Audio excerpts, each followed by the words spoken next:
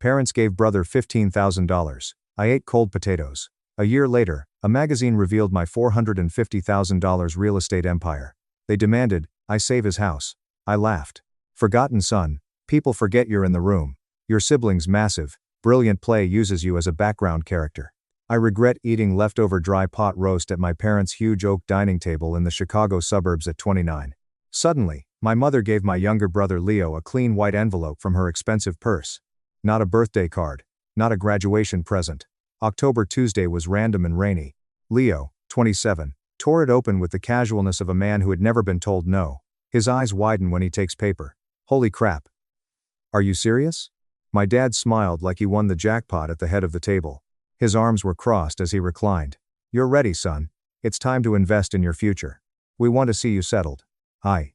Leo presented the check like a golden ticket. It cost $15,000. While chewing, my pot roast with gravy tasted like ash and disappointment.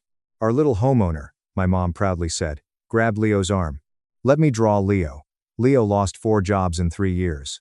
Due to his poor credit score, predatory credit card companies sent him rejection letters to humiliate him. He drove a co-signed BMW and emailed our parents Venmo requests for premium gas every other week. He bought designer shoes and took expensive Miami weekend getaways. However, he anticipated the huge financial burden of homeownership. That's awesome, man, I said. I meant it. In some way. This was my norm. Mom looked across at me, squinting, as if she remembered I was at the table. She asked, "Oh, Marcus, how's your little apartment? Are you still in that same place? Like a county jail's temporary holding cell you wanted to escape?" Yeah. I set my fork. Actually, I've been thinking about buying something myself soon.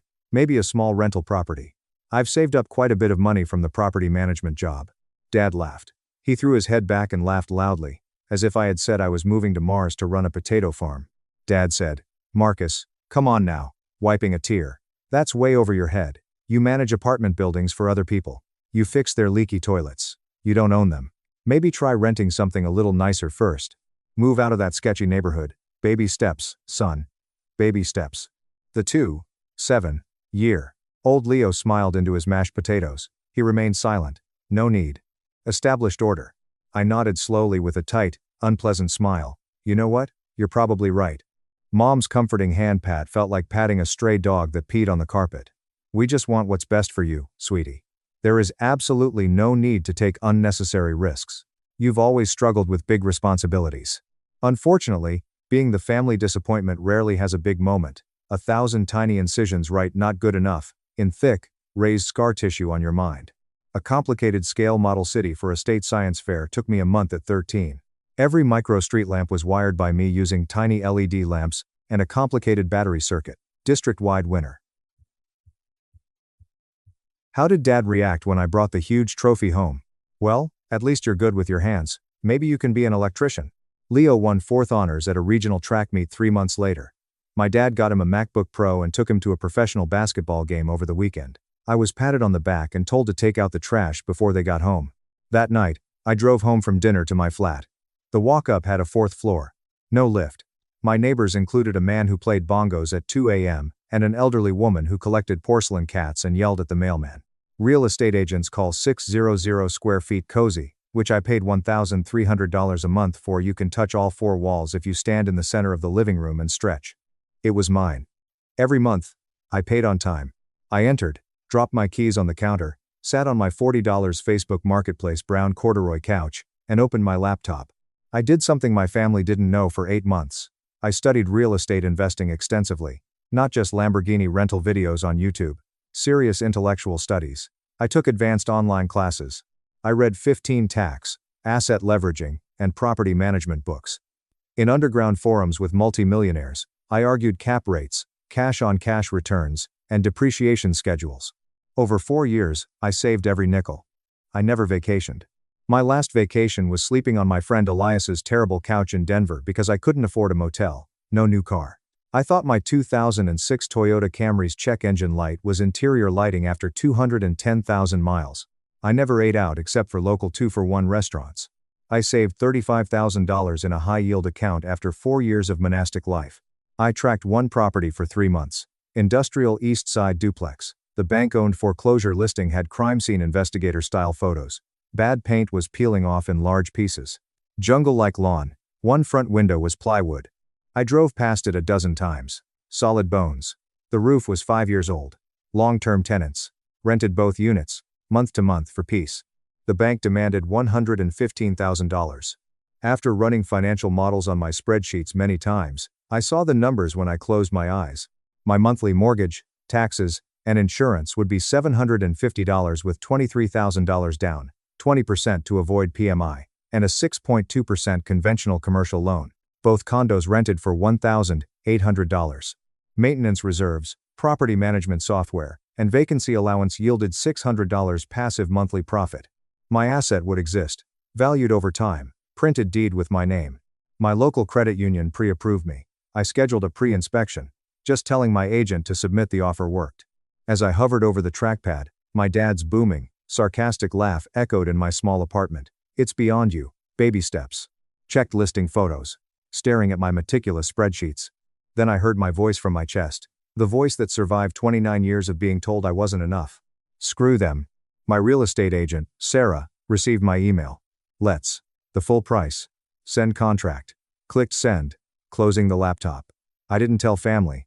4 weeks of paperwork, anxiety, and bureaucracy followed. Acceptance, check, assess. The loan officer kept calling to request blood tests, and my firstborn.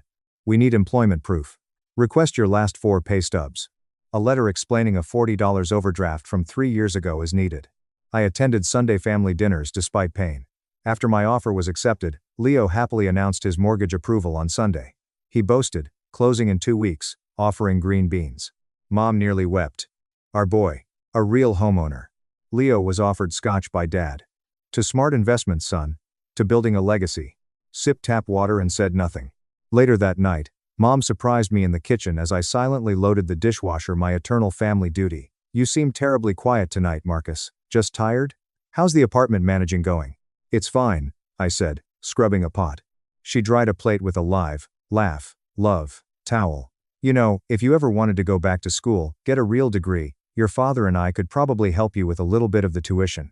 Not a lot, but some. Some help. He got $15,000 for an unaffordable home. Offerings included community college tuition. Mom, I'm fine. Thanks.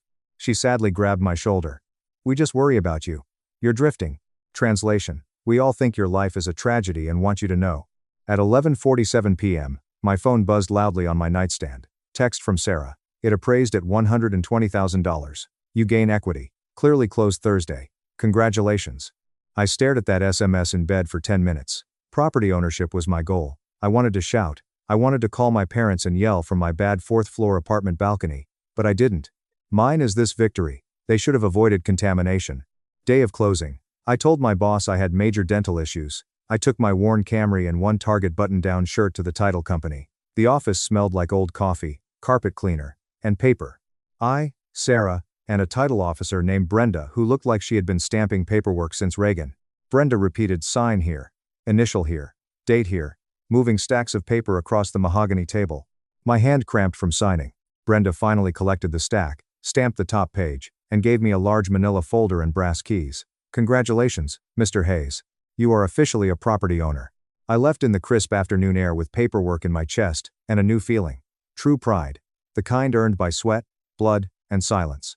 In my Camry, I called my best friend Elias. He said, "Yo, what's up?" I did it. I bought a property. Closed 10 minutes ago. I own a duplex. The other end was silent. Oh, holy shit, man, that's incredible. Did you tell your parents? No. Why the hell not? Because they would instantly find a way to make it about Leo's house being better. They'd ask about the neighborhood, the paint, the school district, and minimize it until it felt like a failure. Fair point, Elias laughed. So, what now? Now, I go see my house. I drove east and parked on the cracked concrete driveway to look. It looked worse in person than photos. Very small tree-sized weeds existed. Someone spray-painted a strange symbol on the garage door. Defying physics, one aluminum gutter hung from the roof. It was mine. I knocked on Unit A. This late, 50's woman opened the door. She was exhausted but happy. Can I help you? "'S-okay. Hi, I'm Marcus. I'm the new owner, the new landlord." Declaring them felt magical. New landlord. Her face showed relief immediately. Oh, thank God. The last owner was a ghost. He never fixed a single thing. The bathroom sink has been leaking for 4 months, and the garbage disposal sounds like a dying animal. I'll be here Saturday morning at 8 a.m. to fix both of them, I add. Her face lit up like I gave her $1 million. Really? Really? I took careful notes and made lists while walking through both units for 2 hours. Costly, long lists. Speaking to tenants who needed my help in a scuffed living room was a new feeling. Purpose. I took a phone selfie holding the keys in front of the peeling duplex. Nearly started family group chat. Nearly attached photo. I almost wrote, disappointment did. Then I remembered Dad's loud laugh, Mom's condescending pat, arrogant Leo smiles. A photo was deleted. They weren't included. Not yet. Maybe never. My first weekend as a homeowner was terrible. I quickly learned 3 crucial lessons. Fixing a dripping plumbing trap sounds easy until you're under a dark cabinet with dirty water spraying your eyes. YouTubers lie in DIY tutorials. A quick 1-5-minute fix takes 4 hours of screaming and 3 humiliating Home Depot visits. 3. Personal wood or pipe repair is spiritually rewarding. I spent all Saturday at Unit A, fixing Mrs. Gable's sink, replacing 2 ancient light fixtures that flickered like a horror movie, and discovering that the previous landlord fixed the broken garbage disposal by unplugging it from the wall and hoping the tenant would forget. Mrs. Gable gave me a large glass of homemade iced tea at lunch. You really didn't have to do all this on your first weekend, she said cheerfully. I told you I would. I wiped grease from my forehead. The last guy said that too. Never saw him again. Plugged in the new disposal, tightened the last PVC connection, and turned it on. Engine started perfectly. Gable clapped. You are a miracle worker, Marcus. Just a guy with a wrench and a lot of stubbornness, I add. I drove home broken, covered in unknown muck, and $300 poorer from hardware supplies that night, but I felt useful. I felt strong. Sunday followed. Leo's official housewarming. The Friday close went through. I brought cheap wine to his new house. It smelled like expensive pot roast and new paint. The official successful family event scent. Leo and girlfriend Amanda paraded everybody. A gated HOA community housed a massive 4-bedroom, 3-bathroom suburban monster. Mom exclaimed, the backyard is huge. Nearly convulsing. Show everyone the chef's kitchen, Leo. Touring the house. It was nice. Nice but generic, soulless, and like 40 other houses on the street. Congrats, man, I told Leo in the kitchen. It's a great spot. Thanks, he exhaled. You know, you should really come over more often. Maybe seeing this will finally inspire you to get out of that dump you live in and buy something yourself someday. Someday. He called it mythical. Like a child wanting dragon rides. A tight smile. Maybe. My job was to wash everyone's appetizer plates in the sink. Dad entered, grabbing a craft beer from the stainless steel fridge. Your brother is really making something of himself, isn't he? Yep, I scrubbed dishes. He's doing great. Dad looked at me from the bar with his usual pity and frustration. You could have this too, you know, if you just focused. Stop with this dead-end apartment management thing, and get a real career. I like my industry, Dad. Do you? Or are you just comfortable being a bottom feeder? Comfortable being mediocre? Disrespect gutted me. Gripping the soapy sponge hard whitened my knuckles. Screaming at him was my immediate desire. I wanted to drop the plate, check my phone for the crime, and hit him.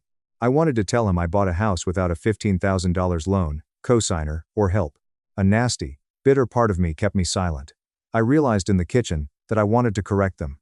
I planned to build a huge empire to upset their reality. When they found out, I'm doing fine, Dad, I said, rinsing the plate.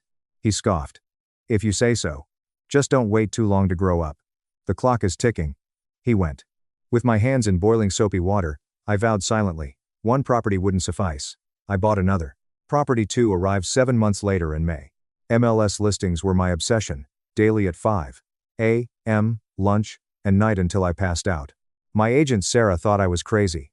Marcus, you just closed on the duplex a few months ago, she warned me by phone. Are you sure you aren't over-leveraging yourself? What about that massive triplex on Elm Street? The one that needs a completely new roof? I said, that's the one I want. Marcus, it's a disaster. A new roof on a building that size is going to run you at least $12,000, but the seller is desperate. They're asking $140,000. Even with a $15,000 roof replacement, the math works perfectly, I said, reviewing my spreadsheet. Silence at risk, then she sighed. You've really done the math on this, haven't you? I don't sleep anymore, Sarah. Write the offer. Elm Street triplex was bad. It appears the roof survived a meteor shower. The ceiling leak was like an indoor waterfall, emptying one of the 3 flats. The other 2 units had long-term, senior renters who paid $800 monthly on time. I offered $130,000. This seller countered $135,000. Yes, I accepted. I used the remaining $12,000 and took out a small HELOC on the first duplex, which had appreciated after I remodeled and raised the rents, to make the down payment this time. Risky. Far more debt. Math was unbeatable. Recently closed in June. Elise helped me empty the unit. We filled a 2-0-yard industrial dumpster with debris, drywall, and carpet. Elias replied, "This is absolutely insane, bro. Carrying a huge trash bag.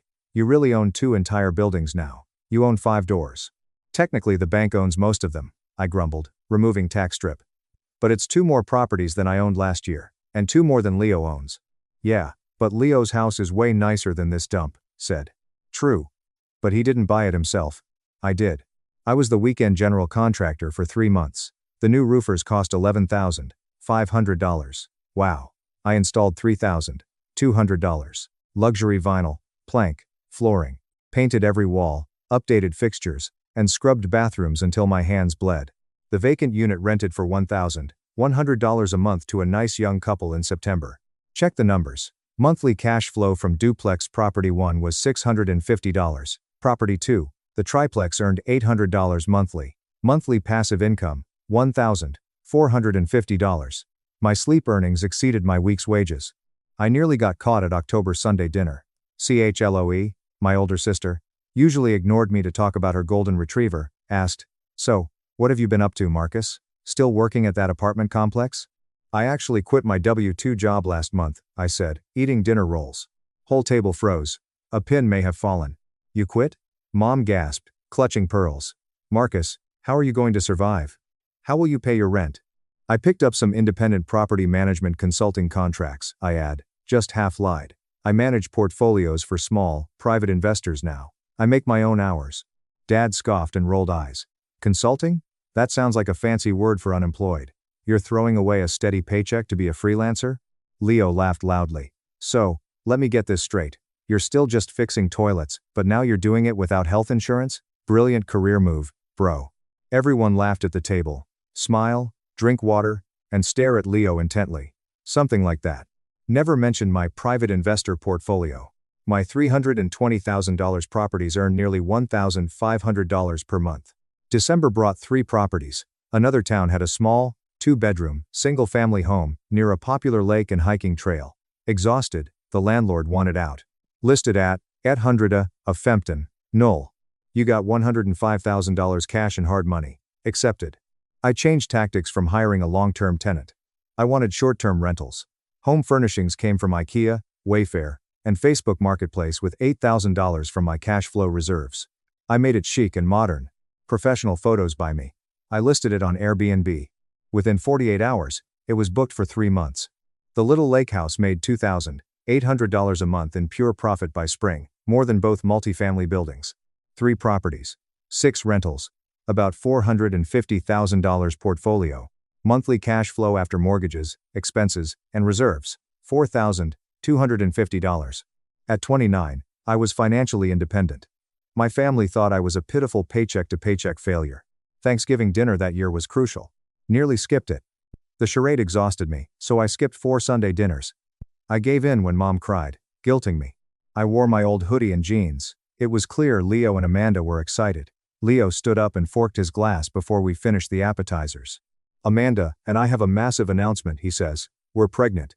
Chaos in the dining room. Crying mom shouted. Dad jumped up and bear-hugged Leo, she screamed. Clapping politely, I smiled. "I meant, congratulations, guys. That's huge. Babies bless." Naturally, we discussed Leo's finances. "You're going to need more space," Dad told Leo, pointed at a turkey leg. "That 4-bedroom is going to feel cramped with a baby and Amanda's home office. When you're ready to upgrade to a bigger place, your mother and I are prepared to help again. Family investment. No more turkey chewing," I regarded Dad. "You're going to buy him another house?" He frowned. "We are going to assist him in building generational wealth, Marcus. Something you wouldn't understand." Chloe smiled at me. "What about you, Marcus? Still consulting? Still living in that tiny apartment with the loud bongos guy?" I set my fork down slowly and said, "Actually, I've transitioned completely into real estate investing." The table quieted again. "Investing?" Dad scowled. "With what money? You have to have capital to invest, Marcus. You can't just play Monopoly with your meager savings." I've been saving a lot, I whispered. Loudly, Leo laughed. Dude, investment properties are wildly expensive. You'd need like 40 grand just for a single down payment on a garbage house. You don't have that kind of cash. I'm aware of how the math works, Leo. Dad's table-slamming hand rattled the silverware. Marcus, stop living in a fantasy world. Be realistic for once in your life. Real estate isn't a game for beginners. You will bankrupt yourself. You need to stop this nonsense, go back to community college, get a business degree, and beg for your W-2 job back. You are going to lose everything. I saw the man who ignored me always. My brother laughed at me from a house my parents bought, wearing a designer shirt. Water was sipped slowly. I mentally counted 3. I appreciate the unsolicited financial advice, Dad. Really. Baby names were quickly discussed, but the damage was done. As usual, Leo entered the kitchen after I loaded the dishwasher. Hey man, Leo said, leaning against the counter. I wasn't trying to shoot you down out there. It's just, real estate is insanely risky. I asked, is it? Without looking up from the plates. Yeah, dude, honestly, my mortgage is absolutely crushing me. Between the property taxes, the HOA fees, the maintenance, I'm barely scraping, by every month. Amanda's credit cards are maxed out. No more scrubbing. Wait, really? I thought you had it all figured out. Dad said you were building a legacy. Leo laughed bitterly while rubbing his hair. Turns out a $15,000 handout doesn't automatically make you a financial genius. Houses are money pits. I'm drowning, Marcus. Wet plate in hand, I stood. One sentence could kill him. Nearly said it. 6 rentals are mine. I make $4,000 a month, doing nothing. You're failing at your game. But I didn't, I nodded. Sorry to hear that, man. Thanks for the warning. The bomb didn't drop because of me. Lowered by Sarah Jennings. Sarah covered local business for a major publication. They pulled county public property records for a huge feature on millennial real estate investors disrupting the market. I was noticed because I bought everything under my LLC. I received her early January email. Writing a feature, Mr. Hayes. Public records show your LLC bought 3 properties and 6 units in 18 months. Want an interview? My panicked response was, no, delete my email, I live in a cave. But Dad slamming his hand on the table came to mind. Mom's pity pats came to mind. Leo's smug laugh came to mind. I replied, yes, let's. Downtown coffee shop was our meeting place. Sarah took notes quickly as I explained my strategy. I explained extreme frugality. She learned about my $35,000 ramen and dying Camry savings. She learned about HELOC, BRRRR, and Airbnb cash flow. Did your family help you get started? Sarah asked, looking over her glasses. A lot of young investors have family backing. I said no, firmly, staring out the window. They have absolutely no idea I do this. They didn't think I was capable of much. They still think I'm a broke property manager. Sarah stopped writing. She stared at me hungry like a reporter. Wait. You built a $500,000 portfolio in secret because your family thought you were a failure? Pretty much. She grins. People are going to absolutely eat this story up. The February Tuesday morning article debuted. Sarah emailed the link to wake me up. I clicked. It existed. With my arms crossed in front of the Elm Street triplex, I look like I own the world in this massive, high-res photo. In 18 months, a 2.9-year-old built a $450K real estate empire in secret. Article explained everything. I know my portfolio worth. Estimating monthly cash flow. My blunt quote. Success isn't about having a golden ticket or family handouts. It's about using the stones people throw at you to build your own foundation. End quote. I screenshotted brace for impact for Elias. Elias immediately said, bro, death awaits your family. He was right. Calls began at 10:14 a.m. It was Mom. Paused, breathed, and answered after 3 rings. Hello? Marcus. Her voice fell like a blizzard. Marcus. Chloe just sent a link to the family group chat. An article. It has a picture of you. I know. It says you own 3 buildings, 6 apartments. It says you are worth almost $500,000. That's the portfolio value, yes. I still have mortgages on them, but the equity is high. A long, agonizing silence hung. I heard her ragged breathing. Finally, she whispered, how? When? Why didn't you tell us? I tried to tell you, Mom. Remember the night you gave Leo the $15,000 check? I told you I wanted to buy a property. Dad laughed in my face and told me to take baby steps. So I took giant steps, and I just stopped telling you about them. Choked sobs. It says you did it entirely alone. It says you hid it because we didn't believe in you. They quoted me accurately. I need to call your father, she sobbed, hanging up. 10 minutes later, family group chat went nuclear. Dad, Marcus, Answer your damn phone. Brother. Is this real? Was this article funny? You can't own. Try. Plex. Oh my god. I checked the LLC's state registry. It exists. He owns everything. Dad. Marcus. Call. Mom. Tell us. Cutie. We're confused. I watched messages flood in and destroy their false narrative from my cheap corduroy couch. For 29 years, I lost. I was blamed. The cautionary tale was me. I destroyed their reality. Tuesday morning. I typed one chat message last. Everything's real. Built by me. Zero family subsidies. No co-signers. Pure labor.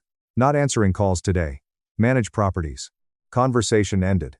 Dad directly texted me 3 hours later. We must talk. Sunday dinner. Must attend. Please. I looked at please. My father never said it. Answer, I'll attend. Sunday came. Not my W2S. W2 mindset wasn't worn. Wearing a tailored jacket I bought for my third closing, drove my W2 Camry to their house, and parked next to Leo's leased BMW. The front door opened before I reached the porch. Mom stood with red, puffy eyes. It looked like she aged 5 years in 4 days. Marcus, she breathed, embracing me. She hugged me tighter than since I was a toddler. I am so sorry. She cried on my shoulder as I stood stiffly. It's okay, Mom. It's not okay, she cried, looking at me. We didn't see you. We completely ignored you. Dad appeared in the hall. His face was pale, deflated. An old man who realized he had backed the wrong horse, replaced the booming, arrogant patriarch. Come in, son. The dining table was set. The whole family attended. Leo stared at his empty plate, looking sick. Amanda appeared anxious. Chloe ignored me. I took my usual seat. With a shaking hand, Dad poured a glass of water. We read the article. Over and over. 3 properties. 6 units. $450,000. All. In under 2 years. Yes, I said calmly. Leo finally looked up, his face contorted with jealousy and disbelief. How the hell did you get the down payments, Marcus? Seriously? Did you do something illegal? I saved $35,000 over 4 years by living in a tiny apartment, eating garbage, and driving a car with a blown transmission, I said stiffly. I didn't take vacations, I didn't buy designer shoes, and I certainly didn't get a $15,000 check handed to me over pot roast. Leo recoiled like I slapped him. Mum wiped her eyes with a napkin. But the mortgages, how did you qualify? Good credit, a solid W2 history, and then I used the equity from the first house to leverage the second. The third was bought with cash flow and hard money. It's basic real estate math, Mom. The math Dad said was way over my head. Dad closed his eyes and sighed deeply. I was wrong. I was so incredibly wrong about you, Marcus. I thought you were failing. I thought you were just drifting through life. I couldn't see what you were building because I was too blind to look. You didn't want to look, I said gently but firmly. You needed a success story, and you chose Leo. You needed a failure to compare him to, and you chose me. It was easier for you. Silence fell over the table. Nobody argued, because they knew it was true. We want to make it right, Dad hoarsely said. We want to celebrate you. Can we? Can we see them? Can you give us a tour of your properties? I surveyed the table. Mom's eyes showed regret. Dad had a broken ego. I thought the film ended here. The grand reconciliation. Sure, I said. We can go tomorrow. The next day, I toured with my parents and Leo. I showed them Elm Street triplex first. We walked through freshly painted halls. My sweet older tenant came out and shook my hand, telling my parents I was the most responsive landlord he had ever had. Mom cried again. I took them to the Airbnb lake house. Dad ran his hand over my quartz countertops as he walked through the elegant living room. This is incredible, Marcus. Truly. You built an empire. Leo stood with his arms crossed in the kitchen corner, pale and sweating. He didn't speak the whole tour. Dad suggested we talk about the future at a nearby high-end coffee shop after the tour. We sat in a quiet back corner leather booth. Dad ordered coffees for everyone. Watching his black coffee swirl, he stirred it for a long time. Air changed suddenly. Remorse and pride vanished, leaving a suffocating tension. Dad looked at me. He had desperate, dark eyes. Marcus. We need your help. I put my mug down and frowned. My help with what? Mom cried again, silently, spilling tears onto the wooden table. Father swallowed hard. It's Leo. He's in trouble. I regarded Leo. While staring at the floor, his jaw was so clenched it looked like his teeth might break. My heart rate was rising as I asked, what kind of trouble? Dad crept closer and whispered harshly. Leo's house is in pre-foreclosure. He hasn't paid the mortgage in 5 months. He took out secret personal loans to fund his lifestyle, to pay for Amanda's car, for the baby nursery. He is over $80,000 in high-interest debt, not including the house. Staring at them, I was stunned. Okay, that's terrible. But what does that have to do with me? Mom grabbed my hand with a terrifying claw. Marcus, we co-signed his mortgage, and we took out a massive HELOC on our own house to help him pay down some of the credit cards last year. If Leo goes bankrupt and loses his house, the bank is coming after us. We will lose our house, Marcus. Our retirement is gone. Air left my lungs. Everything came into brutal, terrifying focus. The $15,000 check wasn't a gift. A massive financial sinkhole began. They had spent their lives promoting the golden child's success. I raised my voice. You leveraged your paid-off house to fund his designer lifestyle? We had to help him, Mom cried. He's family. I asked, so why are you telling me this right now? But a cold, dark pit in my stomach knew the answer. Dad stared me down with desperate entitlement. You have 3 properties, Marcus. You have $450,000 in assets. The lake house alone is worth enough to clear Leo's immediate debts and get the mortgage current. We need you to sell the lake house or take out a cash-out refinance and give us the money.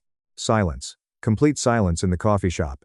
I gently removed my hand from my mother's. I regarded the 3 parents who mocked me, the brother who mocked me. You want me, I said in a slow voice, to liquidate the assets I built in secret, using the money I saved while eating instant noodles and driving a broken car, to bail out the brother who laughed at me for living in a tiny apartment. You're rich now, Leo snapped, his head raised and face red with rage. You have all this passive income. You don't even need that lake house. I'm having a baby, Marcus. I'm going to lose my home. You have to help us. I replied, I don't have to do anything. My voice freezing. You dug this grave, Leo. You bought a house you couldn't afford. You bought cars you couldn't afford. You went on vacations you couldn't afford. And Dad, you enabled him. You co-signed the suicide note. Dad slammed his hand on the table, startling the barista across the room. We are your family. We gave you life. You are sitting on a gold mine, while your brother is drowning. You are going to sell that property and help this family, or so help me God. Or what? I asked, leaning forward and staring at him. Or what, Dad? You'll cut me off? You'll stop inviting me to Sunday dinners where you mock my career? You'll stop giving me the $0 in financial support you've provided since I was 18? You have literally no leverage over me. None. I built my life completely insulated from your toxicity. Now Mom was hyperventilating. Marcus, please. We will lose our home. I regarded my mother, the lady who patted my hand and advised me against risk. I'm sorry, Mom. But Dad gave me some great advice once. He told me that real estate isn't a game for beginners. He told me not to take unnecessary risks. Bailing out a sinking ship with a $80,000 hole in the hull is an unnecessary risk. Got up from the booth, I placed a $20 bill from my wallet on the table to cover the coffees. You didn't want to help me when I was nothing, I told them, feeling a huge weight lift off my shoulders. You don't get to rob me now that I'm something. Good luck with the bank, Leo. Maybe you should try baby steps. After turning around, I left the coffee shop, not looking back. The aftermath was biblical. My phone exploded for 3 weeks. Rants, threats, sobbing voicemails, guilt trips. Chloe called me sociopath. After receiving a heavily edited version of the story, my extended aunts and uncles bombarded me on Facebook with messages calling me a greedy monster. I blocked them all. A modest, reliable Honda CR-V replaced my W2 Camry and I went no contact. The inevitable happened 6 months later. Leo's huge suburban home was foreclosed. Bank repossessed it. My parents got into a terrible financial situation because they co-signed and cross-collateralized their home with a massive HELOC. They had to sell their beautiful 4-bedroom family home at a huge loss to pay off their debts and avoid bankruptcy. They moved to a cramped 2-bedroom apartment in a worse neighborhood. Leo, Amanda, and their newborn had to move into the apartment's 2nd bedroom. Elias, who still spoke to Leo's friend, told me everything. It's brutal, man, Elias said over a beer at my house. They lost everything. Leo is working at a cell phone kiosk at the mall now to pay off the remaining credit cards. Your parents are miserable. Ah. Actions meet consequences, I said, sipping beer. Elias asked quietly, do you ever feel bad about it? Like, you could have saved them. It took some time to consider. Considered the science fair. I considered the $15,000 check. I considered coffee shop demand. I said no, honestly. If I had given them the money, Leo would have just blown it again. They would have drained me dry until I was right back in that 4th-floor apartment, and then they would have laughed at me for losing my properties. I closed on property #4 last month. Ironically, it was a beautiful, distressed, single-family home, 2 streets from Leo's foreclosed house. It was heavily discounted at a county auction. I rehabbed it for a month, increasing the portfolio value to $600,000. I photographed the new house. Nothing went to my family. I didn't Facebook it. I framed and hung it in my home office. I discovered the ultimate truth about success and revenge. Screaming isn't the best revenge. It's not killing them. The best revenge is realizing you don't need them to see your greatness. You just live it. I'm 30 years old now. I own 4 properties. I have 8 doors. I make enough passive income that I only work when I want to. And the only family I care about now are the tenants who pay my mortgage, and the peace and quiet of a life I built entirely with my own 2 hands. My parents spent my college fund on bros DUIs. Years later they begged for $38,000 for rehab. I refused. 10 months later, he's gone. I chose my peace. Hello, Reddit. My parents spent years bending the universe around my brother, expecting me to simply cope with the consequences. I eventually left and established my own life. I thought that would be the end of it. It was not. This is how it all began. My name is Wesley. I'm in my early 30s now, with a regular tech job that covers the bills yet leaves me alone. I'm married, have a small house, and lead a fairly typical life, yet none of this stems from where I grew up. My family was the kind you survived, not the kind you relied on. That's something I learned early on. My older brother, Atticus, has always been the center of my life. He was the type of child who could turn a routine morning into a disaster before breakfast. Broken lamps, screams, slammed doors, school calls, all normal for him. If he wasn't ranting, he was bashing holes into walls or fighting someone.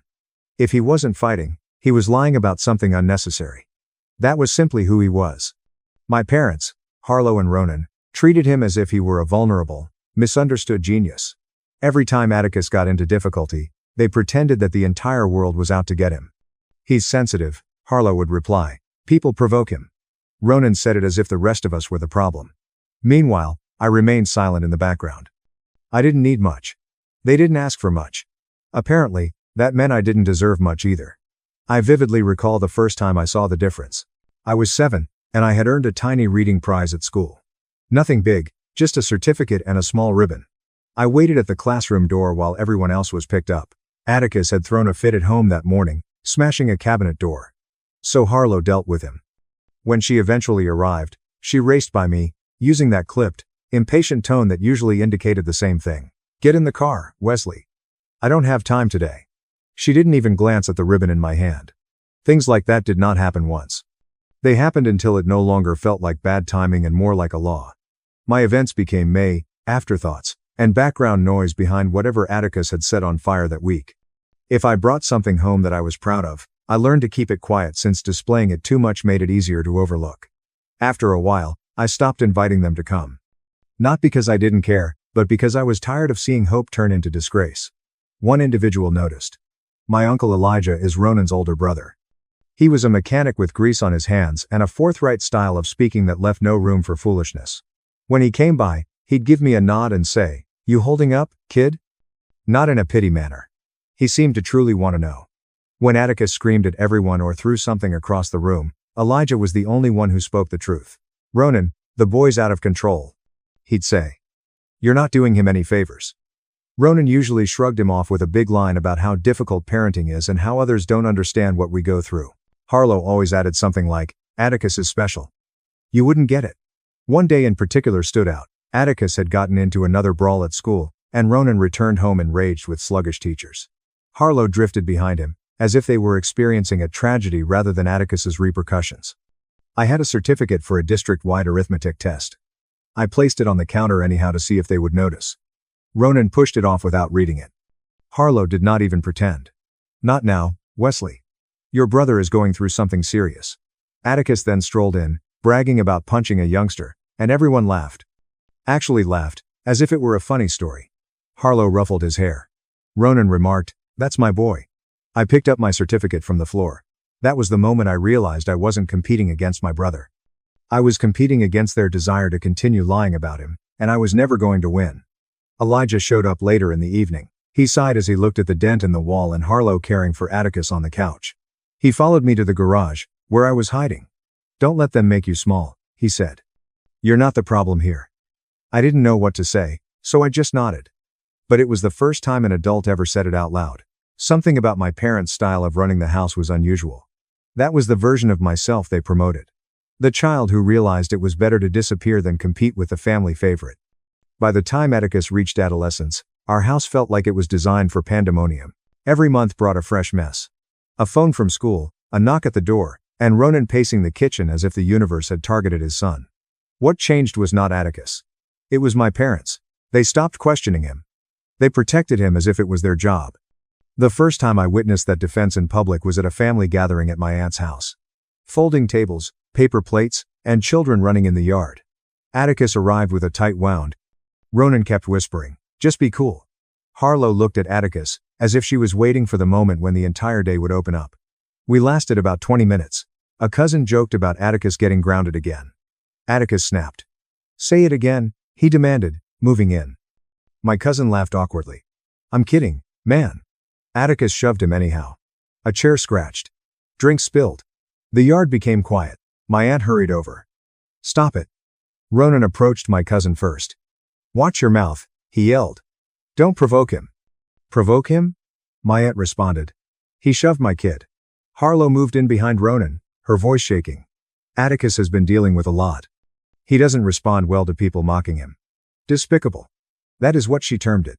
Uncle Elijah strolled over from the grill, wiping his hands with a rag. He took one look at Atticus. "Enough," he stated. Atticus scoffed. "Mind your business." "It became my business when you put hands on family," Elijah said him. Ronan bristled. "He's having a hard time." Elijah didn't flinch. Harlow screamed, "You know what he's having? No consequences." "Elijah, not here." Elijah nodded, as if he had expected it. "Right. Not here. Not anywhere. That's why this keeps happening." Atticus walked away, smirking, and the group attempted to restart, stiff and strained. Later, my aunt gave me a Pepsi. "How's school, Wesley?" "It's good," I said. "I'm doing really well," she said, smiling. "I heard you're at the top of your class. That's incredible." Harlow appeared quickly. "Wesley's fine," she responded immediately. "He's always been easy." "Easy." As if I didn't count. Ronan glanced towards the yard, where Atticus was already arguing again. "Atticus is the one we're concerned about. He has real problems." After that, the years blurred into the same script. Fights, suspensions, stolen property, angry phone calls, and my parents blaming teachers, neighbors, cops, and anybody else who treated Atticus as a person responsible for his actions. Atticus realized he didn't need to change. He simply had to wait for them to rework the story. My life was constantly on the edge. I had a recognition event because I finished the year at the top of my class. They promised to come. That afternoon, Atticus was dealing with a dilemma. They did not show. I accepted the award, walked home, and didn't mention it. Even so, Elijah heard. That night, he stopped over and sat at our table, as if my efforts were worthwhile. "You did good," he said. "Don't let their chaos rewrite what you earned." My birthdays always went the same way. One year, they forgot until the evening because Atticus had been yelling all day. Ronan pushed money at me and said we'd celebrate later. We never did. In 7th grade, I tried to speak lightly. "It feels like everything is about Atticus." Harlow's expression tightened. "Don't start. Wesley." Ronan didn't glance up. "You've got it easy. Be grateful." My 7th grade graduation clinched the deal. I walked the stage, scanning the folding chairs. They were not there. They were cleaning up Atticus' latest messes all around town. They assured me I would be okay without them. I was. But that's when I stopped waiting. By the time Atticus was in high school, I knew my place in that house. He created gravity, and my parents orbited around him as if nothing else existed. And I learned to disappear before being forced there. To themselves. It was more secure than being spotted first. Atticus's 7th DUI arrest occurred on a Thursday night, only a few weeks after I graduated from high school. The first 4 DUIs were never upheld on paper. My parents paid enough lawyers to sand them down to minor charges and second chances. But this time, he collided with a parked car, and there were too many witnesses and too much damage for anyone to claim it was nothing. I was at the kitchen table, working on college paperwork, when the house phone rang. Harlow responded, fell silent, and then made a moan as if someone had punched the air out of her. She gave the phone to Ronan with trembling hands. All I heard was, "You've got to be kidding me." Then, my son would never do that. He wouldn't have that on him. His voice escalated to the point of yelling. Harlow had already started crying by the time he hung up. "They're out to ruin him," she said. "He's not that kind of boy." Part 2. But the report was unambiguous. Atticus had smashed into a parked car, knocking it halfway up the curb, And when authorities arrived, they saw him slurring and hardly able to stand. They also discovered a tiny bag inside his jacket pocket. The officers listed possession along with the DUI. It wasn't a misunderstanding. It wasn't someone else's jacket. It was Atticus, drunk and carrying something illegal. Ronan refused to hear it. "Those cops planted it," he exclaimed, rushing across the kitchen. "They've been harassing him for years." Harlow clung to his arm. "They know he has issues. They take advantage. He's too trusting." I sat there, listening to them alter reality in real time. They didn't say what it was. A child who had never faced consequences was finally at a stage where the system was not going to let things go. By the following morning, the legal bills had already started. Atticus hit a local company owner's automobile, causing substantial damage. Towing and storage expenses piled up, as did documentation regarding court dates, fines, and mandated programs. Ronan flung out figures as if they were nothing. "We'll get a lawyer, a real one, not some public defender trash." Harlow nodded rapidly, as if speed made it true. "We'll figure it out. We always do." That afternoon, I came home to find a large envelope addressed to me. I knew exactly what it was before I opened it. Acceptance. The first item I ever wanted for myself. I tore it open, read the message twice, and experienced something I hadn't felt in years: excitement. I walked downstairs, holding it. "I got in," I announced. "This is good. I can finally start planning. So, can we look at the college fund? The one Grandma and Grandpa set up?" The entire room became silent. Harlow froze totally. Ronan's expression transformed as if I had asked something offensive. He scratched his brow and sighed, sounding rehearsed. "Wesley," he answered. "About that money. What about it?" I inquired. Harlow stepped forward. "It's gone. But not all at once. Just seeped away over the years in legal retainers, court bills, and emergencies they claimed were just temporary, until there was nothing left." The word didn't register at first. I simply stared at her. "Gone? How?" Ronan demanded. "Your brother needed help. Legal bills aren't cheap. We had to protect him." I assumed he was joking. "You used my college fund on Atticus's arrests." "It wasn't your fund," Harlow stated forcefully. "It was for the family and Atticus needed it more. He wouldn't survive prison." I held up the letter. "I've been planning for this since middle school. Grandma told me." Harlow cut me off. "Don't bring her into this. She didn't know what Atticus would go through." "So all of it?" I inquired. "Everything they saved for me." Ronan stepped closer, as if he were about to scold me. "You're smart. You'll be fine. You'll get scholarships. You'll work. Real life isn't handed to you. But Atticus gets everything handed to him," I muttered. Harlow's face twisted. "Don't talk about your brother like that. You should be proud we kept him safe." She said, "Proud? Proud that they depleted my only safety net because Atticus couldn't remain sober long enough to escape a felony." Ronan shook his head, as if I had disappointed him. "I'm not going to argue. Family steps up. You should want to help." At that point, something clicked for me. Every ignored birthday, every missed event, and every time they advised me to take it easy. It all ended here. Atticus didn't just arrive first. He was the only person who ever counted. I did not yell. I did not argue. I headed back upstairs, grabbed 2 bags, filled them with what I needed, and returned downstairs. Harlow stared at the bags as if she couldn't believe it. "Where are you going?" she inquired. "Somewhere that isn't here." "Wesley," Ronan exclaimed. "Don't be dramatic," but I was already on my way out the door. Outside, Elijah leaned against his truck, arms folded, as if he were waiting. Someone must have called him. Or maybe he just knew how nights like this ended in our family. He looked at the bags and then at me. "You're done, huh?" "Yeah," I replied. He reached into his pocket, drew out a wad of dollars, perhaps a couple hundred, and put them into my hand. "Take it. Get yourself set up somewhere. And listen to me, kid. You didn't break this family." He glanced toward the house. "They did." I didn't look back as I departed. There was nothing to gaze at. I left my parents' place with 2 bags and enough cash from Elijah to cover around a week of groceries. I was 17, so I could rent a place despite having no knowledge how to live. I did not have a plan. I just needed some distance. The cheapest accommodation I could find was a shared house on the outskirts of town. I'd never met these 3 guys before. We were all renting rooms in a place kept together with duct tape and luck. The bathroom door was barely closed. The kitchen sink leaked nonstop. And the living room smelled like old takeout. My room was just wide enough for a mattress and a folding table, but it was mine. I obtained a job at a petrol station within a week.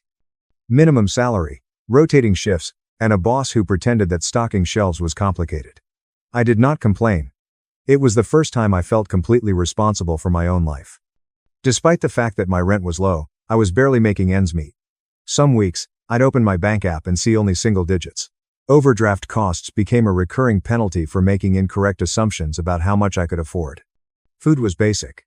Instant noodles, $1 pre-made entrees, and whatever was marked down at the end of the week. I rode the bus everywhere. Some nights, the last bus home might not arrive. And I'd walk 50 minutes back to the house, hoping no one would follow me. I learned to stretch each dollar until it shattered. After a few months, I started working extra shifts in a warehouse, loading trucks, stacking pallets, and doing whatever else was needed. It paid slightly more, but the task left my back sore and my hands torn up. I'd arrive home fatigued, wipe off the sweat and dust, and fall asleep as soon as I touched the mattress. The housemates did not help. One guy ate everything remained in the fridge. Another person played loud games till 2 a.m. The third smoked inside despite our complaints, but we all had the same purpose: survive the month and pay your rent on time. That was sufficient to maintain the calm. Budgeting was something I learned by failing repeatedly. I would splurge and then eat peanut butter sandwiches until payday. I'd forget a bill, get charged a fee, and have to forego a bus pass. It took time, mistakes, and silent frustration, but I eventually started keeping track. A notebook, a cheap calculator, and a tight checklist tacked to the wall. Elijah checked on me every few weeks. He'd drive by in his truck, gaze at my worn-out sneakers, and ask, "You eating?" I'd nod. He never lectured. He would give me tools and show me how to patch, fix, or stretch something. When I eventually got a junky old automobile for a few $100s, he spent an afternoon in the driveway assisting me with hose and belt replacements. That car trembled at every stoplight, yet it got me to work without using the bus. After nearly a year of scraping by, I began to consider returning to school. The acceptance letter was the only bright spot in an otherwise bleak situation. I didn't have a college fund anymore, but I still wanted anything better than swinging a mop or hauling pallets at 3 a.m. I applied to a community college instead. Cheaper, closer, more realistic. I used a borrowed laptop to complete financial aid forms, write scholarship essays, and save every penny from overtime shifts. When the permission emails arrived, it felt like a door opened. I registered in a couple classes to get started. Nothing heavy, just enough to test if I could manage it with work. My days evolved into a rough structure. Warehouse at dawn, gas station in the afternoon, class in the evening, return home, study, sleep, and repeat. It seems horrible when written down, but it wasn't. It was the first time in my life that I had a plan that wasn't influenced by someone else's disarray. Meanwhile, Atticus continued his downward spiral.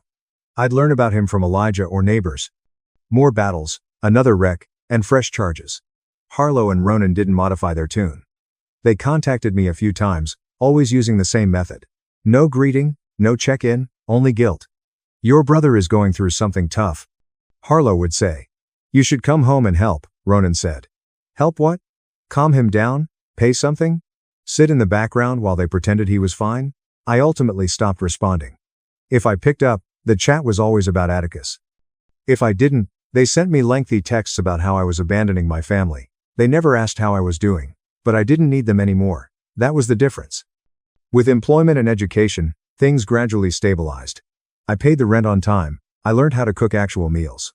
Rice, eggs, and vegetables, from the cheap section.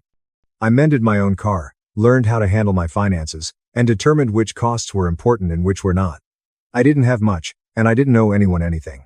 There were times when I sat at my small desk, textbooks open, the home loud and chaotic around me, and understood something I'd never felt growing up.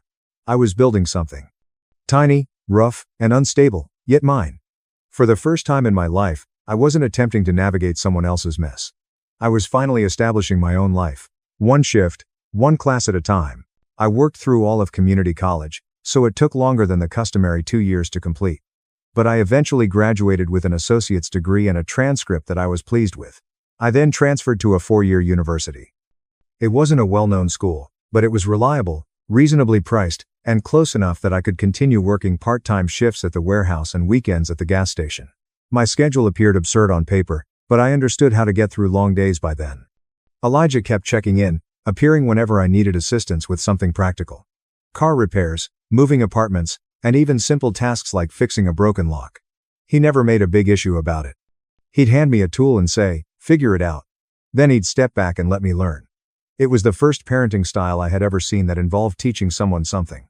My final year of university was when I met Ruby. I was working at the front desk of a college building during the extra hours granted to students in need of money.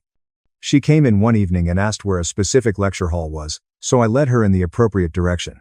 She halted before going away and added, "You look exhausted. Long day." It was not impolite. She simply had this way of gazing at you that rendered lying worthless. I chuckled and said something like, "Long month." We kept bumping into each other. She'd study in the same building, bring an extra coffee, and deliver it to me without asking if I needed it. We began talking between my shifts. Nothing intense, just simple, everyday discussions. That alone seemed unusual. I wasn't used to people being curious about me without wanting anything. When she found out I was working 2 jobs and attending school full-time, she didn't seem impressed or pity me. She said, "You know, you don't have to downplay that, right?"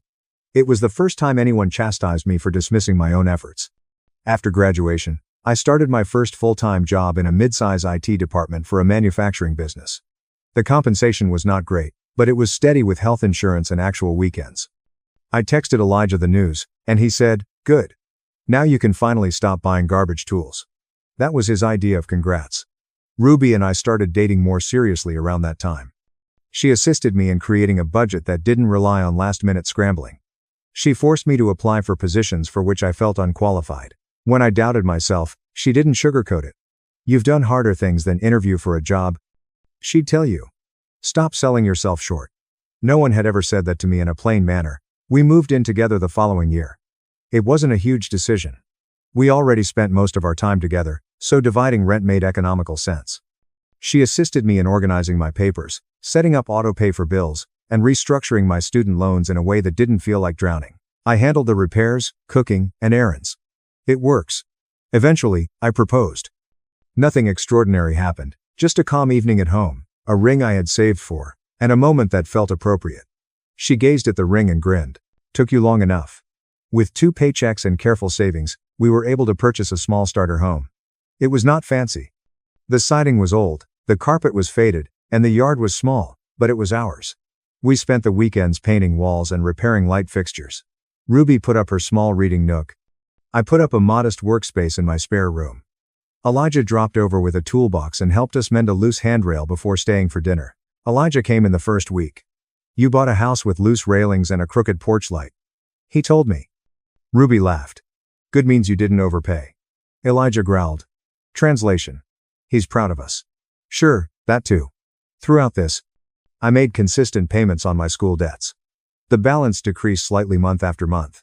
Ruby celebrated my victories alongside me, no matter how tiny. When I eventually made the final payment, I wasn't expecting it to hit so hard. Ruby made a modest cake with debt-free inscribed and slightly crooked icing. We sat at our kitchen table and ate cake directly from the pan.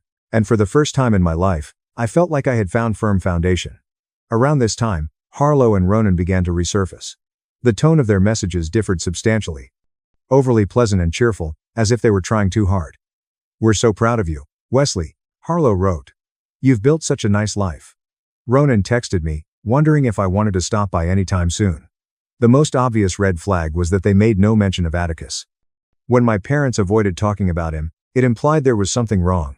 Ruby looked at their texts and stated, "They want something." She was not mistaken. My folks had never phoned me simply to check in. The kindness was not warmth. It was bait. I wasn't sure what the hook was yet, but I could feel it approaching. Regardless of what was ahead, I was unshaken. I had a degree, a steady job, a home, a marriage that seemed like a partnership, and Elijah, the one guy who had always been honest with me, was still on my side. For the first time in my life, I created a foundation entirely by myself, with no assistance from others. The call arrived on a random Tuesday evening, just as Ruby and I were finishing dinner. My phone vibrated, and I saw Mom on the screen. I hadn't heard her voice for years. Ruby lifted an eyebrow. "Are you going to answer?" "Yes," I responded. "Let's see what they want." Harlow said nothing. "Wesley, it's your brother," she said abruptly. Her voice was shrill and furious. "He needs help again. It's serious this time." Before I could respond, Ronan's voice broke through the background. "Tell him to stop dragging his feet. We don't have time for this." I entered the corridor. "What's going on?" Harlow asked, sniffling loudly. She would wail like this any time she desired something. "Atticus is struggling. He's been through so much lately." "That's not an answer." I told him. Ronan snatched the phone. Listen, Wesley, there's a facility, real good place, 12-month program, cost $38,000. We need you to cover it. I quieted down and laughed. Why would you think I'd do that? Because you can, Ronan said. You've got a house, a good job, a stable life. You owe it to your family. Oh, we said to who? For what? To us, Harlow replied, her voice returning. We raised you. We supported you. Your life turned out well because we gave you structure. I was staring at a wall. Structure? Yes, she replied. We made sacrifices for Atticus, I explained. She did not acknowledge it. Family helps family, Wesley. You didn't help me, I said. Not once. Ronan's tone changed from entitled to annoyed. Don't start rewriting history. You're doing well now. You can afford to help your brother. $38,000 is not help. That's a bailout. He needs you. Harlow told him. He won't survive without treatment. Suddenly, my phone buzzed with notifications and voicemails from Atticus. Harlow continued to speak one by one. If you don't step up, he could hurt himself. I listened to one of Atticus' messages before responding. Wesley, man, just help me, dude. You don't get it. Everything sucks right now. Mom and Dad said you would help. Come on, don't leave me like this. An additional note. You think you're better than me? You're not. You had everything handed to you. I should have gotten that money, not you. One more. I swear I'll do something stupid if no one helps me. Is that what you want? Is it? It was a complete failure. Begging, blaming, and threatening are all mingled together. Typical Atticus. I put the phone back to my ear. I'm not paying for rehab. Harlow exclaimed. As if I'd confessed to a crime. Ronan began to raise his voice. How could you say that? He's your brother. You selfish little. After everything we did for you, this is how you repay us. What exactly did you do for me? I requested an explanation. Name one thing. A long pause. Then Ronan exploded. You think you got where you are without us? You think you built that life alone? We gave you a foundation. No. I told you. Elijah provided me with a foundation. I built everything else on my own. Harlow broke down totally. Her voice became high and unsteady. You've turned cold. Ruby changed you. You used to be sweet. You used to care about this family. Ronan said, he wouldn't talk like this if she hadn't poisoned him. Ruby overheard this in the kitchen and muttered, wow, charming. I kept my voice calm. I'm hanging up right now. You walk away from this. Ronan warned, and you're no son of mine. You made that decision years ago, I answered, ending the conversation. Atticus' voicemails kept arriving. Long, unpredictable texts that alternate between sobbing, yelling, blaming, and rambling apologies. I blocked him. I then blocked Harlow and Ronan. Ruby sat next to me on the couch. You okay? Yeah. I responded, just tired of the same cycle. The next morning, my extended family had exploded. I awoke to messages, group chats, and Facebook notifications rife with guilt and accusations. How could you abandon your brother? Your parents sacrificed so much. You're heartless.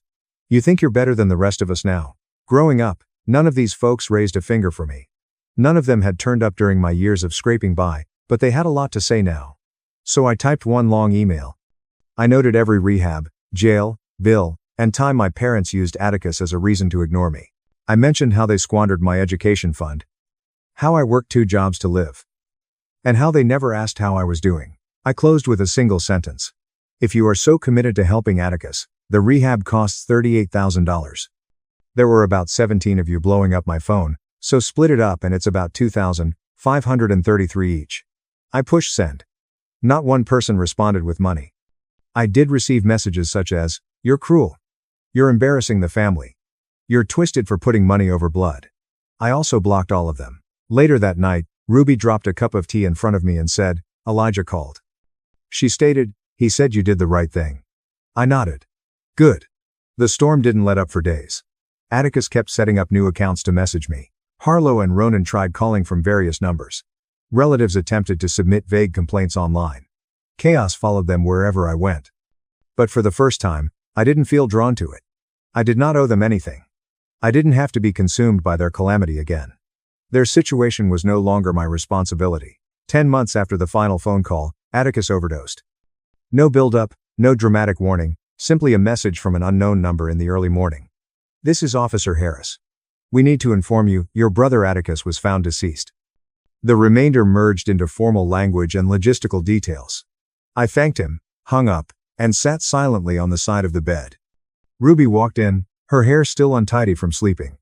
"What happened?" "Atticus," I answered. "He's gone." She sat alongside me, not saying anything else. There wasn't much to say, anyway.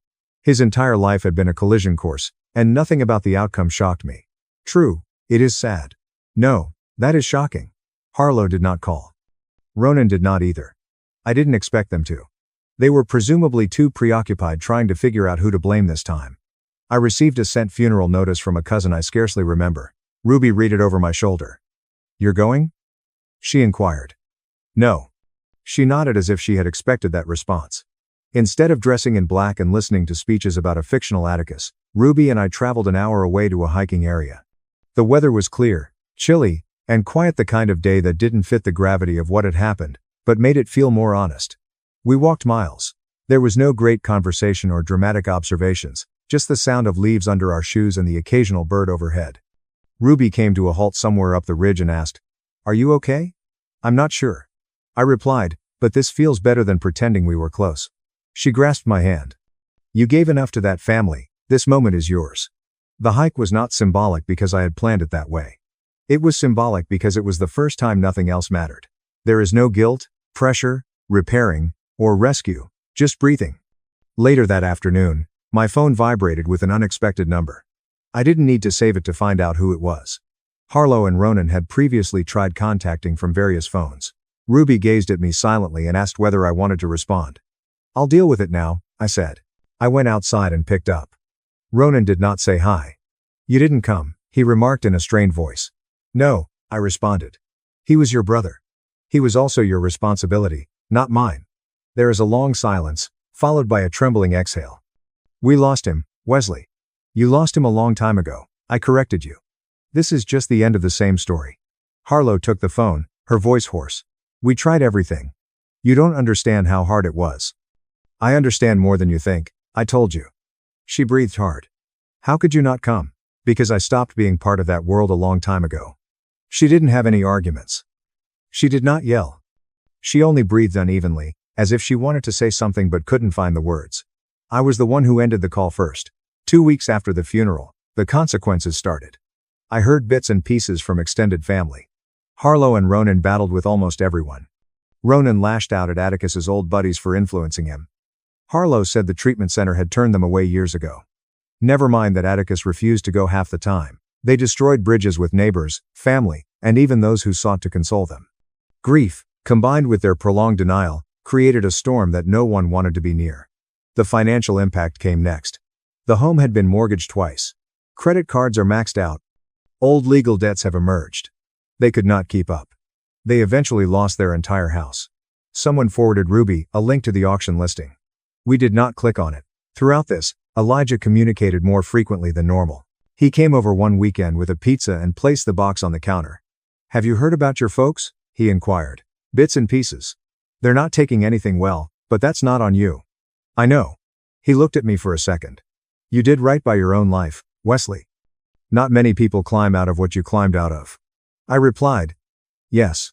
Thanks, Elijah." He wasn't the type of man to say huge emotional things all the time, but he did place a hand on my shoulder before leaving. "I'm proud of you, in case no one ever said that." That stuck with me more than anything my parents had ever said. A month later, Ruby discovered an envelope in our mailbox that had no return address. Inside was a letter from Harlow and Ronan, written in unsteady handwriting. I read it while standing in the kitchen. "Wesley, we failed Atticus. We failed you. We made choices we thought were right and they ended up hurting both our sons. We're sorry. We don't expect forgiveness, but we hope someday you'll understand.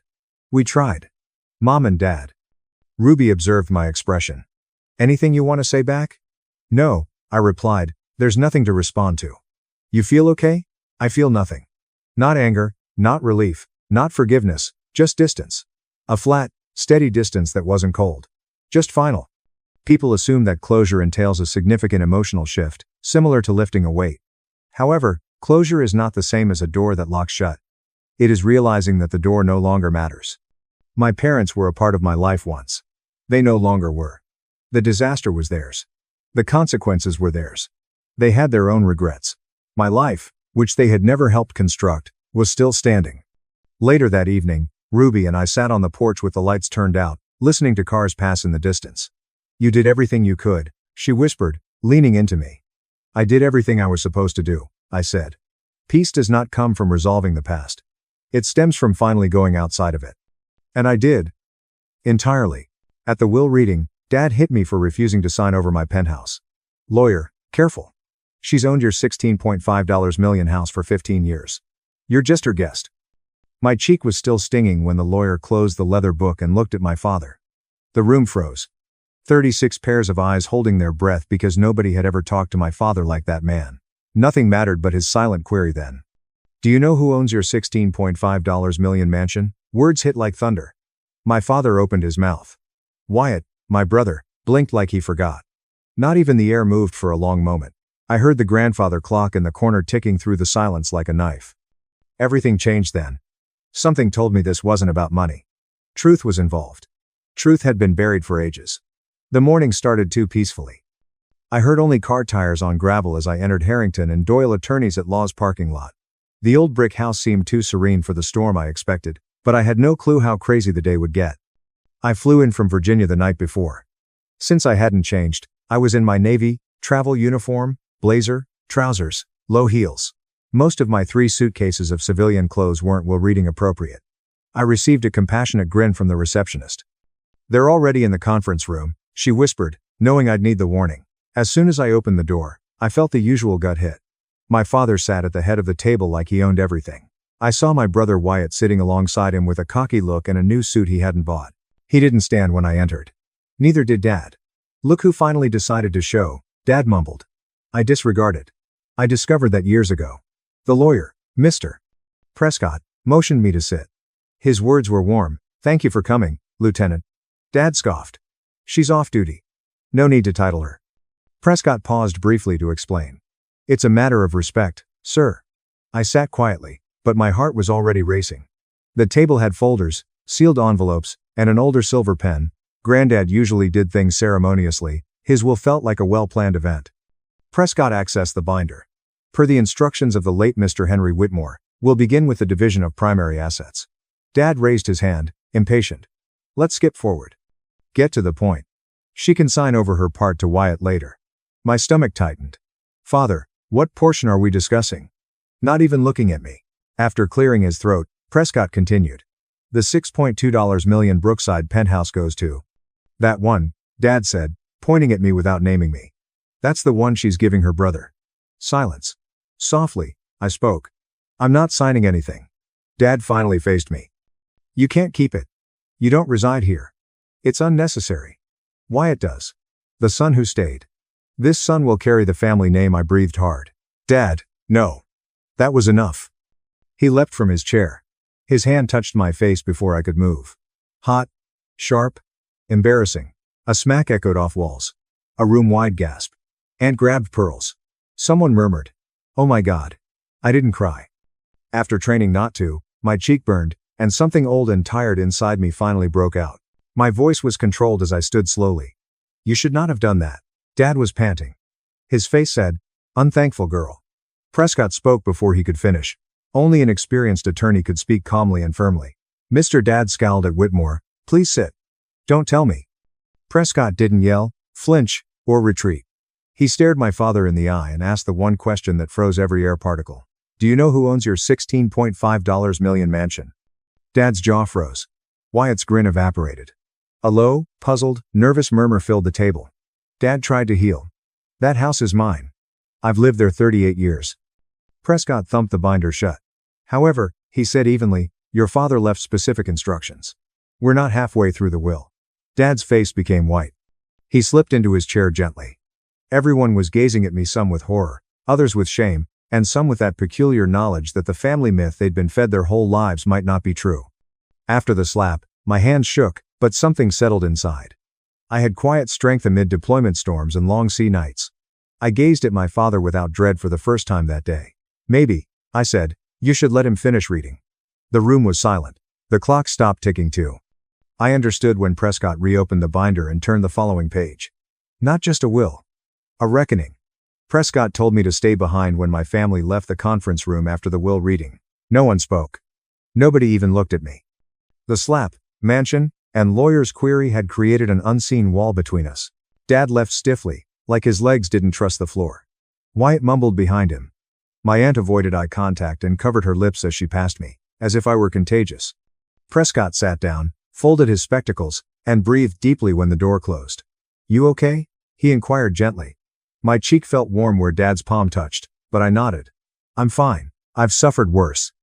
He looked at me like older guys do when they're trying to tell if you're telling the truth or just being strong because life taught you to be. Your grandfather, he said, was very private, but he cared for you deeply. My throat clenched. Loved him. He alone understood me. Prescott smiled briefly. He told me. The leather binder was opened again, past the pages we'd read. There's something you need to hear before your father gets ideas. I sighed. He has plenty. Prescott tapped page. Your grandfather transferred the mansion deed into your name 15 years ago. I blinked. 15 years. He nodded. Long before he became ill. That wasn't rational. I was just out of high school. He did that why? Leaning back.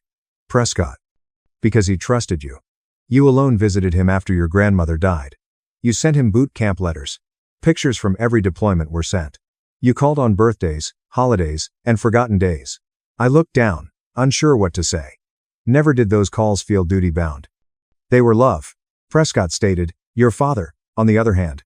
Let's just say your grandfather had reservations. This was a polite description of genuine disappointment. I remembered my father's arguments with Granddad. Slam doors, shouting down the hallway I recalled. After a money dispute, Dad wouldn't talk to Granddad on Christmas Eve. I remembered the night Granddad called me, voice exhausted, to meet for breakfast the next day. He didn't say it, but I knew he needed someone who wouldn't leave. Prescott shoved that document toward me. The mansion was left to you in a living trust by your grandfather. He included protection clauses, so no one may challenge ownership without serious legal implications. My father, too, I asked quietly. Most especially your dad. Swallowed hard. He knew, I whispered. He knew Dad's treatment of me. Prescott didn't respond, but his quiet was enough. I perused the documentation. Signatures, notarized pages, directions, letters. A line in my grandfather's weak handwriting was at the bottom of one page. For her, she'll know. My eyes hurt. I blinked numerous times to avoid sobbing. Prescott whispered softly. Yes, more. It was a quiet laugh. Yes, there is. He gave me another folder. Your granddad owned rentals. Mill Creek Duplex. 3 single-family residences near Route 11 Storage Business Lakeview. They were his? I inquired. Astonished. He silenced them. Your father always believed your grandfather was sitting on cash. He invested quietly, prudently, and wanted the family name to go to the right person, not the wallet. I sat back, taking it in. Why didn't he tell me? I whispered. Prescott kept hands folded. Because he wanted you to live freely without family politics or responsibility. You built your life, career, and honor. He paused. He liked that. My throat tightened as I bit my lower lip. I spent years attempting to impress my father through school, the Navy, and every accomplishment. But he never had enough. But Granddad saw me. Actually saw me. There's more. Prescott said gently. Raised eyebrow. More than the mansion and rentals. He opened another binder part and nodded. You received $2.1 million in personal stock accounts from your grandfather last quarter. My hand touched my forehead. It felt like the room tilted. Not sure what to say. No need to say anything now. Simply listen. He tapped the binder again. Your dad anticipated everything for himself. Since adulthood, he's assumed it. That's why he behaved today. Sharp exhalation and smack. Prescott tensed up. His control slipped. Unfortunately, that's frequent when people realize they don't control the story. Rubbed my cheek gently. He's always been that. Prescott sighed. Your grandfather predicted war. So everything was legally secured and out of reach. He ensured you wouldn't be forced to provide it. It hit harder than expected. Bullied? I repeated. Prescott looked at me. Have you lived under it long? I've nodded slowly since birth. The binder was closed and his hand was on top. You don't have to be alone or give in. Not anymore. We sat silently. I hadn't felt such a peaceful silence in years. Finally, I asked my nagging inquiry. What happens when my father discovers I possess everything, including his house? Prescott grinned tiredly. To face the truth, he's avoided for 38 years. He paused. Lieutenant Whitmore, You must determine how to handle that fact. The weight fell on my shoulders as I leaned back. Granddad left the home, penthouse, properties, stocks, trust, and truth. He trusted me completely. Why me? I whispered. Prescott stayed focused. You deserved it. When I left the attorney's office that afternoon, autumn air was thicker than in the morning. The gentle gray sky reminded me of middle school mornings waiting for the bus at the end of our gravel driveway, gripping my backpack as my brother Wyatt complained about the cold. Ironically, I thought those were hard days. Cold mornings were easier than what I grew up with in that house. After unlocking my rental car, I sat behind the wheel to let everything settle, the slap, the will, the mansion, the trust. It wasn't the money that kept coming to mind. That's why Granddad picked me. He safeguarded me before he needed to. Indeed, he knew my childhood well. Maybe better than I thought. My family gave love like cake. Only one child received the biggest portion. Golden boy Wyatt, my brother. Whitmore's future. Father boasted at barbecues and workplace picnics. Me? He tolerated me as the extra daughter. Dad acted that way. When I was 11, I tried out for soccer. I scored 2 goals in a scrimmage that day, running faster than before. Mom told Dad I made the squad, but he didn't glance up from the TV. He whispered, "Good. She may learn to emulate other girls." That felt bad, even though I didn't know what it meant. A week later, Wyatt joined Little League Baseball. Dad purchased him gloves, cleats, and a cap. He pitched with him for hours in the yard. Dad would reply, "Not now, honey," when I went outdoors. It was always your brother's time. By high school, the difference was obvious. Wyatt got a second-hand automobile for 17th birthday. I was taught responsibility. Wyatt's graduation party had 45 guests and a catered grill. Mom cooked a 2-layer cake, and Dad was an hour late because he forgot. Dad looked at me like I'd come home in a Halloween costume when I proudly received my JOTC uniform my freshman year. "You're doing this?" He scoffed. "Girl in the military. What are you proving?" Mom tried to resolve matters. "She only likes discipline." Dad mumbled and shook his head. "She'll quit in a year. Trust me." But I didn't. Dad doubted me more, but I was more driven to succeed. By junior year, my JOTC teacher told me, "You've got a pilot's focus, Whitmore. Navy could use someone like you." Those words opened a way. Dad quickly closed it. "You're not joining the Navy," he stated at supper. "You'll stay here, college locally, find a normal job," Mom whispered, letting her choose. Dad snapped. "I felt invisible because she's not built for it." A week later, I visited Granddad. He listened with lovely eyes and cane-folded hands. After I spoke, he sighed and said something I'll never forget. "Dad sees the world as a ladder. One is always above, one below. Never learnt to stand with others. However, you stand alone." I blinked hard. "Do you think I can join the Navy?" He grinned. "Maybe you were meant for it." He pressed a little envelope into my hand that night. "For your first boot camp flight," he murmured. Later, I opened it in the car. $750 crisp banknotes. Cried the whole way home. Dad didn't attend my basic training airport departure. "You." Mom hugged me at the curb, whispering, "I'm proud of you." I told myself it didn't matter as Dad sat in the car with the motor running, gazing everywhere but at me. I told myself I didn't need his approval. Still hurting. Boot camp was my first equalizer. Nobody cared about your dad. No one cared about your hometown. Nobody was favored. You deserve everything. My monthly letters to Granddad told him about my unit, my buddies, and my inspiring officers. In uniform, I sent him images. He kept them all. After my first deployment, Dad critiqued my hairstyle, posture, and demeanor when I returned home on leave. "You think that uniform makes you better than us?" he asked once. I didn't speak. "But Granddad," he said, "it makes you the best of us." He had already transferred the mansion to me, which I didn't know. I didn't know his planning horizon. I had no idea he'd watched my connection with Dad with a silent anguish. All I knew was that he loved me like my father never did. Prescott validated what my heart always suspected today. Granddad protected me and believed in me. Long before Dad could take anything. The weight of that realization hit me in my rented car, staring at nothing. Something inside me felt almost steady for the first time in years. It wasn't revenge. Not yet. This was comprehension.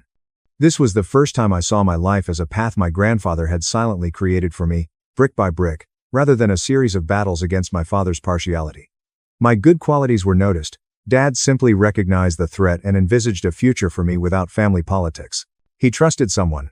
Irony was almost excruciating. Granddad thought the girl Dad rejected, criticized, and ignored was worth everything he owned. I drove down Main Street, past the cafe where I folded napkins for summer money, the hardware store Dad took us to every Saturday, and the baseball field where Wyatt hit his home run. Everything looked alike. Unfortunately, neither was my life. Not anymore. I barely got back to my hotel before my phone buzzed. It happened once, then twice, then 18 times. Voicemails, texts, and missed calls flooded in so quickly they blurred. I drove to a grocery store parking lot to relax and absorb it. Dad. We need to talk. Answer your phone, Wyatt. Family doesn't act like this, Dad. Aunt Diane, dear, try not to decide till your father calms down. Please call me when you can, Mom. I shut off the screen after staring at it for a while. I was unready. Not their rage, guilt, or the tidal wave of manipulation I knew was coming. Instead, I breathed deeply, started the car, and headed for the mansion. The family home. My childhood home, where I was often told I didn't belong. A $16.5 million property my father claimed was his birthright. A place I legally, quietly, owned. Driveway felt longer than usual. The maple trees along the route were wider, older, and twisted. The lawn was well trimmed but yellow around the margins. Dad always employed landscapers but never paid them on time. Another example of his loud, proud, but rarely responsible behavior. So I parked near the front steps and stared at the enormous double doors where Dad used to stand, arms crossed, telling me what I'd done wrong before I entered. Walking up to them with the truth in my pocket and the will in a folder under my arm felt weird. The door creaked as usual as I opened it. However, the smell was more like costly perfume and overpriced air freshener than home. The foyer resembled my childhood memories. Smooth marble floors, a chandelier too big for the room, and family photographs with Wyatt in the center and me off to the side. Dad always thought the photographer had a great eye, but kids know the truth before adults do. Walking inside, I continued. As I went further, I felt more neglected. Peeling wallpaper near the staircase. One banister was loose. Some light bulbs were burned out and never replaced. The house was clean under Granddad. Dad wanted to live like a king without working. I froze in the den. Dozens of boxes. Some labeled, some not. Some open to show overdue invoices. Some tied with red bank stickers on twine. On the coffee table was a big folder with a bold header. Second and final warning. I opened. Property taxes 4 years behind. Brick stacked penalties. Dad always boasted that the house was worth more than most people made in 10 lifetimes, but he forgot that owning a mansion is different from affording one. Flipping through another stack made me queasy. Loans Dad had taken out on the house many times. Some to help Wyatt's businesses, some to consolidate debt, and some blank. Many signatures appeared hasty. Some interest rates made me clench my jaw.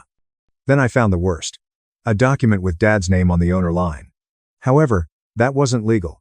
He'd borrowed against a property he didn't own for 15 years. If the bank dug deeper and charged him, he could be destroyed. Shocked, I collapsed into the sofa. Not only was Granddad wise. He planned. He knew Dad was impetuous, financially risky, and willing to transgress limits. He knew the mansion needed security. He knew I needed security. I tried to breathe by pressing my palms into my eyes. Dad lived in a house he didn't own, borrowed money, and pretended to be a man. He was hiding his innermost fear behind his fury at me, my Navy career, my independence, and my reluctance to play the delicate daughter he wanted. Losing control of his image, authority, son, family name, and residence. Now truth was catching up. A loud thud interrupted my thoughts. Hello, I said. No reply. I followed the sound down the hall. Cracked door. Dad decorated Granddad's study, now his home office, with trophies, business brochures, and a huge framed shot of Wyatt hitting a baseball. The sound was a paper stack sliding to the floor. Dad's desk had an open laptop and a handwritten message that caught my breath. Agreement to transfer property. Wyatt Whitmore. He'd written paperwork to give my brother the mansion. To give away illegal property. An emotional wave assaulted me. Anger. Shock. Anguish. Likely grief. Pity for a father who prioritized pride above relationship. Grief for a twisted family. Regret for lost love. I inhaled and shut the laptop. Not simply fallout. He built this storm for decades. By brick, lie by lie. Now everything was falling apart. I heard tires crunching outside. Moved to window. My dad's truck. He closed the door and marched toward the house. With tight shoulders and a hot face. He knew. He knew I'd seen everything. The truth was out. I pondered leaving through the back door, but I was done running. As the front door opened, I squared my shoulders and waited. Dad entered, staring at me. Prescott told you what? He demanded. Everything. Jaw jerked. I said quietly. I don't owe you anything. I'd never spoken a more calm or truthful sentence. He looked at me incredulous. For the first time, I saw my father struggle with words. Actual words, not wrath, insults, or orders. He discovered none since he knew the truth. Not the victim. He wasn't family patriarch. He didn't own the house. For the first time in 38 years, he lost control. Dad stood in the doorway, chest heaving, hands knotted. We were silent for a moment. The house seemed to be listening, creaks in the walls, furnace hum, faint footfall from recollections past. I eventually spoke up. Dad. I whispered. We must talk. His face twisted. Already talked. Refused to act properly. Right thing? Repetition brought a sour laugh. You mean signing over my penthouse or faking it? You still own the living room? I said. His jaw tightened. You think you earned this? Did you do something unique to deserve it? No, I didn't earn it. Granddad gave it. He had reasons. He stepped forward, finger raised. His reasoning was flawed. He probably underestimated the impact of that sentence. Dad snapped he was dying. Not thinking straight. And you, he pointed at my chest, you shouldn't have exploited him. Staring at him, I was stunned. That didn't happen, and you know it. Don't tell me what I know, he roared. But his voice cracked just enough for me to perceive the terror underneath the wrath. Wyatt barged in through the open front door then. He stomped in like a prize taker. So, he shouted, are we doing this, or not? Dad said you'd calm down after cooling off. Dad's silence answered. Wyatt crossed arms. Just sign the paperwork. You're not local. Navy means you're rarely home. House ownership makes sense for me. I blinked slowly. The house neither of you owns. Dramatic eye rolling from Wyatt. Avoid technicality. Dad lived here forever. Everyone knows it's his. Ownership doesn't work on vibes, I said. There are legal records. Dad waved off. Fixed documents. That sentence made me shiver. That means what? I requested. Dad hesitated, then looked away. At that moment, I understood better than any attorney. My father thought he was invincible for decades. Today was the first day the world stopped believing him. Wyatt huffed as he approached. Sign the penthouse to me, and we'll figure out the mansion. Work out, I said. You mean steal? His face brightened. Deserve something. I broke down with insight, not fury. Ever worked for what?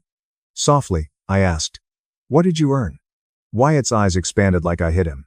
The going has been tough. Don't understand. You had every edge. Dad paid your rent for 12 years. He paid off your loan. He covered your bankrupt business. You always got money from him. You want more? I need stability, he said. That word stability was extremely ironic, even funny. My steadiness came from Navy ships in the Atlantic, storm-battered barracks, and frigid metal hallways lighted by red emergency lights during night watches. Stability wasn't given to me. Built by me. Brick by brick, sacrifice after sacrifice. If given a trust fund, Wyatt wouldn't recognize stability. Dad squared his shoulders between us. Enough. You'll sign. You believe that uniform makes you important? Think it makes you smarter or better than me? My eyes met his without flinching. No, I said calmly. Being in the Navy taught me not to fear you. That shocked him. My father didn't know what to say for the first time. Silence extended. Finally, he located his last weapon. Shame. He spat. You owe this family. You owe me. I disagreed. I don't owe you anything. He expanded and closed his mouth like he was panting. He looked disoriented, like a king who realized the crown was never his, and whose map stopped making sense. I pointed to the unpaid bills to break the standoff. I mentioned all this. You borrowed on a house you didn't own. Unaffordable credit lines were opened. Your debt is overwhelming, Dad. His face clouded. It's not your problem. I asserted my concern. Everything you've done impacts my house, which I must legally protect. Scoffing, Wyatt. Protect? You throwing us out? Is that it? I inhaled gently, minding my words. I'm not expelling anyone. Not my father. Dad flinched. However, things will change, I said gently. Dad's pupils contracted. You mean what? I said you won't make any more house-related financial decisions. You won't borrow. It won't be collateral. You won't risk it. This concludes. Wyatt raised his hands. This is ridiculous. Dad scowled at me. You punish us. Softly, I said no. Setting limits. That sentence hurt more than his earlier slap. Dad finally settled onto Granddad's leather recliner. It made him look smaller. What will you do? A low, tight voice asked. I offered options. Options, not orders. He appeared bewildered. You can stay here, I added gently, as long as you're prepared to pay rent and stop taking out debt in the name of a house you don't own. Wyatt scoffed loudly. Rent? You want to charge Dad rent? Or I continued ignoring him. You can move somewhere more affordable. I'll help you relocate if you want that. Dad stared at the floor. Wyatt sputtered. What about me? You, I responded, simply need to acquire a job. He paled. A job? I have duties. No, I said forcefully. You have excuses. Dad looked between us, his son enraged and writhing and his daughter standing calm and solid. And in that moment, I could see him comprehending something he'd spent a lifetime evading. I had grown up. And they had not. Dad stood gently from the chair. You're really doing this, he muttered, drawing a line. Yes, I said, because someone has to. He looked at me with equal parts anger, pride, confusion, and fear. Then he turned away. For once, he didn't shout. He didn't demand. He didn't threaten. He simply walked out of the room, shoulders sagging. Wyatt followed him, saying something about betrayal. But I didn't feel powerful. I didn't feel victorious. I felt something else entirely. Grief, relief, and the beginning of something like peace. Because for the first time in my life, I had drawn a line in the sand, and I wasn't stepping back. The next morning, I woke up before sunrise. Old Navy habit. Your body gets used to waking before the world does. The hotel room was quiet, the only sound the hum of the air conditioner and my own breathing. My cheek was still faintly tender from Dad's slap the day before, but the sting had softened into something else, something heavier, a bruise you carry inside the ribs where memories go to settle. I sat on the edge of the bed, staring at my suitcase. Inside were my uniforms neatly folded, my boots, my cover, a few civilian shirts, one dress I rarely wore. My life had always been simple, efficient, clean lines, no clutter, no noise, no unnecessary weight. Funny how the simplest life can still carry the heaviest history. The phone buzzed. Mom. I let it ring twice before answering. Honey. Her voice trembled immediately. Are you all right? I'm okay, I said softly. I heard what happened, she whispered. The slap, the yelling, and everything else. I let out a slow breath. It all came out. Mom, I know. A pause. Your father didn't sleep last night. This time, I stayed silent. He sat in the den with the lights off, she continued. Didn't say a word. Just stared at the floor. I think he's scared, sweetheart. Swallowed hard. Fear didn't excuse harm, but it did explain it. I'll come by later, Mom said. If you're up for company. I am, I said. Thanks, Mom. We said goodbye gently, carefully, as though either of us might break if we weren't soft enough. By late afternoon, I found myself back at Prescott's office for a scheduled meeting. Not for revelations, but for choices. He brought me 2 coffees, one black and one with 2 creams. Still, your reaction? He inquired. Still, I said. We sat across from each other at the wooden table where everything had unraveled the day before. A thick file was opened by Prescott. I reviewed your grandfather's trust and your mansion's legal status last night. I investigated your father's loans. My stomach twisted. How bad? He exhaled. Bad. Several documents were slid toward me. Interest schedules, loan statements, bank warnings. Your father is deeply indebted, he said. More than $950,000 in credit lines, rubbing my forehead. How? Prescott, living beyond his means, replied kindly. Borrowing money to fund your brother's initiatives in hopes that the next one would succeed. I whispered. He was underwater. Prescott stated your grandfather paid his bill often for years before stopping. That attracted my interest. He stopped, why? Prescott's face relaxed. He recognized your father wasn't learning and wanted to prevent you from inheriting a financial nightmare. Leaning back, I digested the truth. Not only was Granddad generous, no one had been as strategic, defensive, or protective as him. Prescott gently added, he wasn't cruel. He loved your father, but love doesn't condone bad behavior. I nodded slowly. I asked legally? He claimed you're not liable for your father's debt legally. No compulsion to pay $1. I felt relieved and then sad. Prescott said, if the bank discovers that your father took out loans against a property he didn't own, there could be complications, investigations, penalties. My chest squeezed. Could he be charged? Prescott said yes. Potentially. Swallowed hard. I didn't want that. No matter what Dad did or how he treated me, I didn't want him in jail. I didn't want him to fail. It wasn't revenge. That ruined it. That wasn't me. What can I do? I asked gently. Prescott kept hands folded. Not pressing anything or notifying the bank is optional. Right away. I said no. He nodded. Legal consequences is less likely then. Is the house safe? He answered. Safe under your grandfather's trust. My exhalation. My father, I whispered. Prescott eyed me long and steadily. Truth, not you, will determine his fate. It hit deeper than intended. After leaving Prescott's office, I headed to the cemetery. As the sun set, broad gold shadows covered the field. It smelled like pine and fall. I cautiously wandered between the headstones to find my favorite. Henry Whitmore, 1,932,025. Dear father, grandfather, veteran, friend. I knelt, cold grass touching my knees. Hi, Granddad, I muttered, choking. I hope you know I'm trying. The wind rustled leaves in response. I don't want to break, Dad. I whispered. I don't want to worsen things. I don't want to be trampled. My voice wavered. I don't want to be the forgotten kid, extra piece, or outsider. You believed in me when nobody else did, I muttered. You saw something worth loving, so I must honor what you left. A tear fell from my cheek. Not wiped away. My goal isn't to win, I whispered. Aiming to stay myself. I lingered until the sun set behind the trees, cooling the air and turning the sky pale blue. I touched the grave, and muttered, thank you. Mom was waiting on the porch when I arrived to the mansion that evening. When I reached the steps, she hugged me. You look tired, she whispered. I am, I said. Dad wasn't in his den, kitchen, or study. He stared at nothing at the dining room table in the dark with his hands folded. My mother grabbed my shoulder. He's been like that all day, she whispered. I approached. Dad. He slowly looked up. They were red. From something other than rage.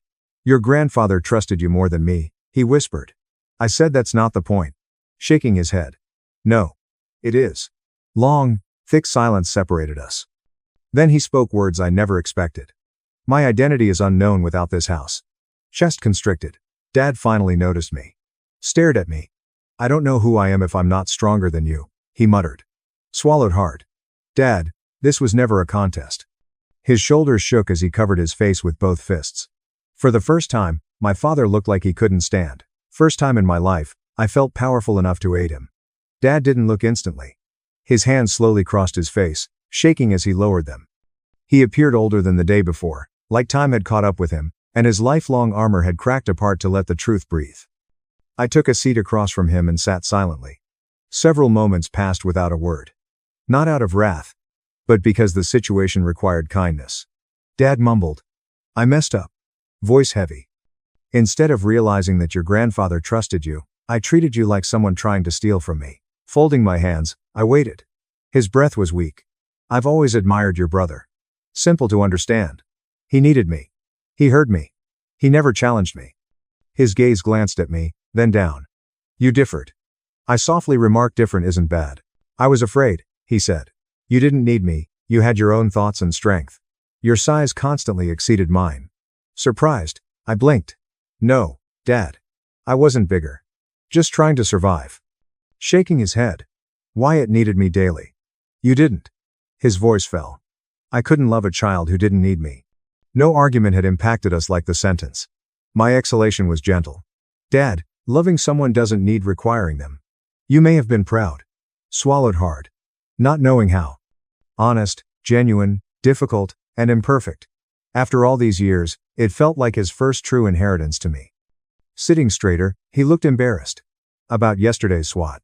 I responded, you lost control, not letting him make excuses. Not the first time. His shoulders sank. I know. Observing that truth, we paused. Finally, I took the Prescott's office folder from my backpack and placed it on the table. I don't want to destroy you, Dad, I whispered. I'm not seeking revenge. I'll fix things and defend what Granddad built. He looked at the folder like it could burn him. And the house stays in my name, I said. But you can stay here peacefully if you make real changes. He appeared bewildered. What changes? No loans, I said. Stop spending recklessly. Stop making decisions secretly. And Wyatt must stand alone, not with you. Dad breathed slowly. He won't like that. No problem, I said. No need for him to like it. He must mature. A slight but sincere nod followed his brief eye closure. We'll try, he said. Though I doubt I can solve everything, I'll try. That's enough, I said. Dad stretched across the table, placed his hand over mine, and muttered, I'm sorry. It wasn't theatrical. It lacked style. The polish was lacking. That was enough. It was true. We spent the evening organizing the den, throwing out expired bills, and sorting files. Mom came midway through, crying quietly when she spotted us conversing. Really talking. She embraced me so hard I felt her heartbeat. Your grandfather would be proud, she whispered. I grinned. I hope so. Later, Wyatt arrived, shoulders down, eyes vacant. He whispered, I heard you talk to Dad. Now what? Kicking us out? I said no softly. But everything will change. He bristled, ready to dispute, but then he looked at Dad behind me, quieter than ever. A change occurred in him. Perhaps fear, realization, or tiredness. I guess, he said, I could find a real job. It seemed foreign to him, but it started, and starts matter. A few weeks passed. The leaves changed, the air cooled, and life seemed peaceful. Slow and imperfect, but real. Dad sought financial counseling. A local auto shop hired Wyatt. Mom and I talked more in those weeks than in a decade. And me?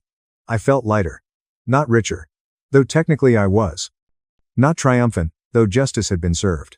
Just lighter, like a weight I'd carried since childhood had finally been set down. When Thanksgiving came, I decided nervously, carefully, to host dinner at the mansion. Not because I wanted to show off the house or the inheritance, but because family stories shouldn't end in courtrooms or conference rooms if they don't have to. One by one, relatives filed into the dining room. My aunt hugged me. My cousins apologized for the way they judged without knowing. Dad carved the turkey with steady hands. Hands that shook less now. Wyatt made awkward small talk but tried, and effort counts.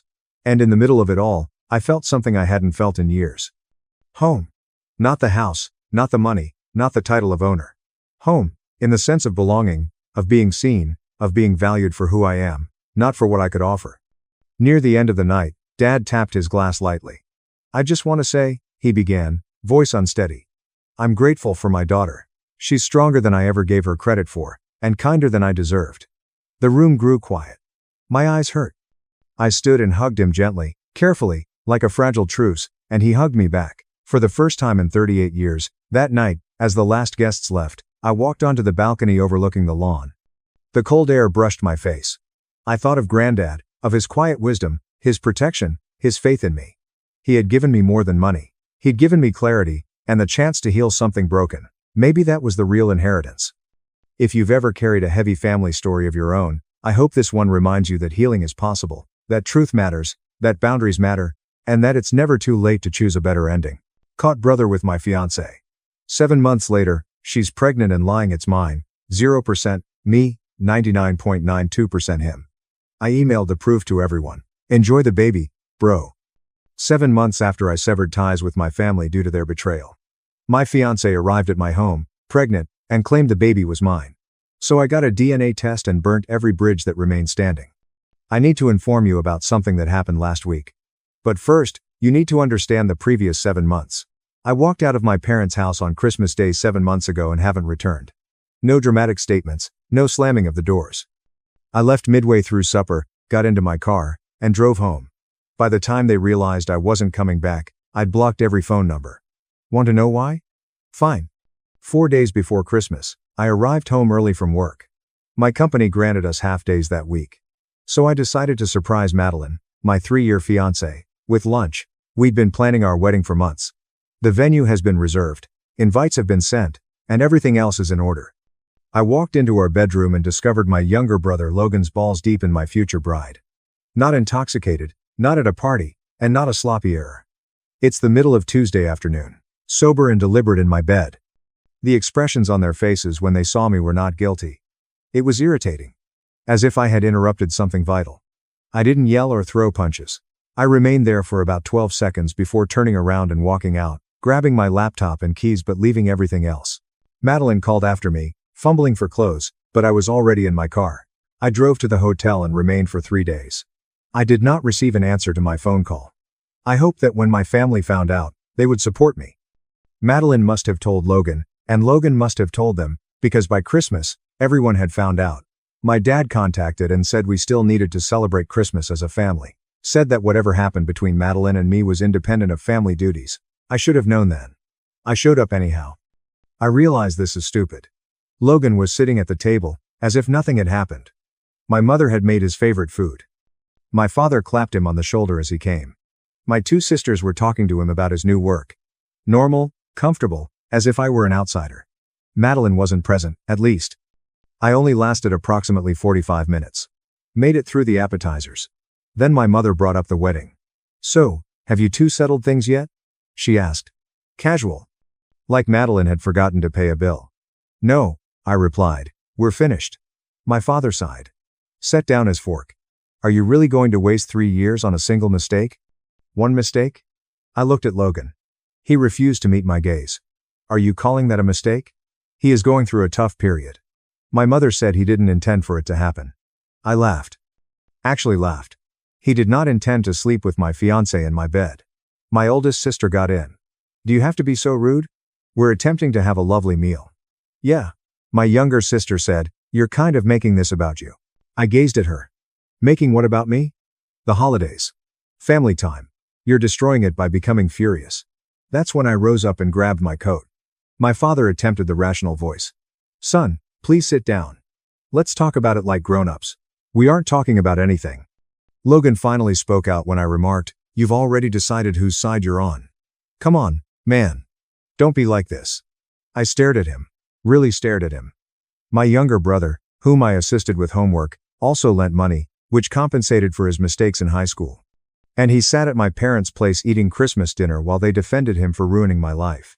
I walked out, blocked everyone that night, and returned the engagement ring to Madeline by courier. We moved out of our apartment within a week, got a smaller place across town, paid my landlord 2 months' rent up ahead in cash, and informed my boss that I needed to work remotely for a bit. He didn't ask any questions. The first month was hellish. I will not lie about that. I couldn't sleep or eat, and I had to work 14-hour days simply to stay distracted. But in month 4, I started to feel human again. I joined a gym, started running, and took up carpentry as a hands-on activity.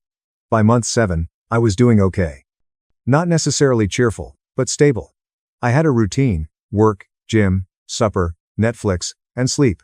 There was no drama, and no one asked me to forgive those who did not deserve it. I was alone in my flat, creating a life for myself without them. Last Tuesday, I arrived home from work about 6:30 p.m. Heated leftovers, or for drinking. We sat down to watch the game. Then somebody knocked on my door. I was not expecting anyone. I did not order food. I checked the peephole. Madeline stood in the hallway, visibly pregnant and crying. I didn't open the door immediately. I stood there peering through the peephole, watching her wipe her eyes. She was about 6 to 7 months along and wearing one of those flowy maternity outfits. Her hair was pulled back, and she didn't apply any makeup. Smart. Makes the tears appear more genuine. She knocked again. "Please, I know you're at home. I spotted your automobile." I opened the door. Did not step aside. We didn't invite her in. I just stood in the doorway, arms crossed. "What do you want?" Her lips twitched. "Good actress. I will offer her that. Can I come in for a minute?" "No." She blinked. I hadn't expected that. "I need to talk to you. It's important." "So?" "Chat." She looked down the corridor, as if she was concerned about the neighbors hearing. Another calculated move. I did not budge. "Fine." She took a breath. The sort you take before delivering a prepared speech. "I made a horrible mistake." "What happened to Logan?" "It wasn't what you thought." I waited. "He took advantage of me. I was vulnerable, and he manipulated the circumstance. I realize that does not excuse it, but I need you to understand. I never intended to hurt you." Still waiting. "The baby," she replied, placing a palm on her tummy. "It is yours. Everything has happened before. I'm due in 2 months and don't know what to do. Logan refuses to help. My parents will not speak to me. I'm alone and afraid, and I just need you." Q shed tears. She was good. If I hadn't spent 7 months rehashing every lie she'd told me, I might have believed her. "Prove it," I said. She looked up. "What?" "Prove the baby is mine. I've simply told you. You've told me a story. I want proof. DNA test." Her eyes expanded. You not trust me?" "No." The word hung there. She attempted another angle. "Do you know how much those cost?" "I cannot afford it." I answered. "I will pay for it. Prenatal paternity testing is non-invasive. You can have one completed as early as 8 weeks. You are what? 6? 7? There's plenty of time. That is not the point. The point is, you show up at my door 6 to 7 months pregnant, begging for assistance, and you want me to simply accept your word for it?" I leaned against the doorframe after you had slept in my bed, my brother. She flinched.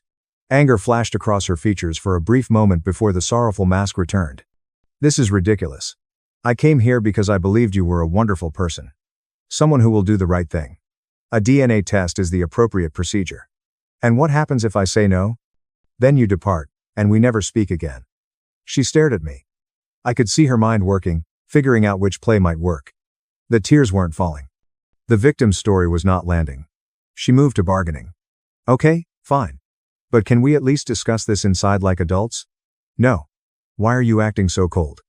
Because 6 months ago, you ruined my life. You don't get warm.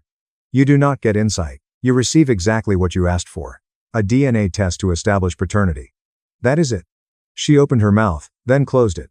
I dug inside my wallet and pulled out a business card I'd had for 4 weeks. Yes, I had previously done my study on this. I had a feeling something like this would happen someday. This is a clinic downtown. They conduct prenatal paternity tests. Call them. Make a schedule. Text me the date and time. I will meet you there.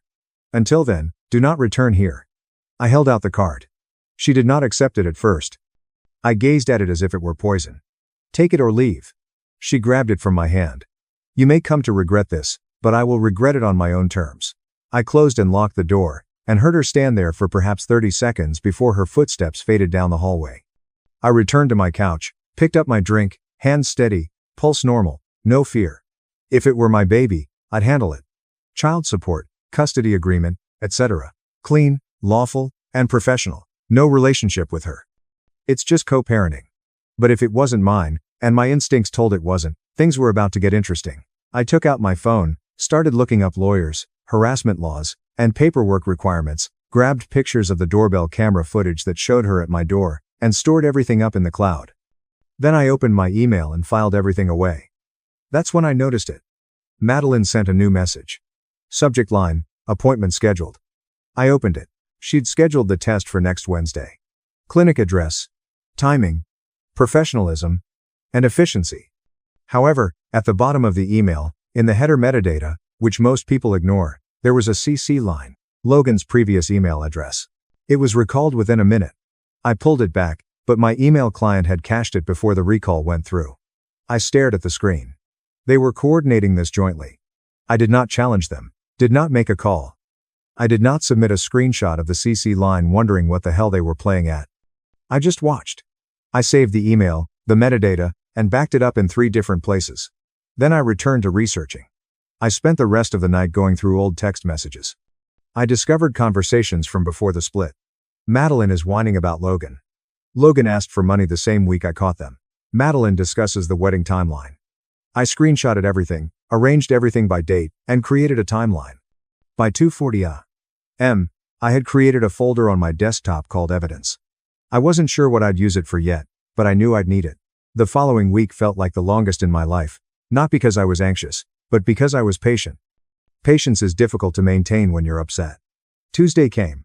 I met Madeline in the clinic. She attempted to make small talk in the waiting room. I was asked how I was and if everything was going well at work. I took out my phone and answered emails. The technician called us back. Professional and courteous, she asked basic medical history questions. Madeline answered the most of them. I simply gave a DNA sample, a cheek swab, and confirmed my contact information. The technician claimed the results would be ready in 8 days. We'll send them by email and then ship a hard copy. Just email is okay, I said. Madeline stared at me. Don't you want an official copy? Email is formal enough. She made another attempt as we were leaving. Look, I realize this is awkward, but maybe we could get coffee and chat about what happens next. What will happen next? I mentioned that we are waiting for results. After that, if the test results show that I am the father, my lawyer will call you to make arrangements. If it doesn't, don't contact me again. Your lawyer? She seemed really astonished. It does not have to be like that. Yes, it does. I walked to my car and did not glance back. The week seemed to drag on forever. I worked, went to the gym, ran errands, and followed my typical routine. But every morning, I checked my email first. Nothing. Monday, nada. Tuesday, Wednesday, Thursday, and Friday, nothing. Then Saturday morning at 6:12 a.m., my phone vibrated. Email from the clinic. Subject, paternity test results. I was still in bed. Sit up. I opened it on my phone. Read the first line. Read it again. Just to be sure. Read it 3 times. The probability of paternity is 0%. Not 20%. Not 10%. Not even 2%, 0. I put the phone down, glanced at the ceiling, took a breath, and grinned. Not relieved. Not yet. First came the vindication. That profound, pleasant feeling of being completely correct. I knew it. I knew it the moment she came up at my door. Logan's email with the CC line confirmed this. And now I have proof. Then followed the outrage. Pure, chilly, and concentrated. They attempted to trap me. They attempted to trick me into cleaning up their mess. Madeline became pregnant. Probably Logan's. Maybe it is someone else's. And when reality struck, they determined I should be the remedy. The stable one. The one has a decent job and a clear record. The fool who falls for the victim routine. They assumed I'd simply turn over. Take responsibility for a child who was not yours because that is what good guys do. I got out of bed, made coffee, opened my laptop, created a new document, and began crafting a plan rather than a letter or an explanation. Column A indicates who needs to know, column B specifies what they need to see, and column C specifies when to transmit it. The list includes my parents, both of whom supported Logan at Christmas, told me I was overreacting, and encouraged me to work things out with Madeline. My sisters, who accused me of making it about myself and guilt-tripped me for walking away. Allow them all to see it at once. Logan had been seeing Harper for 9 months. The one who was unaware that any of this existed. Extended family, cousins, aunts, uncles, and anyone else that supported Logan or said I was being too severe. I opened a fresh PDF. Professional, neat, and emotionless. Page 1, DNA test results. Except for my name and the claimed father, all names have been redacted. The 0% is emphasized. Page 2, chronological dates and facts. On December 18th, we discovered Madeline and Logan together. On December 24th, the family took their side. On December 27th, terminate all contact. On June 21st, Madeline appeared at my door, claiming to be pregnant. On June 28th, a DNA test was performed. On July 3rd, results were received. Page 3 features screenshots and messages from before the betrayal. Proof of relationship. Evidence that they understood exactly what they were doing. Page 4 contains a single paragraph. 7 months ago, I cut off communication with my family after discovering Logan and Madeline together in my home. Last week, Madeline showed up at my house, claiming I was the father of her child. I wanted a DNA test. The results are attached. This is the final time I'll address the situation. Don't contact me. No accusations, no drama, just the facts. I saved the PDF. I opened a fresh email. I added every address from my list. I attached the file. Subject line.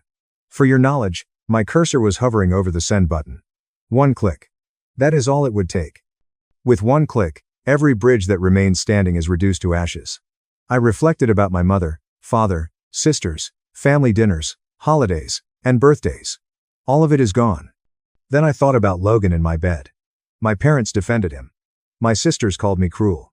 I remembered Madeline crying at my door, pleading for help with a baby that wasn't mine. I clicked the send button.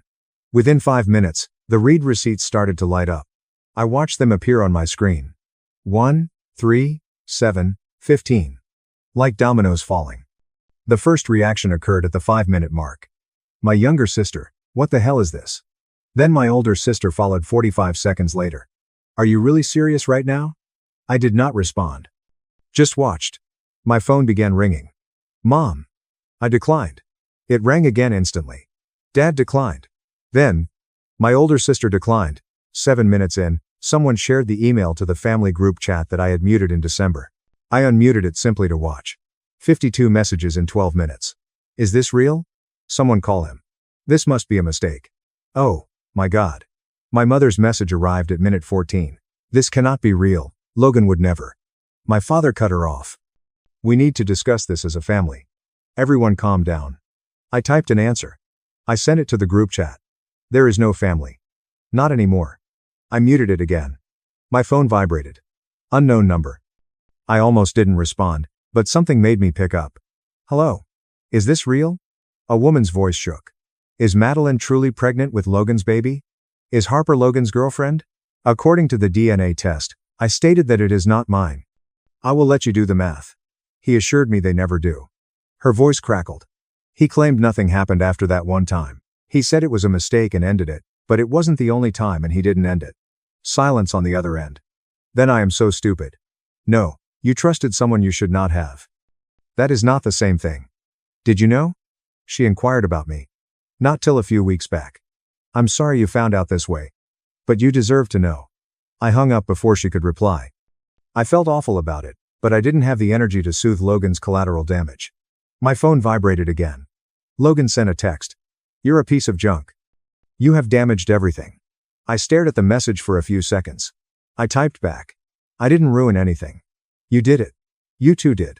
I simply quit letting you make it my concern. I blocked his number. More calls and texts. I declined them all.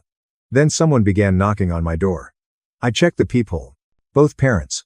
My mother looked like she had been crying. My father appeared angry. I did not open it. Son. Please. I heard my father's voice through the door. This is something we can fix. Please allow us in. Let us chat. I cranked up the television. Please. My mother. Now. We did not know. If we had known. You knew plenty. I spoke through the door. You selected him anyway. Leave. They knocked for an additional 5 minutes. I disregarded them. Eventually, they left.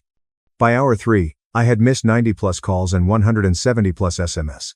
Cousins, aunts, uncles, and people I hadn't spoken to in years suddenly expressed their opinions. Some were supportive. Holy stuff, good for you. They had this coming. In any case, I never liked Logan. You did the correct thing. Most were not. This is cruel. He's your brother. Family is expected to forgive. You're pulling everyone apart because of a mistake. I blocked every number used to protect Logan. I kept Reed's supporters. Harper texted me around midnight. I broke up with him. He admitted everything. He said the baby was probably his, but he wasn't prepared to cope with it. So, Madeline approached you. He literally said it as if you were the backup plan. I cannot believe I missed that. I'm so sorry. For what it's worth, you did the correct thing. I read it twice. Didn't answer, but I didn't block her. I sat in my flat, staring at my phone and the carnage I had just made. I felt nothing, no remorse, no sorrow, just exhausted. And suddenly I realized something. I was still in this city, in this apartment, 22 minutes away from my parents' house and 18 from Logan's. They knew where I worked, lived, and bought groceries. I had destroyed the bridges, but I was still standing on their side of the river. I opened my laptop and found the email my boss had sent 4 weeks ago, which I had ignored since I wasn't ready to think about it. Subject: Denver employment and leadership opportunity. I took a check at it. Big promotion, relocation, more money, and more responsibility. I promised myself I would think about it later. I pressed reply and started typing. I'd want to accept this role. How soon can I start? My finger hesitated over send. I hit submit, closed the laptop, went to bed, and slept without thinking about it or second guessing it. My employer replied at 6 a.m. He was on the East Coast, 3 hours ahead. We can get you out here in 2 weeks. Housing stipend begins immediately. HR will submit the documentation today. Welcome to the team. 2 weeks. I gave notice on my apartment that morning. The landlord did not ask any questions. The month-to-month lease made things easier. I would be gone by the end of July. Then I visited the phone store. I got a new number and a new phone. I gave the information to exactly 5 persons. My boss, HR, my landlord, my bank, and my insurance provider. That is it. Everyone else is cut off altogether. I did not make a post about it. Did not make an announcement. Just disappeared. The following few days were quiet. My old phone, which I had stopped carrying, sat on the kitchen counter, vibrating sometimes. I checked it once a day to assess the damage. More missed calls, more voicemail messages. I did not listen to any more texts. I did not read. Harper emailed me 2 updates. I had saved her number in my new phone. Not because we were friends, but because she was my sole source of information, and I needed to know how things turned out. The first message came on day 4. Logan attempted to deny the baby was his. Madeline showed him your DNA test. It established it wasn't yours, but it didn't show it was his. He sought his own paternity test. She agreed. The results arrived yesterday. The match rate is 99.92%. He is on the hook. She's already speaking with a lawyer regarding child support. I've read it. Smiled. Did not respond. The second message followed 3 days later. He is losing control. He lost his job. I called in ill too many times. Stop showing up. His lease is up next month, and he cannot afford to renew. I believe he is moving back in with your folks. I thought you'd like to know. Still, did not answer. But, yes. I wanted to know. My mother tried calling my workplace. The receptionist informed her that I no longer work there. Technically correct, since I had transferred. She panicked and attempted my old email, which bounced back. She posted on the family group chat. I'd unmuted it one more time just to watch. Is there a way to reach him? We must apologize, please. Someone must have his new phone number. My oldest sister replied. Perhaps he does not want to be reached. Then came quiet. For the first time, I believe it hit them. I was gone. Not hiding. Not cooling off. Actually gone. My younger sister discovered my Facebook. I had not examined it in months. She sent a message. I understand why you're angry. However, this is excessive. We are still family. You can't simply remove us. I logged in once. Read it. We deactivated the account. I spent the following week packing systematically. No sentimentality. Photos of family. Trash. Gifts from Madeline. Donated to Goodwill. Anything associated with my previous life, including furnishings they assisted me in moving, books they advised, and even a coffee machine my mother purchased for me, was gone. Sold on Facebook Marketplace or left at the curb. I stored 2 suitcases of clothing. One package contains basics such as paperwork, a laptop, and a few tools. Everything else vanished. On day 10, the apartment appeared to be empty. Just the basics. Mattress on the floor, a few dishes, and a folding table with a television. I had previously sold my couch, bed frame, and dining table. Everything was moving to a new location or nowhere at all. Last night in the apartment, I ordered Chinese takeout. I ate straight from the container resting on the floor.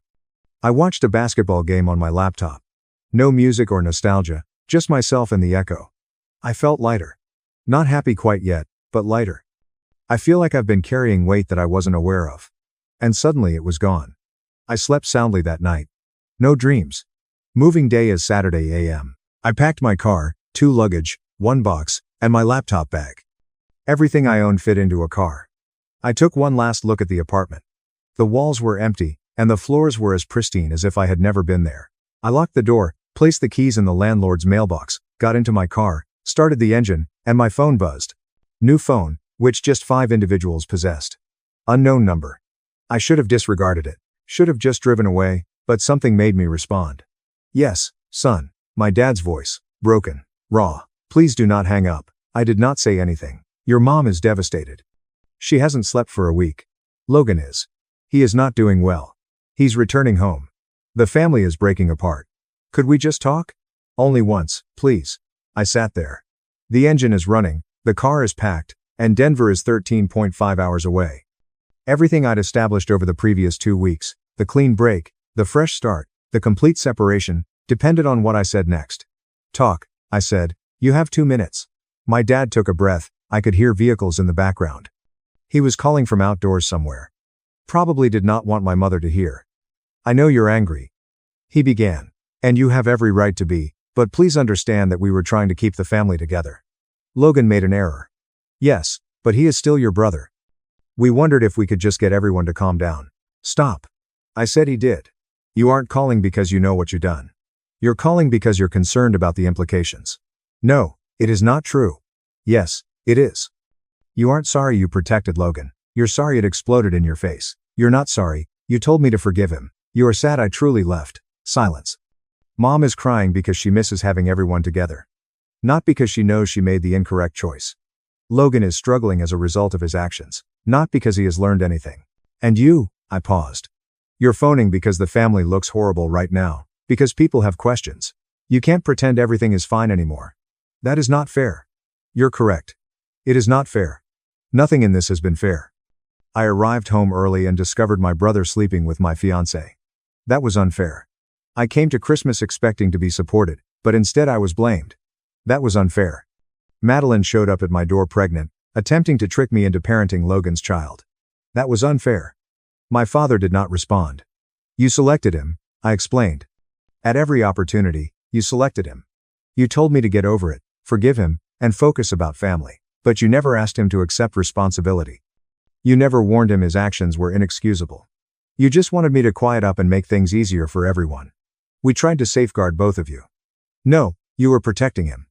I didn't need any protection. I needed my family to support me, but you did not. I overheard him exhale. So what happens now? Are you just going to disappear? Never talk with us again? Yes, that is exactly what I plan to do. That is not who you are. You no longer know who I am. You haven't known for 7 months and aren't going to find out. Please think about it. I've been thinking about it for 7 months. I considered it when you defended him over Christmas. I considered it when Madeline showed up pregnant. I thought about it when I sent you the DNA findings, and I'm thinking about it now. My answer is the same. We're finished, son. Get rid of this number. Do not look for me. Do not ask around. I am gone. I hung up, blocked the number, turned off my phone, flung it in the passenger seat, and put the car into drive. The travel to Denver took 13.5 hours. I stopped 3 times for gas and coffee. I slept in the car near Omaha because I was too exhausted to continue driving. Woke up at daylight, stretched, and continued driving. Around hour 9, while crossing into Colorado, I realized I was truly smiling. Not because I had won or achieved retribution, but because I was driving towards something rather than away from it. Denver was clean and orderly. The job was challenging, with long hours and a steep learning curve, but I enjoyed it. My coworkers were polite, but not intrusive. Nobody inquired about my relatives. Nobody looked at my past. I was just a new man from the Midwest who worked hard but kept to himself. I lived in corporate housing for the first month. A little furnished temporary flat. I spent my leisure time exploring the city. Discovered a climbing gym. Started going 4 times each week. I met folks spontaneously. There's no strain, no history. 3 months later, I went on my first date since Madeline. I had coffee with Claire, a woman I met at the gym. Civil engineer, tall, humorous, and no nonsense. We discussed work, climbing, and awful action flicks. She did not inquire about my relatives. I didn't ask about hers. The second date involved dinner. The third option was to go trekking. By date 4, I'd given her a comprehensive overview. I caught my ex fooling with my brother. Family sided with him. Cut them all off. We moved here. She nodded. Responded. That's rough. Are you handling it okay? I responded. Yeah. She said. Okay. That was it. There is no therapy talk or digging, only acceptance. 4 months into the job, my employer offered me a permanent position. More money, a leadership pathway. I took it. I found a condo for rent. Mountain View is a little community about a 12-minute commute from work. Claire assisted me with the move-in. We spent the weekend putting together furniture and buying pizza. Normal. Easy. Mine. Claire and I started dating 7 months after Denver. Official and devoted. She'd met a handful of my office colleagues. I had met her sister. We talked about going to Utah in the spring. One night, laying in bed, she asked, "Do you ever regret cutting them off?" I thought about it. Really thought about it? No, I responded. I regret believing their version of loyalty for so long. She nodded, kissed my shoulder, and fell asleep. I laid there, staring at the ceiling. I thought of Logan, my parents, Madeline, and the baby who wasn't mine. I felt nothing. There is no hatred, bitterness, or satisfaction, only indifference. They were now strangers. People I used to know. Their troubles were no longer mine. Their turmoil did not affect me. Whatever happened to Logan, Madeline, or the family, it didn't matter. I had created something they couldn't access. A life in which I was not forced to forgive individuals who did not deserve it. Where I did not have to correct other people's blunders. Where I could simply live on my own terms, without having to apologize. They desired reconciliation. I gave them penalties. The DNA test proved more than simply that the baby was not mine. It confirmed that walking away was the proper decision all along, and I have never looked back. My family skipped my wedding for my sister's party. Mom sent 58 missed calls later. We need to talk. I ignored her and took my $525,000 inheritance. None of my family members attended my wedding. Not my parents. Not even my dearest pal. They all elected to attend my sister's engagement celebration instead. As we cut the cake, my phone lit up with a message from my mother. We need to talk now.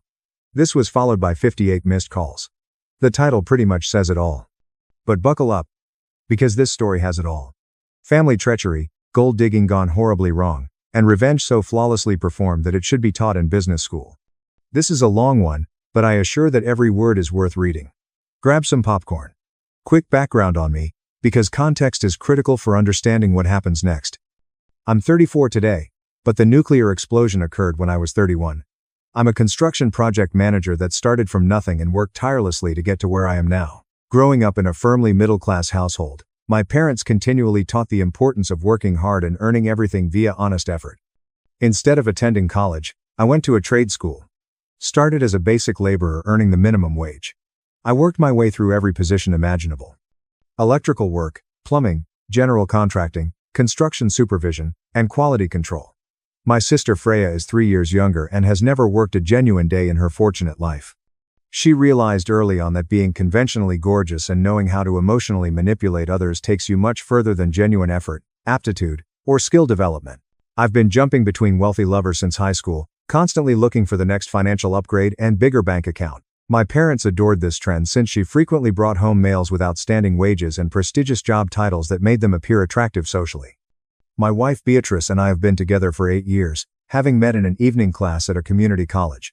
She's a registered nurse who sincerely wants to serve people and has worked extremely hard to achieve her success. We both sacrificed and battled for years to achieve what we now have via meticulous preparation and discipline. There are no handouts, trust funds, or wealthy relatives, writing checks, only pure determination, honest effort, and sound financial decisions. This is a thorough account of how my entire family selected my sister's superficial bullshit over my wedding day, and how I made them regret their decision in ways they never believed imaginable.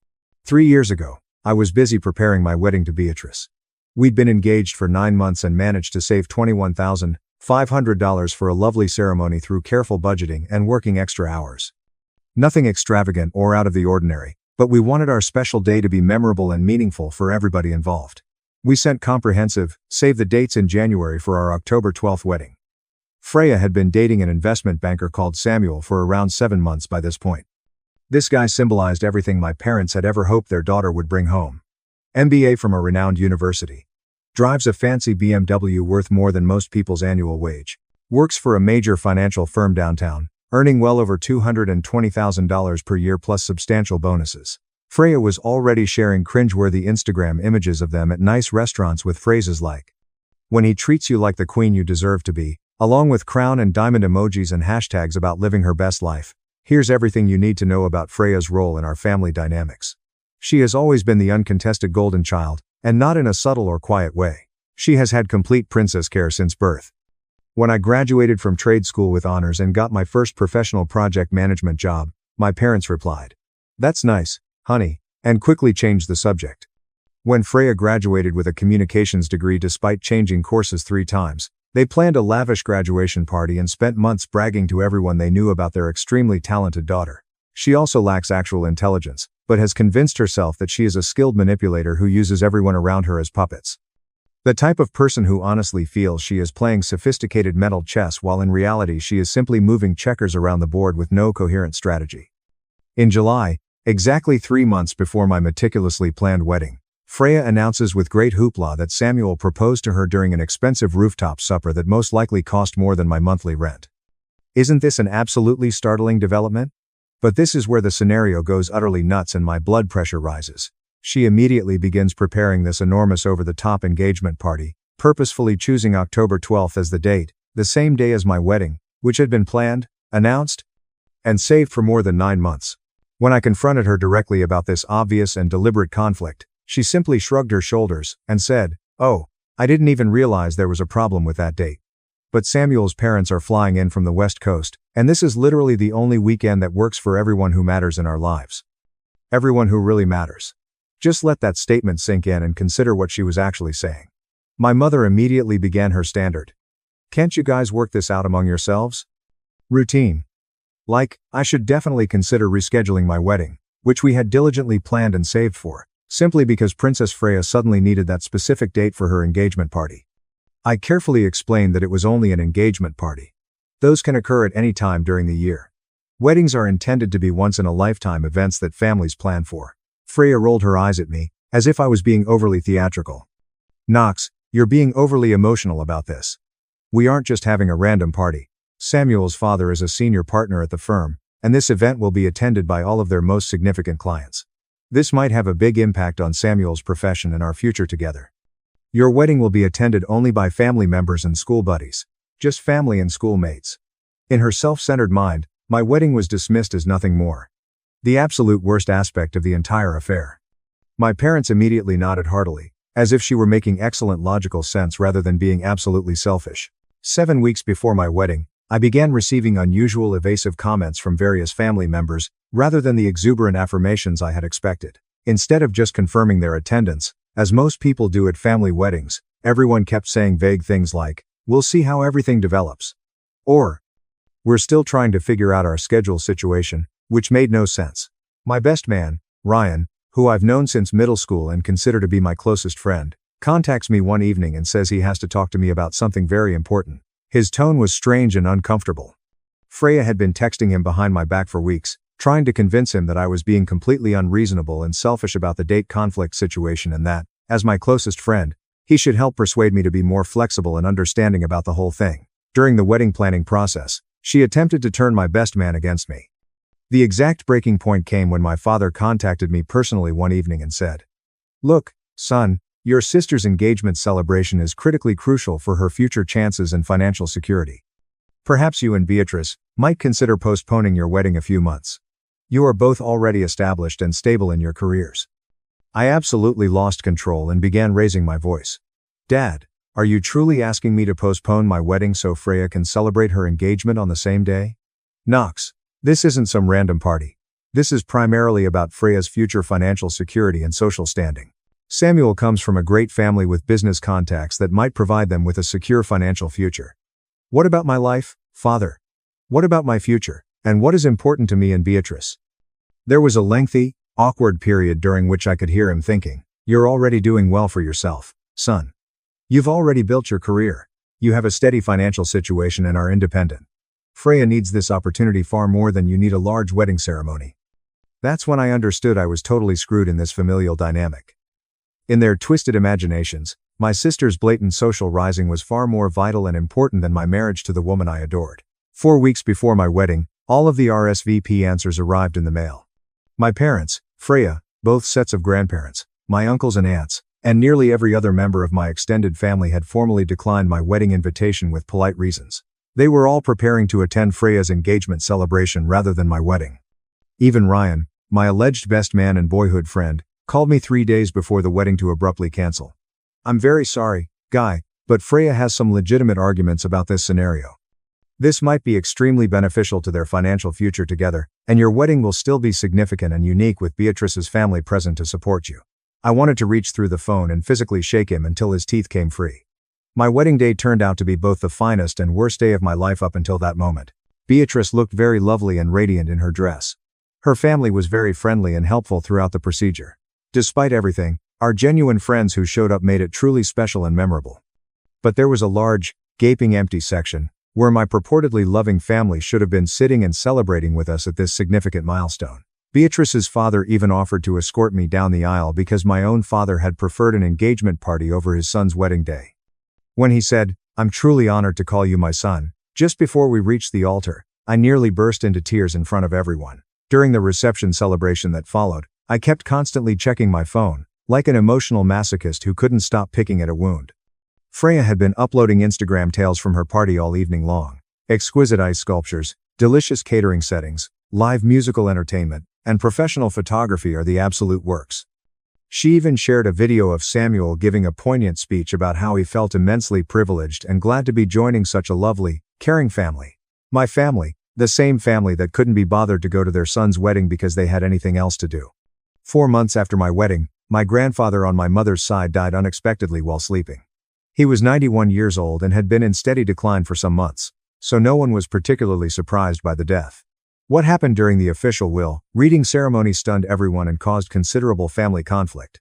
It turned out that my grandfather had been paying far more attention to our family dynamics than anyone had previously known or given him credit for. He handed me his entire house, a stunning 4-bedroom craftsman-style home in one of town's most desired districts, properly valued for $525,000. He also gave me his totally restored antique automobile collection, which included 2 classic Mustangs that he had personally worked on in his garage for decades, as well as a $95,000 life insurance policy that I had no information about. He left Freya his personal book collection and a $3,000 government savings bond that had been sitting unopened for years. The family attorney read this information aloud in front of our entire family, and I watched Freya's face change from smug assurance to full amazement to absolute wrath in a matter of seconds. Her mouth literally dropped open. "That's completely impossible," she said loudly. "Grandpa always told me that I was his favorite granddaughter and that he was preparing something special for me." The attorney simply glanced down at his professional paperwork, emotionless. Mr. Patterson was quite clear and detailed about his dying desires. He actually updated his entire will just before his death. Later, my cousin Wesley informed me that my grandfather had updated everything exactly 3 weeks after my wedding day. The wise old guy had meticulously kept track of who showed up when it genuinely mattered most to the people they claimed to love. My parents were furious about this development and continued complaining about unfairness. However, because everything was adequately documented, they had no legal recourse. So there I was at 30 years old, married to an incredibly great woman who supported my aspirations, living in a $525,000 property I owned outright, with 2 valuable classic Mustangs, 1 Camaro, and a lot of money in the bank. But, rather than simply sitting on this unexpected windfall, as some people may do, I took the strategic decision to use it as a solid basis for something far bigger and more substantial for our future. My first major move was selling one of the Mustangs for $42,000 to a collector who'd been admiring it for years, and I used the proceeds, along with the life insurance payoff, to make down payments on 2 well-positioned rental homes in up-and-coming neighborhoods. The real estate market in our neighborhood was just starting to heat up, and I was able to buy in just before prices skyrocketed. At my regular job, I was already doing well as a project manager and had acquired the respect of my colleagues. But now I had the courage and the resources to take considerably larger professional risks.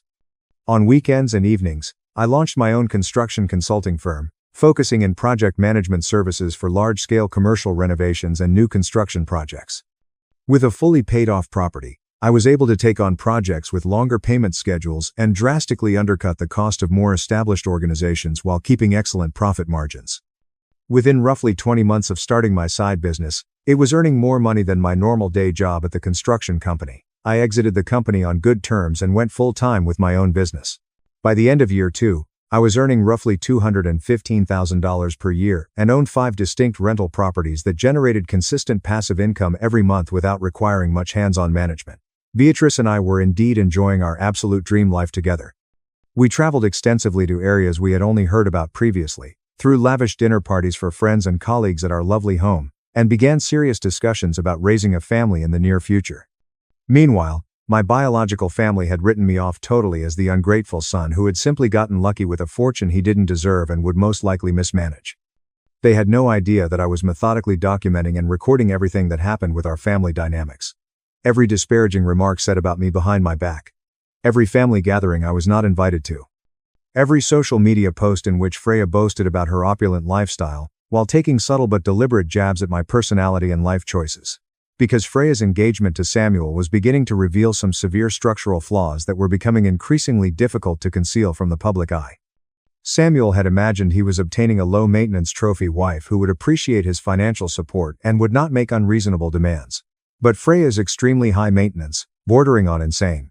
She quickly quit her part-time administrative position. She had never taken her employment seriously, and she expected him to pay her entire lifestyle without inquiry or complaint. We are talking about $750 dinners, numerous times each week. Shopping sprees that cost more than most people's monthly rent payments, including a $92,000 premium Mercedes SUV for her birthday that she said was practical.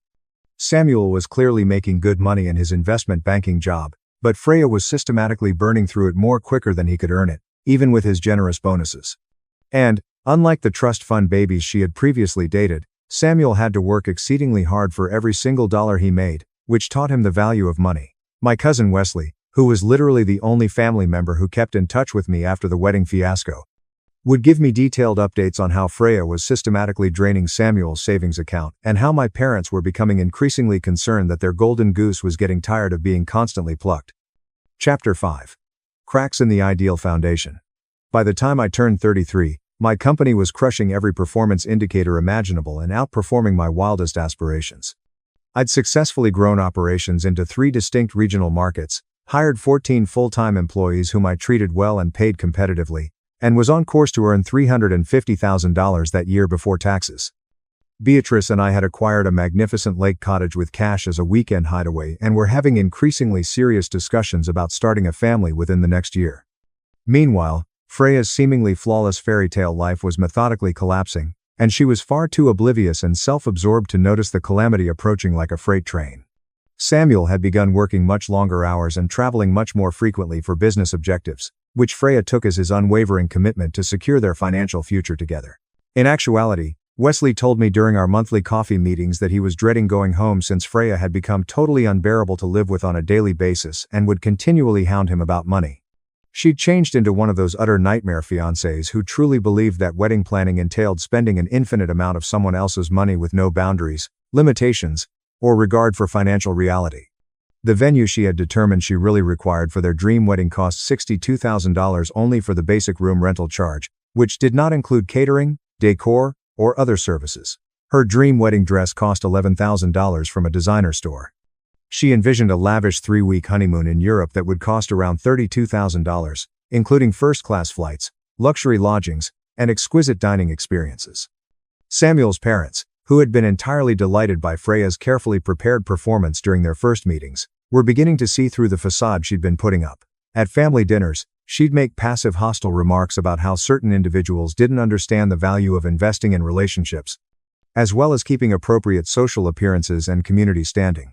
The breaking point came over a Christmas dinner at my parents' place, which I was not invited to since I was now persona non grata. Wesley discreetly recorded portions of the chat on her phone, and sent me the footage later that evening, knowing I'd be curious to see what I was missing. Freya was proudly showing off her engagement ring, 5.1 carats and $52,000, according to her continual bragging on social media, and eagerly discussing intricate wedding plans in great detail. Samuel's mother offered what appeared to be an innocent question: "What kind of work does Freya do professionally these days?" There was complete stillness in the dining room. You could hear a pin drop. Then Freya chuckled dismissively and added, "Oh, I'm now considering employment options while focusing on our relationship." Samuel and I both agreed that it would be far better for me to focus solely on preparing our lives together rather than being distracted by some pointless job. Samuel's facial expression in the video was priceless and worth watching several times. You could clearly see his reaction as he realized his fiancée had just publicly acknowledged to being a professional gold digger in front of his parents and extended family. That's when I realized it was time to put the strategy I'd been working on for months into action. Freya's wedding was formally set for June 12th, exactly 3 years after my own modest celebration. Unlike my carefully budgeted ceremony, which emphasized significance over materialism, this would be a $145,000 magnificent extravaganza, funded entirely by Samuel and his increasingly concerned family members, who were beginning to raise uncomfortable questions. Through my growing business network and professional contacts, I met a forensic accountant who specialized in conducting financial investigations for family law and divorce matters. We formed a true connection through a professional association. And during one of our frequent coffee chats, I casually addressed my sister's increasingly difficult financial circumstances. "Your sister sounds like a real piece of work," he remarked thoughtfully as I detailed her spending habits. "Exactly the type of woman who would systematically drain someone's accounts and disappear if she thought she could get away with it without consequences." That chat generated an idea that would eventually affect everything for everyone involved in this family drama. I started meticulously tracking Freya's purchasing habits, using her own proudly posted social media information as proof. Every costly dinner she brags about going to, every elaborate shopping excursion she photographs and posts online with extensive notes. I constructed an extremely extensive spreadsheet monitoring her lifestyle, spending based only on her own proof and continual boasting about her extravagant lifestyle. When the data was collated and carefully analyzed, the results were truly stunning. Freya had been enjoying a lifestyle that cost around $10,400 per month for the 22 months since her engagement. Every cent is funded solely by Samuel's income and savings, with no input from her. But here's what made my idea so brilliant and almost fail-safe. I had also been closely following Samuel's career advancement through numerous industry ties and professional contacts in the finance sector. His company has been dealing with big market developments and regulatory challenges. There were also growing suspicions that significant layoffs will be implemented soon in order to reduce costs. Freya regularly boasted about her large promotion in order to excuse her extravagant spending. My sources said that was never going to happen. 3 months before the wedding, I began making carefully planned strategic steps to set things in action. First, I contacted Samuel's father via respectable business channels and professional networking. I addressed myself as a fellow professional and expressed my genuine concern about some troubling industry reports about Samuel's company's overall financial stability and future prospects in the current market. "You've heard about Meridian Capital's major problems, too?" he answered instantly, clearly concerned. "We are becoming increasingly concerned about Samuel's position. He's been particularly secretive about work issues lately, and some of what Freya has said contradicts what we've heard from other trusted industry connections." I instilled just enough genuine worry to encourage him to ask all the proper questions without appearing suspicious. Second, I contacted someone I knew who worked directly for Samuel's company in a separate department. Without indicating my personal relationship to Freya, I inquired about the firm's stability, claiming to be interested in prospective commercial agreements with them. Honestly, I'd strongly recommend staying far away from any deals with them, he cautioned me. We have had 3 significant layoff rounds in the last year alone. The partners are losing money quickly, and Samuel has been on very thin ice for months. He'll most likely be gone before the summer. According to office gossip, everything was going exactly as I planned. 4 weeks before Freya's extravagant wedding, which she had been carefully arranging for months, the perfect storm struck with catastrophic intensity, changing everything. Samuel was laid off altogether from his investment banking position. Not only was he fired for performance difficulties, but his whole section was abolished as part of a significant cost-cutting reorganization and downsizing. His annual income of $225,000 evaporated instantly, as did his large incentive structure and expensive stock options, on which Freya had been banking. However, Freya had no idea this dreadful tragedy had occurred since Samuel was too embarrassed and afraid to tell her the truth about their financial position. He'd been feverishly putting wedding expenses on various credit cards for months, hoping to find another equivalent job before anyone realized his true financial circumstances and the house of cards crashed. This was the ideal time for me to attack decisively and carry out the strategy I had been developing. I set up a completely anonymous email account and provided Samuel's father a detailed study of Freya's documented spending over the previous 3 years. I submitted extensive screenshots of her social media posts where she frequently brags about pricey purchases, luxury restaurant visits, designer shopping sprees, and extravagant vacations. The analysis clearly indicated that Freya had been methodically spending around $185,000 per year of Samuel's money on pure lifestyle expenses and status symbols, with no consideration for their true financial condition. I enclosed a well-prepared statement stating that I was a concerned business associate who believed the family should be fully informed of the financial position before making any large commitments or investments. Samuel's father quickly gave this full information to Samuel, along with an urgent message stating that they needed to hold an emergency family meeting concerning Freya's spending habits and their growing fears about the impending marriage and financial obligations. Meanwhile, Wesley informed me that Samuel's mother had been conducting her own research and discovered that Freya had been actively announcing Samuel's promotion to partner. Completely incorrect, and they were actually looking at houses in the $980,000 range, which was unattainable given their current financial circumstances.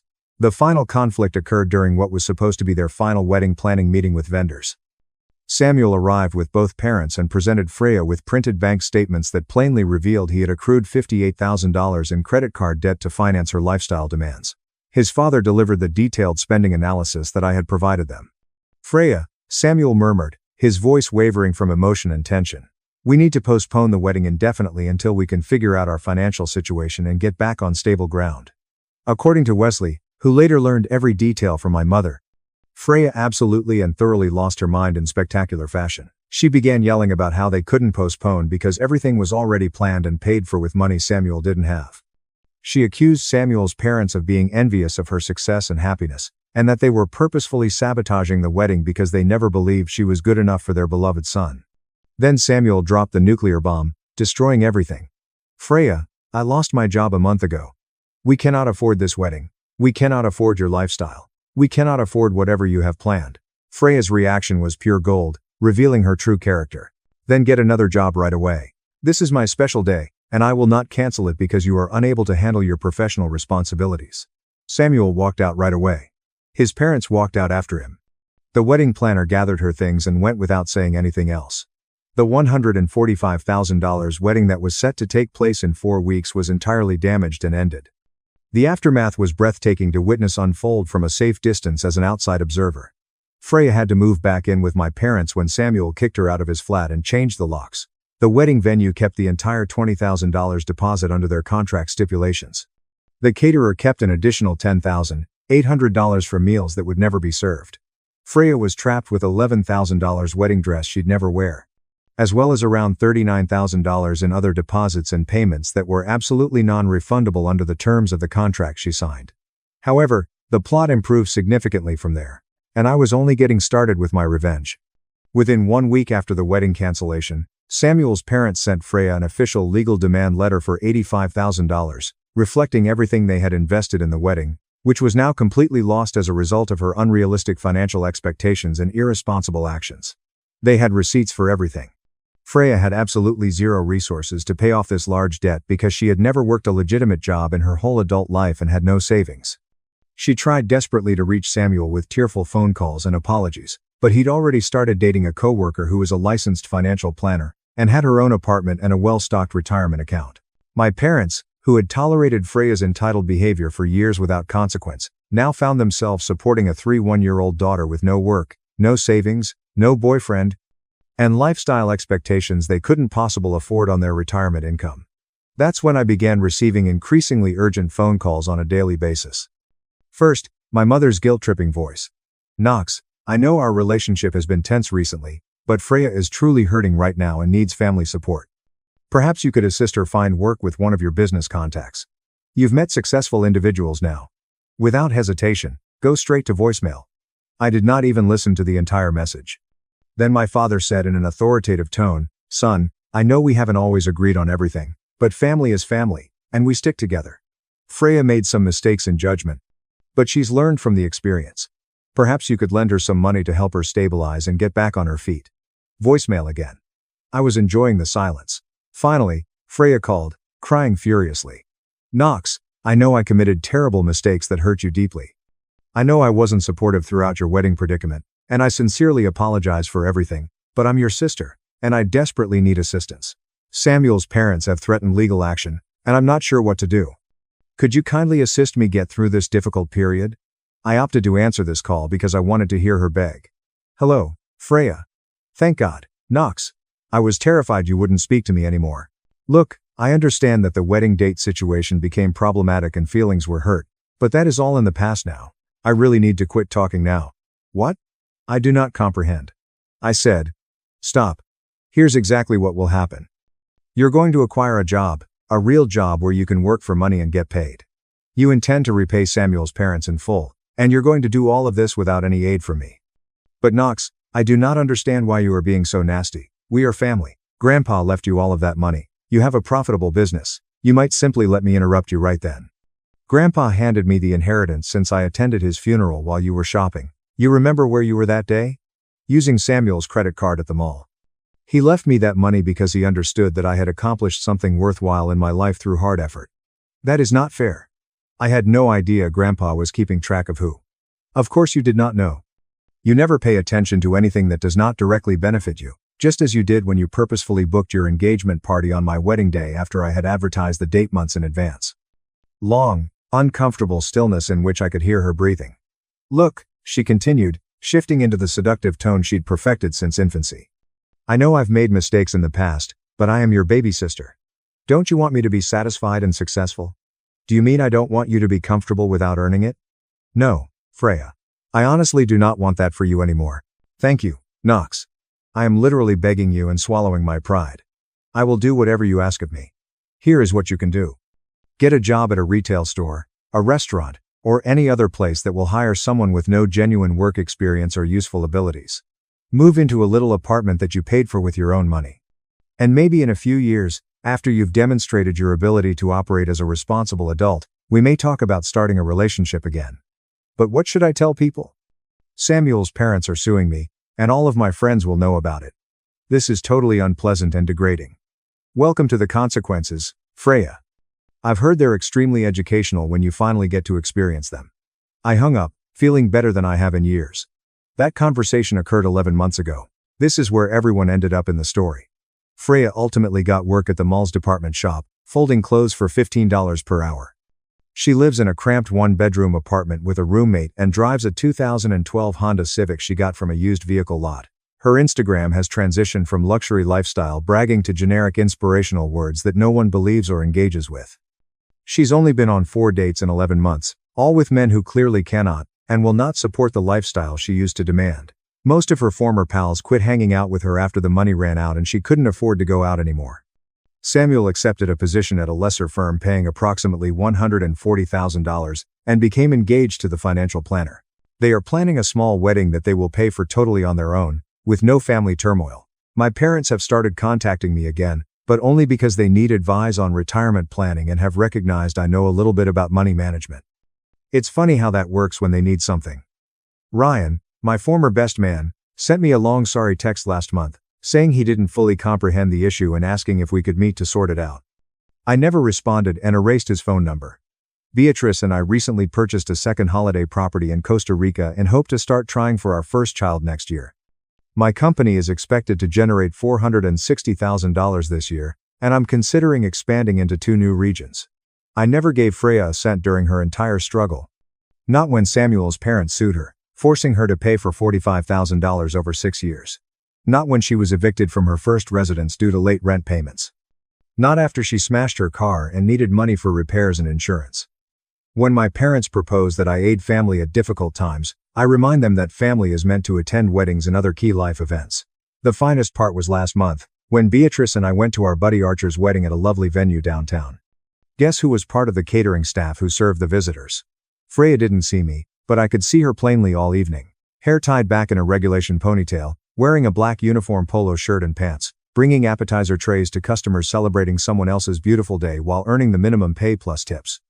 Life can be incredibly just and ironic at times. Sometimes the most satisfying form of vengeance is not to destroy someone's life. Sometimes it's just standing back and letting them trash their own lives while you build something amazing and watch from a. My parents gave my brother $350,000, me $0. Then they sued me at 21 for my success. I fought back. Won. Now they're broke and begging. I said no. The process server found me on my front porch. I had just returned from the hardware shop to replace some drywall anchors in the guest bedroom. The house was still in progress, but it was mine. I bought it 6 months ago at the age of 22, using money I had saved since I was 13. John Williams. I set down the bag. He handed me the envelope. You've been served. He then strolled away, as if he hadn't just landed a bomb on my Tuesday afternoon. I stood there holding the envelope, which appeared to be of legal weight. I opened it slowly. Margaret and David Williams against John Williams. My parents were suing me. I read the first page, then the second, and then went back and read them again to be sure I wasn't misunderstanding anything. Claim tortious interference with a potential economic gain. Additional arguments include unjust enrichment, fraud, and breach of familial obligation. Translation: they sued me because I was successful while my older brother Hudson was not. The accusations were absurd. Defendant John Williams purposely manipulated family relations to get an unfair advantage. The defendant concealed critical business advice and mentorship from his brother Hudson Williams, causing Hudson's business efforts to fail. Defendant utilized his family name and reputation to establish a business while hindering his brother's attempts. Defendant obtained secret financial assistance from extended family members, which he falsely claimed to have acquired independently. They demanded $300,000 in damages, as well as the transfer of my house to Hudson as compensation for lost chances. I sat down on the porch stairs. Read it again. The phone was already ringing. Mom, I replied. What the hell is this? Don't you dare use that language with me. You're suing me. You left us no choice. You've been selfish and cruel to your brother. Selfish? Selfish? I worked 3 jobs throughout college while you paid for Hudson's private school. Dad said in the background. Let me talk to him. The phone was swapped. John. This is happening. You can either settle reasonably, or we'll see you in court. Settle for what? What did I do? You know exactly what you did. You built your little business using our family connections. What connections? We're middle class. There are no connections. You sabotaged your brother. Every time he tried to start something, you were there undermining him. I offered to help him. I offered to teach him basic business planning. He told me I was thinking too small. I heard Mom's voice again. She'd taken the phone back. You stole his future, John. That house should be his. That business should be his. You knew he was the entrepreneur in the family. He's failed 3 businesses. You gave him $120,000 and he lost it all because you sabotaged him. I was in college building my own thing. I didn't even live in the same city. Hudson's whiny, loud voice could be heard in the background. That's my house. I should be living there. He stole my life. I closed my eyes. Hudson, you're 25 years old. You live in Mom and Dad's basement. I didn't steal anything. I built something. With our family's help, Hudson exclaimed. Grandpa gave you money. Admit it, Grandpa's been dead for 6 years. And he left us both the same amount. $2,500. Liar.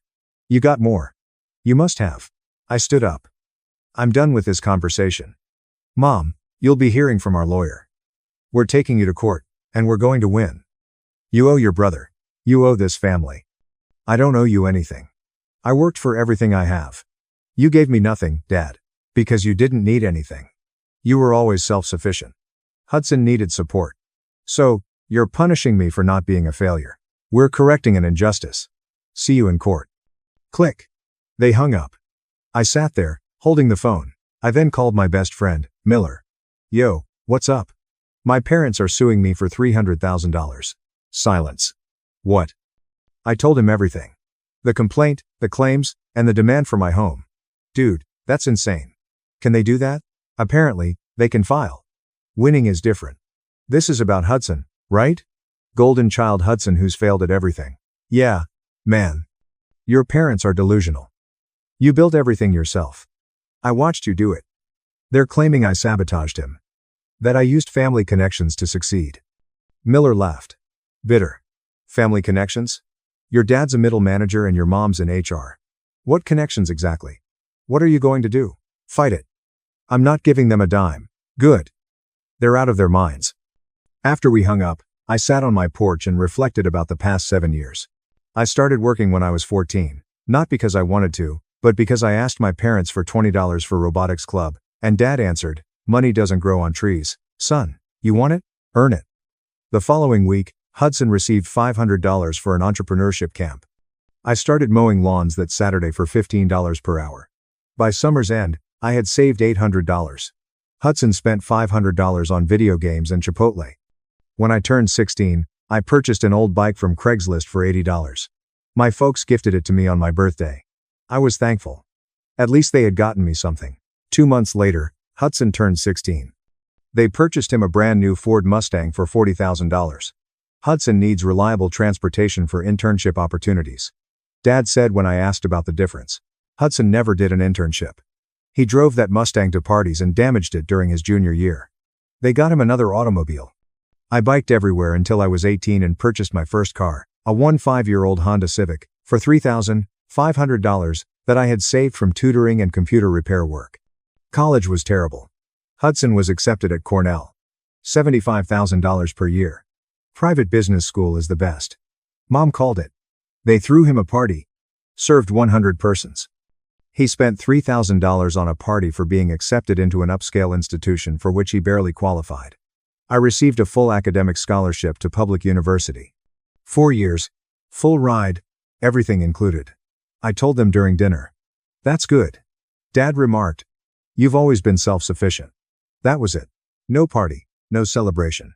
I received a text from Mom the next day. Congrats, sweetie. Hudson received a graduation celebration when he completed high school. Another major incident. Gifts, money, and speeches about his promising future. I graduated as valedictorian. I received a card with $50 in it. College was 4 years of grind. I did 3 part-time jobs. Campus IT, tutoring, and freelance web design. My scholarship covered tuition, but I still needed funds for rent, food, and books. In addition to my full-time education, I worked 30 hours per week. Graduated with a 3.8 gigapascals, $15,000 in savings, and no debts. Hudson graduated from Cornell with a 2.4 gigapascals and $220,000 in student loans that my parents co-signed. The job market is tough for new graduates. Mom remarked when Hudson returned home with no job prospects. I was already working, already building. At 20, I started my business. E-commerce, tech accessories, phone cases, charging cables, laptop stands. We spent 6 months researching suppliers, evaluating the market, and mastering logistics. I started with $2,500 of my own money.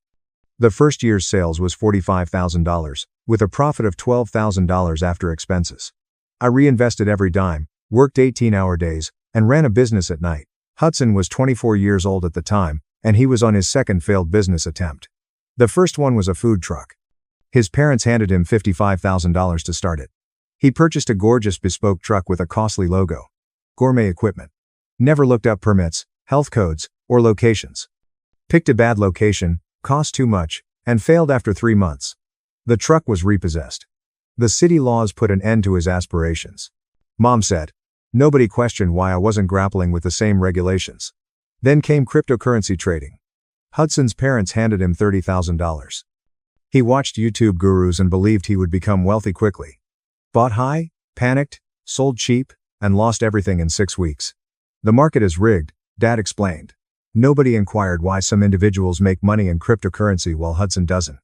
The consultancy firm received $25,000 from my parents. Hudson rented a downtown office for $3,500 per month. Spent $8,000 on branding, logo, website, and business cards, but had no clients, experience, or business plan. He described himself as a disruptive business strategist. When the money ran out, we closed in 4 months. Mom stated that innovators intimidate corporate America. Meanwhile, I turned 21. My business generated $200,000 in annual revenue and $65,000 in profit. I left my day job to focus full-time. I found a fixer-upper house for $140,000. I put down 20% of the $28,000 I had saved. I spent 4 months refurbishing it myself. YouTube tutorials. Sweat equity. 12-hour days of drywall and painting. I moved in 3 weeks ago. My parents came to watch it once. Must be nice to get lucky with timing, Dad commented, glancing around. Not congratulations. We're proud. How did you do this? Just luck. That was their reply. And now they're suing me, alleging I stole Hudson's future. I sat on my porch till sunset. Then I went inside, opened my laptop, and looked up lawyers. Found Blackwell & Associates, a firm that specializes in defending against bogus claims. The reviews were nasty, in the greatest way. I destroyed my ex's frivolous lawsuit and forced them to pay my legal bills. They don't just win, they make the opposing side regret filing. Perfect. I called and left a message. My parents are suing me for being more successful than my brother. I want to fight this and make them regret it. The next morning, my phone rang at 8 a.m. John Williams, this is David Blackwell. Got your message. Tell me everything I did. The golden child dynamic. The $120,000 they'd given Hudson. The $0 they'd given me. The complaint claimed that I had somehow stolen Hudson's opportunities. Blackwell listened without interrupting. When I was done, he replied, this is one of the most frivolous suits I've seen in 20 years of practice. Can they win? Absolutely not.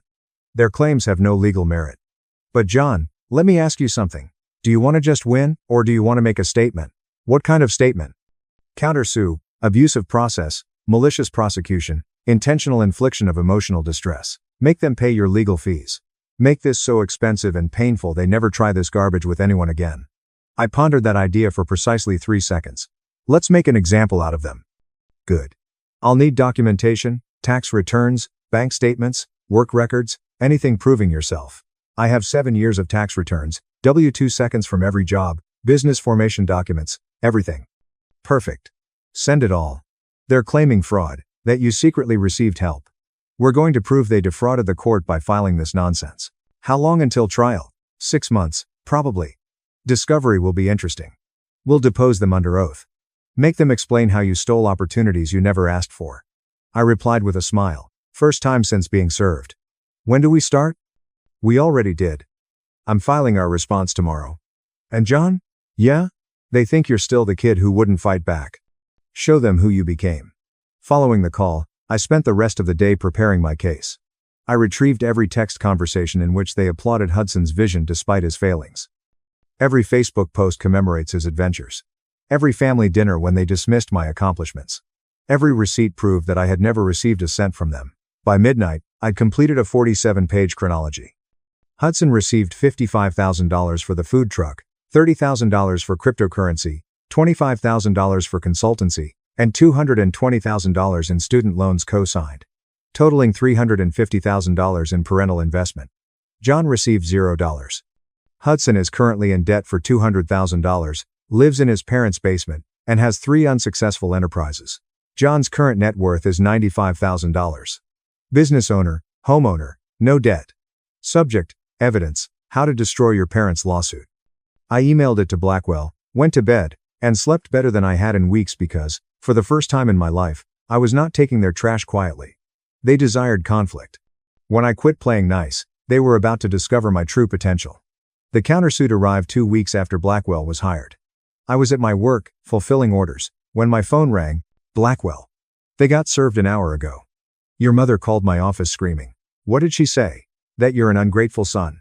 That we're monsters? That she's calling the Bar Association? Standard panic when people realize they're screwed. What happens now? Discovery. We ask them questions under oath. Request documents. Make them prove their claims. It's going to get ugly. Good.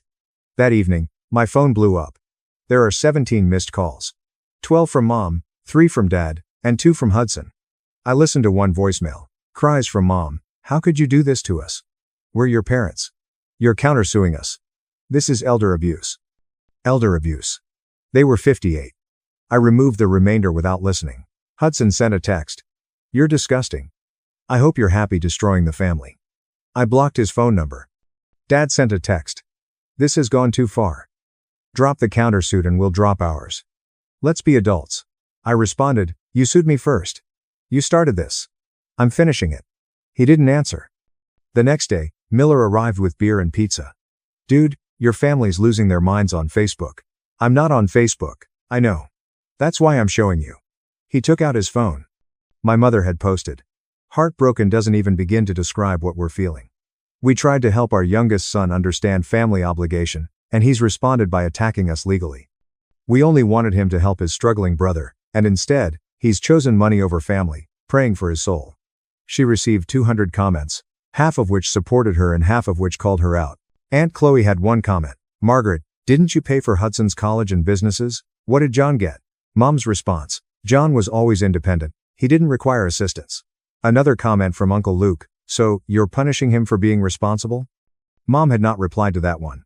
Miller scrolled further. Hudson had also posted. My little brother is suing our parents because they asked him to help me out. I made some business mistakes, sure, but family is supposed to support each other. Instead, he's got lawyers attacking Mom and Dad. This is what greed does to people. The remarks were more divided. Some defended him, while others asked pointed questions. How much money did your parents give you for your businesses? Why should your brother give you his money? Did he actually do anything wrong, or are you just mad he's successful? Hudson had not responded to these questions. They're trying to control the narrative, Miller remarked. Let them. The truth will come out in court. My phone rang. Unknown number. I responded. John. It's Aunt Chloe. Hey, I saw your mom's Facebook post. Wanted to hear your side. I told her everything. The litigation, the claims, and the $120,000 Hudson had all burned through, the only zero I'd ever asked for. She was silent for a long time. John. I'm so sorry. I knew they favored Hudson, but I didn't realize it was this bad. Most individuals didn't. For what it's worth, I'm on your side, and I told your mother that in the comments. Thanks. Do you need anything? Money for lawyers? No, I've got it covered. Okay, but if you do, call me. And John, don't back down. They need to learn this lesson. Miller stared at me after we picked up the phone. You've got some family on your side. At least some, not all, but enough. 3 weeks later, the deposition began. Blackwell phoned me the night before. Tomorrow, we depose your parents. I'm going to ask very specific questions about money. It won't be comfortable. Good. Your job is to stay calm. Don't react. Just let me work. Got it. The deposition was held at Blackwell's office, which included a conference room, table, seats, and a court reporter. My parents arrived with their lawyer, Parker, who appeared uneasy from the time he walked in. Mom would not look at me. Dad glared. The court reporter swore them in. Blackwell began with my mother. It took him exactly 20 minutes to debunk her entire tale. How much money to Hudson for businesses? $120,000. How much to John? $0. How much for Hudson's college? $220,000 in loans and expenses. How much for John? $0. What specific actions did John take to sabotage Hudson? He refused to help, Mom stated. Is John legally obligated to provide free business consulting? Families should help each other. Did Hudson help John? Silence. Mrs. Williams, did Hudson ever offer assistance to John? I don't know. You don't know, but you're certain John sabotaged Hudson? Yes. Based on what evidence? Asher told us. So, you have no direct evidence. You're relying solely on Asher's word. He's our son. Why would he lie? Blackwell produced bank statements, receipts, and transaction records, walked her through every dollar they'd given Hudson, and had her confirm on the record that I'd received nothing. By the end, Mom was in tears. Dad was infuriated. Parker seemed to want to be somewhere else. That's all I need, Blackwell replied. Dad's deposition was shorter. Same questions, same answers, greater rage. But the facts did not change. $350,000 to Hudson, $0 to me. Following their departure, Blackwell slumped back in his chair. Well, that went well. They looked miserable because they just admitted under oath they gave your brother everything and you nothing. Their entire lawsuit claims you had unfair advantages. We just proved the opposite. What happens now? Next week we depose Hudson. That'll be even more interesting. Hudson's deposition proved disastrous for him. Anyway, he arrived in an ill-fitting suit, already defensive, before Blackwell posed the first question. Blackwell started with a food truck. Walk me through why it failed. Hudson delivered a lecture criticizing city laws, permits, and an unfair system geared to crush small enterprises. Did you research these requirements before purchasing the truck? I knew there would be some red tape. Did you obtain the necessary permits? Yes or no? No. But did you have a business plan, revenue projections, cost analysis? I had a vision. That's not a business plan. Blackwell obtained information indicating that 17 other food trucks were operating effectively in the same region during the same time period. They all followed the same rules. Why did you fail? Hudson's cheeks turned red. They probably had more money. You had $55,000 in startup capital, more than most. Try again. I don't know. Maybe they got lucky. Blackwell switched to cryptocurrency. Hudson admitted he lost $30,000 in 6 weeks by following trends and viewing expert-created YouTube videos. Blackwell was curious. Yeah, people with lots of views. Did you verify they were successful traders? They had millions of views. Several people in the room attempted not to chuckle. The consulting business was worse. Hudson claimed he rented a $3,500 office with no clients, spent $8,000 on branding with no revenue, and shut down after 4 months. You burned through $25,000 with no business plan, no clients, and no results. Is that accurate? I was building the foundation. You were spending money you didn't have on image instead of substance. Then came the big question. Mr. Williams, you claim John sabotaged your ventures. How specifically? He refused to help me. Did you ask him for help? Hudson paused. I mentioned my ideas. Did you explicitly ask for help? Yes or no? Not in those words. So John sabotaged you by not volunteering help you never requested. Family should help without being asked. Did you help John with his business? Silence. Mr. Williams, what did you do to support John's business? I encouraged him. How specifically? I don't remember exact conversations. Because there weren't any. You never helped, never offered, never asked about his business. But you're suing him for not helping you. Hudson's face was crimson. He had advantages. Like what? He's smarter. He always got better grades. So, you're suing him for being intelligent. No, he had it easier. He worked 3 jobs through college. You partied. He built a business while eating ramen. You spent $120,000 failing. What part was easier? Hudson stood up. This is. Parker says gently, sit down. Hudson sat, breathing heavily. Blackwell closed the folder. One last question. In your lawsuit, you claim John's house should be transferred to you. Why do you believe you're entitled to a house you didn't earn, didn't pay for, and didn't build? Hudson glared at me with venom. Because it should have been mine. That's my life, he's living. Why should it have been yours? Because I'm the oldest. I'm supposed to be successful. Everything he has should be mine. Blackwell smiled. Thank you. That's all I needed. After Hudson stormed off, Blackwell turned to me and said, well, that was a gift. How so? He just admitted under oath that he believes he's entitled to your assets simply for being born first. No judge in the country will side with that. What happens now? Now we wait for trial. But honestly, I don't think it'll get that far. Why not? Because Parker is going to tell them they have no case. We have testimony proving it. And our countersuit is going to cost them more than their pride can afford. He was correct. 3 days later, Parker called Blackwell to negotiate the deal. Blackwell called. They want to drop everything, their suit, our countersuit. Walk away clean. No. No. I want them sanctioned. I want the judge to officially rule their lawsuit was frivolous. I want it on the record that they wasted the court's time and mine. That's aggressive. They sued me for succeeding. They tried to take my house because their golden child failed. I want consequences. Blackwell was silent for a moment. Next, all right, I'll tell Parker no deal. When's trial? 4 weeks. And John, they're going to panic when they realize you're serious. Good. Let them panic. That night, I sat in my house, which I had bought, refurbished, and earned for myself, and felt nothing. No guilt, doubt, or second thoughts. They had attempted to ruin me legally for the crime of success. They were about to discover what happens when you begin a battle with someone who has nothing to prove and nothing to lose. The trial was in 4 weeks, and I planned to make sure they remembered it for the rest of their lives. 4 weeks felt both too long and too short. My parents tried everything to get me to settle. Mom sent voicemails crying about how this was ripping her family apart. Dad sent emails about being reasonable and considering the family's reputation. Hudson sent texts from fresh numbers that I blocked, calling me every name in the book. I ignored it all. Blackwell kept me informed about their lawyers' increasingly desperate attempts to negotiate. Parker called a third time this week. They're willing to drop the lawsuit and pay your legal fees. No, John, that's $15,000 in fees. That's a win. I don't want their money, I want a judgment. You understand that means going to trial in front of a judge with your parents? Yes. And you're prepared for that? I've been preparing for this my whole life. Just didn't know it until now. Miller arrived 2 days before the trial began. You sure about this, man? This is your family.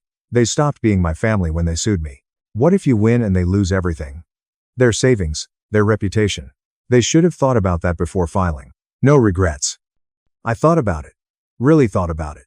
The only thing I regret is not setting boundaries sooner. Letting them treat me like I was less important than Hudson for 21 years. Not your stanchion. This. I motioned to the legal documents on my table, is simply the end result of their decisions. Alright, I'll be there. Front row trial day. I wore a suit that I had purchased expressly for the occasion. Navy blue, well-fitted and professional. It appeared like they had their act together, as I did. The courthouse was located downtown.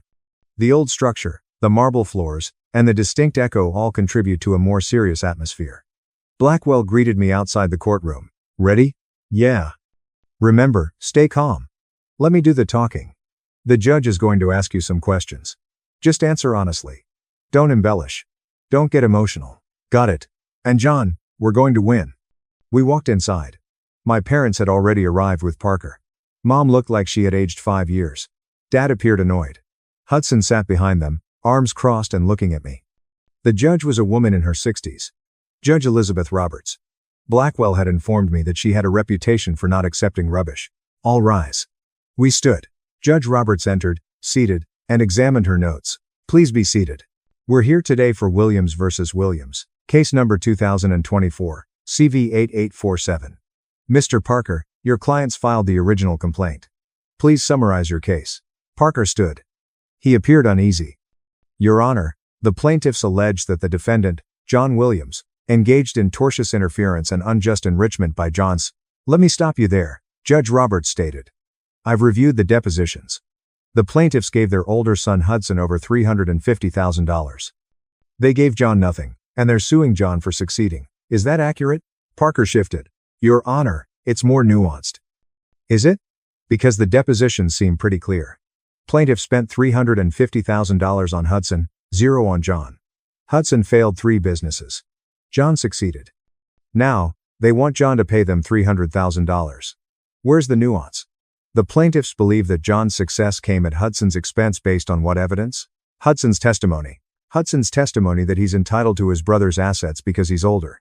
That testimony. Parker studied his papers, looked at my parents, and then back at the judge. Your Honor. Families have obligations. Families have obligations. Courts enforce contracts. Do you have a contract showing John owed his brother anything? No. But do you have evidence John sabotaged Hudson's businesses? Hudson claims. Claims aren't evidence, Mr. Parker. Do you have evidence? Silence. I didn't think so. Mr. Blackwell, I assume you have a motion. Blackwell stood. Yes, Your Honor. We moved to dismiss the plaintiff's complaint with prejudice and enter judgment on our counterclaim for abuse of process. Tell me about the counterclaim. Your Honor, this lawsuit was filed in bad faith. The plaintiffs have no evidence supporting their claims. The depositions prove they gave Hudson every advantage and John none. They're using the court system to punish John for succeeding where Hudson failed. That's textbook abuse of process. Judge Roberts looked at my parents. Mr. and Mrs. Williams, do you understand what's happening here? Mom stood. Your Honor, we just wanted. Sit down, please. I'm not asking what you wanted. I'm telling you what you did. You filed a frivolous lawsuit against your son because you're embarrassed that you spent $350,000 on Hudson and he failed. While John succeeded with no help from you. Dad started speaking. The judge raised her hand. I've read the depositions. I've reviewed the evidence. This case never should have been filed. Mr. Parker, you should have advised your clients of that. Parker seemed unhappy. Your Honor, I did advise. Not strongly enough, apparently. She turned to her computer and typed something. Motion to dismiss is granted. The plaintiff's complaint is dismissed with prejudice. Judgment for the defendant on the counterclaim. The plaintiffs are ordered to pay defendant's attorney fees in the amount of. She looked at Blackwell. What are we at? $20,000, Your Honor. $20,000. Additionally, I'm sanctioning the plaintiffs in the amount of $5,000 for filing a frivolous lawsuit. That's payable to the court, not the defendant. My mother gave a gasp. Dad placed his head in his hands. Furthermore, Judge Roberts went on, I'm ordering that this judgment be entered into the public record with a notation that this was a frivolous suit filed in bad faith. Any future litigation by the plaintiffs against the defendant on these same claims will result in additional sanctions. She glanced directly at my parents. Mr. and Mrs. Williams, I understand you're disappointed in how your sons' lives turned out differently than you expected, but your disappointment is not John's responsibility. You made choices about how to allocate your resources. Hudson made choices about how to use those resources. John made different choices. He succeeded. That is not a crime. That is not tortious interference. That's life. But Your Honor, Mom tried. I'm not finished. You came into this court asking for $250,000 in a house your son earned himself. Instead, you're leaving with a $23,000 judgment against you and a public record showing you sued your son for succeeding. I hope it was worthwhile. She slammed her gavel. We're adjourned. The courtroom fell silent for a time. Then Asher burst. He sabotaged me. Everyone knows it. Mr. Williams, the judge replied coldly. I suggest you leave before I hold you in contempt. Asher stormed out. My folks sat there, stunned. I stood up, fixed my suit jacket, and walked out without looking back. Outside the courtroom, Blackwell shook my hand. Congratulations. That was about as decisive as it gets. What happens now? Now they have 30 days to pay the judgment. If they don't, we can start collection proceedings. Liens. Wage garnishment. The works. Will they pay? Probably. The alternative is worse. But John, understand this is going to destroy your relationship with them. It already was destroyed. This just made it official. Miller waited in the corridor. Dude, I heard the judge through the door. She destroyed them. Yeah, she did. How do you feel? I thought about it. Free. That evening, the fallout started. Hudson said on her Facebook page, the justice system is a joke. My brother spent thousands on lawyers to destroy our family. A corrupt judge sided with him because he has money. This is what America has become. Family means nothing. Money is everything. The comments were savage. Didn't you sue him first? Corrupt judge? She just didn't rule in your favor. Maybe get a job instead of blaming your brother. Hudson took down the post an hour later. Mom wrote, we lost in court today. Not because we were wrong, but because the system benefits the wealthy. We tried to teach our son family values. Instead, he showed us that success corrupts. I pray for his soul. Aunt Chloe spoke up. Margaret, you sued him. You lost. Maybe it's time for some self-reflection instead of playing victim. Uncle Luke had a comment. You spent $350,000 on Hudson and $0 on John, then sued John for succeeding. What did you expect? Mom removed the entire post. 3 days later, Aunt Chloe called me. John, your parents are in trouble. What kind of trouble? Financial. They refinanced the house twice to fund Hudson's businesses. Between that and the judgment, they're looking at bankruptcy. That's not my problem. I know. I'm just telling you in case they try to guilt you. They've tried everything else. How are you doing? Really? Honestly, better than I've been in years. Good. You did the right thing. They needed consequences. Thanks, Chloe. A week after the ruling, I was in my workshop. Someone knocked on my garage door after I had transformed a portion of it. I opened the door. Hudson stood there. We need to talk. No, we don't. Please, just 5 minutes. Against my better judgment, I allowed him in. He looked awful. He was unshaven, wearing wrinkled clothes, and had black circles under his eyes. What do you want, Hudson? I need money. I nearly laughed. You're kidding. I'm serious. Mom and Dad are broke. They're going to lose the house. I'm living in my car. I need help. You need help? After you sued me, after you claimed my house should be yours, after you called me every name in the book, I was angry. You were entitled. You still are. You think because you're older, because you were Mom and Dad's favorite, that you deserve what I built. You don't. I made mistakes. You made choices, bad choices repeatedly, and now you're facing consequences. Welcome to adulthood. So, You're just going to let us lose everything? You lost everything on your own, Hudson. 3 businesses, $120,000, your parents' retirement. That's all you. I didn't sabotage anything. You did that yourself. Please, I'm your brother. No, you're someone I'm biologically related to who spent my entire life treating me like I was less important. And now that I've succeeded despite you, despite them, you want me to bail you out? The answer is no. Hudson, get out of my house. You're really going to do this? Turn your back on family? You turned your back on me the moment you sued me. Now, I'm just making it official. Get out. He departed. I closed the door and stood there for a minute. I felt nothing. There is no remorse, regret, or second thoughts, only peace. 2 months later, my parents declared bankruptcy. We lost our house and had to relocate into a modest apartment. Hudson moved in with them. They were all 3 crammed into a 2-bedroom unit. The family group chat, which I had quit years ago, appears to have burst with drama. Chloe kept me informed, even though I never asked. Some relatives blamed me, called me callous, and claimed the family should stick together. Others understood and remarked that my parents had made their bed. I didn't care either way. I was building my life. My business generated $250,000 in revenue. I hired my first employee, began planning expansion, purchased new workshop equipment, completed the guest bathroom renovation, and began dating Avery, whom I met at a business networking event. She was brilliant, humorous, and running her own marketing firm. I told her about my family on our 3rd date. They sued you? She asked. Astonished. Yeah, because you were successful. Because I was successful and their favorite son wasn't. That's insane. Yeah. It was. Do you talk to them now? No. And I don't plan to. Good. That takes strength or stubbornness. Sometimes they're the same thing. 6 months after the trial, I received a letter from my father. I almost threw it away, but instead I opened it. John, I don't expect you to respond to this. I don't even know if you'll read it, but I needed to write it anyway. Your mother and I were wrong about everything. About how we treated you and Hudson differently. About the lawsuit. About thinking we could force you to fix our mistakes.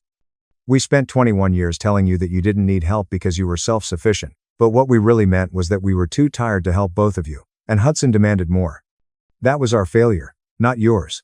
You built something incredible on your own, and instead of being proud, we resented you for it. We saw your success as a judgment on our failures with Hudson. I'm sorry. Your mother's sorry. It's too late. I know, but I wanted you to know that we finally understand what we did. I don't expect forgiveness. I don't expect anything. I just wanted you to know that you were right about everything. Dad, I read it twice, put it in a drawer, and did not answer. Perhaps someday I will. Maybe someday, I'll be ready to have that conversation. But not today. Today, I had a business to manage, a life to construct, and a future of my own. And it was enough. 2 years later, Hudson went into a coffee shop while I was examining quarterly reports. I spotted him before he noticed me. He looked different, leaner, and jaded, dressed in a retail store uniform with a name tag and short, utilitarian hair. He no longer has the styled look he spent an hour on. He ordered a coffee, turned around, and froze when he noticed me. For a moment, neither of us moved. He walked over gently. John, Asher, could I sit for a minute? I said, gesturing toward the chair. He sat cautiously, as if he expected me to change my mind. I'm not here for money. He stated instantly. I saw you and thought maybe I should finally say what I should have said 2 years ago. I waited. I'm sorry for everything. The lawsuit, the entitlement, all of it. I destroyed my own life, John. You didn't do it. I did. He looked like a wreck, unlike Hudson, who had screamed that my house should be his. I've been in therapy for 18 months, he explained. Real therapy, the kind where you face what you did wrong instead of blaming everyone else. And what did you do wrong? Everything. I spent 25 years thinking the world owed me success because I was the oldest, because Mom and Dad believed in me. But I never put in the work. I just wanted results without effort. He stared at his coffee. The lawsuit was the lowest point. I actually convinced myself you'd stolen my life. That's how delusional I was. But hitting bottom, losing everything, living in my car, working retail at 27, reality couldn't be ignored anymore. Where are you now? Manager at the store. Paying Mom and Dad back $50 a month. Taking night classes in actual business fundamentals. It'll take years, but I'm doing it right this time. I studied him. This was not manipulation. This was someone who had been broken and was attempting to rebuild. I appreciate the apology, I replied, but I don't know if I can have you in my life again. Maybe someday. Not now. I understand. That's more than fair. He stood and extended his hand. I shook it. Take care of yourself, John. You, too. After he went, I sat there for a while, absorbing. My phone vibrated. A text from Avery, my girlfriend of a year and a half. Still on for dinner tonight? Yeah. 7 p.m. Love you. Love you, too. That evening, over dinner, I informed Avery about our experience. How do you feel? She inquired. Honestly, I don't know. He seemed genuine. Do you think he'll ever reconcile? Maybe. When he's proven it's real, not just when he needs something. When enough time has passed that I'm sure that's healthy. There's a difference between holding a grudge and having boundaries. 6 months later, my company generated $500,000 in revenue. I hired 2 more people and moved into a professional office. Avery moved in with me. Our lives are gradually and organically converging. One Saturday, I received a call from Dad. We hadn't had much touch. He would send out occasional updates. I read them but rarely responded. Hudson got promoted to manager. He said he's really doing well. Paid me back another $1,000 this month. That's good. There is a pause. John, I don't expect anything from you. But I wanted you to know your mother and I are proud of you. We should have said that 20 years ago. My throat clenched. Thanks, Dad. I know it's too late, but I wanted you to hear it anyway. A year after bumping into Hudson, I received a letter from Dad containing a cashier's check for $20,000. The actual amount of the judgment. Hudson asked me to email this. Took him 2 years, but he paid back the full judgment. He wanted you to know he's serious about making things right. No expectations, just accountability. Dad. I looked at the check for a long time. Then I called Hudson. It's John. Got the check. I wanted to make things right, he admitted calmly. 2 years of saving, but I did it. You didn't have to. The judgment was against Mom and Dad. I know, but it was my lawsuit, my entitlement that started it. I needed to take responsibility. Cash the check. He stated. Please. I need to know I did at least this one thing right. Okay, I donated it. All $20,000 to a scholarship fund for low-income kids pursuing business degrees. Kids who'd worked 3 jobs through college. Kids like I'd been. I texted Hudson, check cashed, money donated to a scholarship fund. You're square. His response was, that's perfect. Thank you. Avery discovered me in my workshop that evening. You donated it? Yeah, because I never needed their money. That was the whole point. She kissed me and said, I love you. I know. Are you going to talk to them? Your family. Eventually, when I'm ready, when it doesn't feel like giving up boundaries, just choosing to extend grace. 1 year later, I proposed to Avery. A small proposal for just the 2 of us at the property I had restored myself. She said yes. We planned a simple wedding. Only her family, our friends, Aunt Chloe, and Uncle Luke remained on my side. 1 month before the wedding, Dad called. I heard about the wedding. Congratulations. I know we're not invited. I understand why, but I wanted you to know we're happy for you. Thanks, Dad. 6 months after the wedding, Avery and I discovered she was pregnant. I waited a week to call Dad. Avery and I are having a baby. Silence. Then his voice grew heavy with emotion. That's wonderful. Congratulations. When the baby comes, maybe you can visit. Meet your grandchild. His voice cracked. I'd like that very much. We'll figure it out. Our daughter Sarah was born 9 months later. My parents entered the hospital quietly and respectfully. Hudson arrived separately with a children's book. Congratulations, man. She's beautiful. Thanks. It wasn't a reconciliation. Not yet. But there was development. Small, earned steps. A year after Sarah's birth, we had our first family meal. My house, my terms, with Avery, Sarah, and me in the middle. Mom, Dad, and Hudson stood at the margins, respectful and pleased to be included. It was not ideal. Awkward silences and uncomfortable times. But that was a start. Following their departure, Avery and I cleaned up. How do you feel? She inquired. Okay, it was okay. Think you'll do it again. Maybe in small doses. Later that night, I stood in Sarah's nursery and watched her sleep. My daughter grew up in a home where she was noticed, valued, and celebrated for who she was, rather than as a golden kid sibling. I reflected on the litigation, the trial, and the years of hurt. And then I realized something. The finest retribution was not to ruin them. It was creating a life so fulfilling that their affirmation was no longer necessary. And then, when I was ready and they had earned it, I let them back in, not because I needed them, but because I wanted to. That was power. That was peace. That was a huge success. Parents listed brother bills. $2,800 mortgage, $950 cars. Mom smiled, just a couple months. I sold my house and changed my number. No more free money. 3 hours from my hometown, I'm drinking a $9 latte that tastes like freedom in a coffee shop. My parents don't know my address. My brother doesn't have my new number. My bank account is growing for the first time in 12 years, instead of drowning in my family's expectations. Wait, let me tell you how one Sunday lunch led to a full-scale family departure. My name is Sawyer. I am 36, a professional software engineer, and was the family ATM with a pulse and guilt complex until 8 months ago. My oldest brother Everett is 39. Everett has never known a job he couldn't quit, a crisis he couldn't create, or a relative he couldn't suck off of, preferably me. As a child, Everett was golden. Lovely, charismatic, always had huge ideas. I was quiet. The accountable one. He completed homework while Everett hosted parties. While Everett focused on creativity, the other took a job at 17. When Everett spent his junior year of high school creating a screenplay that never got past page 14, my folks termed it creative development. I'm not bitter. Maybe I'm bitter, but I have reasons. As a responsible sibling, you learn phrases like Everett needs help now. Can you help? Your work is great. Perhaps you might help. Family helps family. Nuclear is the last choice. The guilt bomb that destroys reason. Check out the past 12 years highlights. Everett, 25, quits college senior year. Has $34,000 student loans. Not approved a loan. Parents want me to co-sign until he recovers. I work retail and attend coding boot camps at night. What's $350 a month more? Everett never pays. Still repaying the loan. This will be paid in 2029. Will be 42. Age 27. Everett needs a car for his new work. Needs $6,500 down. I got my first tech job. Saved $8,200. Parents call it a loan. Temporary, says Everett. Money I'll never see. Spoiler. I never saw it again. The new position lasted 4 months. Age 30. Everett marries. To wellness influencer Aita, who has 420 followers and a candle addiction. The wedding is $42,000.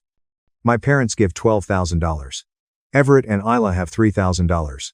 The dream venue costs $10,000 extra. Who got the call? One-time event. Sawyer, you're the finest. Do you not want your sibling to smile? We'll refund you after the honeymoon. The honeymoon was in Cancun. All-encompassing. They uploaded 183 Instagrams. Paid exactly $0. Ages 31-34. Everett has business ideas. 4 of them.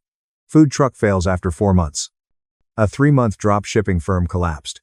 A consulting firm failed after 6 weeks when he realized it needs expertise. Each venture needed initial funds. The script was the same every time my folks called. He's trying hard. He needs some encouragement. 4 businesses received $18,500 from my small boosts. What did I get back? A food truck t-shirt that shrank in the wash and a discount voucher for a defunct drop shipping site. Added up.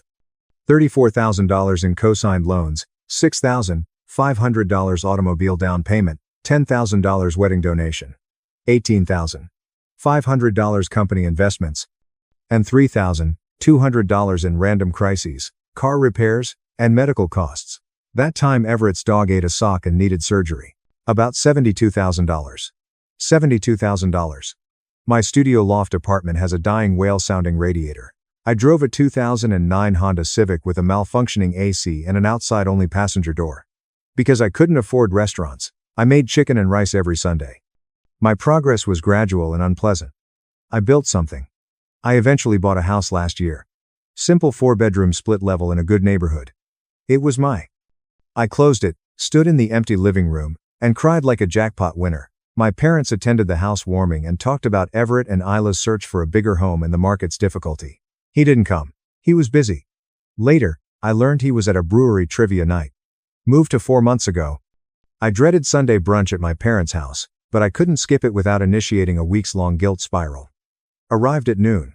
My mom was making Everett's favorite pot roast with little potatoes. Dad was frying steaks outside. As usual, Everett got the biggest. I should have noticed anything. The table was too pretty. My mom wore a serious conversation cardigan. Dad continued looking at me like a bomb. He was unsure how to defuse. Isla and Everett were already on the couch, looking anxious.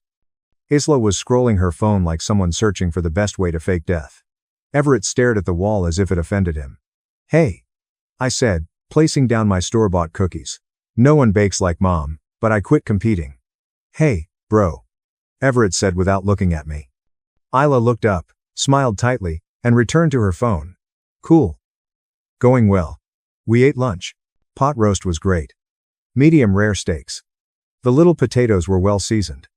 Between the salad and the main course, my mom dropped it. She said, so, setting down her fork with a calculated casualness that implies nothing casual is going to happen. We must discuss. I looked up. Everett regarded his plate. Isla stopped scrolling. Everett lost his job. Mom said. I blinked again. Dad snapped. Sawyer. Don't start. I'm not starting. Just clarifying. Third time this year, right? Everett clenched his jaw. The boss didn't like my ideas. Your suggestions for what? I asked. You were a mattress sales employee. He fired you for my customer experience suggestions. He called me insubordinate. I drank coffee. Sounds like he was right. Mom shrieked. Sawyer. Your brother is struggling. Yes, I understand. Just wondering what happened. What happened, Dad stated, firm, is that Everett needs help temporarily. Put down my mug. Okay. Tips about resumes and job hunting. Know some recruiters. Financial help, Mom said. It existed. I regarded Everett. He kept staring at his plate like it contained the universe's answers. How much? I asked. Cleared his throat. His monthly mortgage is $2,800.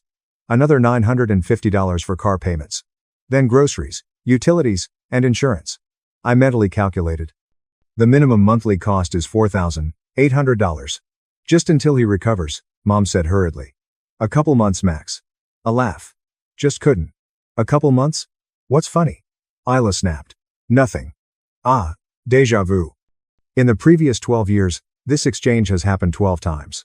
That's unfair, Everett said. You're right. Not fair to me. Father leaned forward. Sawyer. Well done. Purchase it. Can I? You bought a house with my 3-year no-restaurant savings. Do not overreact. Mom said, I'm not dramatic, I'm honest. You'll help? Dad asked. I noticed my folks watching me expectantly across the table. Finally seeing optimism and entitlement at Everett. At Isla, who had returned to her phone because this conversation didn't matter. I took a long, deliberate sip, laid my coffee mug down softly, and murmured, no. The word hung like a grenade with the pin pulled. Mom blinked. What? No, I said. Sawyer, you're confused. My understanding is complete. Another job loss for Everett. Want me to pay his bills? I decline. Everett flushed. Are you serious now? Completely. Mom panikedly stared at Dad. But he has kids. I calmly replied that I did when you asked me to pay for his wedding instead of my college loans. Oh, wait. Never had kids. I gave up my life to fund Everett's. That's unfair. Everett yelled. Yes, I concur. Not so. Dad stood, red-faced. Sawyer, aid your brother. Family helps. I got up and looked him in the eye. Great, I said. He can move into your house since I'm selling. Silence. Silence. Absolute silence. What are you? Mom whispered. I'm selling my house and moving far away without you. You know that movie scene where someone throws a bombshell and everything slows down? With the water glasses shaking and the background noise receding, everyone's face was frozen in astonishment and horror. My parents' dining room felt like that. Mom spoke openly. Just open, like her brain had blue screened and forgotten to seal her mouth. Dad turned purple from red. Really worried about his blood pressure. Everett looked like I told him Santa wasn't real and his dog died. Quite unexpectedly. Isla spoke first. You must be kidding. I said, standing, hands remarkably steady, I'm quite serious. Next week I'll list the house. Already consulted a realtor. It was false. But it felt so real it could have been. Dad said, Sawyer, sit down, in his I'm the father and you'll listen voice that stopped working on me about 25. Good standing, thanks. Mom snapped, you're ridiculous. Not only sell your house, actually, I can. My home. I signed the deed, equity, and determination. You go where? She inquired like I was announcing a Mars migration. Nowhere to find me. Everett finally spoke. Come on, bro. Family helps. Slowly, I faced him. You keep repeating family helps family like it's a miraculous spell that fixes everything. Indeed. Why have I been the only helper for 12 years? Everett, when did you aid me? Name once. He sputtered. We're family. No need. Exactly. You don't need to because I aid you. It's dynamic. The dynamic has always been that. Isla put down her phone, saying, You're twisting things. Everett is struggling. Everett always struggles. Funny how that works. Dad struck the table. The water glasses jumped. Enough. You laid brother. Then what? Asking gently. He faltered. Be the guy I raised. Or, not. Good. Because your son was a credit card doormat. Mom gasped like I swore in church. Sawyer, how can you say? Quite easily. Can I give examples? This is pointless. You're right. It's unnecessary. Guilt, manipulation, and the presumption that my money is community property. I grabbed my phone. Actually, you know? Allow me to demonstrate. I opened my notes app and scrolled to the 4-year-old document I'd never planned to show anyone but had written down to prove I wasn't crazy. I turned my phone so they could see this list of every dime I've loaned or contributed to this family in the last 12 years. Everett paled. You listed? Kept receipts. Started reading. December 2014. Co-signed Everett's college loans. A $31,000 balance remains. I spent $36,000 over 12 years. Everett paid nothing.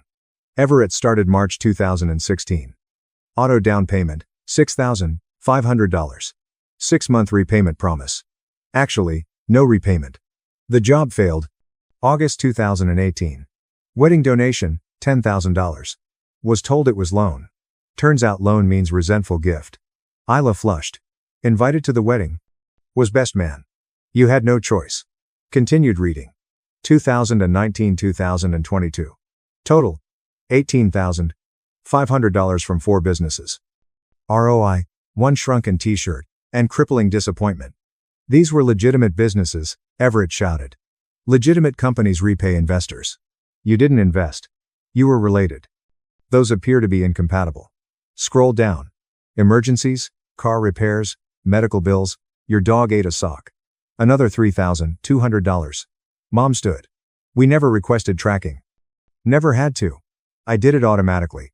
I recorded each crisis you called, not because I'm petty, Isla muttered. Sure seems petty, but I needed to see it in writing to confirm I wasn't dreaming. I turned the phone around and showed them the bottom total. $72,000. This family cost me that.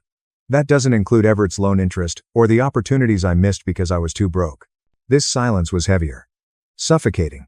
Dad spoke quietly. We were unaware of its magnitude. No request. We thought. You thought I had more. You thought I was fine. Thought wrong. Pocketed my phone. I was struggling. I drowned. Someone threw another anchor every time I tried to catch my breath, so I kept swimming. Mom, that's unfair. It's true. Differences exist. Everett stood up, chair scraping loudly on floor. You know what? Fine. Stop helping me. Test my interest. Mom grabbed Everett, shaking her off. No, he's stated his opinion of me and us. I said I don't care about you. That's the issue. I stopped thinking and paid like an ATM. Add guilt, get cash. We're family, Everett said brokenly. That mean nothing to you? It meant everything to me for 36 years. You know what I discovered? I was the only one taking it seriously. Everett, when's my birthday? He froze. What? My birthday? What day is it? He looked at Mom, Dad, Isla, and me. It's spring. April 15, tax day. Easy to recall. I reminded you annually for 12 years. His face reddened. I forgot your birthday. Big deal. Not for the birthday. Pattern matters. You know your birthday is June 23rd. I've never missed it. I've sent gifts, attended parties, tried.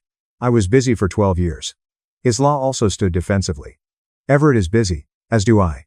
I work 55 weeks. My life, bills, and responsibilities. I remember my brother's birthday despite funding his entire life. Mom wept now. Soft, manipulative crying that makes you feel like a monster. Sawyer. Please. Can we discuss this calmly? I'm calm. Your actions are destroying this family. It was already torn.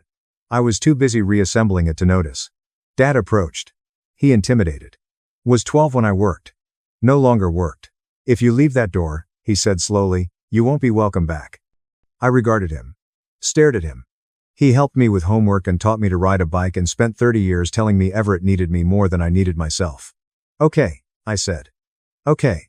He appeared bewildered. Okay, I won't expect a welcome back because I'm leaving. Mom sobbed louder. You don't mean that?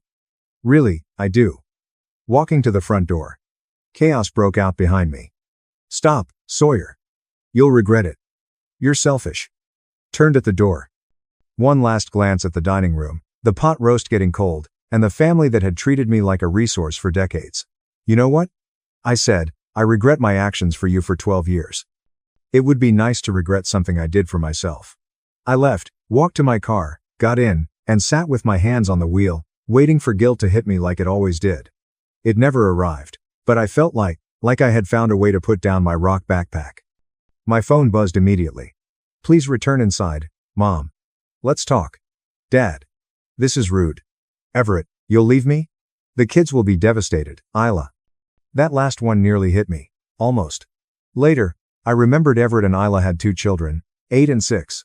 I bought Christmas, birthday, and back-to-school gifts. If they wanted date nights, I babysat. And you know how many times those kids had been brought to visit me at my new house? 0. I put my phone on Do Not Disturb, started the car, drove home. When I got there, I sat on my couch, the one I'd bought on sale, the one that was slightly too firm but was mine, and opened my laptop. Googled how to sell a house fast. Then best cities for remote tech workers. Then how to block family members on all platforms. By midnight, I had a plan. By Monday morning, I had a realtor. By Tuesday, I'd requested remote work approval from my boss. By Wednesday, the for sale sign was in my yard. And by Thursday, my phone was blowing up with messages I wasn't reading because for the first time in my adult life, I was choosing me. And it felt incredible. The for sale sign went up on Thursday morning at 8:45 a.m. By 9:32 a.m., my mother was standing on my front porch, looking like she'd driven there without checking a mirror first. Hair uncombed, cardigan button wrong, eyes red and puffy. I know because I watched her through the window for a full minute before deciding whether to open the door. Spoiler, I didn't. She knocked, then knocked again, then started calling through the door. Sawyer. Sawyer. I know you're in there. Your car's in the driveway. I stayed on my couch, laptop open, researching apartments in Austin. Remote friendly, good tech scene, far enough away that just dropping by would require a plane ticket. Sawyer. Please. We must talk. The neighbors were definitely watching. Mrs. Park from next door had her curtains pulled back, not even pretending to hide. Great. This would be wonderful for property value. The phone buzzed. Mom was texting while standing on my porch. Impressive multitasking. Mom, I can see your shadow moving. I'm not leaving until we talk. I typed back. Then I hope you brought snacks. She read it. I heard her make an exasperated noise through the door. More knocking. This is ridiculous. I'm your mother. I turned up my headphones and went back to researching neighborhoods. She lasted 50 more minutes before giving up. I watched her trudge back to her car. Shoulders slumped in defeat. She sat in the driver's seat for another 10 minutes, probably crying, possibly calling reinforcements, before finally driving away. I felt bad for approximately 30 seconds. Then I remembered the Sunday lunch ambush and went back to my apartment search. Friday afternoon, my realtor called. So, good news and weird news, Donna said. She was mid-50 seconds. No nonsense. Had seen everything. Good news. We have 4 showings scheduled for tomorrow. Market's hot right now. And the weird news, your dad called the office, said he needs to talk to you about family business before the house sells, wants me to pass along his number. A laugh. He has my number. That's what I figured. Should I tell him anything? Tell him the house is selling and there's nothing to discuss. You got it. Oh, and Sawyer, whatever family drama this is, not my business. But for what it's worth, you've got good energy. People can tell when someone's making a healthy choice. Thanks, Donna. Now, let's sell this house and get you that fresh start. The showings went well, really well. By Sunday evening, I had 3 offers, both above asking price. The housing market was insane, and apparently my modest 4-bedroom split level was exactly what young families were looking for. I accepted the higher offer. Closing in 45 days, fast, clean, exactly what I needed. I texted my cousin Owen, the only family member I still talk to, mostly because he'd moved to Denver 3 years ago and had his own escape story. House sold. Closing in 45 days. Holy cow, you actually did it. Yep. Where are you moving? Austin, remote work approved. Need help moving? You're in Denver. I can fly in for a weekend. Wouldn't miss this. You just want to see the family meltdown in person, obviously. But also, you're my favorite cousin, and I support your choices. I'm your only cousin who doesn't ask you for money. Exactly. When do you tell them? Good question. When did I tell them? Answer. I didn't. I just let them find out. It took 4 days. 4 blissful, quiet days where I packed boxes, purged old stuff, and planned my new life. Then Everett showed up. He didn't knock. He still had the garage code from when he'd borrowed my lawnmower 3 years ago and never returned it.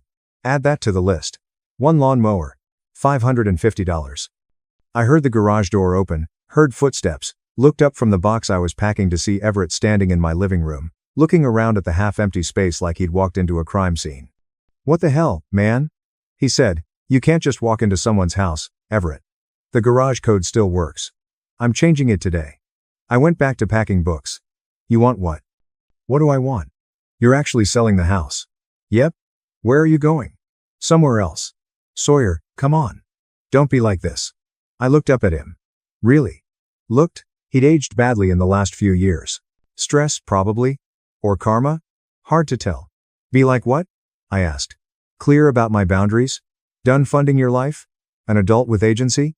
"You're being petty. I'm being free. Differences exist." He ran his hand through his hair, a nervous habit from childhood. "Look. I get it.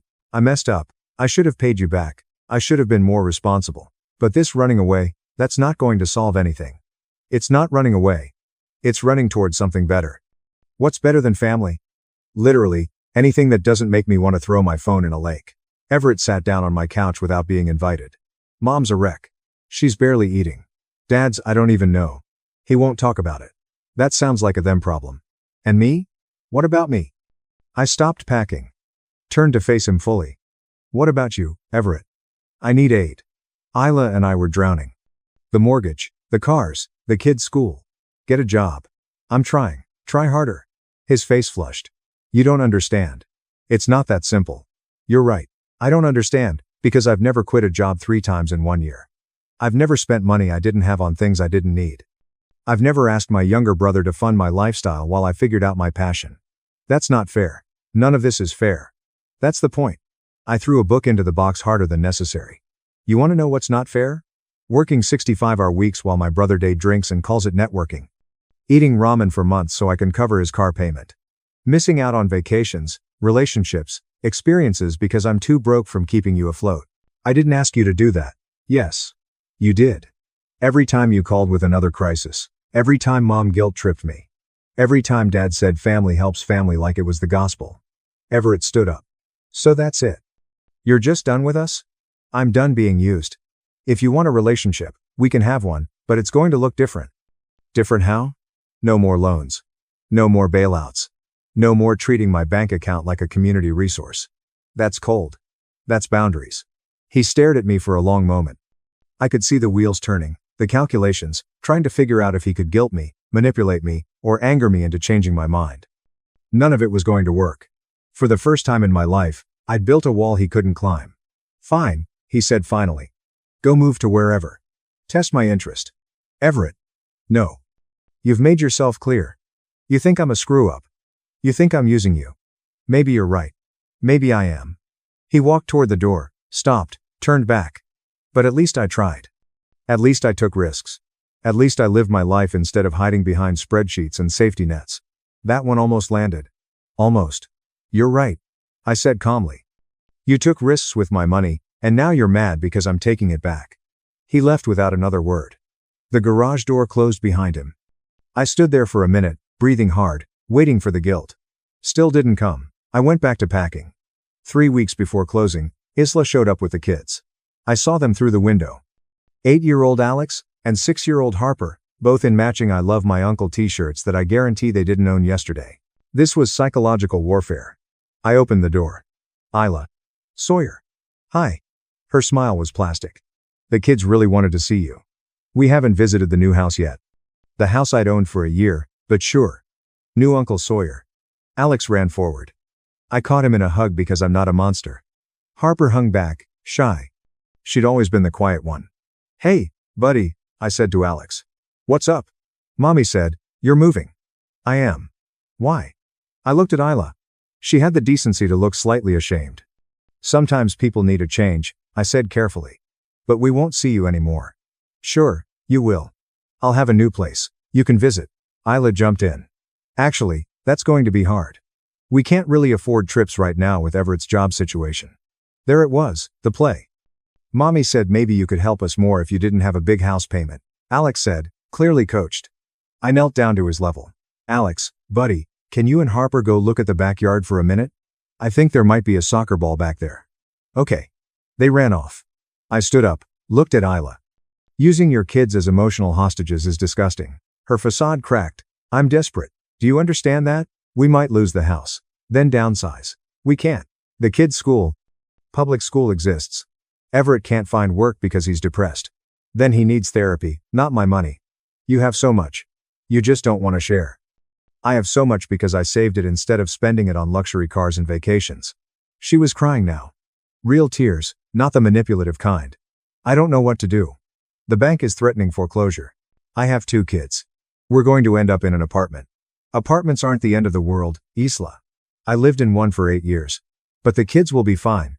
Kids are resilient. What they need is parents who model responsibility, not parents who teach them that Uncle Sawyer will always bail them out. You're really going to let us lose everything? You're really going to let Everett take no accountability? She didn't have an answer for that. The kids came back. No soccer ball. I don't own one. Never have. But they'd found some old gardening gloves and were wearing them like puppets. Look, Uncle Sawyer. Harper said, finally speaking. Very cool, I said, smiling despite everything. Isla gathered them up. We should go say bye to Uncle Sawyer. Bye. They chorused. I waved. Watched them leave. Felt bad for the kids. They didn't ask for any of this. But I'd learned something important. You can't set yourself on fire to keep other people warm. Even if they're family. Even if they're kids. Sometimes the kindest thing you can do is let people face the consequences of their choices, even if it hurts. Closing day arrived on a Thursday. I signed papers, shook hands with Donna, and officially handed over the keys to a young couple with a baby on the way. We love the house, the wife said. It has good energy.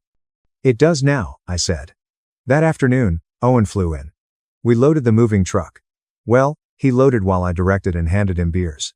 Your family know you're leaving tomorrow? He asked, hauling a box labeled Kitchen Fragile. Nope. Cold, efficient, he grinned. I like this version of you. Very no regrets given. I've been carrying everyone else's problems for too long. I'm traveling light now. Smart move, minimalist Sawyer. Exactly. We finished loading by sunset. Sat on the porch with beers, looking at the empty house through the window. You really doing this? Owen asked. Already done. No regrets. I thought about it, about the 12 years of guilt, the drained bank account, the relationships I'd never pursued because I was too busy being the family safety net. None, I said. Not a single one. My phone buzzed. I glanced at it. Mom, please call me. We can work this out. I blocked the number. Owen raised his beer to new beginnings. I clinked my bottle against his to finally saying no. Tomorrow I drive to Austin, start fresh, build a life where my worth wasn't measured by my willingness to be used. But tonight, I sat on the porch of a house I no longer owned with the only family member who'd never asked me for money and felt something I hadn't felt in years. 4 months into my Austin life, I got a LinkedIn message from Everett. Not a text, not a call, LinkedIn, like we were business associates, reconnecting after a conference. Hey man, hope Austin's treating you well, we should catch up sometime. I stared at it for a full minute, then archived it without responding. 3 weeks later, my mom created a new Facebook account, Patricia Caldwell too, because apparently I'd blocked the first one, and sent a friend request with a message. Sawyer, sweetie, this has gone on long enough. It's almost Thanksgiving. Come home, we'll talk everything through. I'm making your favorite pot roast. The pot roast. Always the pot roast, like carbs and nostalgia could erase 12 years of dysfunction. The request was denied. However, they couldn't have known this. I thrived. True, surprising, almost annoyingly thriving. I lived in a 1-bedroom Austin apartment with a gym I used. I had real friends who didn't know my family history and didn't need money. I started rock climbing with a coffee shop date. Her name was Avery. She was a graphic designer. After I told her about my family, she said, "Good for you for getting out." Not, but their family. Not. Maybe you should give them another chance. I was promoted from senior developer to lead engineer, earning $178,000, which seemed impossible. I owned it for the first time as an adult. All mine. None called about emergencies. Nobody guilting me about mortgages. No one unexpectedly requesting a small loan. I bought a nice coffee maker, went to New Orleans for a weekend, and joined a sauna-equipped gym. Small luxuries felt huge, but the family tried. My phone rang from an unknown number Thanksgiving week. Something compelled me to answer. Sawyer, my dad, calling from another phone. Clever. How did you get this number? I have methods. He didn't. My HR department probably received an emergency call from him. We must talk. We don't. Your mom's devastated. She cries nightly. This sounds difficult for her. Try not to chill. I'm not cold. Being honest. Mom cries when she loses. Always. Silence. Then Everett and Isla lost their home, heard Owen told me. It appears they moved in with my parents. It was going as poorly as anyone with functioning brain cells could have predicted. I said, meeting at 40%, I'm sorry. Now they live with us. Quite crowded. Sounds hard. Sawyer, help. You're doing well. And so it is. A laugh. You call to ask for money after 4 months of silence. I'm not seeking payment. What are you requesting? He stumbled. I want you back in this family. My family includes me. I live in Austin and don't fund bad decisions. Everett tries. He interviewed for jobs. Good. I hope he gets one. Sincerely. However, he is housed at your house until then, which is ideal. You parents him. His brother. Me. Different jobs, different responsibilities. When did you become selfish? The absurdity of the question surprised me, not the pain. I paid Everett's bills for 12 years, Dad. I delayed having a life, vacations, and home buying. I'm selfish the first year I prioritize myself. I laughed again. That's not selfish. That's recovery. You don't know what it's like to have non-launching adult children.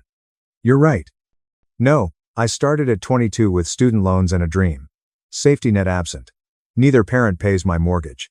We skipped Everett's mortgage. I did it because you made me. His silence was long. Not sure what you want me to say. Please don't speak. Please let me live. Our son, you remain. Treat me like a person, not a bank. I hung up and blocked that number. Christmas ended. I visited Avery's family in San Antonio. Her parents were friendly and funny, asking about my job without asking. So, could you help with it? It was odd. Good weird. Isla emailed me New Year's Eve. Please read the subject line. I opened it against my better judgment. Sawyer, I know you don't want our calls. Yes, I understand. We aired. Everett aired. Your parents aired. I aired. I'm writing to inform you, not to guilt you, but to close the loop. Everett worked. Entry level. Nothing flashy. It's a job to stock warehouse shelves. Though he hates it and goes home exhausted and angry, he does it. We left your parents' house last month. Got a 2-bedroom flat. The kids share a room. Though small, it's ours. Sometimes Alex asks about you. I tell him, you're busy. What else can I say? Not asking you back. I'm not seeking payment. Please know that we're figuring it out without you. It hurts. But we do it. I hope Austin fulfills your desires. Isla, read twice. Got a feeling. No guilt. No satisfaction, just recognition. They were learning. Good. I remained silent. 7 months in Austin, I met a former neighbor at a tech meetup. Someone named Gavin. Cybersecurity worker. Lived 3 streets from my old house. Sawyer. I thought it was you. Shaking my hand. How's Austin? Great. Very good. Good job, man. Someone told me you sold and moved. Smart move. After chatting, I casually mentioned that your brother is living with your parents again. I blinked again. I thought they left. After 3 months, they were evicted. Something about unpaid rent. They're back at your parents'. Quite dramatic. Mom shared it on Facebook. Yes, she was. Wow. That's unfortunate. My wife feels bad for your parents, but your brother seems like a mooch to me. He lowered his voice. I nearly laughed. You're unaware. After 9 months, Avery and I moved into a nicer 2-bedroom in town. Luke, a 3-legged cat with an attitude, was adopted. Life was good. Genuinely great. Then my doorbell rang one Saturday morning. I answered it in my pajamas with coffee, expecting a delivery. It was Everett. He looked rough, thin, older, and bone-deep tired. How did you find me? I requested. Owen gave me your address. Remember to yell at Owen later. You want what, Everett? Am I allowed in? No. Apparently expecting that, he nodded. Fair. We stood awkwardly silent. Curious Avery appeared behind me. Who's this? She asked. My brother. Oh. Her tone said everything. Everett shifted awkwardly. I'm not here to ask for money. Good. Because the answer would be no. I know. He looked down at his worn-out sneakers from 3 years ago. I'm here to apologize. I waited. Right you were. He discussed everything. I used you. Taking advantage. As family, I told myself it was okay. But that was an excuse. Okay. Due to mom and dad's constant rescue, I lost everything. And when they couldn't, you did. So I never appreciated it. I anticipated it. Okay. I'm not seeking love or forgiveness. I wanted to say it directly to you. I'm sorry. Avery squeezed my shoulder and returned to the apartment. Smart woman. Everett's dark circles, weight loss, and defeat were obvious when I looked at him. Do you work? I requested. Warehouse work and weekend pizza delivery. Students in public schools are adapting. Isla also worked. Medical billing. Our efforts are working. Only barely, but we're doing it. Good. I understand your departure. I would have left. I nodded and drank coffee. Thanks for saying so. Please allow me to ask? Sure. Are you glad? I thought about my job, apartment, Avery, Luke, and the life I built with my own money. Yes, I said. I am. He grinned. Sad but real. Good. Yes, good. After turning away, he stopped. I want to talk if you do. No pressure, no expectations, just if. Maybe someday, I said. Not guaranteed, but possible. He nodded and left. Closed and leaned against the door. Avery returned holding Luke. You okay? I think so. It was generous of him to apologize. It was. Will you pardon him? Maybe eventually. But forgiveness doesn't mean returning. Release means letting go. She kissed my forehead. You make me proud. 14 months into Austin, I unblocked my parents on social media. Unlocked without reaching out. Saw their posts about their lives, Everett and Isla still living with them, the kids growing, and mom's cryptic family challenges. I watched without commenting or reacting. They never contacted me. Maybe they learned. Maybe they gave up. No matter. It was fine. I was fine. Better than fine. A weekend visit from Owen came 3 years later. Hiking, eating too much barbecue, and talking about life kept us up late. You ever regret? He inquired. Burning them.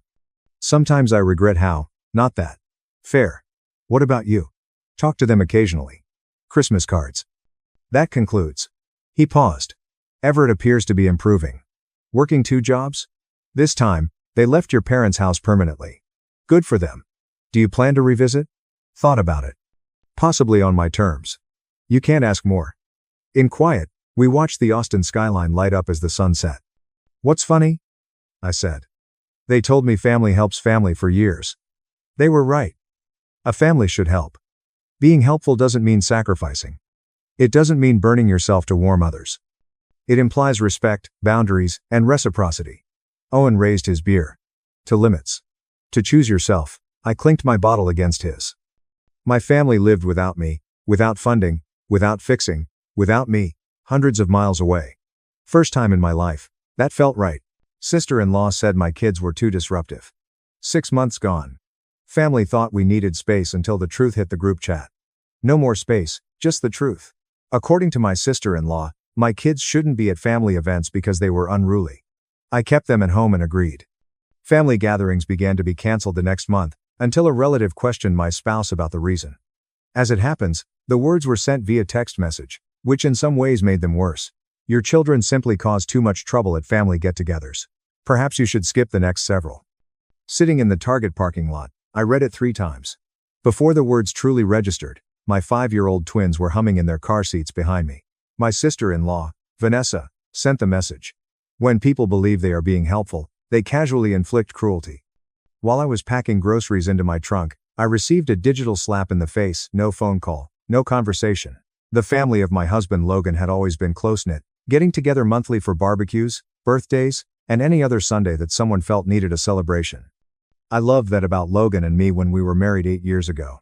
My own family was dispersed over 3 states, and if we were fortunate, we might only see each other twice a year. It was like winning the lotto for the Whitaker family. 3 years before Logan and I had met, 10 years prior, Vanessa had wed Trevor, Logan's older brother. She was familiar with all the inside jokes and the unwritten hierarchy because she had been a member of the family for a longer period of time. I had always felt like Mother was evaluating me, identifying areas where I was a little short in ways she never completely explained. However, this was not like the others. These were my kids. Lily and Noah, the twins, were full of life. Yes, they were 5. They asked 8,000 questions about everything they saw, laughed louder than library voices, and sprinted when other children were walking. In addition, they were curious, humorous, and nice children who loved their cousins and pleaded to spend nearly every weekend at Grandma Margaret's house. The message on my phone weighed heavily on my passenger seat as I drove home, my hands gripping the steering wheel. I was checking out 15 minutes ago when it was sent. I was unaware for 15 minutes as those words awaited their explosion. When I arrived, Logan was working on rebuilding the carburetor on his vintage Mustang in the garage. His elbows were covered in grease. "Our children are too rowdy for family gatherings, according to your brother's wife," I said without a preamble. His expression changed to one of perplexity as he looked up. "What?" When I handed him the message, I saw his face change from bewilderment to rage to something more elusive. I was hurt.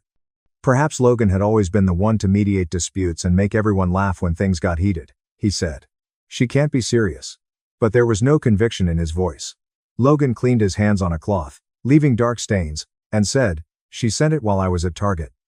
I've been trying to figure out how to respond. 3 years ago at Thanksgiving, Trevor's daughter Harper physically tossed a dish, and no one reacted. The kids are fine. They're normal kids. Our children are 5 years old, and Harper was 3.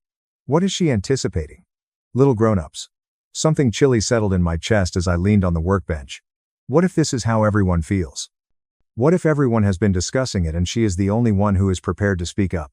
Logan stated forcefully. Then they're all wrong. However, I could also see uncertainty flickering in his eyes. That evening, after the twins had gone to sleep, we discussed it in circles, alternating between hurt, confusion, and rage. Logan wanted to give Trevor a call right now. Take it out. Protect our kids' honor as if we were involved in a family drama. I was hoping for something new. What if we simply concur? I said. Logan gazed at me. What? It would be crazy if we simply said, "Okay, you're right. We'll keep them home. See what happens." Vanessa is being absurd, but we won't keep our children away from relatives. Despite his protests, I could see the notion growing in his head. The difficulty of it, the interest in seeing what would truly occur if we called her bluff. The following morning, I texted Vanessa back, typing, deleting, and retyping as my coffee grew cold. "Most likely, you're correct. We will not attend the upcoming events.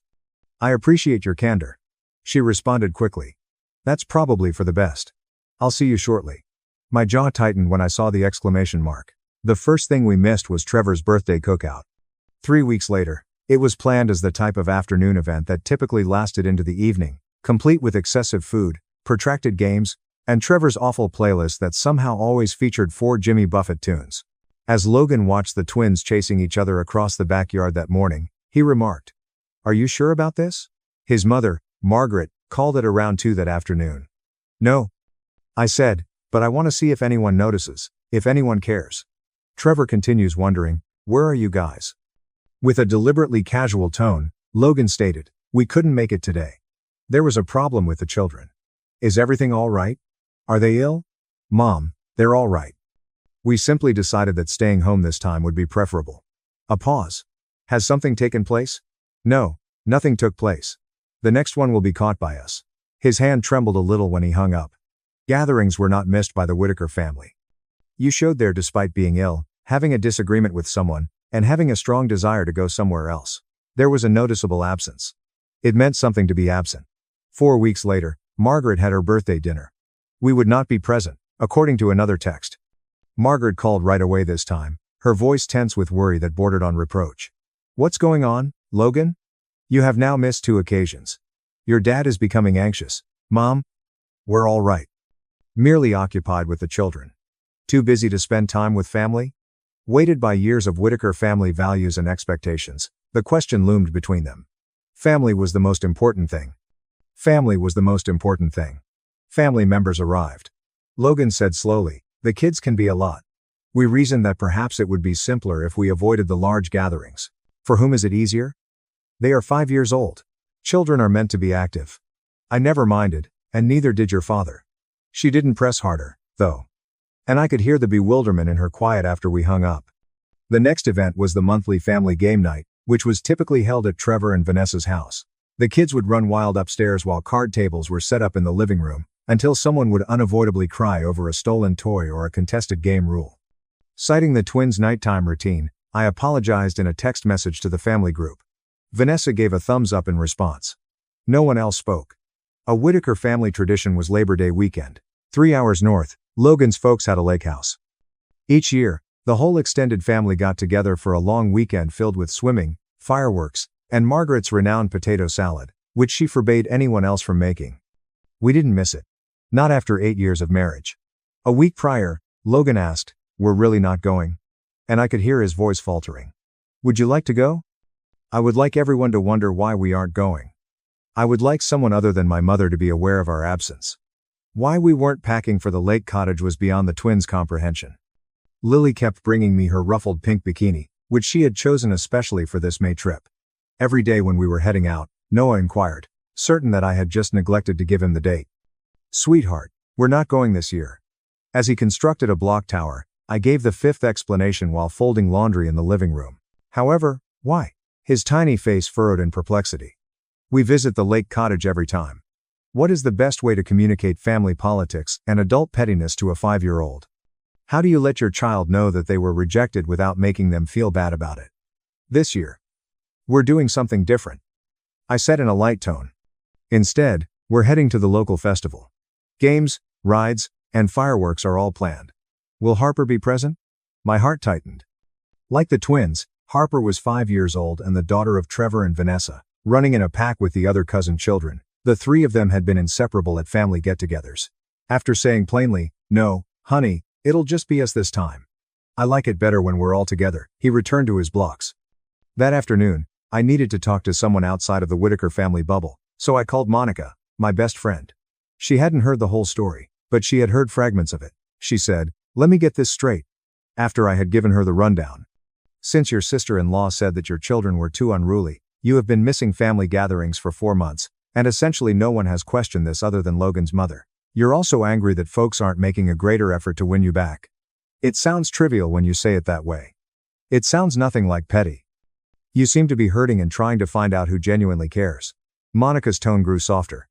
"But what if no one passes the test, honey? What if they don't mind your absence at all?" For weeks, the question had been bothering me.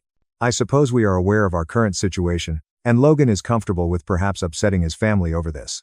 I could see Logan pushing the twins on the swing set through the window, their happy screams echoing across the yard. "Actually, I'm not as angry as he is." He continues stating that there's no use in acting like we're close if his own brother won't defend us. Trevor is in a difficult situation. His brother versus his wife. His spouse was mistaken. That shouldn't be a difficult situation. Monica let out a sigh. "You're correct. However, marriage causes people to act strangely. Occasionally forces them to justify the unjustifiable."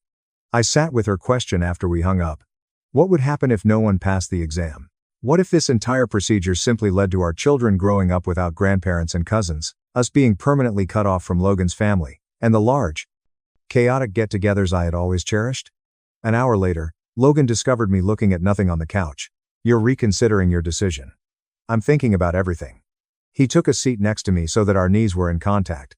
"We can still leave. We can arrive at the lake house and act as though nothing is wrong. Then what? For the rest of our lives, pretend? Make sure the twins don't dare act like kids around Vanessa by walking on eggshells? No, we confront her. You've been avoiding the confrontation, but we have it. I'm not trying to escape it. I have a point." "What's the point? That we are capable of being as petty as she is?" Logan raked his hands through his hair, irritated. I was upset and wanted them to miss us so they would understand what they were losing, so I consented to this. However, Lily asked me today if Grandma Margaret no longer loved her, and I was at a loss for words. A wave of guilt swept over me. She stated that if Grandma loved her, she would visit. She's also not incorrect. It's 20 minutes to my folks' house. Once or twice a week, they used to visit.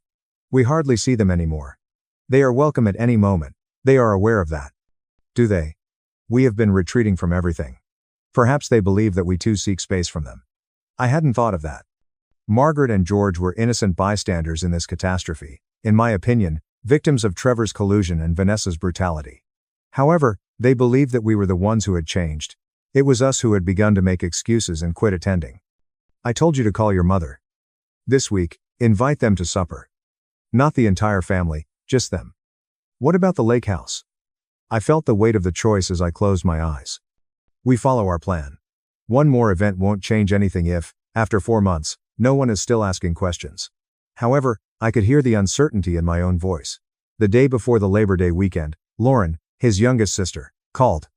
Logan said the twins have been having a hard time with all the changes, so Mom said, "You're not coming to the lake." "What's that about?" "Just taking it easy this summer." "Since when?" "On Mother's Day, they appear to be all right." The last event we'd been to while Vanessa's message was still clear and concise was Mother's Day. The twins had assisted Grandpa George with his jigsaw puzzle, found eggs, and played with their relatives. Happy child behavior, normal child conduct. Logan's statement, "Things change," was not a response at all. Instead, we brought the twins to a neighborhood festival over the Labor Day weekend. Allowed them to stay up far too late, ate expensive carnival food, and watched fireworks from a blanket in the park. I kept checking my phone to see if there were any messages from the lake house, wondering if anyone was inquiring about us, even though it should have been enjoyable. Families were strewn across lawn chairs and blankets during the crowded festival. As they waited for nightfall and pyrotechnics, everyone angled toward the sky. When the merchant wasn't watching, Noah slightly cheated to win a plush dinosaur at the ring toss. Before the fireworks began, Lily slept out on Logan's shoulder. Around 8, my phone buzzed, exhausted from the excitement and heat. A picture in the group conversation for the family. Harper, the daughter of Trevor and Vanessa, is perched on George's shoulders as they both smile for the camera while the lake shimmers behind them. Trevor's caption, "Perfect day at the lake." I gave Logan a look. His jaw worked as he gazed at it for a long time. In order to avoid waking Lily, he whispered softly, "They're not even pretending to miss us." Then came 3 additional pictures. On the dock, the entire family. The picnic table was set up with Margaret's potato salad. A horrible dive into the sea was caught in mid-splash. Life was continuing as usual, but without our presence. "Enjoying yourself?" Lauren sent me a private text message. "Festival's nice," I replied. "Nice fireworks." 3 dots appeared, vanished, and then reappeared. Mom can't stop staring at her phone. She's probably hoping you'll decide to turn up. My chest constricted. "I'm sorry, tell her. Tell her for yourself. Give her a call."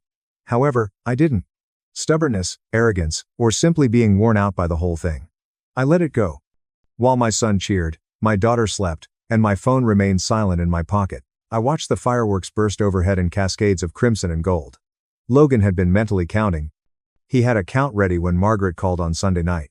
"Mom, that's 6 events." When she inquired about Uncle Walter, he replied, "We have missed 6 family get-togethers in the last 6 months. And you're curious about what's truly fascinating? Lauren and you are the only ones who have explicitly questioned us about it." Margaret's voice emerged from the speaker. "Tight and weird. Your Uncle Walter inquired about you today, Logan. I wanted to know if there was something that was bothering you." "What made him believe that?" "Since you weren't present. As you haven't traveled since May. What should I tell people?" As I braided Lily's hair while she watched cartoons in the living room, Logan glanced at me. "Inform them that we are taking a vacation from the large events. The children needed a break. There's no logic behind that. Children adore the lake cottage. Perhaps they are too enamored with it. Perhaps we all needed a little room." Margaret let out a sound of frustration. "From what space?" "Your household. You're beginning to worry me, Logan. You must let me know if something is amiss." "Mom, everything is okay." However, we both realized that something was amiss. Where inquiries belong, there should be silence. People who had never previously accepted our absence did so with ease. Vanessa's thumbs-up emoji had often surfaced in the group chat, confirming our justifications and endorsing our choice to refrain. On Tuesday, Margaret and George joined us for dinner. I prepared Margaret's favorite dish, pot roast, and used real napkins rather than paper towels to set the table. After receiving a lot of coaching on indoor voices and remaining still at the table, the twins were brimming with enthusiasm. My infants. As soon as Margaret entered, she embraced both twins as if she hadn't seen them in weeks rather than years. George was uneasy as he stood in the doorway with a bottle of wine and a plush animal for each twin. It was an odd dinner. We discussed everything but the obvious. George's golf game, Margaret's garden, and the twins' swimming lessons. It was like walking on ice during the service discourse. We're all scared to focus on the important things. Lily was the first to break. "Are you upset with us, Grandma?" Margaret's dish clattered as her fork struck it. "I'm crazy, darling, no. Why do you think that?" "Since we are unable to visit your home and you no longer visit us." Margaret's voice was heavy as she said, "You can always come to our house." She glanced first at Logan and then at me. "They believe they are unable to visit." With caution, Logan stated, "We haven't told them that. However, they are astute enough to realize that we will no longer be attending family events." "Why?" George's voice was rough as he asked.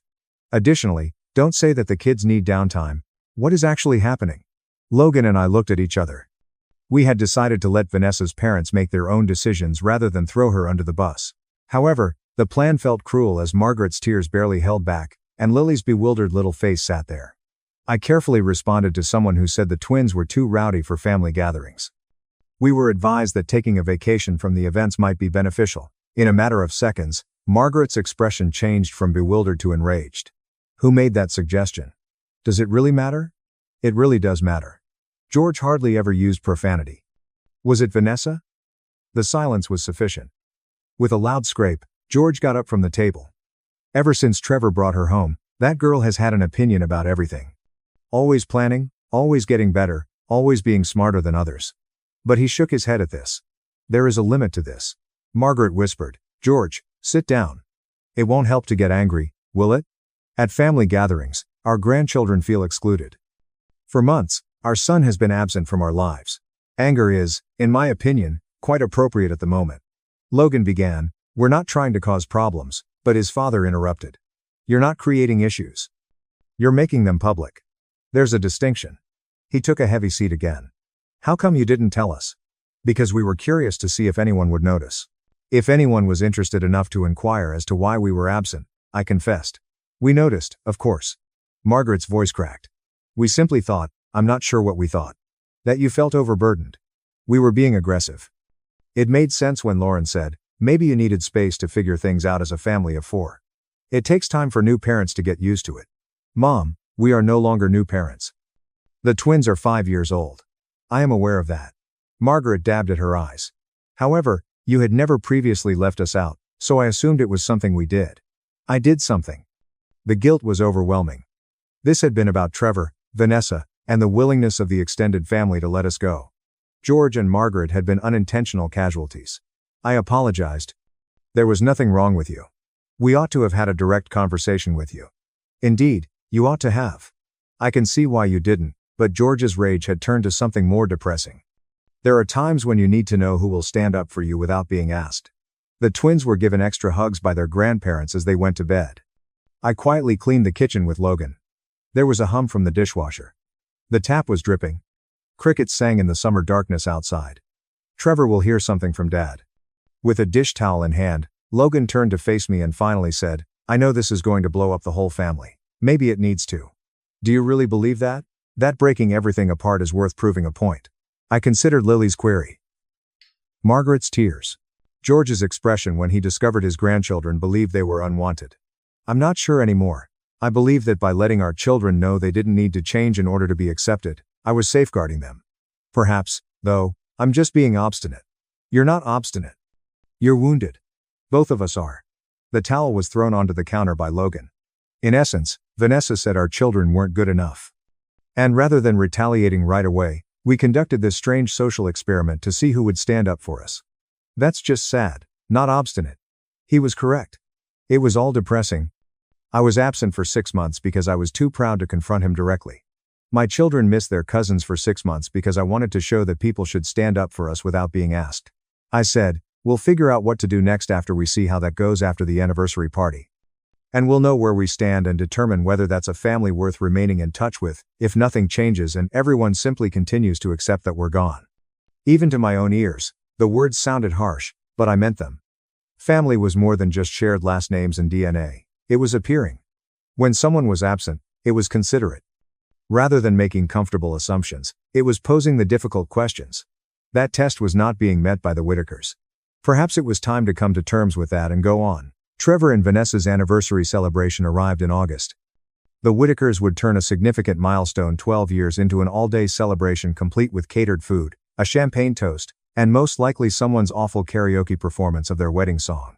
5 weeks beforehand, the invitation was sent out via the family group chat. I didn't even try to justify myself. We're not going to be able to make it, just send a simple, well done. Vanessa's answer. Thank you. I miss you all. Across the couch, Logan tossed his phone. She is not missing us. She is glad we are gone. I am aware.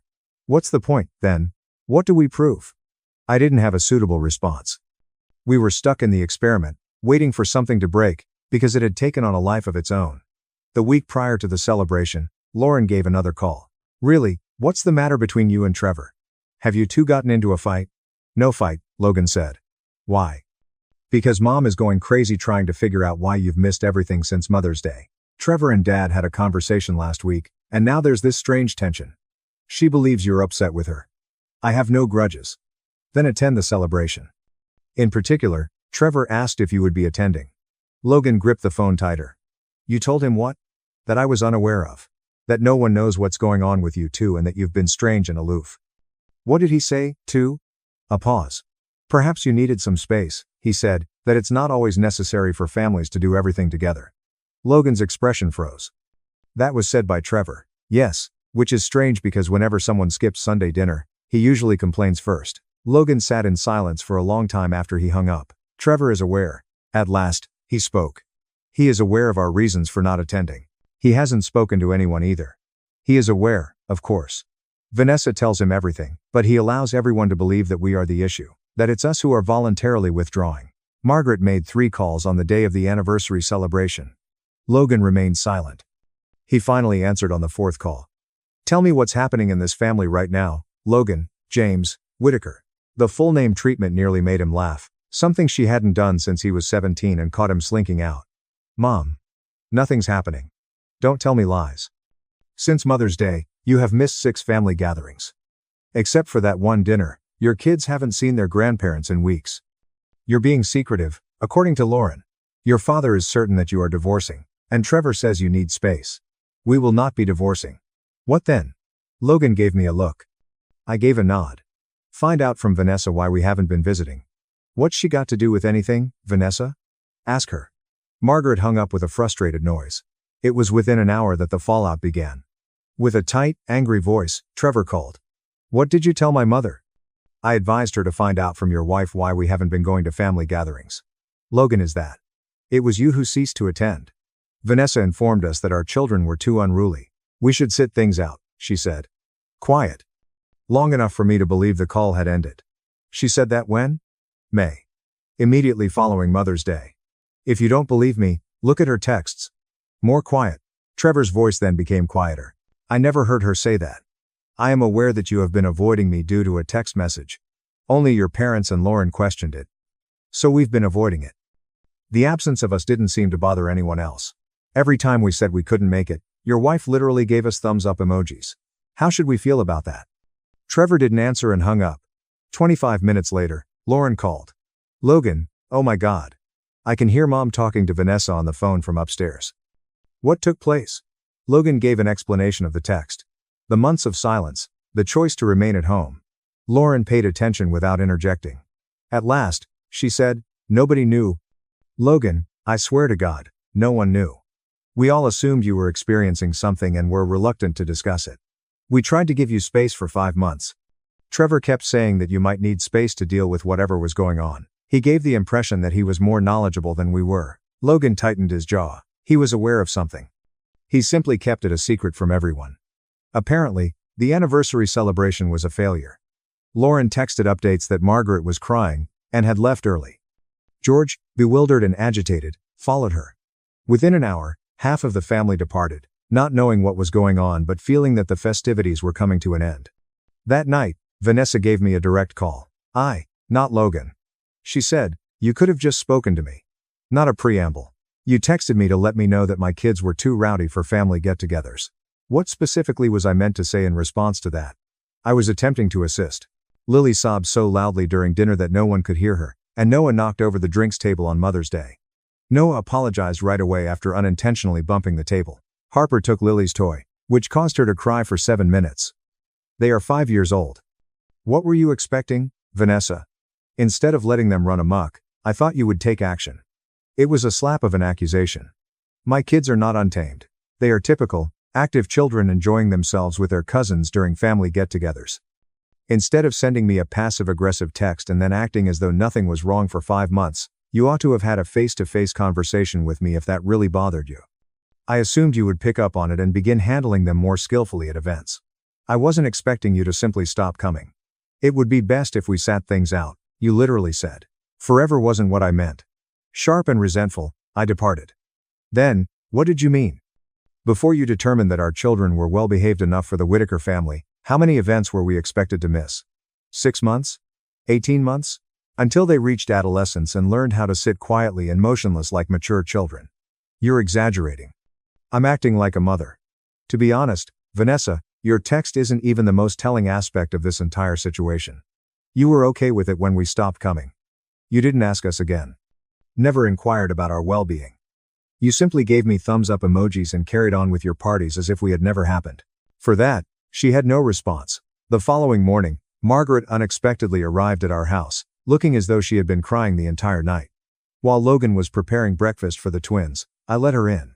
She said, "I owe you an apology," as if she had never been in our living room before.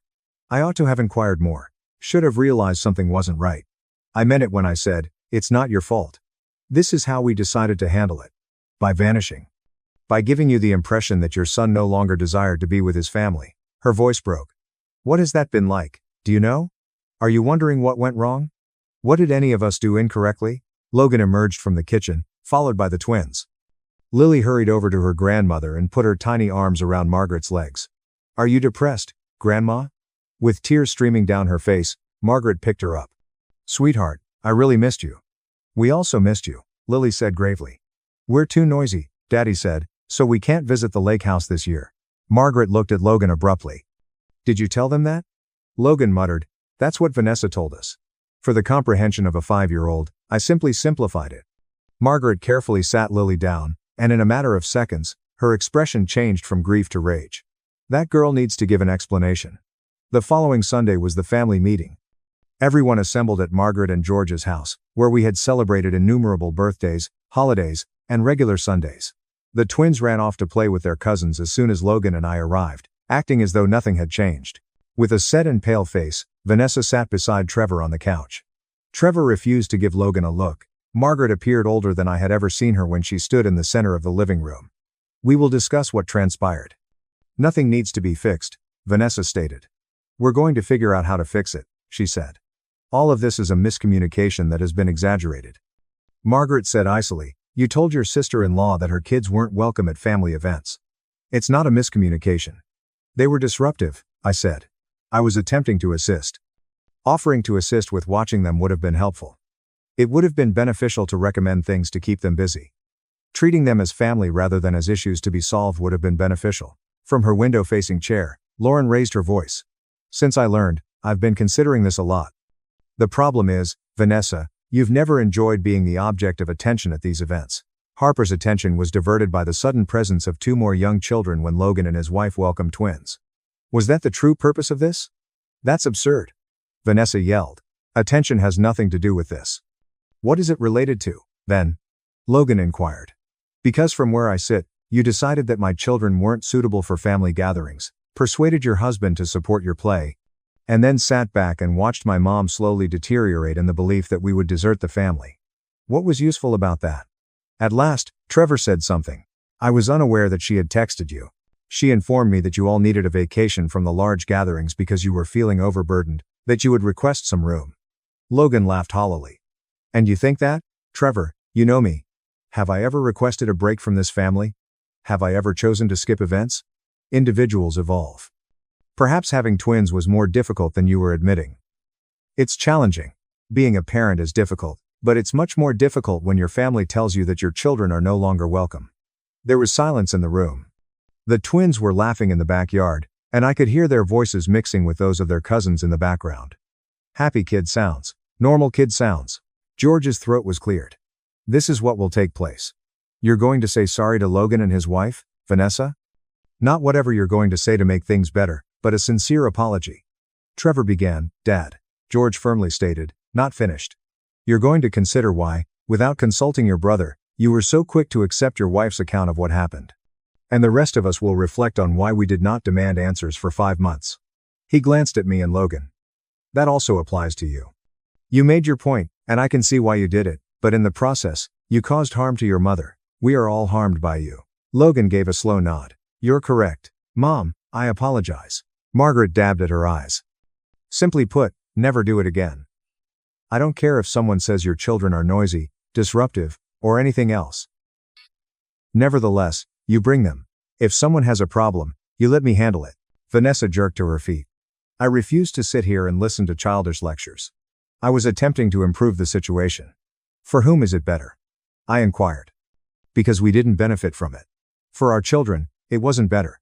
For this family, it wasn't better. She reached for her handbag. Trevor, hurry up, we're heading out. Trevor remained motionless. You should apologize to them. I'm not sorry for being straightforward about a problem that everyone else was too courteous to bring up, Trevor said softly. Then you can go. In any other situation, Vanessa's expression of shock would have been amusing. But I'm staying. Glancing around the room, she waited for someone to support her in telling Trevor that he was acting irrationally. No one said anything. The door slammed behind her so forcefully that it rattled the windows as she walked away alone. At the sound, the twins ran in, with Noah going to Logan and Lily climbing into my lap. Noah questioned, Is Aunt Vanessa mad? Yeah, buddy, said Logan. Margaret got down on her knees next to him and said, She's mad. Because we're too loud. Noah gave this careful thought. You're not too loud. You're perfect exactly the way you are, and anyone who says differently will have to answer to me. All right, Grandma. Can we get some cookies right now? The tension subsided. Still in tears, Margaret laughed and went into the kitchen, followed by the twins. The rest of us sat in the living room, trying to figure out how to rebuild what had been broken. Trevor apologized privately to Logan later that day. I didn't hear what was said, but Logan came back red-eyed and quiet. And when Trevor left, he pulled both of us into a long hug. I apologize, he said. I should have known, should have asked. Yeah, Logan agreed. You should have. Are we okay? Logan thought about it. We will be. But Trevor, if you ever take her side over mine again without talking to me first, we're done. Brother or not? Trevor nodded and left without arguing. Vanessa didn't come to the next family gathering or the one after that. When she finally showed up in October, she kept to herself, speaking only when spoken to, watching the twins like she expected them to start breaking things at any moment. I didn't care. Let her be uncomfortable. Let her feel like the outsider for once. The twins ran through the house with their cousins, playing some elaborate game that involved capes and foam swords. Noah knocked over a plant in the hallway. Lily spilled juice on the carpet. Normal kid chaos that Margaret cleaned up without comment, laughing at their apologies. Your kids are great, Lauren said, sitting beside me on the porch while we watched them play in the yard. I'm sorry, Vanessa made you think otherwise. I never really thought otherwise. I admitted. I just wanted to see if anyone would fight for us. If anyone would notice we were gone and demand we come back. We noticed. We just handled it wrong. Yeah, you did. She smiled ruefully. At least you got a good revenge story out of it. I chuckled. Is that what this was? Revenge, wasn't it? I watched Lily tackle Noah in a pile of leaves, both of them shrieking with laughter. Watched Margaret come out with cookies for all the kids. Watched Trevor help his father set up the badminton net while Logan supervised, the two of them falling into old patterns of brotherly competition. Maybe, I said. Or maybe it was just standing up for my kids. Making sure everyone knew they belonged here as much as anyone else. They do, Lauren said firmly. And if Vanessa ever suggests otherwise again, she'll have all of us to deal with. The sun was setting, painting the sky in shades of orange and pink. The kind of perfect autumn evening that the Whitakers would have traditionally stretched into night, lighting the fire pit and roasting marshmallows while kids fell asleep in laps and on shoulders. Margaret announced s'mores and the twins cheered. Noah grabbed my hand, pulling me toward the fire pit. Lily jumped on Logan's back, demanding a piggyback ride. Vanessa watched from the porch, separate and alone. Trevor glanced back at her, but didn't move to join her. The distance between them was new, a gap that hadn't existed before all this started. I'd heard from Lauren that they'd been fighting, that the anniversary party blow-up had exposed cracks in their marriage that had nothing to do with us. Vanessa's need to control everything, to manage everyone, had apparently been a problem for years. We'd just been the catalyst that brought it into the open. I almost felt bad. Almost. But then Lily laughed loud and bright and completely unself-conscious. And I remembered why we'd done this, why we'd stayed away and waited and let the silence speak for us. My children belonged here. They belonged everywhere. And anyone who suggested otherwise could sit alone on the porch and think about what they'd lost by trying to push us out. The fire crackled. The twins ate their weight in marshmallows. Margaret caught my eye across the flames and smiled. The kind of smile that said family. That said, welcome home. That said, we've got you. 5 months of absence for one perfect evening of belonging. Maybe that was the revenge. Or maybe it was just the price of making sure everyone knew exactly where we stood. Either way, we were home and we weren't leaving again. Mom called me trash while toasting my golden bro. He ruined them. Mom texts. We need $10K. Me. You're sorry for the money. Not the insults. No more help. Hey, Reddit. So, my mother called me trash at Christmas dinner in front of 21 family members. Not in a funny or lighthearted roasting style. She stared me dead in the eyes and referred to me as the family letdown, the trash who got lucky, while my golden child brother smirked as if he had won a prize. She expected me to shrug it off, as I usually did. Take the hit, grin through it, and maintain the peace. But something snapped in me that evening. For the first time in 33 years, I selected myself. Let me back up a bit since this narrative requires context. I'm Elijah, 33 years old, and the eldest of 2 sons. My younger brother, Landon, is 30, and he has been the center of my parents' universe since he was born. I am not being dramatic here. This isn't some sibling rivalry crap in which I'm upset because he received a bigger piece of cake at a birthday celebration once. This is decades of systematic bias that would make any documentary filmmaker cry. Growing up in our house in Ohio was like living in 2 distinct worlds. There was Landon's world, in which he was applauded for breathing, exalted for living, and coddled through every single setback as if he were a delicate work of art. Then there was my reality, where nothing I did was ever satisfactory. Every accomplishment was reduced, and I was essentially treated as a family utility player who existed to make Landon look better. When I was 17, I worked part-time at a grocery shop to save up for a second-hand automobile. It took me 20 months of stocking shelves and dealing with entitled consumers to save $3,500. My parents contributed exactly nil. They claimed it would improve character. Do you know what they did when Landon turned 17? They purchased him a brand new Mustang. Cash. No questions were asked. When I pointed out the obvious unfairness, my mother genuinely said the words that still echo in my ears today. She stated Landon was unique. Landon needed more help. Landon was special. Special. That word tormented me throughout my childhood. Every accomplishment I made was expected. Landon's every accomplishment was a marvel to be celebrated. I graduated from high school with a 3.8 gigapascals and worked 24 hours a week.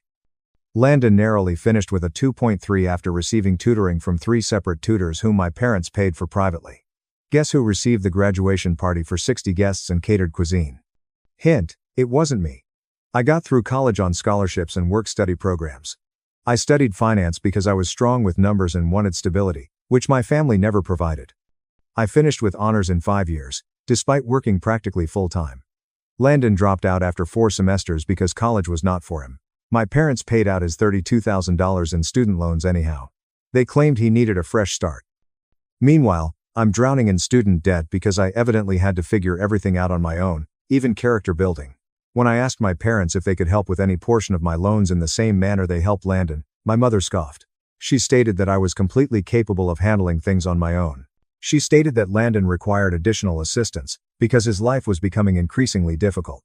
It's more difficult for the child who has never done a job, suffered academically without professional tutors, or had to worry about whether he can pay textbooks.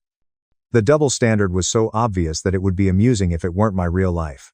One Thanksgiving during my junior year, I returned home concerned about finals and my part-time job schedule. I remarked that I was working additional shifts to pay the rent, and my mother glared at me as if I had said something terrible. She advised me to prioritize my family over my financial situation. This was the same woman who had recently sent Landon a $2,500 check for a road trip with his friends. The same woman who never asked me how I was doing financially or if I needed anything. After college, I relocated to Arizona for a job as an entry-level analyst at an investment business. Nothing glamorous. Certainly not spectacular to my family, who thought I was wasting my talent by not sticking close to home like Landon. For years, I grinded. I'm talking 11-hour days, weekend work, and always proving myself. Nobody ever handed me anything, so I had to work my way up the ladder. Landon worked in retail, restaurants, and briefly as a personal trainer for around 4 months. My parents subsidized his rent every month. They purchased his food. They co-signed for his flat when his credit was too bad for him to get a loan. They even bought him a new automobile when the Mustang eventually broke down after years of neglect. But here's where things began to change. By the age of 31, I'd advanced to the position of senior portfolio manager. I was responsible for accounts worth millions. I was making more than both of my parents together. The family dynamic began to shift abruptly. My mother would make these tiny remarks whenever I visited. Things like asking if I really needed such a wonderful place, wondering if my career was steady enough, or suggesting that I was working too hard and should slow down like Landon, who had discovered peace and simplicity. Peace and simplicity. That's what she dubbed her adult son, who lives off their retirement savings while delivering meals part-time and playing video games 14 hours a day. Landon never said anything openly, but I could see the animosity pouring from him every time I returned home. When I mentioned work, he became quiet. When I explained my life in Arizona, I received eye rolls. The statements about how some individuals are simply lucky while others have to work. Coming from someone who had had everything handed to him his whole life, the boldness was almost admirable. I struggled for years to keep the peace. I actually did. When my parents expressed concern about their expenses, I sent money home. I purchased Landon birthday gifts, which he never acknowledged. I flew home for every major holiday, even if it meant taking vacation days that I could have spent relaxing. I did everything a good son and brother should do. And none of it mattered because, in their view, I was always the difficult one who left, the cold one who prioritized profession above family, the one who needed to be pushed down a few pegs. Which takes us to last Christmas, the holiday that altered everything. My company had just completed a large transaction, which I had led. We're talking about the largest acquisition in the company's history. My bonus alone was more than my father earned in 2 years. I wasn't going to gloat about it. That's not who I am. But I felt proud. For the first time in my life, I felt like I'd made it. It was as if all of the years of hard work and sacrifice had finally paid off. I flew home for Christmas with genuine optimism in my heart. I realize this is stupid. But I figured this year would be different. Perhaps they'd finally notice me. Perhaps they'd finally admit that their oldest son had built something real. My parents had invited the entire extended family. Aunts, uncles, cousins, and grandparents. 21 people jammed into their tiny home for Christmas supper. The house was decked out like a holiday magazine, and my mother had been cooking for 3 days straight. Everything appeared wonderful from the outside. Landon was, of course, present, conducting court in the living room as he always did. He had a new girlfriend, Amelia, who appeared decent enough. She was a dental hygienist who obviously had no idea what she was getting into with my family. Landon was narrating a story about his new work opportunity, which turned out to be an MLM he'd recently joined. My parents nodded, as if he had just said he had cured cancer. When I walked in, the reaction was lukewarm, at best. A couple short embraces and obligatory questions about my flight. Then everyone returned to Landon and Amelia, and the incredible business opportunity that was not a pyramid scheme. Within 10 minutes of my arrival, I found myself standing alone at the appetizer table. Christmas dinner began at about 6:30 p.m. My mother had surpassed herself with the spread. Turkey, ham, all the sides, and several desserts. We all huddled around the long dining table, which barely fit in the room. I wound up sandwiched between my Aunt Serafina and my cousin's husband, whom I had only met twice. The seating arrangement felt deliberate. Landon was seated in the center of the table, directly between my parents, like if a throne had been reserved for him. Amelia sat next to him, clearly impressed by everything, perhaps because she didn't know any better. The discussion flowed as it often did at these events, catching up, asking about kids, grumbling about the weather, politics, and gas prices. Landon dominated the majority of the conversation, talking about his new business idea as if he were already a millionaire. My father kept nodding warmly, mentioning how Landon had finally found his purpose. My mother grinned at him as if he were announcing a Nobel Prize rather than a clear pyramid scheme. Nobody asked me much of anything. It's just normal. I mainly listened and ate, which was good. I'd stopped expecting attention at family gatherings years ago. Growing up as an afterthought teaches you to shrink yourself. Then, bless her heart, my grandmother decided to include me in the conversation.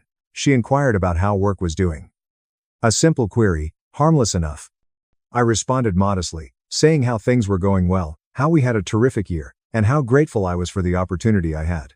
I was not bragging. I was just addressing a direct inquiry from my 84-year-old grandma, who was genuinely curious about my life. That is when my mother decided to intervene. She chuckled a frigid, theatrical laugh and uttered something that made the entire table go silent. She thought it was humorous that the family trash ended up trying to be successful. She stated I must have deceived a lot of people to reach where I am since it wasn't talent or hard work. She claimed Landon was the one with true promise, and I was simply lucky because I was ready to forsake my family for money.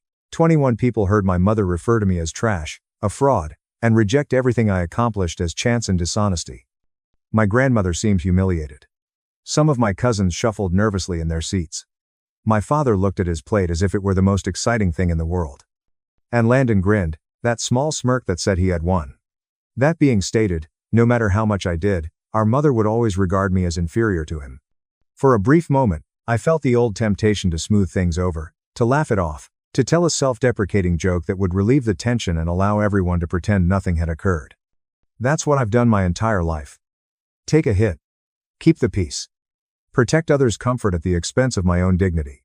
However, something was different this time. Perhaps it was due to years of accumulated disrespect. Perhaps it was the fact that I had just accomplished something truly substantial and it still wasn't sufficient. Perhaps it was seeing that smirk on Landon's face too often. Whatever it was, something inside me turned frigid. Not furious, not sad, simply chilly. Like a switch flicked, I was able to see everything clearly for the first time.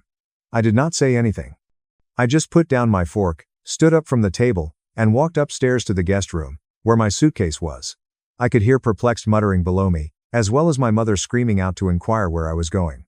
Her voice was already moving to the defensive tone she employed when she realized she'd crossed a line but refused to admit it. I packed my bag attentively, clothes, toiletries, the book I had packed for the travel, and chargers. Everything was placed back into the suitcase, with slow, careful motions. No haste, no theatrical gestures, simply a man gathering his possessions.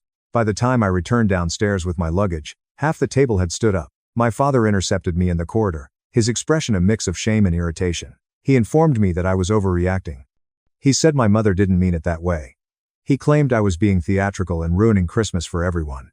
I looked at him for a long time. This man had seen his wife tear me down for 33 years and never intervened. This man has sponsored my brother's shortcomings while leaving me to battle alone.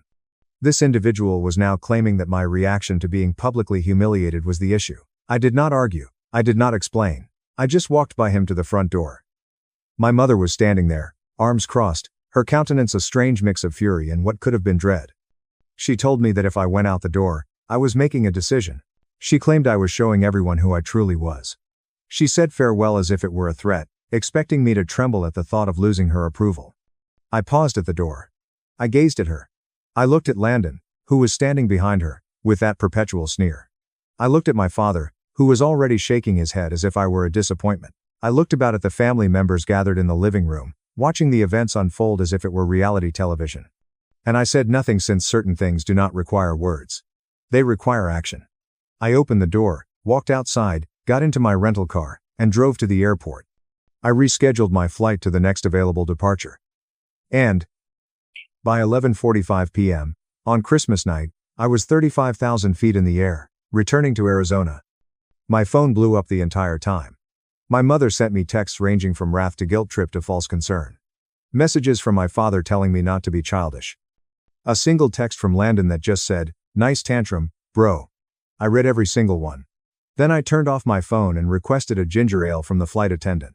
For the first time in my life, I felt liberated. The weeks following Christmas were fascinating. I returned to work.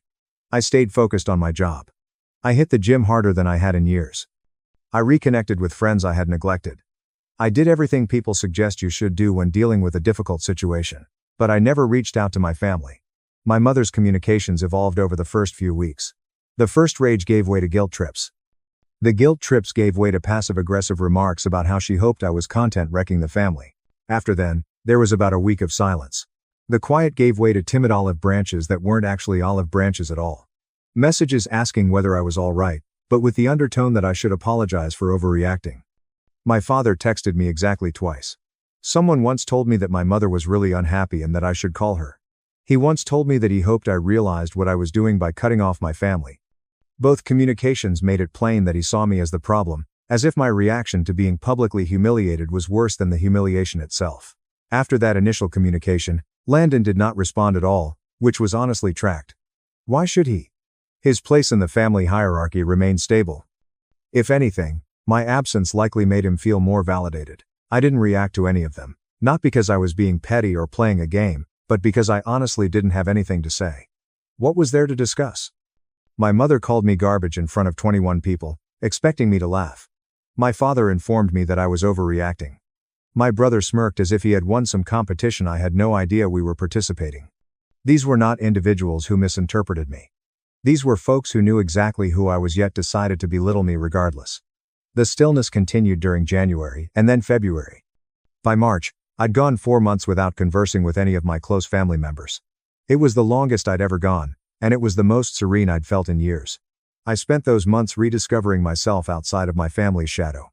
Turns out, I liked myself better when I wasn't continually compared to Landon or made to feel like an alien in my own home. I rekindled activities I had abandoned years before, began reading for pleasure again, and began hiking since Arizona has some wonderful trails, and I now had the mental energy to appreciate them.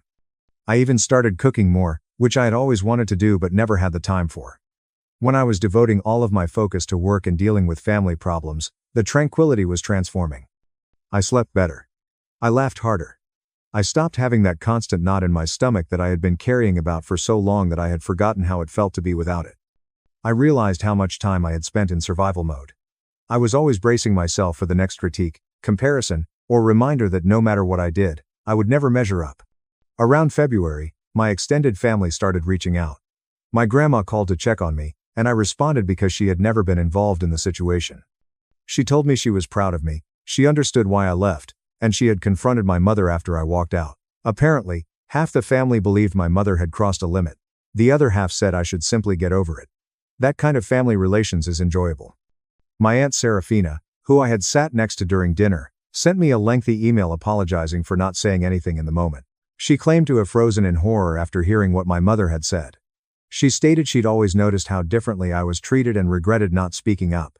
It meant something to hear that, knowing that at least some individuals had taken note. But the individuals who really needed to reach out were my mother, father, and Landon. Radio silence that meant something. Not the quiet of meditation or regret. The quiet while waiting for me to blink first. Waiting for me to cave and crawl back, as I always had. Work continued to go well. Actually, it went exceptionally well. Without the emotional strain of dealing with my family's turmoil, I had more energy to focus, clarity, and motivation. In April, I was promoted again to vice president of our regional division. I was 33 years old, led a team of 45 people, and managed portfolios worth hundreds of millions of dollars. I purchased a house in May. Nothing insane, but pleasant. 4 bedrooms, a pool, and a nice area with a real community. I got a shelter dog, Ranger, a 3-year-old German Shepherd mix who quickly became my greatest buddy. I began dating someone I had met through a mutual friend. Victoria was an architect with no sympathy for family drama, having cut off her own poisonous parents years before. We understood each other in ways that seemed unusual. Life, for lack of a better term, was good. This is actually good. Not the performative good I used to offer to uninterested family members. Genuinely and authentically good. And then June occurred. My grandma informed me that Landon's multi-level marketing business had failed. It's shocking, I know. The business proposition turned out to be a predatory scheme, which failed when federal regulators intervened. Landon had not only lost all of his money, but he had also persuaded several family friends to join, resulting in multiple legal threats against him. But it was not the finest part. Landon had evidently been living well over his means for months, anticipating the MLM money to ultimately flow. He had maxed out his credit cards, not paid his rent, and taken out loans against almost anything he could leverage. When everything fell, he had nothing, or almost nothing. He was in debt for roughly $68,000, had no genuine career prospects, and was known in our area as the guy who duped people into a pyramid fraud. My parents, who had been supporting his lifestyle for years, were suddenly faced with a decision. Bail him out again and deplete what was left of their retirement savings, or let him face the consequences of his own actions for the first time. They attempted to bail him out. Of course they did, but this time the hole was too deep.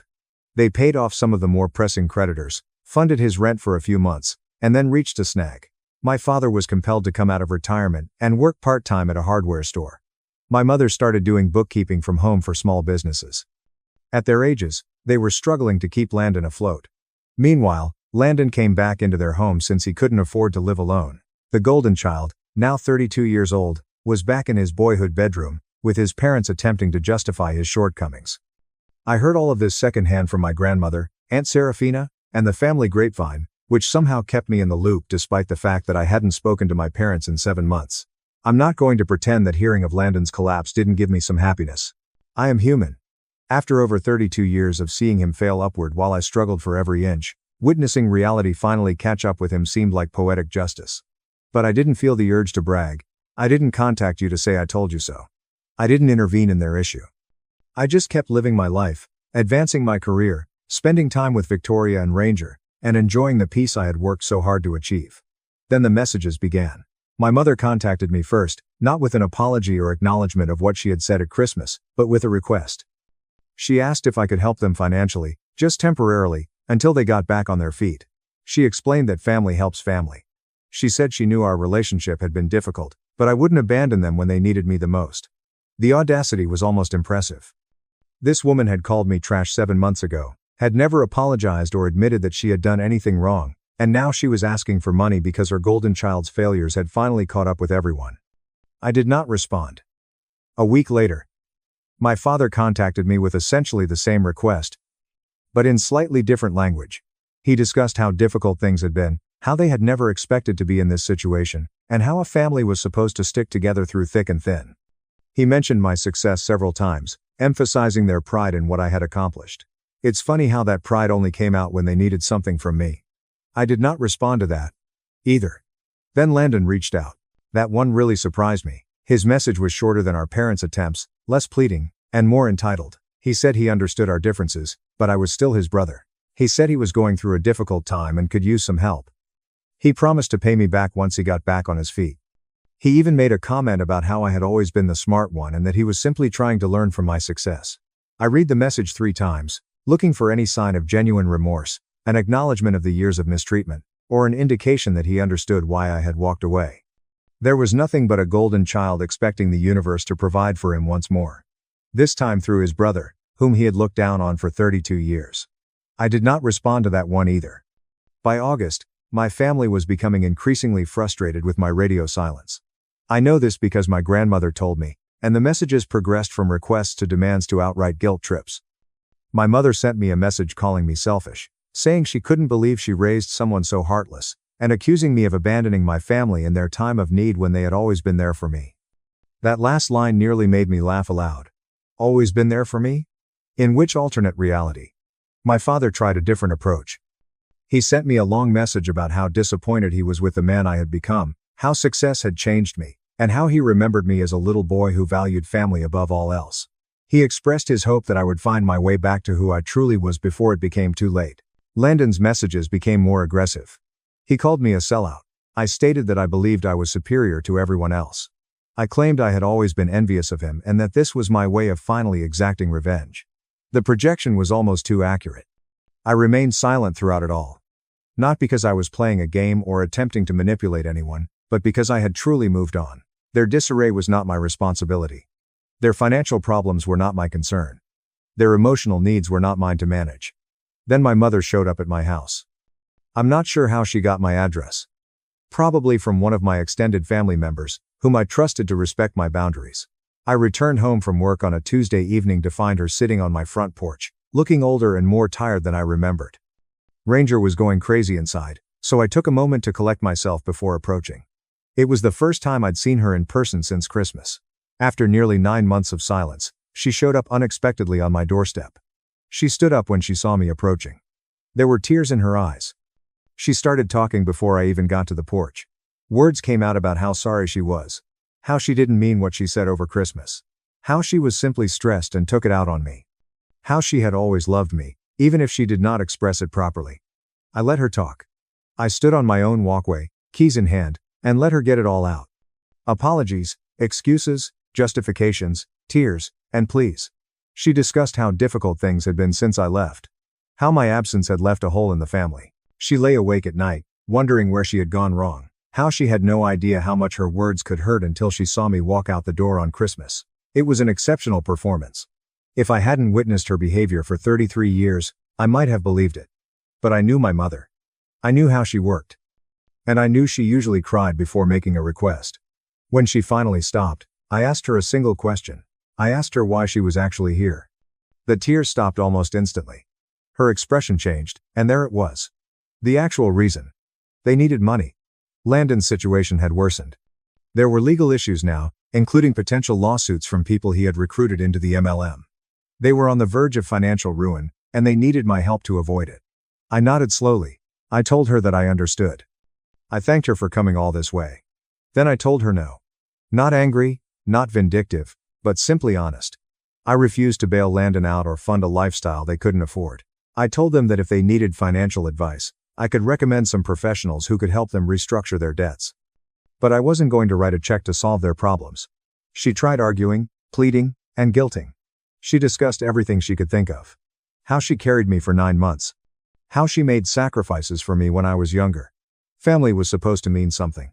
I asked her what family meant when she referred to me as trash in front of everyone. What family meant when she spent 32 years favoring Landon while I had to earn everything myself. What family meant was that she never acknowledged my accomplishments unless she needed something from me. She had no answers, just more tears, deflection, and attempts to make me feel guilty for setting boundaries. I told her she could stay at a hotel in town if she needed to rest before traveling back. I offered to pay for one night as a courtesy, but I made it clear that she was not staying at my house and that no amount of showing up unexpectedly would change my mind. She left without accepting the hotel offer. I felt nothing as I watched her rental car drive away down my street. No guilt, no sadness, no second guessing, just a calm certainty that I had made the right decision. The months following my mother's visit were interesting. The family division became permanent. Those who supported my decision maintained contact with me. Those who thought I was cruel eventually stopped reaching out. And, to be honest, I was fine with both outcomes. My parents continued to struggle. They sold their house and moved to a smaller apartment. My father's part-time job became full-time. My mother's bookkeeping work expanded. For the first time in their lives, they had to deal with actual financial consequences. Landon bounced around for a while, couch surfing with friends and working short-term jobs. Amelia dumped him around July, when it became clear that his business opportunity was a financial disaster. Last I heard, he was working in a warehouse, possibly for the first time. Did I feel sorry for them? In some abstract way, they might still be my biological family. I didn't want them to suffer, but I also wasn't willing to give up my own well-being to save them from the consequences of their own actions. Victoria and I became engaged in November. Ranger was the ring bearer at our engagement party, which was just as cute as it sounds. We purchased a larger house together. I began talking about kids and created a life that felt genuinely fulfilling in ways I had never experienced growing up. The engagement party was ideal. Just 36 people genuinely cared about us. Friends from work, Victoria's family, who treated me like a son, and a few of my cousins who reached out after Christmas. There is no drama, no hidden agendas, and no one is trying to diminish anyone else, just a genuine celebration of two people who have found each other. Victoria's parents flew in from Oregon for the event. Her father approached me at one point and expressed his happiness that his daughter had found someone who understood the value of boundaries. He was aware of my situation because Victoria had informed them, and instead of judging me for cutting off family, they respected me for it. It was the first time I had felt supported by my in-laws. The contrast with my own family was striking. We spent the winter planning our future. It's not just the wedding, everything. We discussed where we wanted to live long-term, how many children we wanted, and the type of life we wanted to build. These conversations felt natural with Victoria because neither of us carried the burden of trying to please people who would never be satisfied. We were creating something new and unique, free of generational dysfunction.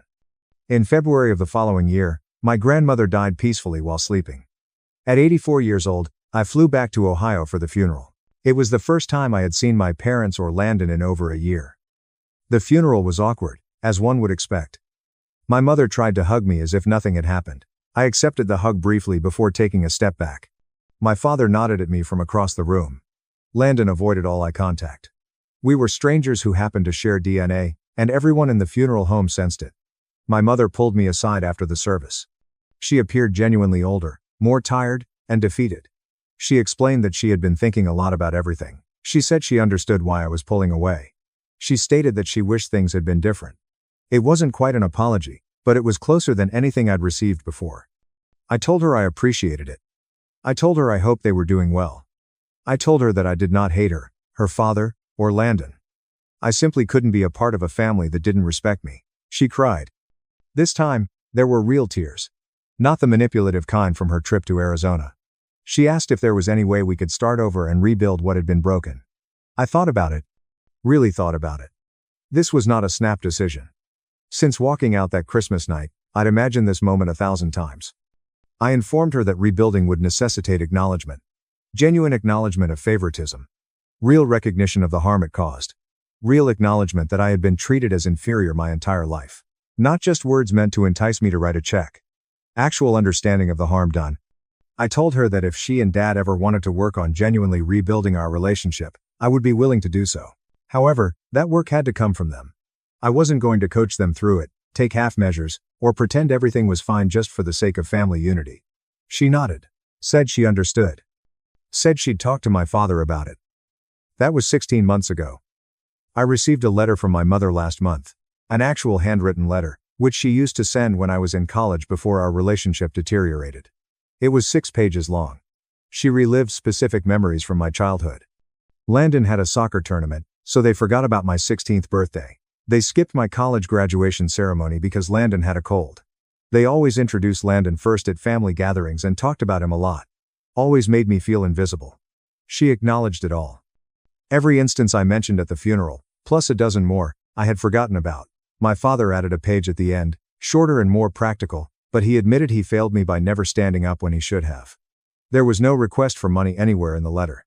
There is no request, only 2 people finally accepting responsibility for their 32-year mistakes. I called my mother the next day, the first time in nearly 3 years. We spoke for almost 3 hours. She cried. I did not. I told her exactly what those years were like. She listened without making excuses. That was new. 2 weeks later, they flew to Arizona. I picked them up from the airport. My mother hugged me and did not let go for a full minute. My father shook my hand and then pulled me into a hug. This was the first time he had done it since I was about 12 years old. They stayed for 5 days. I met Victoria properly. I fell in love with Ranger immediately. My father spent the entire afternoon throwing a tennis ball in the backyard, while Ranger ran himself ragged. My mother assisted Victoria in selecting paint colors for the nursery. Normal family stuff, the kind I never imagined I'd have with them. On their final night, we sat on the back patio after dinner. My father cleared his throat and said, "I have something to tell you." He stated that they had officially cut off Landon completely. No more money, no more bailouts, no more paying his rent or covering up his mistakes. He claimed they should have done it 20 years ago, but they were too scared, and he couldn't handle it. He explained that seeing me walk away that Christmas made them realize they had been protecting the wrong son. My mother added that Landon had not taken it well. He called them every name in the book, accused them of choosing me over him, and threatened never to speak with them again. They allowed him. They told him that if he wanted to return to their lives, he had to do so on his own terms as an adult, without expecting anything in return.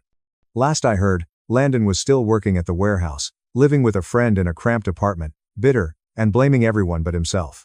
Amelia dumped him 9 months ago after the money ran out. He tried to contact me once about 4 months ago. He asked me for a $6,000 loan to start a new business. I did not respond. Victoria and I were married in April. Small ceremony for 55 people. My parents were present, sitting in the front row. My mother cried throughout the entire event. My father approached me afterward and told me how proud he was of me. This was the first time he had said those words to my face. Ranger was the ring bearer. Custom tuxedo. Stole the show. Victoria still has approximately 240 photos of him on her phone from that day alone. My twin's wife watched her brothers beat him for 14 months. We switched. I lived his hell, for 9 weeks, and recorded their crimes. Now they're in jail. My twin brother showed up at my door bruised. We traded places since his wife's brothers had been beating him for 14 months, and I made sure they would never forget it.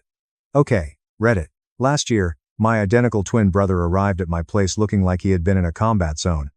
It turns out that for more than 15 months, his wife's brothers had been using him as a punching bag. In order for him to get away and recover, he asked me to take his place. I consented, and while recording everything, I lived his horror for 9 weeks. I witnessed their world burn after inviting those guys to dinner. This is how it transpired.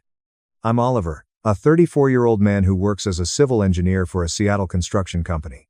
I have a good job, own my condo, drive a dependable truck, and lead a simple life. Logan, my twin brother, and I are exactly alike. We have the same height, build, and facial features, with the exception of the tiny scar from a childhood bike accident above our left eyebrow.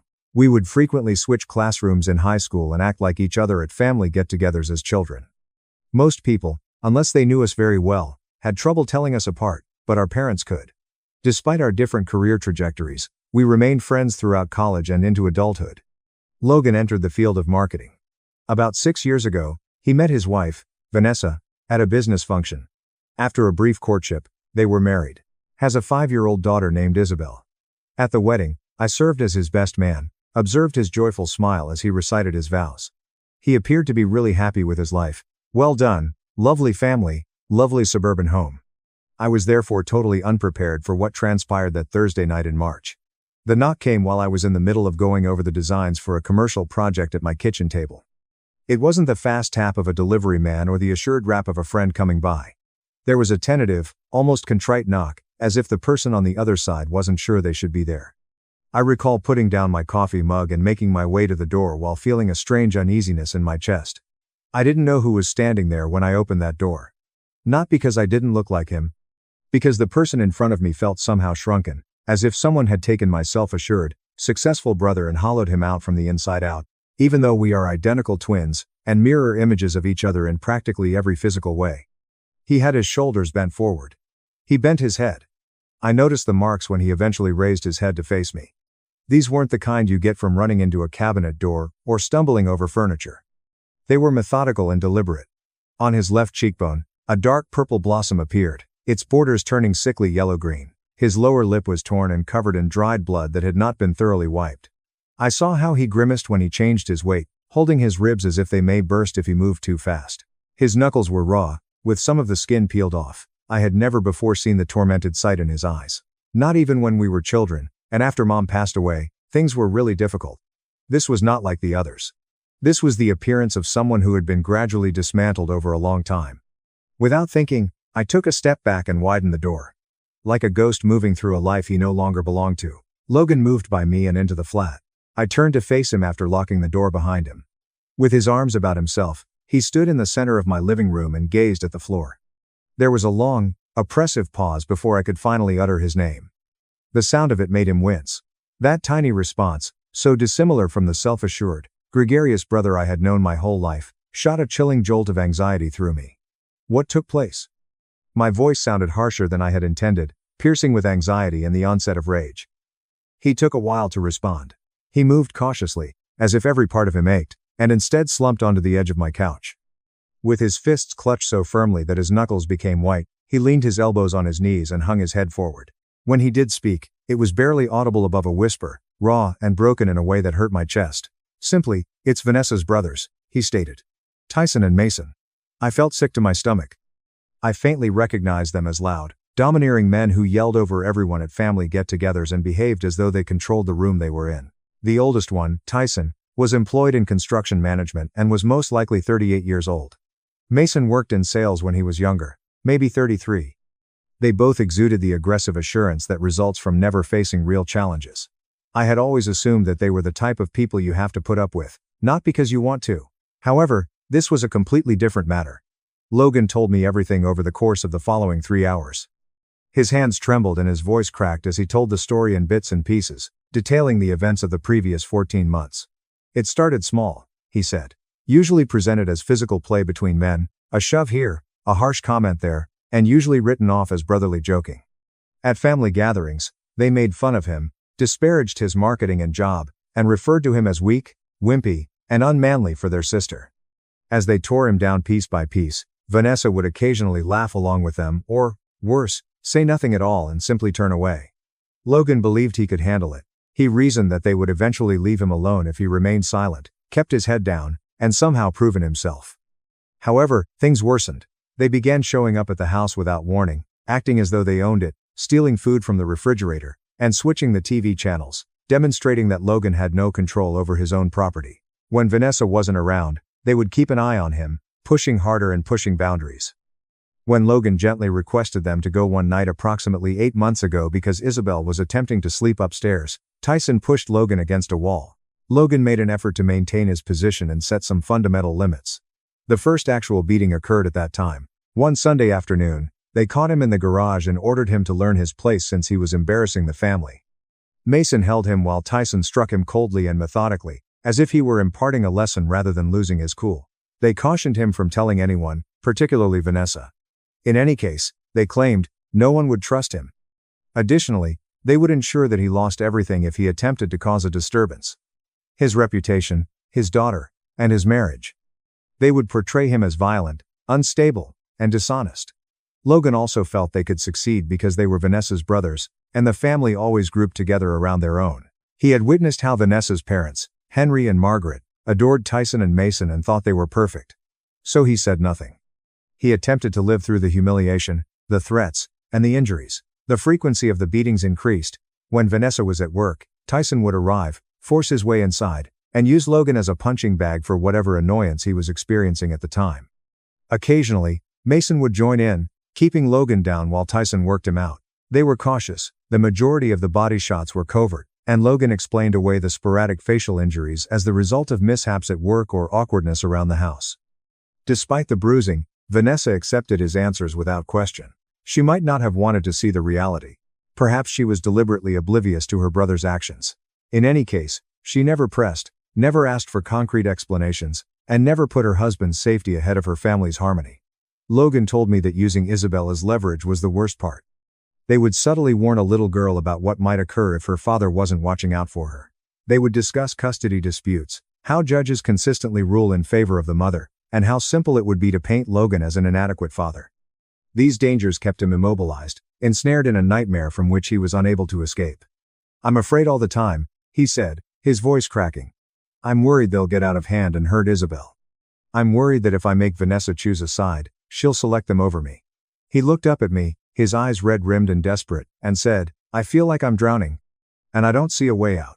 He asked if I would help him, not in some hazy future way, because he needed help right away, and said he needed to vanish for a while so he could get away, breathe, and think about what to do next. He needed someone to take his place, but he couldn't just walk away because Tyson and Mason would pursue him, or worse, they would vent their resentment on Isabel. Since we were twins and had spent our entire lives being mistaken for one another, no one outside of our immediate family could really tell us apart unless they looked closely. He reasoned that maybe I could do it. The plan was crazy, risky, and at best dubious from a legal standpoint, but I didn't say no.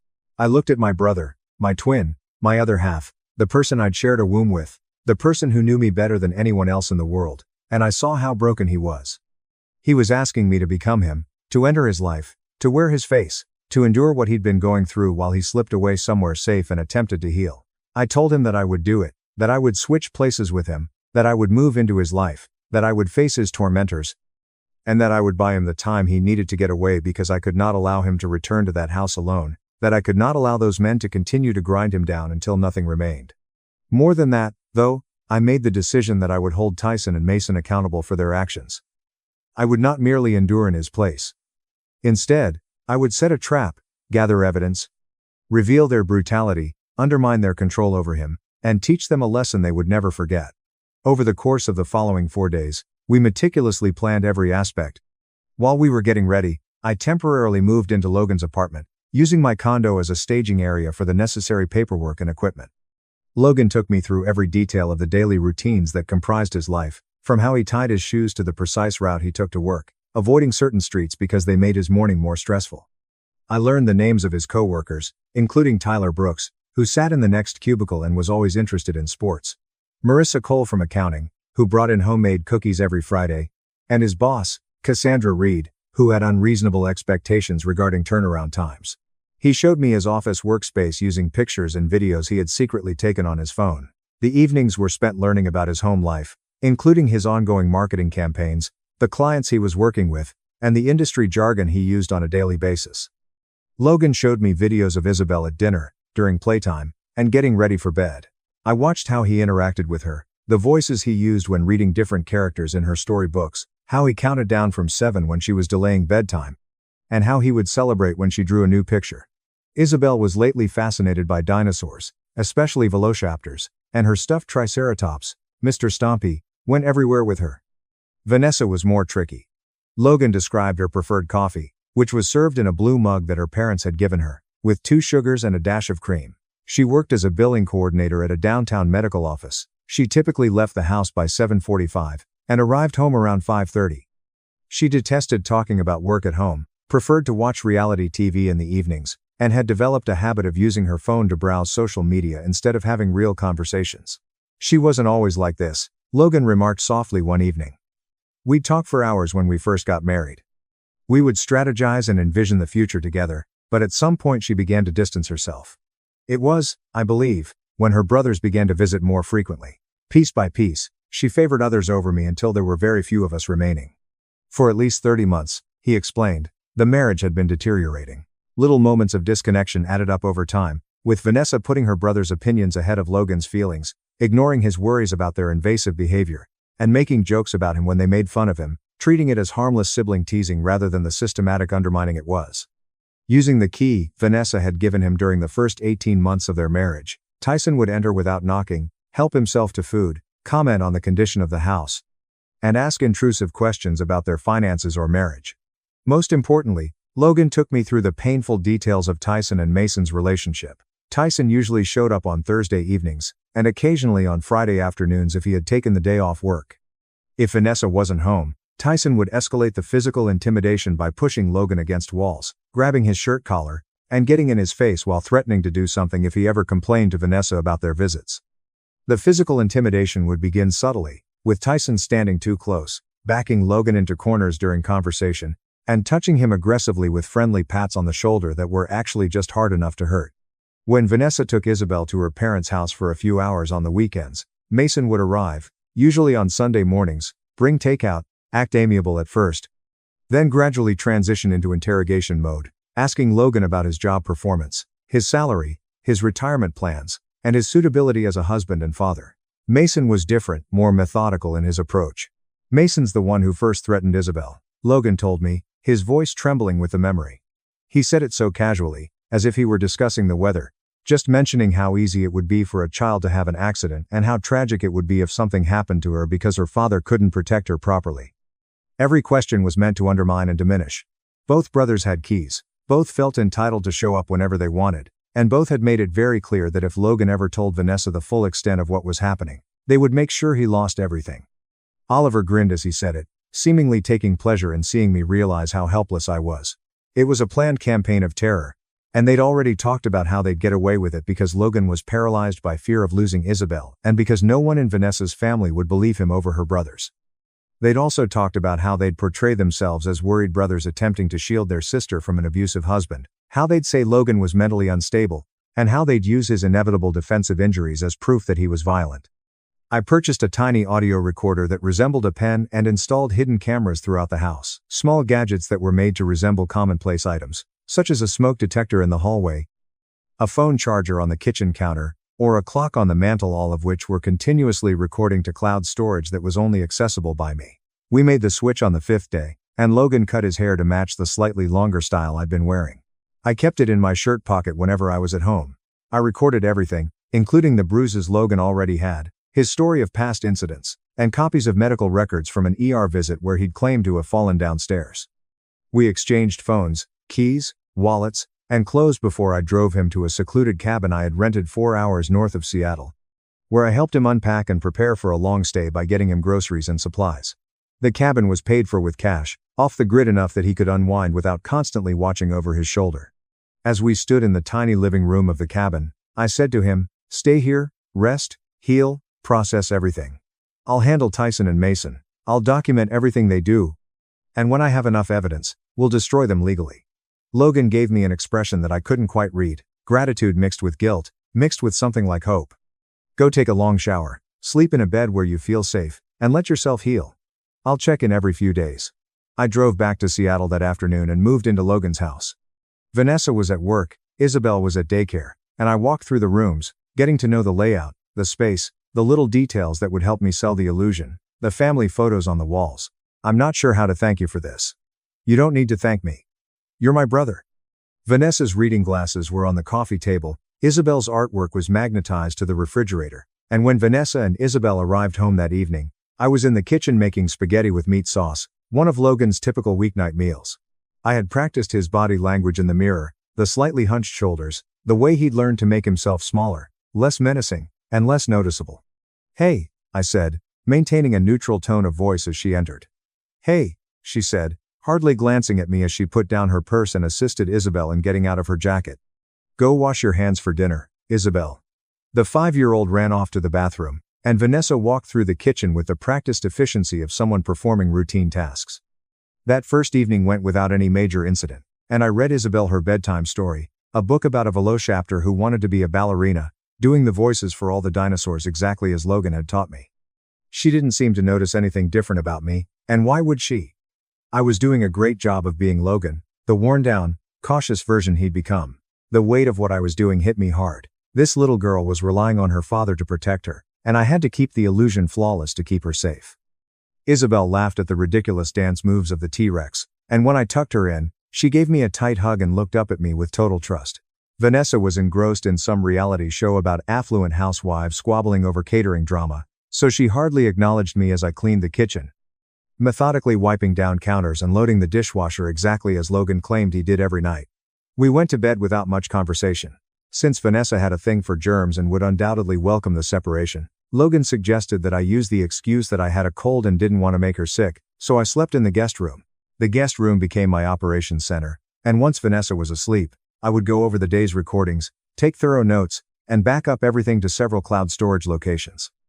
With the same meticulousness I usually apply to engineering projects, I made a spreadsheet that tracked every incident, every threat, and every moment that could be used as evidence: dates, times, people present, precise words spoken, physical actions taken. Tyson arrived on Thursday night, exactly on time. He walked in like he owned the place, didn't knock or announce himself, just strode into the kitchen and grabbed a soda from the refrigerator without asking, and said, "Hey there, champ." With that condescending tone Logan had warned me about, as I was heating leftovers in the microwave at around 6 o'clock after returning from work. Tyson had that swagger of someone who had never been seriously challenged, and who had spent his entire life getting away with bullying behavior because he was bigger and louder than everyone else. He was a big guy, 6'1", and probably 235 pounds, all from lifting weights at the gym rather than functional strength. He had a rough day at the office pushing papers. My crew poured foundation for a 4-story office building today, and I kept my eyes down, playing the role Logan had been playing for more than 14 months. Just long. Lots of meetings. Yeah, meetings. Tyson laughed like it was the funniest thing he'd heard all day. It must be really tough sitting in conference rooms, discussing marketing strategies while real men do actual work. It was obvious that Logan's career was meaningless, his work was worthless, and he was less of a man because he didn't perform physical labor. This was the same pattern Logan had described, the same script Tyson used to establish dominance and make his brother-in-law feel inferior. I didn't answer, instead concentrating on my plate of reheated casserole. Tyson walked around the kitchen island, encroaching on my personal space and pressing me up against the counter. Logan had explained that this was how things always began, with little provocations meant to test limits and strengthen the power dynamic. "Vanessa working late again?" Tyson asked, sounding as though he already knew the answer. "She'll be home at 7:15. Good, good. You're embarrassing her. You know that my sister deserves better than some soft marketing nerd who can't defend himself. Wouldn't you want her to witness her husband being such a pitiful loser?" He shoved my shoulder, not hard enough to cause actual pain, but aggressive enough to intimidate. The camera, disguised as a kitchen clock, was recording the video in high definition, capturing Tyson's aggressive posture, his invading my personal space, his hand on my shoulder. And I let him go about his routine, absorbing the insults, responding with the submissive body language he expected. "She could have married anyone, but she settled for you." Tyson spent about 25 minutes, establishing his dominance, hunching his shoulders, lowering his eyes, and using minimal words that wouldn't incite more aggression. He criticized everything, including the cleanliness of the kitchen, the food I was eating, my work clothes, my posture, and my overall existence. Each insult was intended to undermine Logan's sense of self-worth and to reaffirm that he was unworthy and should be thankful that Tyson and Mason put up with him at all. Tyson's attitude immediately changed when Vanessa's car pulled into the driveway. He became gregarious and cheerful, the worried brother simply checking in on his sister's family. He ruffled my hair in a way that might appear loving to an outsider but was really just another display of dominance, treating me like a child in need of his approval. He added, "Good talk, champ," loud enough for Vanessa to hear as she entered. "Just making sure my sister's being taken care of properly. Families have a duty to watch out for one another." Without realizing or choosing to ignore what had just transpired, Vanessa grinned at him and said, "Thanks for checking in, Tyson. Want to join us for dinner?" "Nah, got plans, but I'll see you this weekend at Mom and Dad's." He gave me a stern look as he walked away, a silent reminder to keep quiet about everything that had just happened. After he was gone, I sat at the dinner table with Vanessa and Isabel, pretending to be the beaten down, subdued husband and father while mentally cataloging everything for the impending confrontation. While the recorder in my pocket continued to capture every moment of my changed life, I listened and responded appropriately as Isabel talked about her day at daycare, something about finger painting, and a friend who had brought in cookies for everyone. That evening, after Vanessa and Isabel had gone to bed, I went over the audio and video. For 9 weeks, I followed the same pattern, with Tyson showing up every 5 to 6 days, sometimes by himself, sometimes with Mason. It was perfect, clear video of Tyson's aggression, pristine audio recording every insult and threat, and I added it to my expanding evidence file, arranging everything chronologically, creating a narrative that would be impossible to deny or dismiss. Mason was different from Tyson. He was less overtly aggressive but more cunning. He would threaten Isabel, discuss how easy it would be to prove I was an unfit father, and go into great detail about what could happen in a custody battle. They would let themselves in, make fun of me, push me around, and sometimes escalate to actual violence. I recorded everything. The physical violence escalated around week 8, when Tyson showed up angry about something at work and took it out on me in the garage. Mason holding my arms while Tyson worked me over. Mostly with body shots and a few hits to the face that I couldn't block. Those recordings were especially damning, demonstrating psychological abuse and premeditation. I gritted my teeth and let it happen, concentrating on the camera I'd hidden in the garage ceiling and the recorder in my pocket. Vanessa noticed the new bruises that evening, and I was in the bathroom evaluating the damage when she entered. For a brief moment, I thought she might finally ask the right questions and decide to see what was really going on. I had dozens of hours of footage and audio recordings by week 8, but she simply sighed and said, "You need to be more careful." That response told me everything I needed to know about her complicity. She wasn't actively taking part in the abuse, but she was enabling it through willful blindness. I had enough evidence to legally bury Tyson and Mason because they had attacked me 9 times, threatened me innumerable times, and showed a pattern of consistent abuse. I carefully planned the trap, and Vanessa's parents were celebrating their 42nd wedding anniversary, and the entire family was having dinner at their house. I explained my plan to Logan during our nightly phone check-in. He was initially apprehensive, concerned about the possibility of violence, but I persuaded him that this was the safest course of action. It was the ideal opportunity, everyone in one location. Tyson and Mason couldn't avoid the confrontation, maximum exposure for their crimes. The night before the anniversary dinner, I prepared everything, edited the most damning footage into a compilation video, arranged the audio recordings chronologically, compiled hospital records and photographs of injuries, burned copies to multiple encrypted drives, uploaded everything to secure cloud storage, and prepared packets for the police, Vanessa's family, and Logan's divorce attorney. Public exposure with witnesses and documentation ready to hand over to authorities. Yes, I had already saved one for him. On Sunday night, Vanessa and Isabel and I went to Henry and Margaret's house, which was packed with family friends and extended family, roughly 45 people in total, and Tyson and Mason were already there, holding court in the living room while telling a story that made everyone laugh. They had no idea what was going to happen, but when I walked in, Tyson grinned and said something about me finally showing up for once, and Mason muttered something to his friend that made them both laugh. Dinner was the typical family gathering, too much food, too many conversations going on at once, Henry reminiscing about his early marriage, while Margaret smiled next to him. After dessert, Henry stood up to thank everyone for coming, and when he was done, I stood up too. The room fell silent, perplexed. This was not part of the program. "I'd like to say something as well," I said, keeping my voice steady, "about family and what it means to protect the people you love." I played my part flawlessly, remaining silent, keeping my head down, and being the diminished version of Logan they all expected. Vanessa gave me a stern look, obviously uncomfortable with me attracting attention, and Tyson and Mason looked at each other as if I was going to embarrass myself in some way. I took out a small remote control and aimed it at the TV that was mounted on the wall of the dining room. Earlier, I had made arrangements with Henry to set up a laptop connection, saying I wanted to show family photos. As the screen flickered to life, I continued.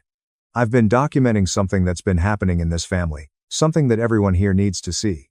The first video began to play, showing Tyson entering Logan's house without permission and starting his verbal attack right away. He had agreed without question. Margaret gasped. Henry's face flushed. Vanessa went pale. Tyson began to stand, but his father yelled at him to sit down and watch, and the compilation went on. 9 weeks of abuse were compressed into a heartbreaking 14-minute presentation. The audio was crystal clear, every insult and threat captured perfectly. The video was unquestionable, time-stamped, and clearly showed faces. Some of the women in the room began to cry, and Henry appeared as though he might be having a heart attack. Tyson shoved me against walls. Mason held me while Tyson threw punches, and both of them made explicit threats about Isabel and about ruining Logan's life if he ever spoke up. When the video concluded, there was a deafening silence, and I stood in front of 45 witnesses and said, "Tyson and Mason have been systematically abusing Logan for over 14 months. Tyson and Mason sat frozen, their faces alternating between shock, anger, and finally, fear as they realized the seriousness of what they were witnessing. Tyson exploded out of his chair. his face contorted with anger, saying, "They've beaten him, threatened him, terrorized his daughter, and turned his home into a prison. And everyone in this family, everyone let it happen. That's not. You can't. This is taken out of context." Calmly, I repeated, "Context? Please explain the context where it's acceptable to beat your sister's husband and threaten a 5-year-old child." Mason tried a fresh strategy, desperately going to his parents. "Dad, this is insane. He's making this up somehow," I said. "We were just what? Just terrorizing someone for over 14 months. Just breaking multiple laws, including assault, battery, terroristic threats, and criminal trespass. All of which I've documented and reported to the police." At that point, I disclosed the second aspect of my strategy. 2 officers in uniform entered through the front door. I had already gotten in touch with them, given them the rundown, and presented some preliminary proof. During the supper, they had consented to wait for my cue. Tyson and Mason were informed by the authorities that they were being arrested for assault, violence, harassment, and criminal threats. Tyson began shouting about fake charges and lawyers. Mason became quiet and pallid. Vanessa wailed in the corner. Friends and extended family stood motionless. And their parents watched in terror as both were detained. Tyson turned to face me, his eyes full of hate, as they were carried out. "You're going to regret this. We'll destroy you in court. We'll take everything." I calmly turned to face Tyson and said, "You already tried to destroy someone for over 14 months. You tried to break him to make him feel powerless and worthless, but I'm not your victim anymore." Tyson's expression went blank with bewilderment at that last statement. But before he could comprehend it, the officers dragged him in the direction of the door. After being placed into patrol cars, the 2 brothers were taken off. All of a sudden, there was only the faint sound of Margaret sobbing and the uneasy moving of individuals in the home. I looked around at the other visitors. "I believe it's time for everyone to go.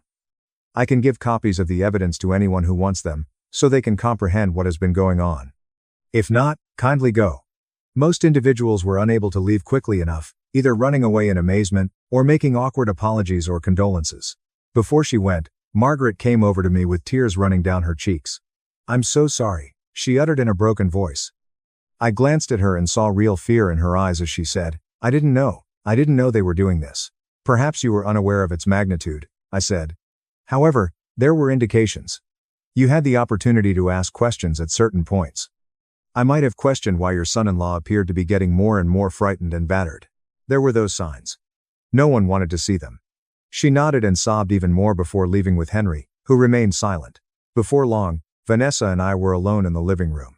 With a blotchy face from crying, she sat on the couch and gave me a hateful look. Her voice trembled as she questioned, "How could you do this to my family?" I sat down across from her, suddenly fatigued as the adrenaline that had been keeping me going began to wear off. "We're going to lose everything because of you. Vanessa, your brothers have been beating your husband for over 14 months. They terrorized your daughter. They turned your home into a place of fear and violence, and you let them. You enabled them. You chose their approval over your family's safety. This didn't happen because of me. This happened because of choices you and your brothers made over and over again." Still in denial, she shook her head. "However, they were merely taking precautions to ensure that you were treating me fairly." I laughed resentfully. "What are you being protected from? From a husband who wished to establish a life with you because he loved you. Vanessa, they weren't defending you. You allowed them to abuse him and dominate you because it was simpler to do so than to confront them." I got up at that point and informed her that Logan would be requesting sole custody of Isabel, that divorce papers would be filed within the week, and that she ought to hire an attorney. She started to ask me a question as she gave me a perplexed face. At that point, I made the decision to be honest with her. I made it obvious that I'm not your husband. Oliver, I am his twin brother. 9 weeks ago, a bruised, scared, and shattered Logan came to me. In order for him to escape and recover, he requested that we trade places. I therefore entered his life and replaced him. I've been residing here, enduring the mistreatment he was subjected to, recording everything, and constructing a case against the individuals who were ruining him. Her expression went through phases of bewilderment, horror, disbelief, and eventually comprehension. "You're not. His brother is you." I went on. "This entire time, everything you've been doing to Logan over the last 9 weeks, you've been doing to me. I took every blow, insult, every terrible moment for him, and I recorded it all.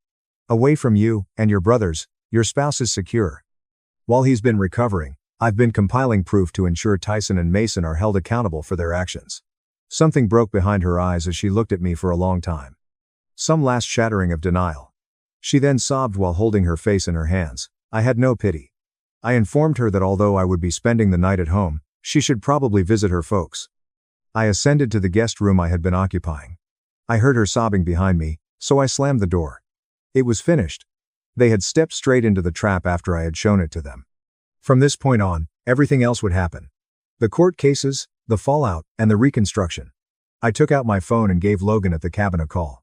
His voice was tense with nervousness as he answered on the first ring. I filled him in on everything: the dinner, the proof, the reactions, the arrest of Tyson and Mason, the revelation of Vanessa's collusion, and the fact that it was now over. He remained quiet for a while. Then I could hear him sobbing.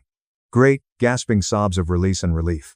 When he was able to talk again, he said, "Thank you. Thank you. There are no words to express how much I appreciate you." I told him, "You don't have to thank me. My brother is you.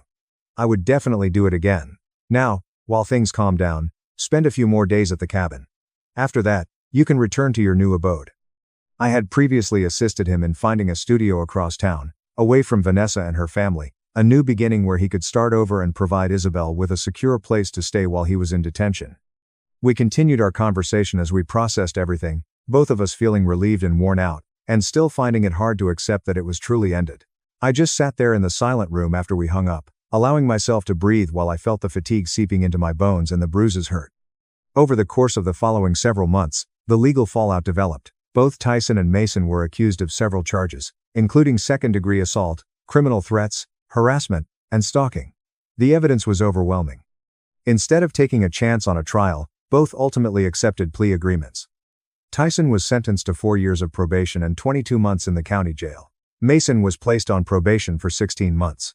They were both told to stay away from Logan and Isabel for as long as possible. 5 months later, Logan and Vanessa formalized their divorce. Vanessa was granted supervised visiting privileges, while he was granted sole physical custody of Isabel. After considering all the facts, the judge declared that Logan was the stable, protective father, and expressed his disgust at how she had allowed the abuse. In fact, Logan was contacted later by Vanessa's parents, Henry and Margaret. They expressed their shame at their boys and their own blindness, and they apologized passionately. If Logan would let it, they hoped to keep their friendship with Isabel going. Given that they were Isabel's grandparents and that they appeared to be sincere in their regret, he consented to supervised visits. For my part, I returned to my condo and my everyday routine. The pain subsided and the bruises healed, but the event altered me in ways I'm still figuring out. I now understand what it's like to feel genuinely vulnerable and to be stuck in a situation where it seems impossible to seek for help. My ex-wife left our autistic son 12 years ago. His painting sold for $4.2 million. She sued for the cash. Son whispered, "Let me handle it." Case dismissed. 12 years ago, my ex-wife disappeared, leaving me with her autistic son. She came back with a lawyer grinning after his painting went for $4.2 million. "Let her take it," I replied. And Caleb muttered, "Let me handle it." The Allen County Courthouse smelled like old paper and floor wax. Like a loose panel in an elevator cab, the air conditioner rattled. With her spine straight and wearing a cream blazer, Vanessa sat 4 rows ahead of everyone else without ever looking back. Young Tyler Grant, her lawyer, started speaking in her ear as if he were the only one in the room. Malcolm Pierce, my attorney, leaned in. "Listen to me, Jack.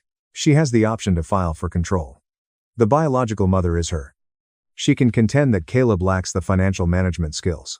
I had a constricted throat. After 12 years of ignoring it, this is what's happening today. I was sick of battling and afraid of losing Caleb in public, so I said let her take it. Malcolm blinked. "Jack." My forearm was touched by Caleb's hand, light. Steady. He avoided glancing at Vanessa. He gazed at the grain of wood on the bench as if it were a guide. His voice was flat and calm, the way strangers misinterpret it. He leaned forward, "Let me take care of it." That whisper took me back to the evening Vanessa left our small Fort Wayne ranch house as if she were leaving a lousy film and entering a better one. It was the end of October. The siding was pushed by the wind. The porch roof tickled with rain. I had just returned from a downtown assignment at a hotel that was stuck on an old Otis unit that still smelled of sweat and machine oil. At the time, Caleb was 5. Just routines, no words. Same volume, same PBS station. Cut 2 similar slices off of a peanut butter sandwich. On the coffee table, toy vehicles were arranged in a solemn march, bumper to bumper, red to blue. Vanessa arrived late, wearing perfume first with a pricey floral arrangement that was inappropriate for our kitchen. The main door gave a forceful slap. Caleb gave a startled jerk. Ears to hands. Rocking got underway quickly and tightly. His single hiccup signaled the beginning of panic. Vanessa. I muttered. Simple. Jack, I'm in my own home. She kicked off her heels and snapped. One thudded hollowly against the baseboard. I have finished tiptoeing. I collapsed onto the carpet next to Caleb and sang the 4-note melody that normally made him feel better. His shoulder came into contact with mine. He stammered and then attempted to emulate my breathing. Vanessa observed us as if she had intervened in a mess. Observe you, she remarked. You're becoming him. That statement struck a deeper chord than it should have, since I was already making my world smaller to accommodate Caleb's demands because someone had to. What is the true purpose of this? I inquired. She grabbed her handbag from the counter. The jingling of the keys was too loud. She said, I met someone, as if to announce that she had secured a better position. My mouth became parched. Who? She responded. It doesn't matter. Before her voice grew softer and more practiced. He is steady. In Naples, he has a place. The sun. A genuine life. A real life, I said again. Vanessa's gaze flickered. My age is 38. This is not going to keep me stuck in Fort Wayne for the rest of my life. Without intending to, I pointed and said, this is your son. With enormous eyes, Caleb peered at her through his fingers, attempting to interpret her tone. The words seemed to burn Vanessa, and she winced. She repeated, he's my son, but it seemed as though she was merely trying the term out. Caleb got up and grabbed my hand. An anchor was what he needed. I handed it to him. Vanessa ignored him. She remarked, you take him. You're skilled at being a martyr. I declared, I'm not a martyr. I trembled when I spoke. I'm a husband. I am a father. Vanessa came to a halt. She walked down the corridor, brushing by us. Heel clicks. The squeak of a closet door. Slam the drawer. The zipper of a suitcase. The living room wall was washed by headlights outside. At the curb was a black SUV. The window was marred by rain, as if the glass were crying. I said, you called him already. She didn't dispute it. She returned holding her phone and a small luggage. Her expression was fixed, as if she had reconciled with herself and abandoned the rest of us. With his lips pushed firmly together, Caleb stood in the hallway holding his crimson blanket. He made a small sound that sounded more like a query. He was at a loss for words than a cry. Vanessa didn't utter his name, didn't kneel, and didn't even touch his hair. The cold air rushed in as she stopped at the front door. She glanced back for a time, and I waited for anything. I apologize. A pledge. Even a falsehood. Instead, she said, you'll be fine, Jack. You always find a solution. She then ventured out into the rain. There was a loud thunk as the SUV door closed. The taillights flowed crimson down the street until they vanished, and tires hissed on the wet pavement. As if nothing had happened, the TV continued to chirp about letters and colors as I stood at the doorway with Caleb. I had trembling hands. Caleb shivered all over against my chest. I listened to the furnace come to life while I sat at the kitchen table that evening. I noticed that every box now belonged to me when I looked at the schedule on the refrigerator. Therapy Monday, preschool Thursday. At the time, I had no idea that Caleb would discover serenity and paint. I had no idea that a painting could fetch $4.2 million in the future. All I knew was that a boy had witnessed the departure of a mother. 12 years later, Vanessa returned with a smile that suggested she had misplaced a luggage rather than a child. I made an effort to maintain normalcy following our first encounter with Malcolm. I made nice triangles out of Caleb's sandwich. I arranged his brushes neatly. Only the steady hum of the refrigerator and the gentle rustle of paper from Malcolm's folder could be heard in the still kitchen. Eyes down, Caleb chewed slowly. Then, without raising his gaze, he spoke. He said, we ought to see her once more. My stomach fell. You don't have to, Caleb. His eyes were as level as a level on a construction site as he raised them. Yes, he said. Once again, a public setting, then a more intimate one, like a secret reserved for me. Raising Caleb required me to pick up a new language early on, one that is composed of routines, rhythms, and subtle gestures that most people overlook. At 6:18 a.m., the morning began, sharp. Not 6, not 6:20. When I put on the kettle, the microwave's clock had to read 6:18, else Caleb's shoulders would rise around his ears as if he were preparing for an impact. The kettle began to sing. The furnace made a clicking sound. My bread was precisely 2 shades darker than pale when I toasted it. I cut the sandwich from corner to corner, cleaned the knife, and then made another cut. Triangles. Triangles are always present. Even if I made a small mistake, Caleb didn't yell. He stopped. His breathing would become labored. Like he was looking for a way out of his own flesh, his gaze flitted to the window. I thus gained knowledge. I made adjustments. I decelerated. For us, love looked like that. Make quiet modifications. Nobody cheered. The hardest place was the grocery store. Coliseum Boulevard's mire. Buzzing fluorescent lights that resemble irate insects. The wheels of the cart screech. The sound of scanners punching holes in the air. With his hands clamped over his ears, Caleb would rock, his chest trembling softly. People gazed. A few muttered. "Have you tried discipline?" A woman once asked, leaning over. I gave her a smile as if she had just offered me gum at a funeral. We made it through those years. One restless night at a time, one appointment, one receipt. Mondays are therapy days. Acronyms flew like darts during school sessions. IEP. OPP. I nodded as if I fully understood. A shoebox at the door was filled with piles of bills. My hands became rougher. Years of carrying cables and repairing doors that wouldn't open caused knuckles to break. Vanessa didn't give a call. Not on the birthday of Caleb. Not when his first tooth fell out. Not when he stood there grinning like he had climbed Everest after learning how to tie his shoes at the age of 12. In 12 years, she only sent one card.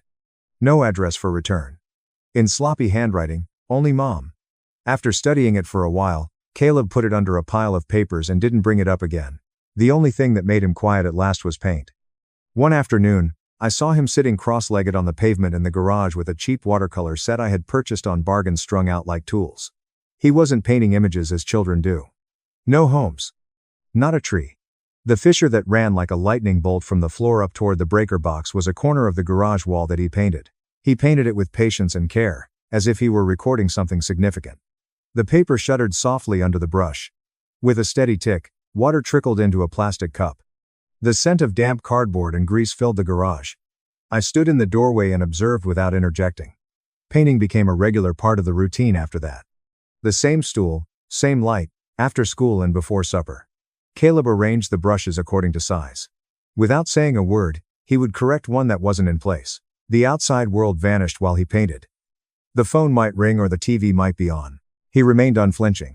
His topic remained peculiar. Details, close-ups, the digits on a utility meter, a stain on a continent-shaped ceiling tile, a rusty latch on a shed. He was not having hallucinations. He had them on tape. Teachers took notice. I nodded when a Northside High art teacher drew me aside and said, "Your son sees differently." That was something I had known for years. I assumed the call from the Chicago gallery was a joke. The woman on the line spoke quickly and cautiously, as if she was worried that I would end the call. An auction was mentioned by her.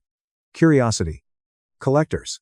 As she spoke nonsensical numbers, I leaned against the kitchen counter and listened to the hum of the refrigerator. $4.2 million. I took a firm seat. Caleb continued to paint. He remained the same despite the money. It made him quieter, if anything. He questioned me about the location of money and the decision makers. He wanted to know how signatures operated. He questioned why people got into arguments over something they didn't create. Then Vanessa returned. Her lawyer's letters, which had a little toner odor, came thick and formal.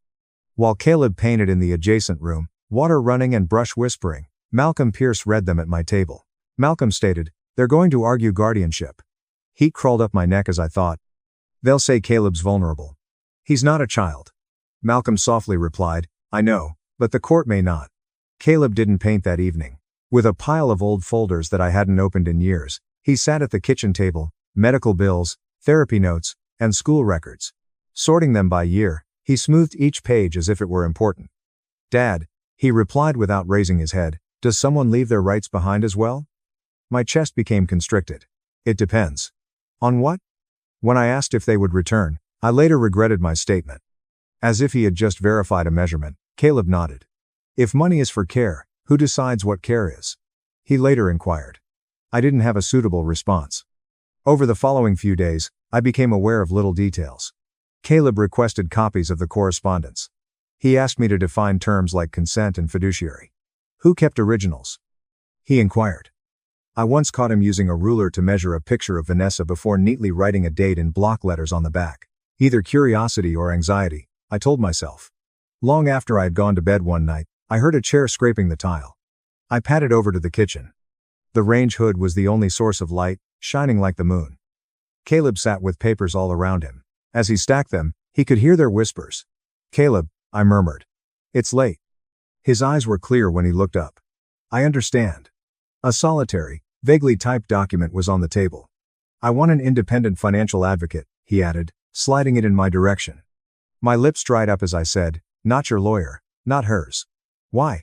So no one thinks you told me what to do, I said, glancing first at the paper and then at my son, the teenager I had carried through grocery stores, and who could hardly speak above a whisper, but who was now thinking 3 steps ahead of adults. What do you have planned? I inquired. He thought about that. Then he gave a single shake of his head. I'm not planning, he remarked. Getting ready. Vanessa recommended the location. Neutral ground. She texted Caleb, as if she were negotiating a public ceasefire. We met at Lori's family diner off Lima Road, the kind of establishment with coffee that seemed to have been reheated since the Clinton administration and vinyl booths. As we entered, the bell above the door began to chime. The plates clinked. Someone was called Patty by a waitress. Vanessa had already arrived. When she noticed us, she got up and smoothed her cream blazer, her hair looking flawless, the effortless way that money can buy. Before she did, I could smell her perfume, which was sweet and pricey and didn't go with the scent of burnt toast and bacon grease. She whispered, Jack, as if we were old pals. She looked to Caleb and grinned broadly as she said, hello. Hey, my love. Caleb remained silent. As usual, he slid into the booth next to me and placed his sketchbook on the table, aligning it with the edge. His gaze shifted to the ketchup bottle, the napkin holder, and the hefty, silver keys that Vanessa had dropped on the table. The black fob had an unfamiliar luxury insignia. A few moments later, her attorney showed up, radiant and full of confidence. Hayes, Andrew. He shook my hand too hard as he introduced himself. His watch was brighter than the overhead lights, and his clothing was crisp. Mister, he sat next to Vanessa, their shoulders touching, and said, thank you for meeting with us, Callahan. She remained where she was. Opening a leather folder, Andrew started speaking as if he were reading from a pamphlet. Cooperation is our aim. And what's best for Caleb? Caleb's pen shifted.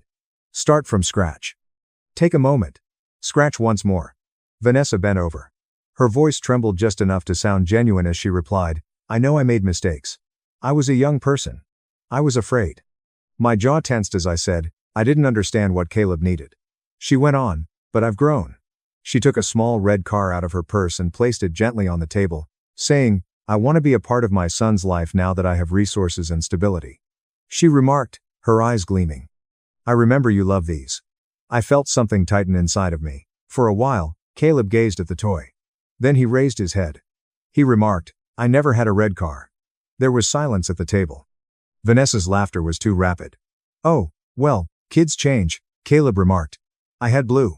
4. Andrew cleared his throat, saying, you left before I got red.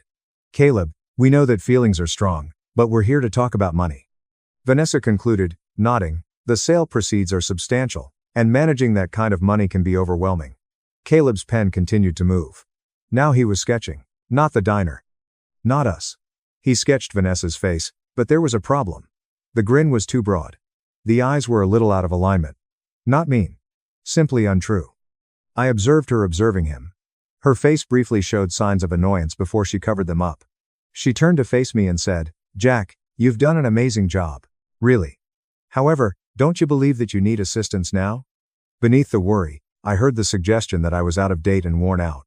Andrew gave a nod. In situations like this, guardians are frequently appointed by the courts to protect the individual. Caleb calmly retorted, I don't need protecting. Andrew gave a thin smile. Caleb stopped drawing and said, that's not for you to decide. After taking another look at Vanessa's keys, he glanced at her ring before turning back to his sketchbook. Mom, he said. In his mouth, the word sounded unfamiliar. Are you looking for truth or money? Vanessa blinked. I want what's best for you. Caleb responded, that's not an answer. Arriving with coffee, the waitress placed the mugs too firmly. It sloshed. With his palms flat on the table, Caleb steadied himself after flinching. Andrew reclined. Caleb nodded and said, let's not make this a philosophical exercise. All right. He shut his sketchbook. It was the last sound. Soon after, we departed. Unsure of where to put her arms, Vanessa gave Caleb a rigid hug. He did not return the hug. The wind sliced through the air outside. Automobiles sped by. Vanessa grinned as if she had won something as she stood by her SUV. Consider what we talked about, she said. That evening, I discovered Caleb at the kitchen table once more, saying, we can make this easy. There was a slight buzzing of the overhead light. The papers were arranged in tidy rows. Block letters are used for names, dates, and notes. I rubbed my temples and said, "Caleb, you owe her nothing." "I know," he replied. "So why go see her?" He moved a folder in my direction. Copies of letters written by Vanessa's lawyer with handwritten annotations in the margins, dates circled, and words underlined were found inside. Caleb remarked, "She talks a lot."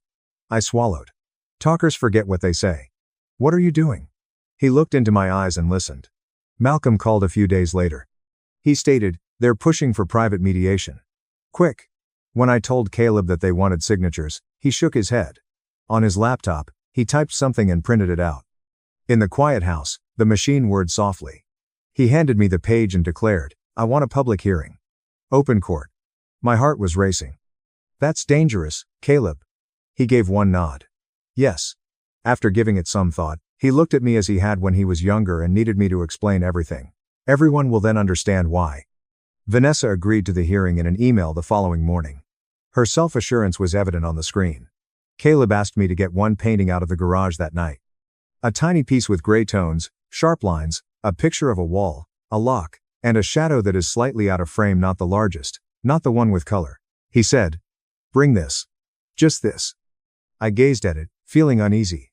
"Why this one?" Caleb took a moment to respond. He carefully squared the corners of his folder, packed it, and slipped it into his backpack. I didn't get any sleep the night before the hearing because, as he put it, finally, they think they've already won. Every pop and creak sounded like a warning as I lay on the couch and listened to the house settle. The refrigerator was humming. The ticking of the clock above the stove was too loud.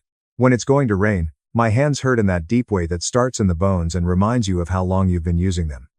By the time I was 60, I had dedicated my entire life to repairing devices that allow people to safely ascend and descend. Errors are not forgiven by elevators. You gain patience. Checks and double checks are lessons you acquire. With my son's future at stake, I'm still standing on the precipice of an open court. It seemed like the riskiest position I had ever accepted. Malcolm's voice was low as he called late. "They're offering mediation once more, Jack. Quiet settlement. Divide the control. Exposure would be prevented." "Exposure?" I said it again. "Do you mean daytime?" He let out a sigh. "Hearings in public can be chaotic. Judges are people. Even more so for juries." I hung up and looked at the ceiling, remembering how Andrew Hayes spoke as if the room were his, how Caleb had sat motionless, taking in everything, and how Vanessa had smiled in the diner. I heard Caleb's door open at around midnight. Gentle treads. He padded into the kitchen, careful like he always was at night. I watched from the couch as he turned on the under-cabinet light, just bright enough to work. He set his backpack on the table and opened it. Papers came out straight and aligned. He laid the small painting beside them, the one with the lock. I pushed myself up, joints protesting, and joined him.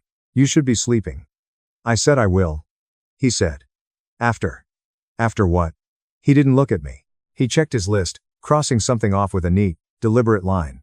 "Caleb," I said gently, "I need to know what you're doing if this goes bad." He stopped slowly. He turned to face me. "Dad," he said, and there was no rush in his voice. "You fix elevators." I blinked. "Yeah, you always told me." He continued, "The most dangerous part is when people think it's safe." I swallowed. "That's true. They think it's safe," he said, "because they don't see what's behind the wall." He tapped the painting lightly. "Once, I do." The next morning, Vanessa's email came in early. "We can still resolve this privately," she wrote. "For Caleb's sake, 60/40. No spectacle." My finger hovered over the reply button. 60/40 sounded like peace. It sounded like rest. It sounded like not having to sit in a room full of strangers while my life got dissected. I looked at Caleb. He was tying his shoes, pulling each lace to the same tension, focused and calm. "She's offering to settle," I said. He nodded. "I know." "How do you know?" "She's rushing." He said people rush when time stops helping them. I exhaled. "If I don't sign, this gets ugly." "It's already ugly," he said, matter of fact. Then he looked up at me. "Please don't sign." I didn't. The courthouse steps were cold under my palms as we waited to go in. Reporters hovered at a distance. Local news, a couple of freelancers. I hated that part, hated that Caleb's face might end up on a screen with words like autistic teen and millions slapped on it like bait. Vanessa arrived in a tailored gray suit, flanked by Andrew. She gave me a tight smile that didn't reach her eyes. "Jack," she said. "Last chance." Caleb stood beside me, backpack on his shoulders, painting wrapped carefully in brown paper under his arm. Inside, The courtroom smelled like dust and lemon cleaner. The judge's bench loomed high. The murmur of voices ebbed and flowed like water. Malcolm leaned close. Once this starts, we can't control the narrative. I know, I said. Vanessa took her seat and crossed her legs. She looked relaxed, confident, like someone who believed the system had always worked for her. The judge called the case. Voices hushed. Chairs scraped. Andrew spoke first, smooth as glass. He talked about concern, about protection, about Caleb's limitations, about Vanessa's regret and growth. He painted her as a mother returning to right a wrong. Vanessa dabbed at her eyes, not enough to smudge makeup, just enough to sell it. My turn came, and my mouth felt full of cotton. Malcolm did most of the talking, but the judge asked me directly. Mr. Callahan, why did you agree to an open hearing? I glanced at Caleb. He nodded once. Because, I said, voice rough, this isn't just about money. It's about what happened when my wife left and who stayed. Vanessa shifted. The judge turned to Caleb. Young man, do you understand what's happening here? Caleb stood. The room seemed to lean toward him. Yes, he said. Andrew rose immediately. Your Honor, given Caleb's condition, we question whether, I understand, Caleb said again, calmly. The judge raised a hand. I'll decide who speaks. Caleb took a breath. He didn't rush. He didn't perform. He simply opened his folder. He started with dates. Simple. Clear. When Vanessa left. When she didn't return calls. When she missed meetings. When Jack signed a loan. Each page made a quiet sound as he set it on the table. Paper on wood. Steady. Andrew tried to interrupt. The judge shut him down. Then Caleb unwrapped the painting. The paper crinkled softly. The room leaned in. He held it up, not dramatic, not high, just enough for the judge to see. This is why I paint, Caleb said. I don't paint feelings. I paint facts. Vanessa frowned. That lock, Caleb continued, pointing, is on a rental property in Naples. The serial number is visible. It was replaced without a permit. Andrew scoffed. Relevance. Caleb didn't look at him. The date I painted it, he said, matches the date the previous tenant reported an illegal lockout. A murmur rippled through the room. I felt my pulse in my ears. I hadn't known. Not this. Caleb set the painting down and looked at the judge. I put the money in a trust before today, he said. With an independent advocate. It's legal. It's documented. Vanessa's face drained of color. I didn't do this to hurt anyone, Caleb said. I did it so no one could take what they didn't earn. The judge leaned forward. Vanessa stood suddenly. This is manipulation, she said. Voice sharp. Now the mask slipping. He's being coached. Caleb turned to her. His voice didn't change. You taught me to watch carefully, he said. You just forgot I was watching. The room went still. Outside, after the ruling, after the judge confirmed the trust and denied Vanessa's claim, Vanessa followed us down the steps. This isn't over, she hissed, close enough that I could smell her perfume again. Caleb stopped. He turned slow and deliberate. You said that? He said evenly, in front of witnesses. She froze. I put my hand on his shoulder. For the first time, I felt like I was the one being held steady. The judge didn't rule that day. That was the part no one tells you about, how justice can pause mid-breath and leave everyone suspended. We were told to return the following week. Additional documentation requested. Clarifications. Time for review. Vanessa's lawyer objected loudly. The judge shut him down with a look that could have stopped a freight elevator. Outside, the courthouse steps buzzed with voices. Reporters leaned in. Cameras clicked. Malcolm whispered something about procedure, but I barely heard him. My head rang like I'd stepped off a noisy job site. Vanessa didn't speak to me this time. She walked fast, heels sharp against the concrete. Andrew Hayes half a step behind her. Her smile was gone. In the car, Caleb buckled his seatbelt with the same careful pull he always used. Click, pause, tug, secure. You okay? I inquired. Yes, he said. I waited. He usually added more when he was ready. They are afraid now, he said finally. Who we the ones who talked the most. The week that followed felt longer than the 12 years before it. Malcolm called daily. Vanessa's side filed motions, requests, objections. Each envelope that arrived made my stomach tighten. At night, my hands shook when I poured coffee. I snapped at a neighbor for letting his dog bark too long and apologized 10 minutes later. Caleb stayed steady. He painted less. When he did, it was smaller pieces. Details again. Numbers, edges, shadows.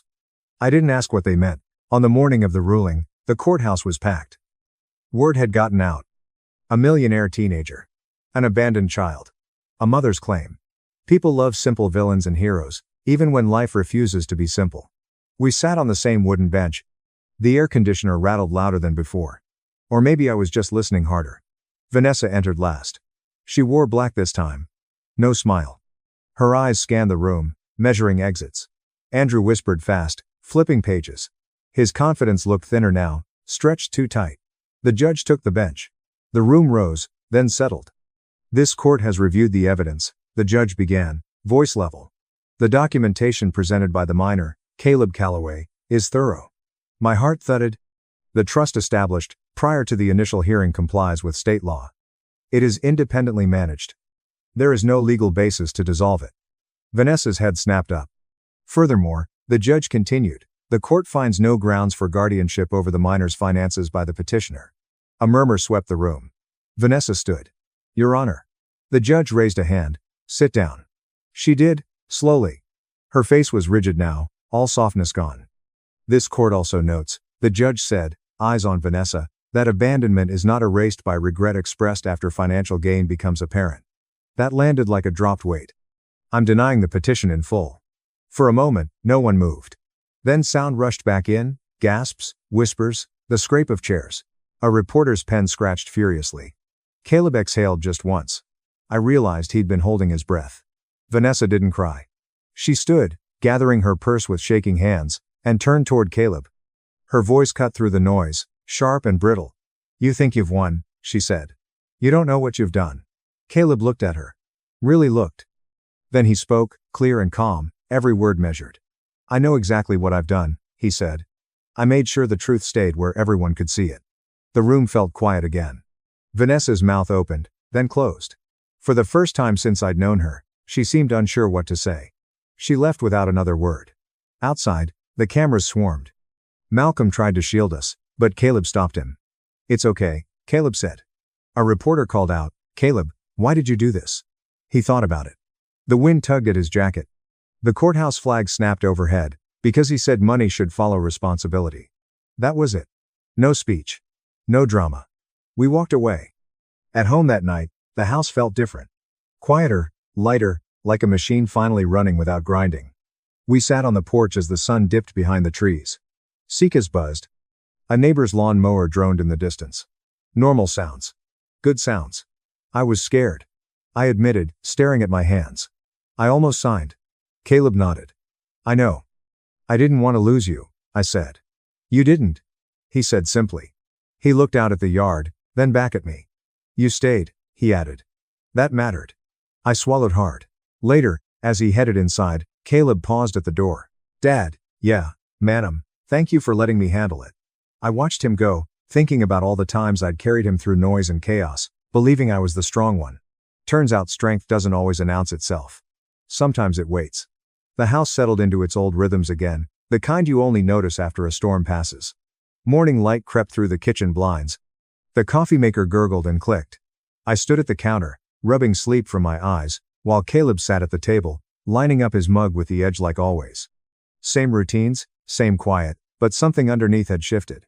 The money stayed where it belonged, behind layers of signatures and safeguards I barely understood. Malcolm handled the paperwork. An independent advocate took over the numbers. I didn't ask Caleb for details. I trusted him the way he trusted me. All those years when I said I've got you. Vanessa didn't call. Weeks passed. Then months. A letter arrived once. No apology, just a notice of address change in Florida. I slid it into a drawer and didn't mention it. Caleb never asked. One afternoon, I found him in the garage again, painting. The brush whispered against the paper. Water ticked in the cup. The familiar smells. Oil, dust, cardboard wrapped around us like an old coat. He wasn't painting locks or numbers this time. He painted the porch light at dusk, the way it cast a soft circle on the concrete. Different, I said. He nodded. It's quieter. He began setting aside a portion of the money for a legal advocacy group that helped families like ours, parents raising kids with autism who couldn't afford lawyers when things went sideways. He asked me to read the mission statement, asked my opinion, asked not told. On a cool evening, we sat on the porch steps, cicadas buzzing like static in the trees. My knees HHD. Caleb rocked gently, content. I used to think, I said, That protecting you meant keeping the world away. He thought about that. You taught me how to stand in it. That stayed with me. For 12 years, I believed I was the only one paying attention, watching schedules, watching signs, watching for cracks. Turns out Caleb had been watching, too. Quietly, carefully, learning which details mattered and which people showed you who they were when they thought no one noticed. Justice didn't come with fireworks. It came with paperwork and patience, and a boy who refused to be rushed into someone else's story. If this story made you stop and think about who stays, about what responsibility really looks like, share it with someone who's carried more than they were supposed to. Parents faked numbers to steal my business for golden brother. Grandma exposed his embezzlement. I walked out as their empire collapsed. They went to jail. Hello. Reddit. Here's what no one tells you about growing up as the disappointment in a privileged family. You get very comfortable with being invisible. The poor are not invisible, the rich are. You attend holidays, smile when it's appropriate, and accept that your parents will never gaze at you the same way they do at your golden kid sibling. I, a 31-year-old man, have spent the last 7 years manufacturing handmade furniture in a workshop in Red Bank, New Jersey. High-end items included tables that cost more than some people pay for vehicles, seats that took 4 months to create, and work where every joint was critical and every finish had to be flawless. The type of handiwork that demanded time, precision, and true expertise. Last month, I delivered a conference table to a hedge fund in Greenwich. The guy paid $32,000 without blinking. His wife burst into tears when she saw it. Actual tears. Meanwhile, my folks thought I was doing arts and crafts. My parents despised it. Every Thanksgiving for the past 6 years, Dad has asked when I'd get serious. Every birthday, Mom received job postings for property management companies. They managed a commercial real estate firm in Bergen County that had been in the family for 32 years. Carter, my older brother, worked there as the VP of acquisitions. My younger sister, Avery, oversaw investor relations. Carter was the golden child, literally. Mom kept a framed photo of him shaking hands with the governor in the main room. My shot was taken in the hallway bathroom. I was the guy who worked with his hands, like a peasant. 5 days before Christmas, I drove up to the family estate in Saddle River. Large colonial circular driveway. I wanted to arrive early this year. Help with the setup. Maybe I can finally prove that I belong at the table rather than being tolerated there. Stupid, right? Despite everything, I maintained my belief that family was important. Our housekeeper of 19 years opened the door. She was the only person in the home who seemed pleased to see me. Mr. Callahan, it's good to see you. Hey, they are upstairs. She stopped, looked behind her, and then spoke quietly. Yeah. Inside, Mom and Avery had spreadsheets covering the coffee table as if they were planning a hostile takeover. Hey, I am here. Mom hardly looked up. Leave your coat in the hallway. Do not touch the decorations. The staging company is returning tomorrow. Avery looked up briefly. Okay, good. You arrived early. Remember when he would help set up? Every time the furniture is moved, it is done incorrectly. Scratched Mom's antique credenza. I was treated dismissively and condescendingly, as if I were a child incapable of performing fundamental chores. When I went upstairs to use the bathroom, things started to become odd. My former room, which I had stayed in since I was 8, had someone else's luggage outside the door. It turned out to be for one of Mom's investment friends, who was staying over. When I walked in, I saw that every personal item I had left there was gone. Photos, books, and tools were pushed into plastic storage boxes and placed in the corner like garbage, waiting for pickup. Mom, I shouted out. No response. I proceeded to Dad's office to inquire about my room. The door was halfway open. Then I heard my name and froze. Slides after dessert. Dad's voice is calm and businesslike. Keep it short. There's no arguing. I squeezed up against the wall, scarcely breathing. Carter's voice. Put the wage chart on the screen shortly after Dad finishes his introduction. He cannot say no in front of everyone. Fragments. That's all I have. But bits were sufficient. Mom. When he comes in, we collapse his shop into ours. Control the client list. I stepped back, my heart hammering. I went to the printing room at the end of the corridor, and there it was, a stack of handouts in the tray, still warm. Callahan's professional progression. I grabbed one up and flipped through it. Charts comparing furniture manufacturer incomes to corporate roles. My name appears in bullet points, and the intervention method is in the header.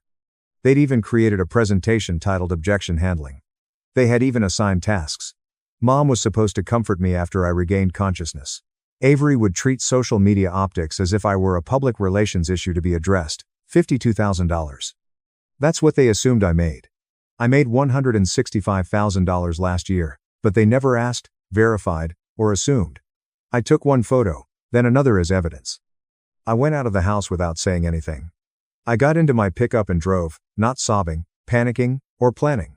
The security gate closed behind me, as seen in the rearview mirror. 20 years of attempting to prove myself to people who had already decided I was not worth their time. Done. By the time I arrived at a rest break on the Garden State Parkway, I had already made 3 judgments. First, I was heading to the supper. Second, I planned to let them unleash their trap. Third, I planned to detonate it in their faces in front of everybody. They want a show, so I'll give them one. I contacted Mason, my best friend from college who had helped me set up my studio. He answered promptly. Hey, what's up? I recently discovered my entire family's plan to embarrass me around Christmas dinner. The entire package included a PowerPoint presentation and printed handouts. The stillness was long. Are you joking? I have photographs. Where are you now? Parkway Rest Station. I'm heading back to Red Bank. What are you planning to do? Show up. Let them think they have me cornered. Then blow it up in front of everyone. However, I am in need of ammunition. Real numbers. Proof that everything people believe about me is incorrect. Mason was silent for a second. Come to my place. We will prepare your counterattack. Mason resided in Asbury Park in a converted warehouse loft that he had personally restored. When I arrived, he already had coffee boiling and his laptop open. Talk, he said, passing me a mug. He eventually said, those complete jerks. All right, you're going to that dinner, but you're going prepared. That's the plan. Thanks for coming. What do you need? Financial statements, tax returns, a customer list, anything that demonstrates I'm not the failure they believe I am. They intend to ambush me with bogus numbers. I will bury them alongside real ones. Mason nodded slowly. We can assemble a packet tonight. Print everything. You walk in with receipts. Literally, we spent the next 4 hours putting everything together. Tax returns reflect a $165,000 income. Bank documents demonstrating constant deposits, client comments saved over the years, images of completed works in clients' homes, and a portfolio demonstrating that I was not joking about in business. I was running it successfully without their assistance, money, or approval. Mason looked up their company's public filings. Dude, their accounts receivable are a disaster. They've been losing clients for 3 years. He whistled. Your brother didn't just steal from them, he torpedoed the entire operation while doing so. Mason even assisted me with rehearsals. What to say when they started their presentation, how to time the reveal for maximum impact, where to stand so everyone could see me when I pulled out my packet. This is solid, Mason stated after studying the final packet. They display their bogus numbers. You display your genuine ones in front of everyone. Checkmate. Perfect. I explained that once we concluded, I made the call I had been putting off. The one who could change everything. Hello, Grandma. It's Callahan. Callahan, this is a surprise. Her tone was friendly but cautious. Is everything all right? Not precisely. I need to tell you something, and I need you to listen to me. I told her everything.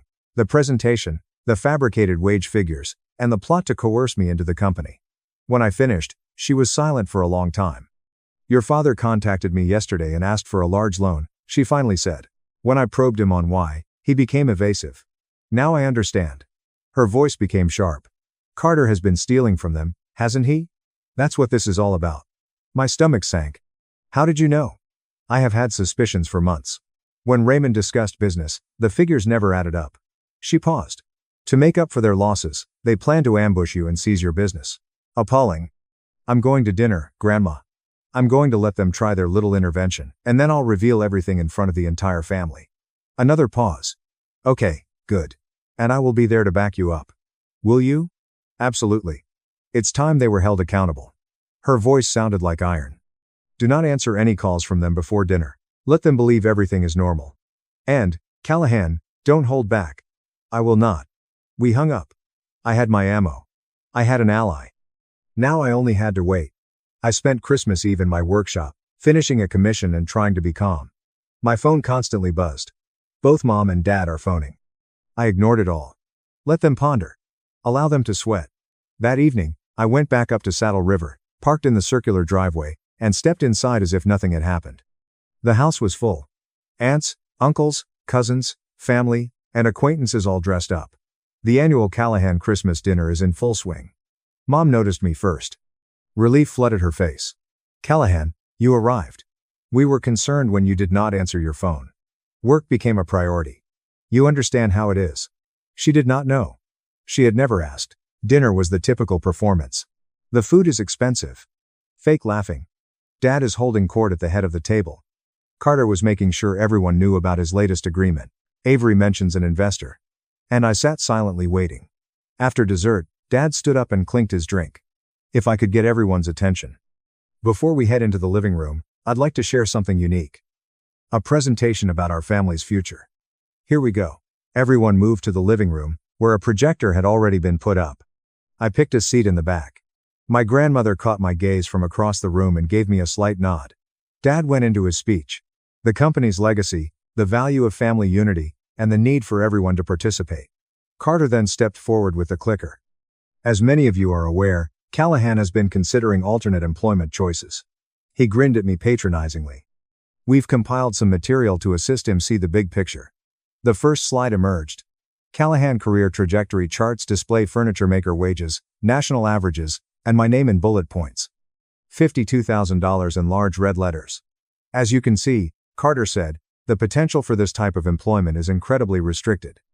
Meanwhile, our family business provides real growth opportunities, advantages, and stability. I stood up and said, that's an interesting number. Where did you obtain that? Carter blinked. Industry averages and standard research. Really?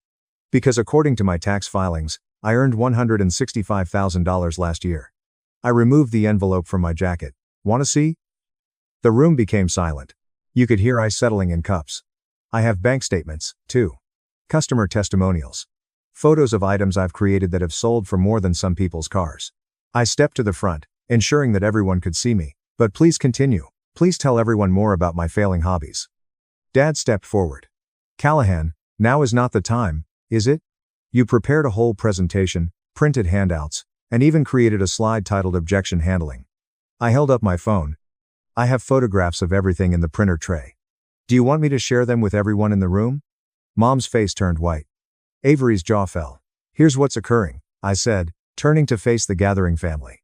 Every aunt, uncle, cousin, and family acquaintance looked at me with wide eyes. The corporation is out of money. They're losing money. Instead of acknowledging it, they intend to embarrass me into joining so they can use my business to bail themselves out. The aunts gasped, and the cousins murmured. One of my uncles whispered, Jesus Christ. Beneath his breath. That's not true, Avery exclaimed. Really? I gazed at her. So the company is doing nicely. No cash flow issues. No investor concerns. Dad did not call Grandma yesterday and ask for a loan. Silence. Dead. Devastating silence. My grandmother stood up. Everyone in the room turned to look at her. It is worse than that. Her voice sliced through the room like a razor. I knew for months that something was awry with the company's finances. Raymond called me recently, asking for a large loan. When I questioned him, he admitted that there had been abnormalities. She stared directly at Carter. 3 years of abnormalities. Carter's face turned pale, and his hand holding the clicker began to shake. Your golden child has been embezzling, she added, her voice echoing around the room. Rather than deal with it honestly, they chose to draw Callahan into their mess, exploiting his clean reputation, stealing his client list, and incorporating his respectable firm into their failing one. On Christmas Eve, the room erupted, with everyone talking at the same time and accusations flying. One of my aunts stood up and began gathering her belongings. My cousin took out his phone and probably texted everyone who wasn't present. My uncle, who had always agreed with my parents on everything, stood up. Raymond, tell me right now, is this true about Carter? Dad could not even look at him. My uncle grabbed his coat. For 32 years, I defended you to my wife. 32 years. He walked out. His wife followed. Then, 2 more cousins. Dad attempted to restore control. This is a family company. We should not be discussing this. You made it a family affair by preparing to humiliate your son in front of everyone. My granny snapped. You should feel ashamed. All of you, Carter, Avery, and especially Raymond. This boy created something tangible while you were busy coddling a thief. I looked at my parents, brother, and sister, the people who had spent years making me feel worthless. People who assumed I would simply accept their scraps. I built something real, I said quietly. But everybody heard it. Without your assistance, approval, or respect, you thought you could simply accept it because you needed a bailout. Mom began crying. Dad's face turned red with humiliation. Carter appeared to want the floor to swallow him. I went for the door. Callahan, please wait. Mom reached for my arm. I pulled away. Don't. We are done here. I stepped outside into the cold December night, the sound of chaos still emanating from the house behind me. Got in my truck and drove. 2.5 hours later, I arrived at a cabin driveway in the Poconos. My phone constantly buzzed. Mom, Dad, Avery, and Carter. I ignored it all. Let them panic. Allow them to try damage control. The truth had finally emerged, and it was spreading like wildfire throughout the family. I received one text from my grandmother. I am proud of you. They are still reeling. Half of the guests departed within 20 minutes. Your father attempted to save the evening, but no one was having it. Call me tomorrow. One from the housekeeper. Mr. Callahan. I packed your belongings safely. They will be in the garage when you are ready.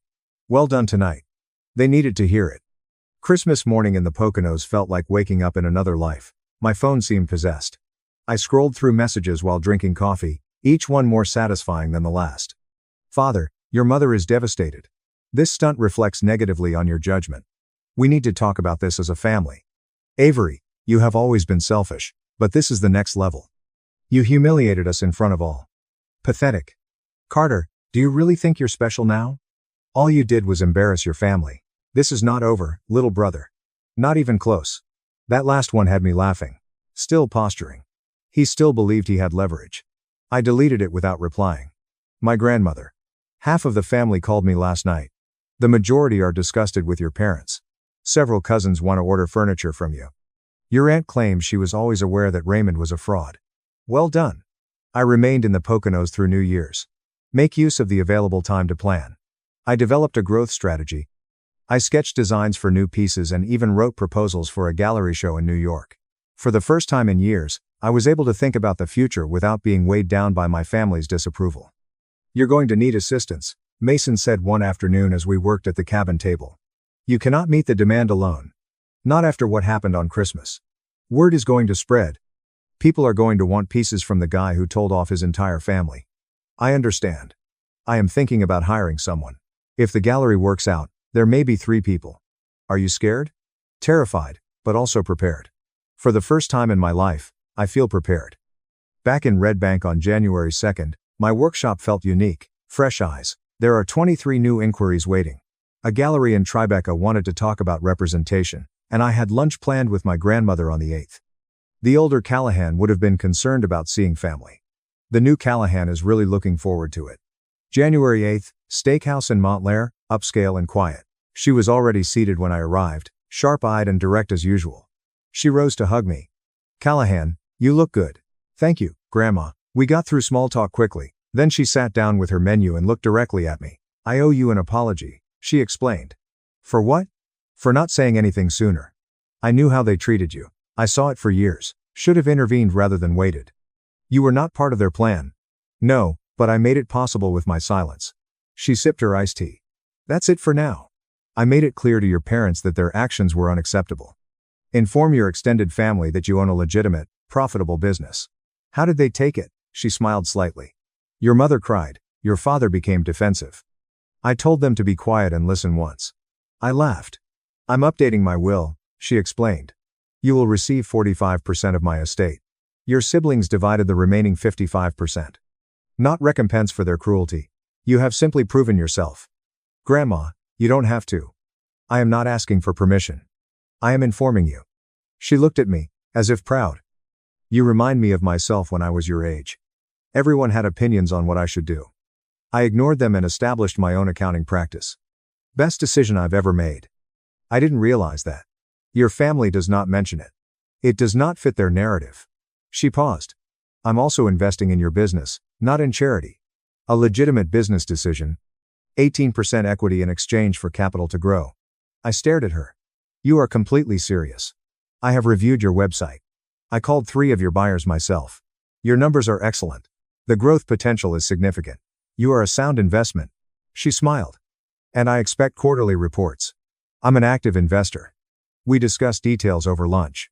Her investment would allow me to hire 3 people, upgrade equipment, and lease a suitable showroom space. She said one more thing as we finished. Your mother will attempt to make contact. Apologies and manipulation.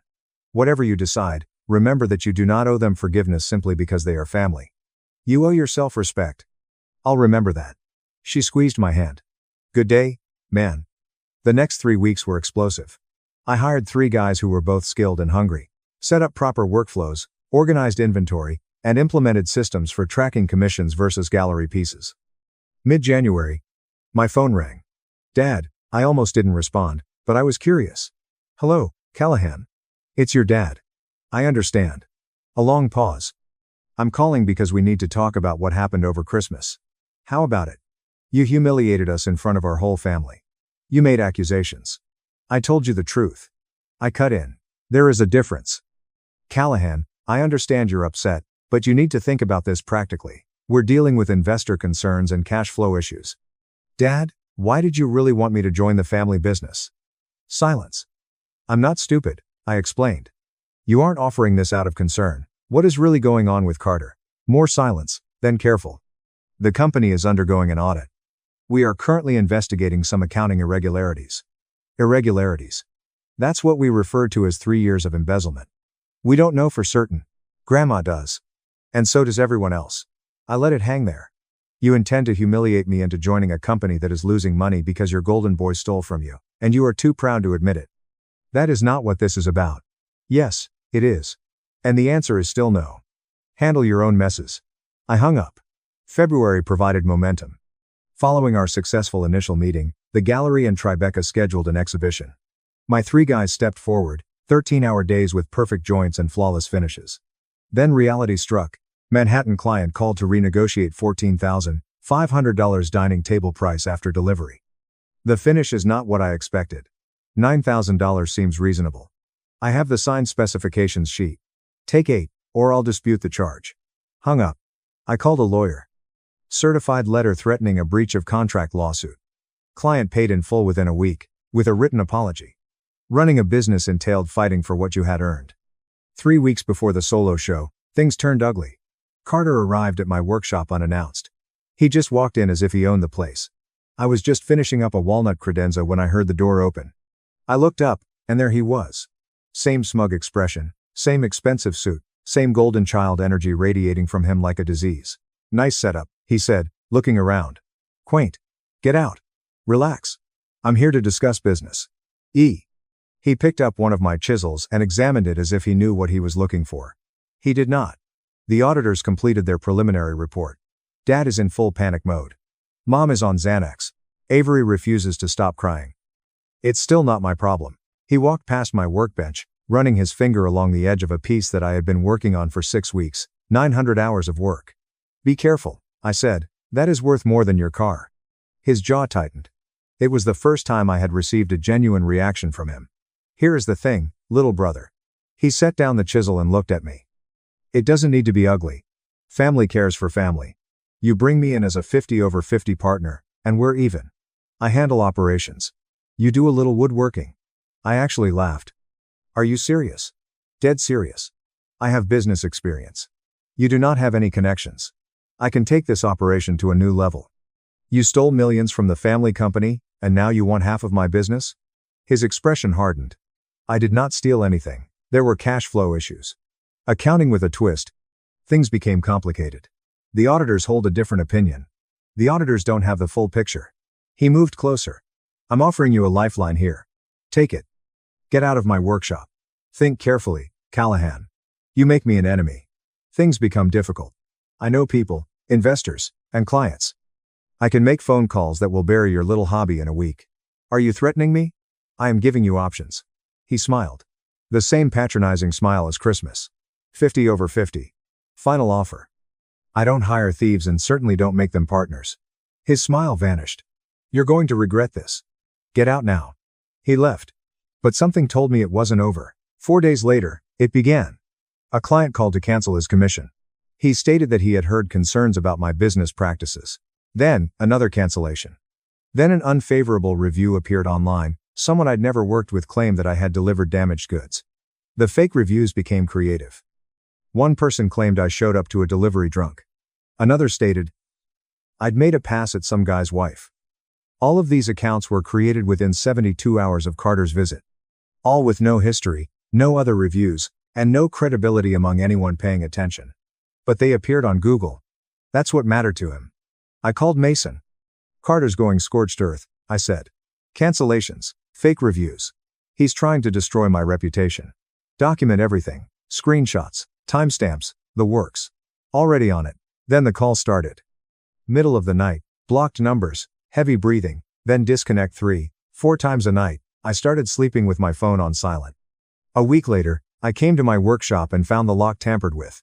Nothing taken, but tools moved around. A message. I'm watching. That's when I called the police. An officer sat across from me, taking notes. And you believe your brother is responsible? I know he is. He threatened me 3 weeks ago. Demanded I give him half my business. When I refused, this started. Do you have proof? I showed him everything. The text messages, the fake review from an account created the day after our confrontation, the phone records, the security footage from across the street showing a figure matching Carter's build near my shop at 2 a.m. We can file a report, he said, but without direct evidence linking him to the break-in attempt. What about harassment, the calls, the business interference? He looked at me seriously. You might want to consider a restraining order given the pattern. I filed the next day. A temporary restraining order against Carter Callahan. Had to go to court, present evidence, explain why I feared for my safety and livelihood. The judge reviewed everything, the threatening visit, the systematic harassment, the attempted break-in. Granted, she said, Mr. Carter Callahan is to maintain a distance of 600 feet from the petitioner and his place of business, no contact of any kind. When Carter got served, he lost it, called me from a burner phone screaming about betrayal, about how I destroyed the family, about how he'd make me pay. I recorded the whole thing, filed a violation report the same day. The burner phone call lasted 4 minutes. He called me every name in the book, threatened to burn down my workshop, said he had friends who could make problems disappear. I let him run his mouth, every word recorded, every threat documented. He was so busy being angry. He forgot I'd been the quiet one my whole life. The quiet one who listened. The quiet one who remembered everything. Second court appearance. The judge wasn't happy. Mr. Callahan, she said, looking at Carter, you were explicitly ordered to have no contact with your brother. You violated that order within 24 hours. Your Honor, this is a family matter. It's a legal matter now. You're facing contempt charges. I'm extending the restraining order to 3 years and adding criminal penalties for any further violation. Carter's lawyer tried to argue. The judge shut him down. Carter's lawyer looked like he wanted to disappear, probably wondering how he'd explain this to his other clients. Walking out of that courthouse, I felt something I hadn't expected. Not triumph, not satisfaction, just clarity. I'd drawn a line, defended it, and won. The solo show at Forge and Grain was everything I'd worked for. High-end space in a converted warehouse. Professional lighting that made each piece glow. My collection occupied the entire main room. Each piece spotlit perfectly against exposed brick walls. 7 years of work. 7 years of being told I was wasting my life. All of it validated in one room. I arrived early to set up. My 3 employees were already there, arranging pieces, checking sightlines, making sure everything was flawless. We'd been working toward this for months. You ready? One asked. As I'll ever be.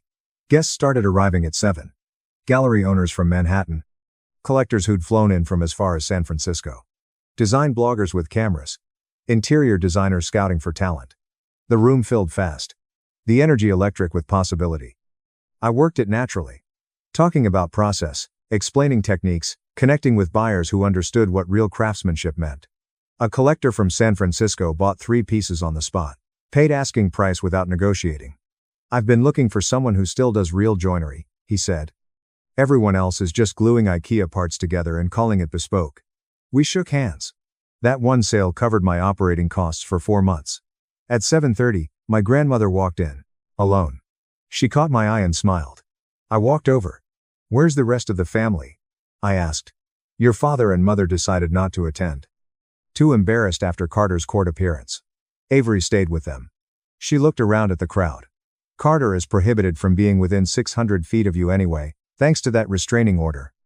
I heard he tried to show up and had to be turned away. I hadn't known that. Security must have handled it before I noticed. The show looks spectacular, my grandmother said. I'm very proud of you. Thanks for coming. And thanks for backing me up at Christmas. I wouldn't have missed either. She squeezed my hand. Your work speaks for itself. You don't need their approval. You never did. The show ran until 11. By the time we closed, I had orders totaling $74,000, not including the gallery's commission. 3 interior designers wanted to carry my work exclusively in their showrooms. 2 private clients wanted custom home offices designed from the ground up. April bled into May. Carter's case went public. Criminal charges filed. Not just the restraining order violations, but the embezzlement, too. Turned out the auditors had found everything.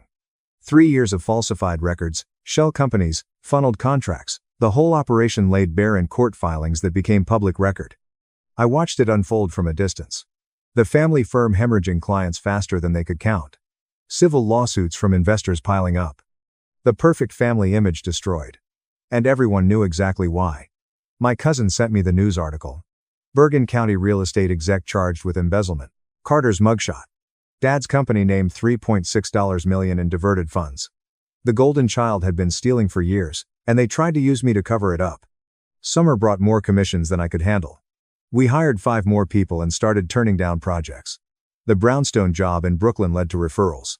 The referrals led to magazine features. The features led to more referrals. Success compounding on success built on skill, not manipulation. Late June. Mom called.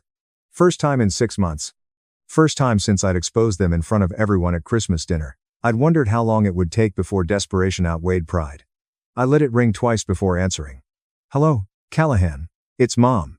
Her voice was different. Smaller, fragile in a way I'd never heard before. The woman who'd spent years dismissing everything I'd built now sounded like she was barely holding it together. Can we talk about what? Everything. What happened at Christmas? What your father and I did. What we didn't do. The years we wasted treating you like you were less than. She paused, and I could hear her trying not to cry. I'm calling to ask for help. Help with what? The company? The lawsuits? Carter's legal fees? Everything's falling apart. Her voice cracked. We made mistakes, Callahan. Terrible mistakes, but we're still family. That has to count for something. You planned to humiliate me and steal my business in front of everyone we know. That's not a mistake. That's a strategy. We were desperate. We were scared. We didn't know what else to do. So, after years of calling it a hobby, a phase, a sandbox, now suddenly it's valuable enough to steal. Silence. Callahan, please. I know we don't deserve it, but we need you. Your father is barely functioning. Avery is overwhelmed. Carter is facing prison. She paused. We've discussed it as a family. You bring Carter in as a partner after his legal issues resolve. 50 over 50. He needs something to come back to. He can handle operations while you do your woodworking. I almost laughed. The audacity was almost impressive. Even after everything, the harassment, the threats, the restraining order, the criminal charges, they still wanted me to save him. Let me understand this. You want me to give half my company to the brother who threatened me? The brother who harassed my clients, the brother who tried to break into my workshop, the brother I had to get a restraining order against, the golden child who destroyed everything. He's still your brother. He needs a fresh start. And frankly, you owe this family something. I owe you nothing. And I have a 3-year restraining order that says he can't come within 600 feet of me or my business. So, even if I wanted to, which I don't, it would literally be illegal. We can work around that. Get it modified. No, Callahan. I smiled. Actually smiled. Not angry. Not bitter. Just done. I don't hire thieves and certainly don't make them partners. The silence stretched. When she spoke again, her voice was hollow. I don't know what else to say. There's nothing to say. You made your choices. Now you live with them. I'm not your bailout. I'm not Carter's safety net. I'm the son you discarded. And I built something real without you. Can we at least meet? Talk in person? No. We are done here. I hung up. 2.5 hours later, Avery texted. You're tearing this family apart. I hope you're happy. I screenshot it. Added it to my collection. Then went back to work on a commission for a restaurant in the Hamptons. $26,000 cash on delivery. Yeah, I was pretty happy. Dad called, asked if we could meet. His voice sounded different, defeated, broken in a way I'd never heard before. The man who'd always been in control, always had an angle, always knew how to work a room. That man was gone. I agreed. A quiet diner in Montclair, neutral territory, the kind of place where nobody would recognize us, no family reputation to maintain, no image to protect, just 2 people who needed to have a conversation that was years overdue. He walked in looking like he'd aged 10 years, suit wrinkled, tie crooked. The man who'd always been immaculately put together, who'd lectured me about presentation and professionalism, now looked like he'd been sleeping in his car. He sat down heavily, like the weight of everything that had happened was physically crushing him. "Thank you for meeting me," he said. "You wanted to talk?" He nodded, ordered coffee, took a long breath. "Carter took a plea deal last week. 20 months federal minimum security. The family firm filed for bankruptcy. We're liquidating assets, selling the estate. Everything's gone." He looked at me. "I built that company for 32 years. Sacrificed everything for it. Sacrificed my relationship with you, and it's gone. Carter destroyed all of it, and I let him. I didn't say anything. Just waited. You were right," he continued, "about all of it. I was wrong to try to control you. Wrong to mock what you built. Wrong to plan that Christmas ambush. Wrong to protect Carter when he came after you. I was wrong about everything. Why are you telling me this now? Because I need you to know that you were right to leave. You built something real, something sustainable, something that matters." He met my eyes. "I'm proud of you, Callahan. I should have said that years ago. I'm saying it now." I watched him grovel. Felt nothing at all. "I don't need you to save me," he continued. "I don't need you to join anything or fix anything. I just need you to know that I was wrong and you were right. And I'm sorry I couldn't see it sooner." We sat there in silence. "Good to know," I said. "Doesn't change anything. We're still done. I understand. Keep your apology. I don't need it. I moved on a long time ago." He nodded. "I figured you'd say that." He stood to leave, turned back. "You know what the worst part is?" he asked. "What?" "I had 2 sons. One who had the courage to build something real and one who didn't. I destroyed my relationship with the first trying to control him. The second destroyed everything trying to please me and then blamed everyone else when it fell apart." He shook his head. "I picked the wrong horse, and I lost everything because of it." He walked out. Not vindication, not satisfaction, not even triumph, though I'd earned that peace. I didn't need their approval anymore. I'd already won. Mom funded my golden bro for decades. But told me, "I wish you were never born." I cut them off. Brothers-in-laws learned the truth. Wedding cancelled. My mother said, "I wish you were never born." So, I told her, "Consider me dead." What followed was complete chaos. Sup, Reddit. My mother once told me that she wished I had never been born, so I fulfilled that wish. I activated full ghost mode on the entire family. What happens next? Complete meltdown. Buckle up, because this is a ride. I am Jake, a 31-year-old male, and I have spent my entire life as the backup kid. You know the type. The one who exists to make the golden child appear superior by comparison. Evan, my younger brother, is 27 years old and has been the center of attention in our family since he was born. Kid could set the house on fire, and mom would applaud his initiative. Growing up, favoritism was not even subtle. It was so obvious that even family friends would notice and make awkward jokes about it. Evan received the large bedroom with bay windows that overlooked the backyard, as well as the room with the walk-in closet and attached bathroom. I was assigned the converted storage room in the basement, which had a window well that leaked whenever it rained and a bathroom that I had to share with the laundry room. No matter how many times we cleaned the carpet in my room, it still smelled like mildew. And in the winter, you could see your breath because the heat didn't reach down there. Evan received a car for his 17th birthday. A freaking Mustang that Dad spent 4 months restoring in his garage. I remember seeing them work on it together on weekends. Dad is teaching Evan about engines and transmissions, and they are both covered in grease and laughing about something. When I asked Dad if I could help, he told me to go do my homework or mow the lawn. That car became Dad's pride and joy, and Evan showed no appreciation.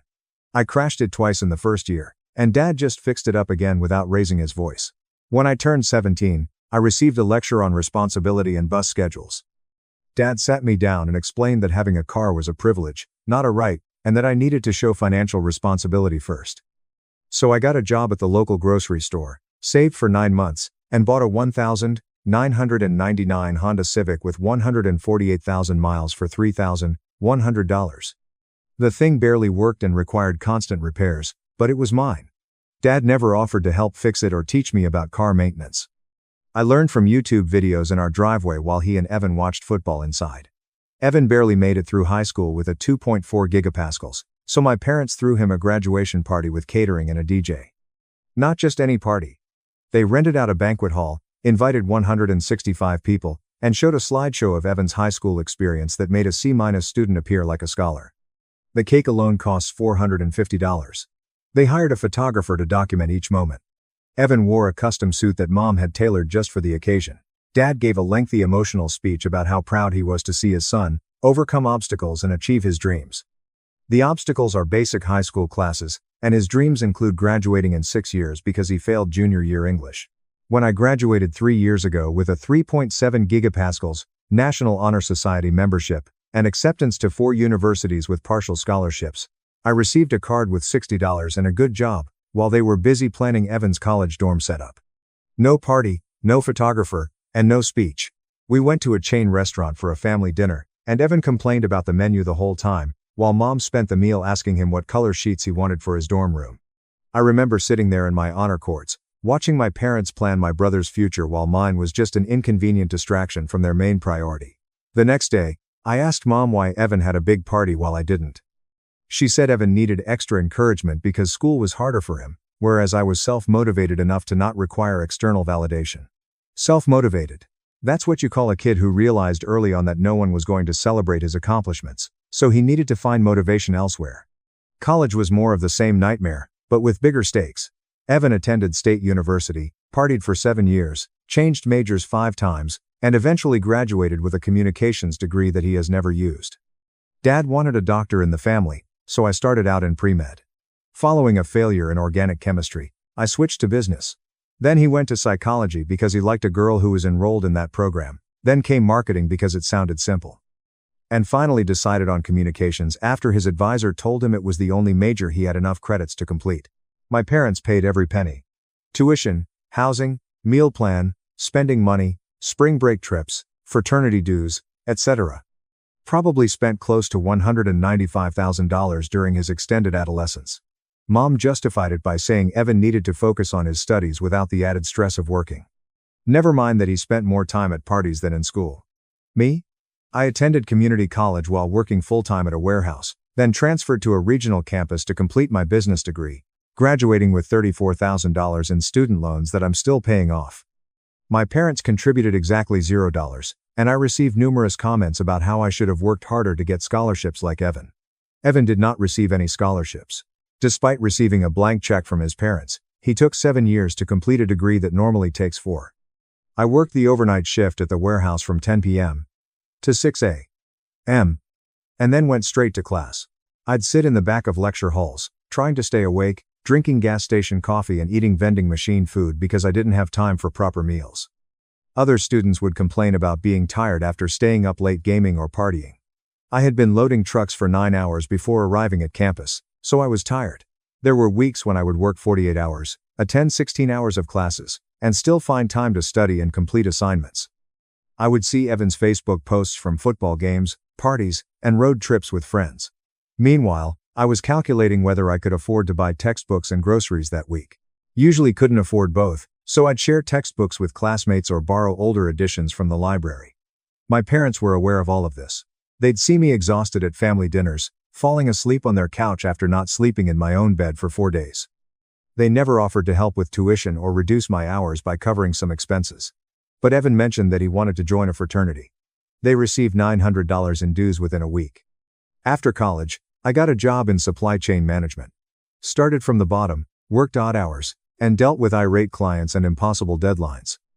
Over the course of 9 years, I gradually advanced to the position of senior logistics coordinator. Nothing glamorous, but I make a decent living now, around $76,000 plus bonuses. Own a small home in a decent neighborhood. I got a dependable car. I pay my bills on time, basically leading a normal adult life. Evan moved back home after graduation, spent 3 years discovering himself, worked a series of part-time jobs that he quit after a few months, and is now a freelance graphic designer. By freelance, I mean that he creates logos for his friends' failed startups, and has never earned more than $17,000 in any given year. He is 27 years old and continues to live rent-free in my parents' finished basement. The real kicker is how my parents speak about us. Evan is artistic and creative, and he is figuring out his path. I'm too focused on money and miss the big picture. Evan's lack of employment is due to his passion. My steady career is settling for corporate mediocrity. Every family gathering is an exhausting performance. Mom asks Evan about his latest project as if he were Michelangelo painting the Sistine Chapel. He'll talk for 35 minutes about a logo design that paid him $250, and she'll nod along, asking detailed questions about his creative process and artistic direction. Dad will offer observations about Evan's business acumen and entrepreneurial spirit. They will discuss his portfolio as if it were a museum exhibition. Everyone sits there pretending that designing a logo for your friend's failed startup is the same as running a legitimate business. Then Mom turns to me and asks if I'm still doing that warehouse thing, not how things are going at work or what projects I'm managing, just that warehouse thing, in a tone that suggests I'm doing something vaguely embarrassing that she'd rather not discuss in detail. I manage supply chains for a regional manufacturing company. We handle logistics for 19 states, work with over 45 vendors, and I oversee inventory systems that track millions of dollars in products. I coordinate shipments worth more than my parents' home, solve complex distribution problems, and lead a team that relies on me to know what I'm doing. But, yes, it's that warehouse thing. I tried to explain my job once during Thanksgiving. I got about 3 sentences in before Evan interrupted with a story about an Instagram influencer who asked him to design their logo. Everyone's attention was immediately drawn to him. And I just sat there, my half-completed explanation hanging in the air like a forgotten memory. Wesley, Evan's girlfriend, is cut from the same cloth as him. She's a lifestyle influencer with 3,400 Instagram followers, the majority of whom are clearly bots based on engagement rates. She shares photos of smoothie bowls and sunset yoga poses while living on Evan's allowance from our parents. I just found out that my monthly allowance is $900. Evan is getting essentially a free salary for existing, whereas I worked overnight warehouse shifts to pay for community college. Wesley's content is exactly as you would expect. Generic inspiration quotes overlaid on stock photos, sponsored posts for diet teas that most likely do not work, and endless photos of her doing yoga in high-end athleisure wear. She once told me she was building an empire and asked if I wanted to invest in her personal brand's growth. I asked what that meant. She requested $5,500 for a professional photo shoot in Instagram advertising. I declined. My girlfriend, Lily, is a middle school teacher. She works hard for a modest salary, pays for classroom supplies herself, and genuinely cares about her students. She's intelligent, kind, funny, and far too good for me. We've been talking about engagement for 5 years, and working together to build a real future.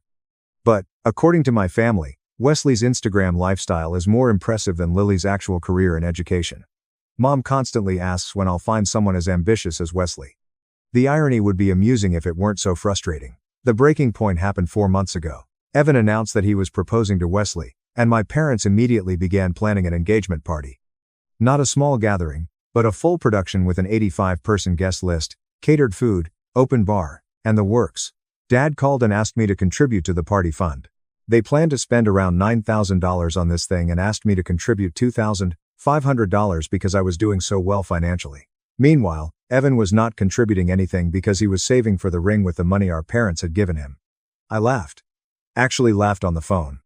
I told Dad I wasn't going to pay for Evan's engagement party because he didn't even pay for his own engagement ring. Dad paused for a second before saying, "Family helps family." I was being selfish. Selfish coming from people who paid nothing for my education while funding Evan's 6-year party degree. I told Dad I'd think about it and then hung up. I didn't think about it. Not for 1 second. 3 weeks later, Mom called. She was upset that I had not sent money for the party. They had budgeted for my contribution, and now they were short. They had already made deposits on the venue and caterer, assuming I would pay the $2,500. I reminded her that I had never agreed to contribute, never said yes, implied yes, or even considered it. She said she expected me to do the right thing as Evan's brother, that family supports family during difficult times, and that she had raised me better than to abandon my brother when he needed me. I explained that you should have treated both of your children equally, but we're long past that conversation. Mom immediately became defensive.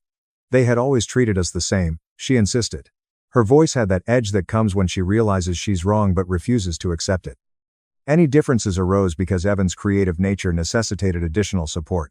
I was always more independent and didn't require as much assistance. I was the responsible one who could handle situations on his own. This was the story they'd created over the years. Evan needed more because he was sensitive, artistic, and searching for himself. I needed less because I was independent, capable, and self-sufficient. It's funny how independent meant ignored, and self-sufficient meant we didn't want to help you. I mentioned specifics because I was tired of vague justifications. Evan's vehicle versus my bus pass. How did a vintage Mustang serve his creative nature, his fully funded 6-year college vacation, compared to my student loans, which I'll be paying until I'm 42? He is 29 years old and lives rent-free, whereas I have been paying $450 per month since I was 20 to live in their basement. She explained everything. Of course, the car was essential to Evan's social development. He needed to be able to attend functions and maintain friendships. I had hoped that student loans would allow me to build credit and learn financial responsibility. Evan needed time to discover his passion, and charging him rent would have added pressure, potentially stifling his creativity. Every excuse was ridiculous, and we both knew it. But she delivered each one with conviction, as if she had used these justifications so many times that she had begun to believe them. "You've always been jealous of your brother," she finally said, using her trump card.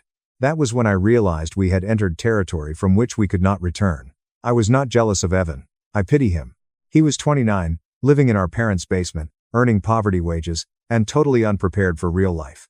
What was I supposed to be jealous of? Mom's voice became cold. At the very least, Evan understands gratitude. At the very least, he appreciates everything we do for him. You have always been difficult, constantly complaining, making everything about you. I replied, everything is about Evan. For the past 29 years, everything has revolved around Evan. Perhaps if you were more like him, we would want to assist you more. That line hit me differently, not because it hurt, but because it confirmed what she had been thinking all along. They decided not to help me because I was not Evan. Not because I didn't need it or because I was more self-sufficient, but because I wasn't him. Forget the party money, she said. Just forget it. We will figure it out ourselves, as we always do. We do not need anything from you. Something snapped. Years of being second choice, double standards, and excuses. It crystallized into a single moment of absolute clarity. Good, I replied, because you will no longer receive anything from me. Don't be dramatic. I am serious. You don't need anything from me? Great. Consider the relationship over. She laughed. Actually laughed as if I had told a joke. You're going to stop speaking with us because we asked you to help with your brother's engagement party. That is ridiculous. No, I'm going to stop speaking with you because you've made it clear for 31 years that I'm the backup kid. The one who exists to make Evan appear good in comparison. I'm finished with that role. You are being childish. Maybe, but I am also done. Fine. If that's how you feel, maybe I wish you hadn't been born. Would have saved us a lot of hassle. There it was. She probably thought it 1,000 times before saying it aloud. I wish you were not born. I went quiet. The phone felt heavy in my hands. Mom was breathing heavily on the other end. She probably realized she had crossed a line but was too stubborn to back down. Okay, I replied calmly. Consider your wish granted. From now on, act as if I was never born. Do not call. Do not text. Do not show up at my house. I don't exist for you anymore.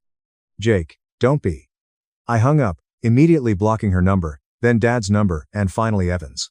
Then I went through social media, Facebook, Instagram, and Twitter, blocking everyone there as well.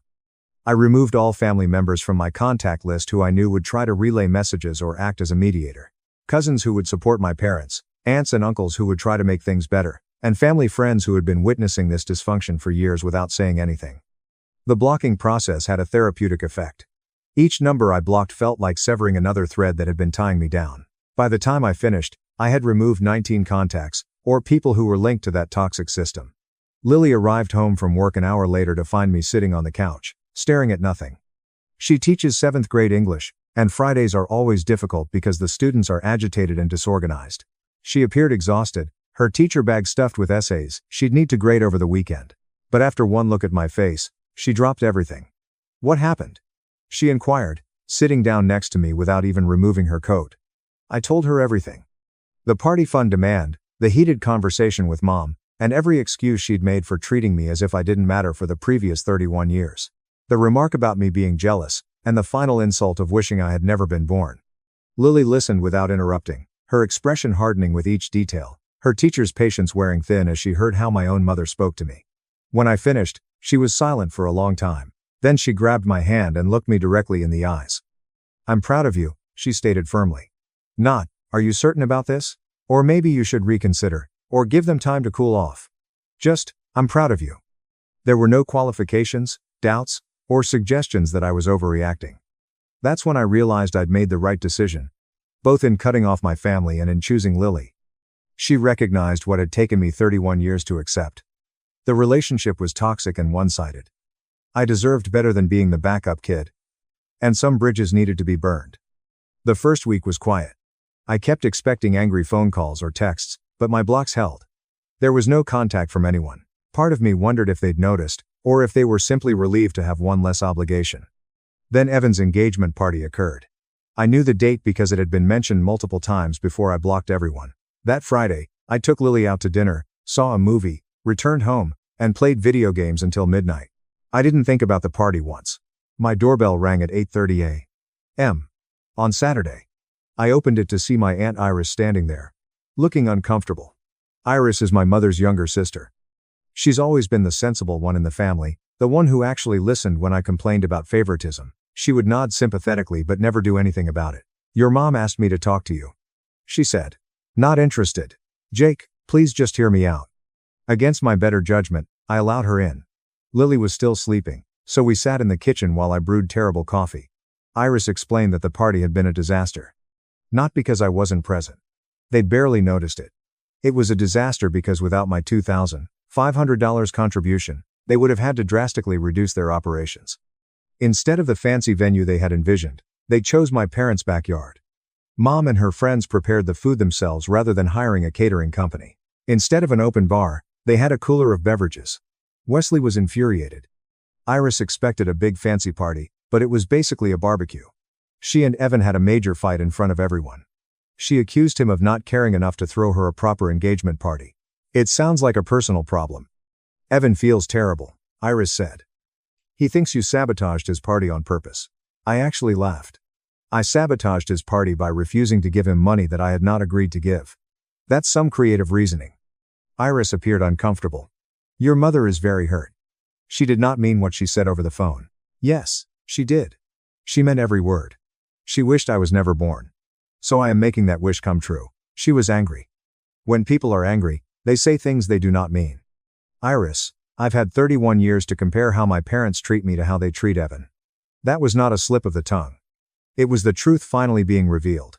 She tried the family angle. Blood is thicker than water. We only have one set of parents. Life is too short to hold grudges. I debunked every cliché with simple facts. They had preferred Evan over me for 3 decades. I was simply accepting their choice. "What do you want me to tell your mother?" Iris inquired finally. "Explain exactly what I told her. I don't exist for her anymore. She should act as if I were never born." "You don't mean that." "I absolutely mean that." Iris left, looking defeated. I didn't feel anything. There was no guilt, no regret, or sadness, only relief that my boundaries were intact. 3 weeks later, Dad showed up at my workplace. My work. He managed to get past the front desk and showed up at my office door during lunch. "We need to talk," he said. "No, we don't." I continued to eat my sandwich. "You're being stubborn." "I am being consistent." I told Mom I was finished. "This includes you." He sat there anyway, uninvited. I began talking about how I was tearing the family apart. How upset Evan was. How Mom cried every day. How this entire situation was ridiculous for a few thousand. "It's not about the money," I interjected. "It's about 31 years of being treated like I don't matter." "That's not true. Dad, you restored a Mustang for Evan's 17th birthday. You gave me the bus schedule. You said you didn't want a car." I was 15 when I said that, and I knew we couldn't afford 2 cars. Then Evan turned 17, and money was no longer an issue. He made no response to that. Just sat there, looking uncomfortable. "You covered Evan's entire college expenses. I graduated with $34,000 in debt, which I am still paying off. We were in a better financial position when Evan went to school. You bought him a car 4 years before he started school. You could have put that money towards my education instead. Again, nothing. Evan, 29, lives rent-free in your basement. At the age of 20, I paid my rent. Evan needs more time to establish himself. So I didn't?" We went in circles for 25 minutes. Every double standard I mentioned he had an excuse for. He explained away every example of favoritism. He actually couldn't see it. Alternatively, he could see it but refused to admit it. Finally, I told him to leave or I would contact security. He stood up, angry. "You're going to regret this," he said.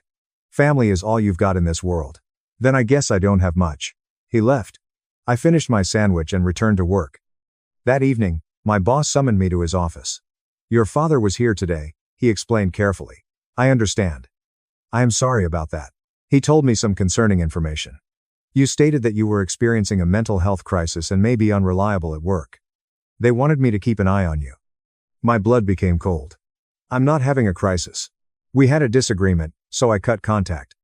He's trying to cause problems. My boss nodded. That is what I figured. The fact that he came to your workplace and made those claims revealed more about him than you. But I wanted you to know in case he tries other things, such as escalate beyond simply showing up. I thanked my boss and departed. I called Lily on the way home and explained what had happened. She was infuriated. Her suggestion was to obtain a restraining order, but that seemed extreme. Instead, I sent a group email to my boss, HR, and building security, explaining the family situation and requesting that my parents and brother not enter the building. The following week, Evan showed up at my house. It was Wednesday evening. Lily and I were making dinner when the doorbell rang. I looked through the peephole and saw him standing there in his standard outfit of artistically distressed jeans and a vintage band t-shirt. I didn't open the door, only called through it. Go away, dude. Come on. We need to talk. There is nothing to talk about. You are ruining my engagement. Wesley's family believes we're broke due to the party situation. Her father keeps asking why my brother didn't help out. It is embarrassing. This sounds like a problem for you. Stop acting petty. I know you're upset about the college and car issues, but those were years ago. Get past it. The college and car incidents appeared to be isolated incidents rather than symptoms of a long-term pattern. Evan, I am going to say this once. Leave. Do not come back. If you show up again, I'll call the cops. Over what? I am your brother. I am now trespassing. Leave. He stood there for another minute, probably waiting for me to crack. I did not. He eventually left, but not before accusing me of being a jerk and informing Wesley's family that our entire family was dysfunctional. Good. Let them think so. Not my problem anymore. Week 6 saw a particularly creative escalation. Mom began calling Lily. She had obtained Lily's phone number in some way, most likely at an old family gathering where we had exchanged contact information. The messages began sympathetically. She was concerned about me. I wanted to make sure I was fine. I hoped Lily could talk sense into me. Lily did not respond to any of them. Then Mom changed tactics and suggested that Lily might be the problem. Perhaps she was turning me against my family. Perhaps she did not understand family dynamics. Perhaps she was isolating me? Classic manipulation. Attempting to put a wedge between us. Lily showed me each message. We also blocked Mom's number on her phone. Mom arrived at the elementary school where Lily teaches on Saturday. I waited until after class and approached her in the parking lot. Lily called me immediately. Your mother is here. She is crying and says she just wants to talk to you. Do not engage. Get into your car and leave. She's blocking my car. I told Lily to contact the school security officer. Mom was removed from school grounds and warned against trespassing. Lily submitted a formal report to the principal, explaining the situation. They noted Mom's name in their security system. It was getting out of hand. They had moved from asking me to reconsider to actively harassing me and those around me. I spoke with a lawyer friend, who suggested that I document everything and consider obtaining a restraining order if the situation continued. Month 3 introduced an unexpected twist. My uncle Gage reached out. Gage is Dad's brother, and we have always gotten along well. He was not asking me to reconcile. He wanted to tell me something. We met in a diner across town. Gage appeared uncomfortable, stirring his coffee without drinking it. I'm not here to take sides, he began. But you should know what's being said about you. Apparently, my parents had been telling people that I had a breakdown, that I had become unstable and had cut off contact with the family for no apparent reason, that I had always been troubled, and that they had tried to help, but I had refused. They portrayed themselves as victims of my mental illness. Mom's telling people you threatened her, Gage explained. You called her horrible names and said violent things. She says she's afraid of you. This was not a simple manipulation. This was character assassination. They were fabricating a story in which I was dangerous, unstable, and the villain, and they were the innocent victims of my irrational behavior. None of that happened, I explained. I understand. I have known you your entire life. You're probably the most stable member of that family, but they're attached to this story. Why are you telling me this? Gage shrugged. Because it is wrong, and I have seen them do the same thing to you for years. The favoritism, and double standards. I saw it. Most of us witnessed it. We just said nothing. Why not? Because it was not our place. Because your parents are adults who can make their own decisions. Because becoming involved in other people's family dynamics is difficult. He paused. However, this is not like the others. They are lying about you and harming your reputation. That is too far. I thanked Gage for the heads up. Asked if he would be willing to make a statement in the event of legal action. He agreed without hesitation. Armed with Gage's information, I sent a clear message to my parents via my lawyer. Please stop spreading false information about me. Stop contacting my workplace. Stop contacting Lily. Stay away from our property. Any further contact would result in legal action, such as restraining orders and defamation suits. The lawyer's letter worked. Sort of. Direct contact ended, but the rumor mill continued. Extended family members attempted to serve as mediators on numerous occasions. Some people believed my parents' story about me being unstable. Others simply wanted everyone to get along. I maintained my position. No contact equaled no contact. I was not interested in mediation, family therapy, or reconciliation. The bridge wasn't simply burned. It was destroyed from orbit, and the ashes were scattered. Month 4 brought Evan's wedding preparations. Wesley had apparently recovered from her disappointment at the engagement party, and they had set a date 7 months in advance. My Aunt Iris, who still kept me updated despite my preferences, said it would be a big, expensive affair. Dad had asked Evan if he wanted me as his best man. Evan said no. He'd rather have his friend Brandon, who genuinely supported his relationship. Good. Prevented me from having to decline. But this is where things got interesting. Wesley's parents adhered to traditional values. They expected the groom's family to host specific events and contribute to wedding expenses. When they discovered Evan's brother was not involved, they began asking questions. According to Iris, Wesley's father directly asked my parents what was wrong with me. Why wasn't I attending my brother's wedding?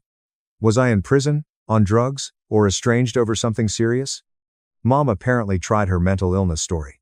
But Wesley's father didn't believe it. He had done some basic internet research, found my LinkedIn profile, seen my normal professional life, and asked around in his network. I was not unstable. I was a functioning adult with a good job and a clear record. So he pressed harder. What had actually caused the schism? The truth came out eventually. Not from my parents, but from various family members Wesley's father spoke to. The favoritism, the college funding disparity, the party fund drama, Mom's comment about wishing I was never born. Wesley's father was reportedly furious. Not at me, at my parents. He came from a large family where everyone was treated equally. The idea of parents openly favoring one child over another was unacceptable to him. He apparently told Evan that maybe he should consider whether Wesley really wanted to marry into a family with such dysfunction. Evan panicked, called me from a number I didn't recognize. I answered without thinking. Dude, you're destroying my life, he said immediately. Evan, Wesley's dad thinks our family is screwed up because of you. He's questioning whether she should marry me. Her mom is asking all these questions about how we were raised. This is a nightmare. It sounds like a personal problem. You need to fix this. Come to dinner. Talk to Wesley's parents. Show them you're not some crazy person. I'm not the one who told them I was crazy. That was Mom. Whatever. Just fix it. No. What do you want? An apology? Fine. I'm sorry you're upset about the college stuff. There. Now fix this. I don't want anything from you. I want you to leave me alone. You're really going to let me lose Wesley over this. You're not losing Wesley over me. You might lose her because she's realizing what kind of family you come from. That's not my fault. He started getting angry, calling me selfish and petty. I hung up and blocked that number, too. But the damage was done. Wesley started having serious doubts about marrying Evan. Not because of me specifically, but because of what my absence revealed about my parents' character. If they could treat one son so differently from another, what did that say about their values? Her father was even more direct. He told Evan he wouldn't give his blessing for the marriage unless some serious family issues got resolved. He wanted to see my parents acknowledge what they'd done and make genuine efforts to repair the relationship with me. My parents predictably refused. They hadn't done anything wrong. Any problems were because of my attitude and unrealistic expectations. They'd treated both sons fairly, and I was just ungrateful. Wesley's father told Evan the wedding was off until the family situation improved. Wesley agreed with her father. She wanted a marriage based on healthy family dynamics, not whatever toxic situation my parents had created. Evan's wedding got postponed indefinitely. He blamed me completely. Started posting vague things on social media about family betrayal and fake people. I'd blocked him, but Lily showed me screenshots from mutual acquaintances. Month 5 was quiet. No contact attempts, no escalation, just silence. I wondered if they'd finally accepted the situation or if they were regrouping for another approach. Turned out it was neither. They were dealing with consequences. Uncle Gage called with an update. Evan had moved out of my parents' basement. The postponed wedding and Wesley's ultimatums had forced him to get his life together. He'd gotten a real job doing IT support at a mid-sized company. Not glamorous, but steady income. He and Wesley had moved into a small apartment together. More interesting, Wesley had insisted on premarital counseling, focusing on family dynamics and boundaries. She'd made it clear she wouldn't marry into a family that practiced the kind of favoritism mine had demonstrated. Evan was apparently in counseling, trying to understand his own complicity in the dysfunction. "Your brother's growing up," Gage said. Painfully, "but he's growing up. Good for Evan, I guess. Didn't change anything for me." Even more interesting, my parents were facing social consequences. Other family members had started distancing themselves after hearing the full story. Cousins who'd always been close to Mom were suddenly busy when she called. Dad's weekly poker night dissolved when 3 of the 6 regular players decided they didn't want to associate with someone who treated his kid that way. The church community they'd been active in for 21 years was asking questions. Someone had mentioned the situation to the pastor during a counseling session. He'd apparently given my parents a gentle suggestion that they reflect on their parenting choices and consider making amends. They'd stopped attending church rather than face those conversations.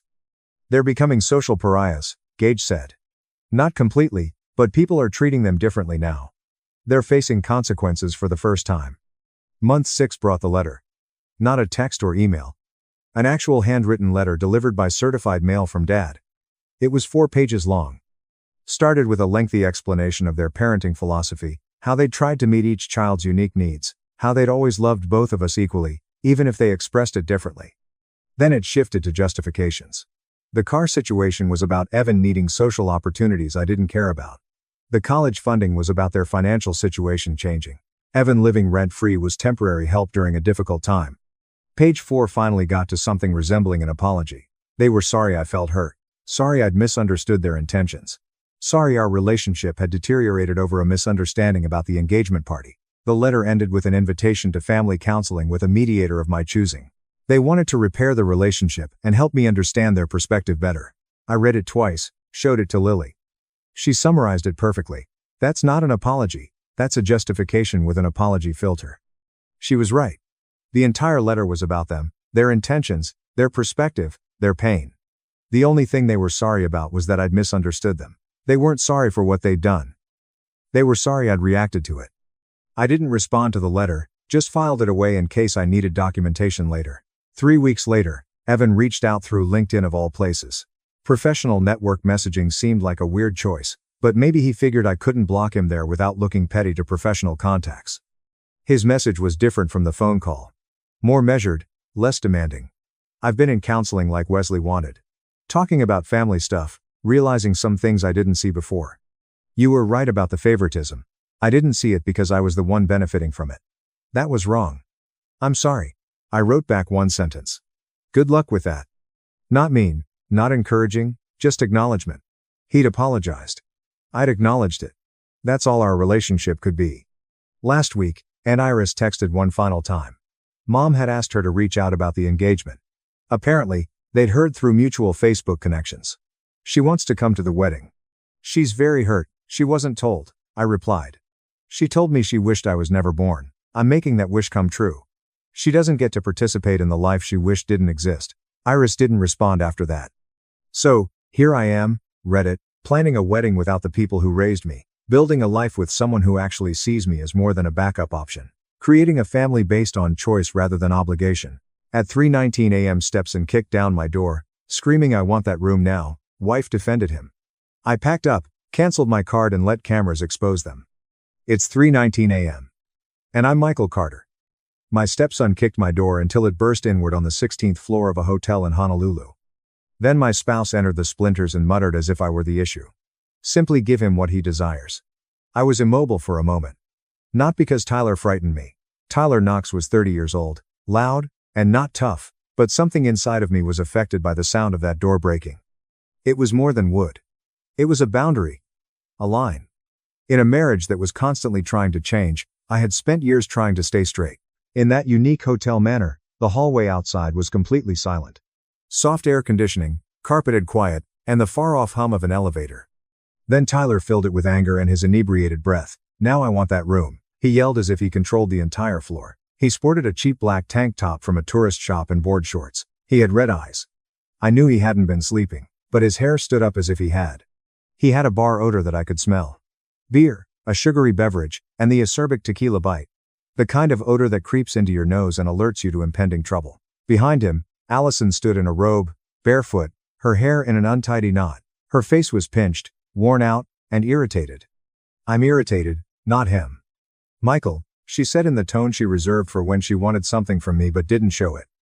Avoid making things worse. Simply change rooms. He's angry. It was a mood swing, similar to a grown man kicking down a door at 3:15 inches the morning. She avoided looking at me as I stared at her. As if she had already decided how to explain the broken latch to the front desk, she gazed at it. Tyler gestured past me to the king bed by the window in my room. Half of the curtains were open. Outside, Honolulu was illuminated by streetlights, moving automobile dots, and the distant black line of the ocean. It was meant to be romantic. It had the appearance of a postcard. It appeared to be the scene of a humiliation at that precise moment. That one, Tyler said. I'm taking that room. I said, this is our room, and I thought my voice sounded weird. Too flat, too calm, as if I could hear myself talking across the room. Tyler's lips curled. No longer. When Allison finally turned to face me, her eyes had that recognizable mixture of sympathy and pressure, the be the bigger man expression.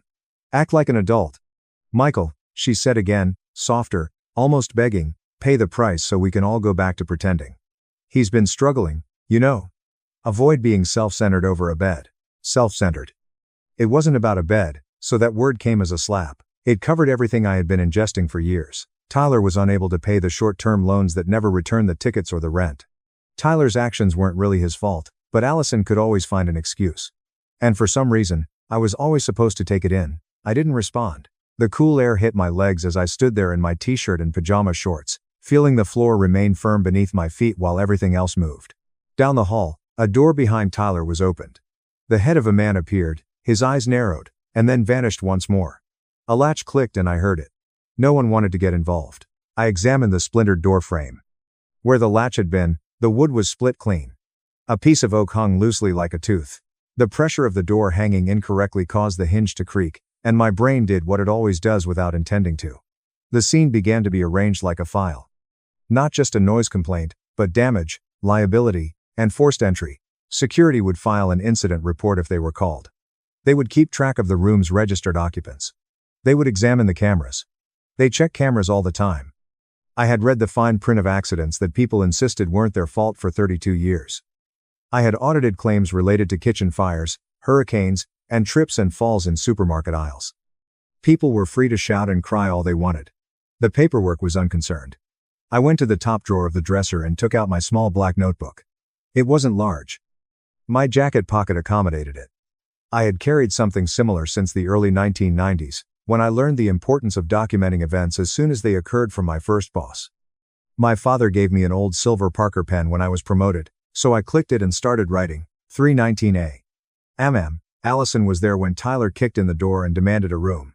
Tyler gave me a blink. What are you doing? I said. Remembering. Allison furrowed her brows. Don't do that, Michael. Hurry up. She always detested it when I became so silent. She enjoyed controlling my emotions when I became procedural. She was unable to overcome the barrier of my silence. With a puffed chest, Tyler took a step forward. Make a move. I accept it. I gave him a long, hard look. I considered shoving him back into the hallway by grabbing him by the collar. I considered shouting so that everyone on the floor could hear how absurd this was. For perhaps 15 seconds, I considered how satisfying it would be. Then I considered the cameras. I considered how, in the absence of evidence, a man my age can easily turn into the antagonist in someone else's tale. I imagined how Allison would later misrepresent it. I lost it, as she would say, Tyler would say that I attacked him. And how the moment the truth had to go through their mouths, it would become hazy. I took a step back. It's not that I was caving in. Since I was going out. All right, I replied. Like he had always thought he would, Tyler's face lit up with smug relief as if he had won something. Allison exhaled as if I had finally behaved. She truly meant it when she said, thank you. She wanted to express her gratitude for saving her from having to make a snap decision. She meant to express gratitude for making her life easier. I didn't respond. I went to the closet and reached under the hanging shirts to retrieve my suitcase. I moved deliberately and slowly. I followed my mother's instructions and folded my clothes neatly at the corners. I packed my shaving kit, belt, and toothbrush. Like a teenager claiming the couch, Tyler pushed past me into the room and collapsed onto the bed. He laughed to himself and kicked off his flip-flops. When the air conditioner cycled down, I could hear the ocean in the distance. a slight rush behind the sounds of the city. My heartbeat sounded hard and steady, as if it had something to prove. Allison watched me pack while hovering in the doorway with her arms folded. She made no attempt to assist. She didn't express regret. She didn't appear ashamed at all. She said, "You're being dramatic," as if the silence was unbearable. "It's one long night." "One long night," I said again, maintaining a level tone. "Okay." I zipped the suitcase, grabbed it, and strode into the hallway past her. Outside, the carpet felt rougher under my bare feet, as if it weren't designed for human skin. To keep things calm, the hallway lights were low and yellowish. The silence was offensive. Allison took 3 steps after me. "Where are you heading?" I looked in her direction. In the room behind her, Tyler was already giggling and muttering something about finally. I had 100 things I wanted to say. I wanted to tell her that I had been the adult in a home that continued to reward childish cruelty for years. A man can only bend so many times before he becomes permanently bent. I wanted to explain to her. I said, "Somewhere with a lock." Instead, her jaw dropped open. I briefly noticed genuine offense in her eyes. Not worry, not guilt. It wasn't like she had just witnessed her son break into our room. Rather, it was offensive, as if I had insulted her. She began, "Michael." I didn't hold out for the others. The broken door was still yawning open, like a wound back there as I walked toward the elevator, my suitcase rolling behind me. There was a gentle ding as the elevator arrived. The door opened with a slide. I entered and hit the lobby button. Allison's face, wrapped in a robe and staring at me as if I had just embarrassed her in public, was the last thing I saw before the doors closed. As the elevator smoothly descended, the floor numbers began to tick down. 16, 15, 14. Allison sent me a text, and my phone buzzed once in my pocket. "Avoid doing anything foolish." Those words made me look at them. I hadn't even taken any action yet. However, in that silent descent toward the lobby, I realized that I had finished purchasing the tranquility of others. In addition, I was aware of something else that was clearer and colder than rage. You have no control over what happens after you kick down a door. When I rolled my suitcase across the marble floor, the lobby was nearly deserted. It was that odd time of day that hotels exist. It's too early for morning and too late for night. They dimmed the chandeliers. On a sofa by the elevators, a lone couple slept with their heads cocked and their sandals kicked off. A printer hummed and stopped somewhere behind the desk. The sound of the wheels caused the night clerk to look up. He was a young man, perhaps in his late 22s, with well-groomed uniform and eyes that had witnessed too many iterations of the same tale. He didn't inquire as to why I was leaving at 4:18 a.m. He simply straightened and grinned the way you're taught to smile in hotels. "Greetings, sir." I put my suitcase upright and paused at the desk.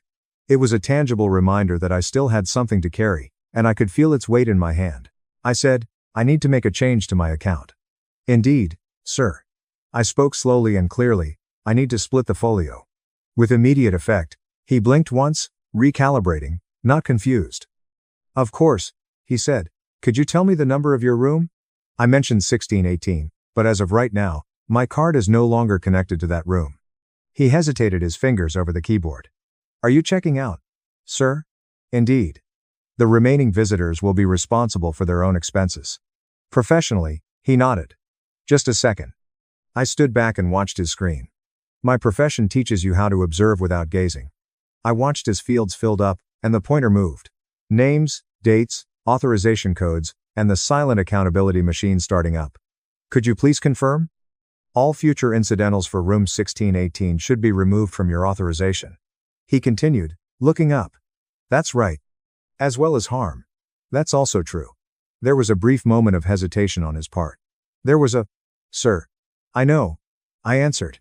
"I am here for that reason." He gave another nod. "I get it." After another minute of typing, he moved a piece of paper across the desk. "Kindly read over and sign." I carefully read it. The timestamp. The authorization was revoked. Accountability was transferred. I signed, clean, proper. Something relaxed in my chest as I returned the paper. Not exactly relief. It is more akin to alignment, where a joint returns to its proper position. "Thank you," said the clerk. "I'll take care of transportation to the airport if you need it." I went outside and breathed in the warm night air. At that hour, Hawaii had a distinct scent. A hint of trash from somewhere invisible, salt flowers. Within minutes, an Uber arrived even though the valet stand was empty. I slid into the back seat after loading my suitcase. I glanced up at the hotel as we drove away. 16 glass and light floors. My wife and her son were likely celebrating somewhere up there, already rewriting the story in their minds. Michael caved. Every time, Michael gives in. Once more, my phone buzzed. "Where are you going, Allison?" I didn't respond. The driver talked about flights and traffic. I gave the appropriate nods, my mind moving like a slow reel through the years. At 17, Tyler slammed doors in our Fort Wayne home. At the age of 23, Tyler called me from a county lot to report that his car had been seized. At 27, Tyler vowed to reimburse me this time. Allison had said the same thing each time. "He's making an effort. He is sensitive. Avoid pushing him." And each time, I had paid for dignity, silence, and money. It was also quiet at the airport. A few red-eyed tourists sat down to coffee. A janitor shoved a mop over fluorescent-lit tile. I sat at the gate with my suitcase between my feet after verifying and printing my boarding pass. I wrote another line after taking out my notebook. 4:34 a.m. Left the property. Folio broke. Once more, my phone buzzed. It was a voicemail this time. Tight and irritated, Allison's voice erupted. "This is absurd, Michael. Tyler is simply intoxicated. You're exaggerating the situation. Give me a call." I flipped the phone over. I chose to sit by the window when the plane took off. The lights of Honolulu stretched and dispersed as we took off, then vanished into darkness. I kept watching until I could see nothing more. My phone vibrated once more, somewhere in the Pacific. One more voicemail. "It's sharper this time." Allison remarked, "You can't just leave us."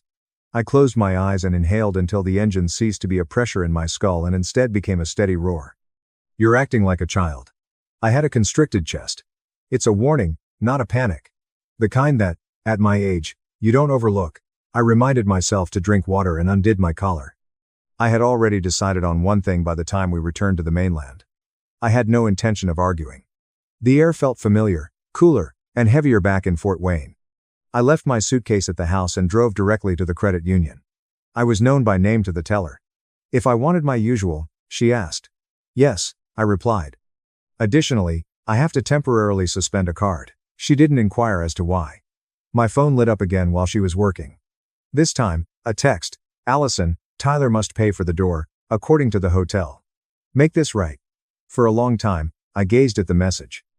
After that, I signed the form in front of myself and put my phone back in my pocket. I was no longer making repairs. I didn't leave the credit union and head straight home. For a minute, I sat in my car in the parking lot with my hands on the wheel and the engine off, allowing the silence to descend. Delivery trucks were backing up with their warning beeps as Fort Wayne began to awaken all around me. Steam fogging the windows, a woman unlocking the door to the bakery across the street. This was the section that no one ever saw. They think of retaliation as a switch. You give a door, you flip a speech, and you slam the door behind you. However, actual repercussions begin at a smaller scale. Paperwork is where they begin. Instead, I took my car to work. The building was a low brick structure on the outskirts of the city, not very fancy. The smell of the coffee, toner, and old carpet was like muscle memory because I had worked there long enough. I turned on the lights, opened my door, and placed my suitcase next to my desk. Most people never read the framed certificates hanging on the wall behind me. Licenses, credits for continuing education, uninteresting items, the kind of things you only notice when they're absent. I took a seat, launched my laptop, and retrieved the hotel booking. There it was, the silent detail I had already suspected. 1618, my name, Allison's name, dates, rates. The original guest list did not include Tyler. He had been added later by Allison. The timestamp, which was a late add-on hours after I had reserved the room, was visible to me. It was the type of thing that most people don't consider. They believe that a guest is a guest and a room is a room. That isn't how it operates. I rubbed my eyes and reclined in my chair. This had nothing to do with setting someone up for failure. It was about realizing how accountability functions when things go wrong. I wrote a draft email to the risk management division of the hotel. Not irate, not accusing, tidy, and asking for a copy of the incident report pertaining to room 1618 and the preservation of security footage in the early morning. I've included my confirmation number. My name was signed. I waited after that. My phone rang while I waited. I left it on voicemail, Allison. Shortly after, there was another call. I was unfamiliar with the number. I replied. I said, "This is Michael." A man said, "Mr. Carter, be careful with your voice. This is Javier Morales, the Honolulu Hotel's assistant manager." "Yes," I replied.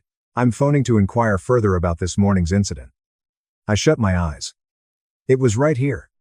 He went on. We've documented the damage. The issue of responsibility is raised. Go on. I said. At the time of booking, your stepson was not identified as a registered guest. I didn't respond. I allowed him to continue speaking. That alters our classification of the incident, he said. We wanted to make sure you were no longer approving charges for that room. That's right, I replied. He paused, shifting the paper. He said, thank you for the clarification. We'll act appropriately. Yes, sir. Send me the report when it's finished. I sat there staring at my desk after the call ended. The wood's grain appeared darker than normal.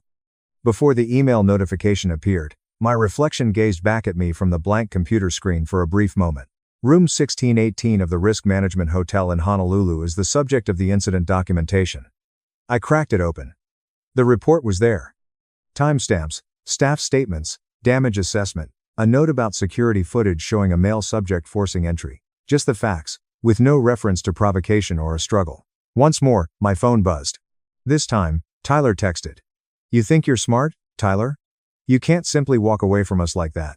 I didn't respond. I printed a copy of the incident report, sent it to myself, and placed it in a manila folder. I wrote one word on the tab. Hawaii. This wasn't fun for me. It's the part that people consistently misunderstand. There was a steady, uneasy feeling that things were falling into place whether I wanted them to or not, but there was no rush or sense of fulfillment. I considered giving Allison a call. I considered calming things down and outlining how we could work together to resolve this. I considered how simple it would be to return to my previous position, that of absorbing the mess so that everyone else can act as though it never happened. Then I remembered that door. About the noise it produced when it shattered. About the fact that Allison had not looked at me, but rather past me. About how insignificant I had felt, as if I were pleading for permission to exist while standing in my own room. I looked at my email once more. There was another message. The credit card company sent this one. Verification of the removed permission. No more charges are allowed. Tidy. Once more. My phone rang. This time, I responded, Allison. What did you do? Without even saying hello, she made a demand. I fulfilled my promise exactly. They are claiming that Tyler must pay for everything, I said. Everything, including the door and the security response. That is not the type of money he has. I said, that's not my problem, and I was taken aback by how effortlessly the words came out. She remarked, you're punishing him. No, I replied, I'm going to stop. She fell silent. Her shallow, rapid breathing was audible to me. At last, she said, you always do this.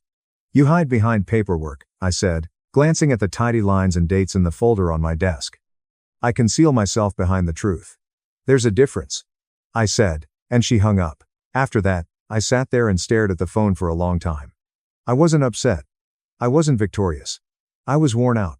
I'm sick of paying to maintain harmony. I'm sick of having to explain basic decency to an adult male. I'm sick of hearing that being silent is a sign of weakness. I slid the folder into a drawer after closing it. This was not the end of it. Even though I hadn't intended to touch anything, I could already feel the ripples moving outward.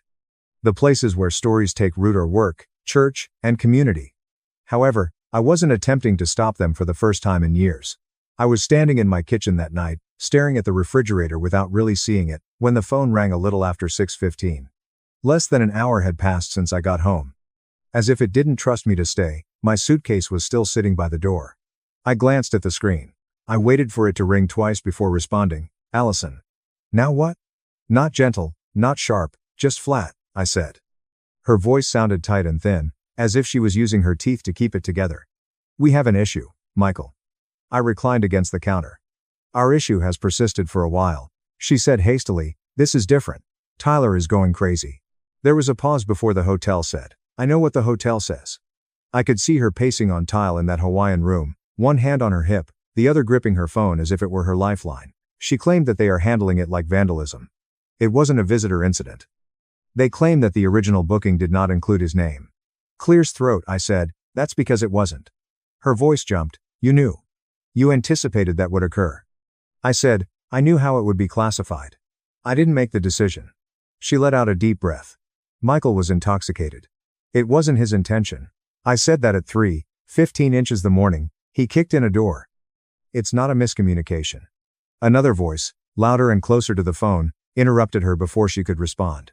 Put me on, said Tyler.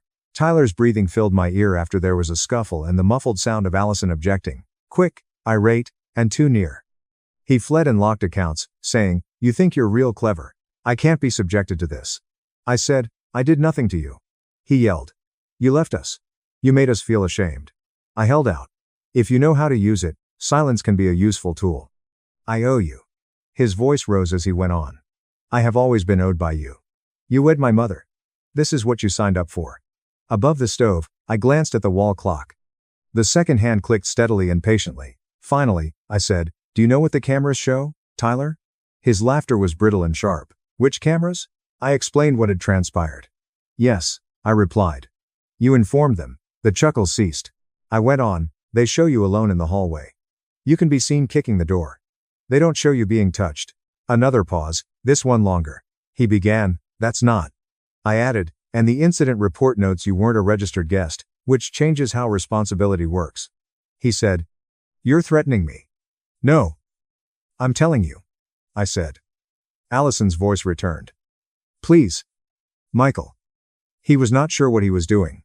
"Would you please assist us in resolving this?" Help. That word once more. I felt the burden of the day settle into my shoulders as I closed my eyes. I considered the emails I had previously sent, the documents I had signed, and the motion of the machine now that I was not using it. I said, "There's something else." Allison fell silent. I went on, "I've seen this pattern before. Something breaks after someone drinks. A story about being shoved, attacked, or losing something valuable follows. This is followed by a claim. Paperwork becomes disorganized." Tyler blew up. "Are you saying I'm a fraudster?" I declared, "I'm saying I won't be part of anything that looks like it." Allison took a deep breath and said, "Not with my name on the booking, not with my career." "What are you talking about, Michael?" "I'm talking about self-defense," I stated. Tyler cursed, "Because I won't lie for this." Something slammed into my ears. Perhaps a door, perhaps a chair. Allison's tears came suddenly and sharply. She said, "You're tearing this family apart." I experienced the well-known tug in my chest, the desire to soften, apologize, and address the emotion rather than the issue. For years, I had acted on that intuition. "No," I muttered. Tyler yelled something I couldn't understand. "I'm stopping it from tearing me apart." The line then stopped working. Even after the call ended, I stood there with my phone pressed to my ear for a considerable amount of time. It was too quiet in the kitchen. The refrigerator's hum was loud and obtrusive. My phone buzzed almost instantly again. Mercer Legal Services has sent a new email with a notice of intent. I slowly opened it. It was ambiguous, poorly worded, and a toothless threat. However, allegations of emotional distress, financial harm, and abandonment. I read it once, then again. My heart began to race. It was the old professional alertness taking over, not exactly fear. This was nothing new. Before substance, there is bluster. I added the email to the Hawaii folder and forwarded it to my work account. I then took a seat at the table and gazed at the wood grain until it ceased to swim. Things could still go either way at this point. I could give Allison a call back, offer to cover a portion of the damages, and make amends. I could quiet everything down. Quieter came at a price, though. It did so every time. I took out my notebook and jotted down another line. 6:55 p.m. Received a legal threat. No reply was sent. I put the pen down and capped it. Outside, Fort Wayne's sky was turning that lifeless gray of the Midwest. The kind that calmly settles in for the night. A garage door rattled closed somewhere down the block. Life is returning to normal. I didn't feel like I had won. I experienced clarity. And I was discovering that clarity was far more perilous than rage. The narrative had already begun to unfold without Allison and Tyler by the time they returned from Hawaii by plane. In a place like Fort Wayne, that's how things operate. You don't need to disclose anything to anyone. The truth will find its own shoes if you simply stop correcting them. When I went to Meijer for groceries the morning after they landed, I learned. When I heard my name, I was standing in the coffee aisle looking at a wall of brands that all made similar promises. "Michael." I pivoted. It was Raymond Wilcox, a retired machinist from the church who was in his early 70s. For years, we had sat 4 pews apart and hardly exchanged greetings. "Good morning," I said. With gentle yet inquisitive eyes, he nodded. "Allison is back." "Yes," I replied. He paused late last night. I learned everything from that pause. "Hard trip?" he inquired. I took the folded incident report out of my jacket pocket and gave it to him. I didn't elaborate. I omitted the context. I simply let the paper do the talking. His jaw tensed as he slowly read it, not in rage, but in recognition. Finally, he said, "Huh." He returned it, saying, "Well, that's something. I'm sorry you had to endure that." "Thank you," I said. That was all. Just acknowledgement, no gossip or condemnation. I received a text by noon from a number I hadn't seen in a long time. "You made the correct decision. VFW Auxiliary Marseille." Allison returned home by nightfall. She stood there as if she didn't recognize the place after dropping her suitcase in the hallway. The house was just as I had left it, clean and peaceful. She said, "We need to talk." Weak, and she scoffed when I said that after supper. "You're behaving as though this is typical." I gave her a look.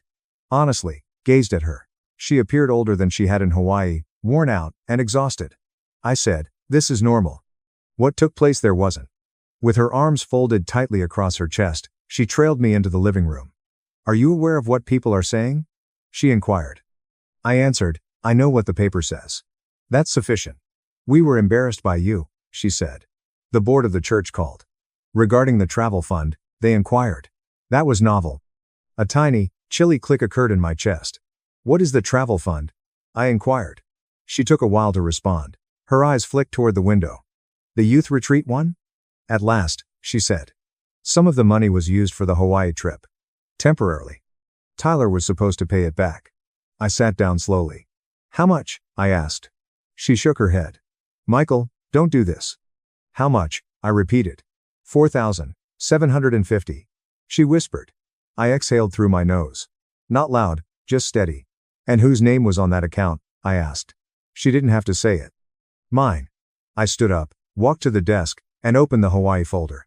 I pulled out the incident report and laid it on the table between us. "I'm not covering this," I said. Her face crumpled. "You're leaving me to deal with all of it." "No," I said, "I'm letting you deal with it." She cried then, loud, shaking sobs that used to undo me. "Not now." That night, I slept in the guest room. The bed was smaller. The pillow smelled faintly of laundry soap and dust. I slept anyway. The next day, the consequences spread wider. Tyler's employer called Allison about his behavior during company leave. A rumor surfaced at the diner about a vacation incident. The church scheduled an emergency meeting about the fund. I didn't attend. Instead, I sat at my desk and waited. On Thursday afternoon, I got an email from the mediation center downtown. Mandatory attendance requested. Allison had initiated it. I printed the email and slid it into the folder. That evening, a knock came at the door. It was Brian Fletcher, my neighbor, from 3 houses down. He held a 6-pack of root beer. "Figured you might need company," he said. We sat on the porch as the sun went down, not talking much. Just watching the street lights come on. "Are you all right?" he asked eventually. "I am," I said, for the first time in a while. He nodded. "Sometimes stopping is the hardest thing." I looked at the front door, solid, locked. I thought about the one in Hawaii, how easy it had been to break. I knew the next step would be public. I knew it would hurt. But I also knew something else. I wasn't alone anymore. The mediation room smelled like burnt coffee and old carpet. The kind of place designed to make people talk without feeling important. It sat on the 3rd floor of a brick building downtown across from the courthouse, with a flag in the corner that had clearly seen better decades. I arrived 15 minutes early. That wasn't strategy. That was habit. I placed my folder square with the edge in front of me as I sat at the long table. I placed my notebook on the right. On top was the Parker pen. Everything fell into place as it should have. Straight lines are helpful when your life starts to feel crooked. Allison entered first. She appeared to have dressed for a job interview. Hair pulled back tight, low heels, and a navy blazer. She glanced at the folder, then looked away. With his shoulders hunched forward as if he was already preparing for a fight, Tyler arrived after her. He had scuffed sneakers and a rumpled button-down shirt on. He avoided looking at me. He lowered himself into a chair and folded his arms. After introducing herself and outlining the ground rules, the mediator asked everyone to treat each other with respect. I paid attention. Tyler didn't. Let's just say it. Before she could finish, Tyler yelled. He abandoned us. He prevented us from getting money. Both back home and in Hawaii, he made us look foolish. That's the point of this. The mediator looked at me. Carter, Mr. I took a while to respond. I clicked on my folder. Copies, an incident report, a time-stamped folio change, email confirmations, and the hotel manager's printed statement were all contained within. Slowly and visibly, I laid them out one by one. I said, I'm not here to argue. I'm here to explain what transpired. Tyler's laugh was ugly and piercing. You believe that you are correct when you wave papers around. I gave him a look. Looked closely. His jaw was working as if he wanted to bite through the moment, and he was already perspiring. I said, let's start with the timeline. I turned the first page. At 3:19 a.m. I went on. Tyler is seen in the hallway outside room 1618 inches security footage. He gives the door a kick. The door slams shut. Nobody else comes into contact with it. Tyler moved around in his seat. That's not how. I'm not done, I said coolly. The mediator held up a hand in Tyler's direction. Leaning back, he scoffed. I continued at 3:25. Another visitor files a noise complaint with the front desk. Security arrives at 3:28. Damage is recorded at 3:31. I hesitated. 3:31, I said. I take my suitcase and leave the room. Allison's gaze was fixed on the table. I turned to the next page. I said, this is the guest registration. Allison's name, mine, and the initial reservation time. This is not Tyler's name. That's meaningless, Tyler yelled. I said, it means everything. I looked over at the mediator. Registration is followed by responsibility. When he entered, he wasn't a registered visitor. I moved on to the next document. This is the report on the incident. The damage is categorized as vandalism committed by an unregistered person. Not a visitor mishap. I didn't say that. Tyler got up so quickly that his chair made a loud scraping sound on the floor. He yelled, you're doing this on purpose. This was something you planned. You intended for me to fail. The mediator got up. Please take a seat, sir. Tyler pointed at me and yelled. You ruined my life. You had the option to pay. You paid every time. There was silence in the room. More than anything else he had said, that sentence lingered in the atmosphere. I glanced at him, then back at the documents. I didn't ruin your life, I said. I folded my hands over the folder and closed it. I no longer have to pay for your errors. Tyler's face flushed red as he opened and closed his mouth. There's a difference, I continued. I didn't speak louder. I didn't bend over. I sat and let the words fall. There was silence for a few seconds. The mediator cleared her throat. Regarding your version of events, Mr. Knox, the hotel staff has also issued a statement. She read aloud from a printed page she had taken from her own stack. The visitor made an effort to portray the event as a physical confrontation. This assertion was not supported by the video review. Tyler's laughter was too loud. They're telling lies. The mediator went on. The visitor also asked for paperwork for a personal claim that had nothing to do with the property damage. Allison raised her head abruptly. Which assertion? Tyler whirled in her direction. Nothing at all. At last, I turned to face Allison. I said, this is what I meant. I moved away for this reason. Tyler struck the table with his fist. Do you believe that you are superior to me? Writing things down makes you feel like a hero. No, I said, I don't think you've ever had to deal with the fallout from your actions. He yelled, that's not true. The mediator firmly said, then sit down and listen. With labored breathing, Tyler sank back into his chair. I read the final line I had written in my notebook. 6:55 p.m. Legal threat received, I said. No reply was sent. I turned to face Tyler. I didn't take revenge. You weren't attacked by me. I didn't propagate gossip. I turned to face Allison. I quit lying. She started crying. I stated, I didn't come here to win. The mediator nodded slowly and said, I came here to be done. According to the documentation, Mr. Knox is liable for the damages. Mr. Carter is not required to pay for these expenses. Between a laugh and a sob, Tyler made a strangled noise. Michael, Allison muttered, and I got to my feet. My involvement ends here, I declared. Emotionally, legally, and financially. I picked up my notebook and folder and put the pen in my pocket. Tyler yelled after me as I made my way to the door. Do you believe that this gives you strength? I put my hand on the handle and stopped. I didn't look back. I said, I think it makes me free. After that, I opened the door and moved out into the hallway, escaping the commotion. After the mediation, the house felt different. It's not as clean or empty as a room after the furniture has been removed, and the dust has finally subsided enough to reveal the floor. That evening, Allison did not return home. She said she was staying with a church friend via text. I simply said, okay, no argument, no follow-up. I placed my phone on the table, face down, and left it there. I did what I had always done best in the days that followed. I created lists, separated accounts, closed authorizations, and canceled automatic payments. I took my time. I didn't take my time. I was methodical, courteous, and forthright about what was no longer viable in my marriage, just as I would have been in a complex audit. It wasn't a dramatic moment when Allison and I finally sat down to talk. From opposite ends of the table, two people realized the same truth without yelling or making accusations. She muttered, "I don't know who you are anymore." I gave a nod. "I do." At that point, we both realized there was no way to resolve the issue. A door can be fixed by you. Once a boundary has been crossed and rejected, it cannot be restored. The divorce went smoothly. There were just signatures, dates, and a final transfer that felt more like relief than loss. No court drama, no spending on retaliation. I never heard from Tyler again. I didn't make contact. I met with my retirement planner a few weeks later. I had been seeing the same guy for years. The same office with his children's framed pictures on the desk. He tapped his calculator and said, "You know, with these changes, you could step back earlier than we plan." I asked how much earlier. He grinned. "Maybe 5 or 6 years." I gave that some serious thought. 6 years of stress-free mornings. Not waiting for the next crisis for 6 years. 6 years were purchased by the straightforward choice to cease funding chaos, not by hard work or good fortune. I was sipping a cup of black coffee in my living room on a calm Sunday morning. I'd always told myself that the good kind was too costly. The only sound in the house was the wall clock's gentle tick. Fort Wayne outside went about its daily business. A delivery truck sitting at the corner, a dog barking 3 houses down, and lawns being mowed. I glanced at my front door. Sturdy, intact, and securely locked just like a door should be. I would mistake peace for endurance for years. I believed that being a good man meant accepting whatever was thrown at me and grinning through it.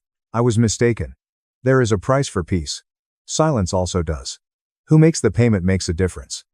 I hope you keep this in mind if this story touched you or if you've ever been told to ignore someone who keeps pushing your boundaries. You are free to stop. Feel free to shut the door. Furthermore, you have no obligation to justify your choice of dignity to anyone. Share this story with someone who may be carrying too much in silence if you think more people should hear it. And think about subscribing and sticking around if you want to hear more tales like this one, stories of silent strength, difficult decisions, and the protracted journey back to self-respect. Fighting back isn't always the bravest thing a man can do. It's moving away and ceasing to make payments. I spent 3 days cooking for Thanksgiving's family. That happened without me. I went ghost mode. 4 years later. They needed money. I chose my own peace. When I called my sister on Thanksgiving morning to check my arrival time, I thought I'd been forgotten. After Hannah answered on the 8th ring, I heard voices and laughter. The warm turmoil only a family home can provide. "Oh my God, Evan," she whispered. "Mom phoned you," I thought. I learned everything from the stillness. They were there. All of them.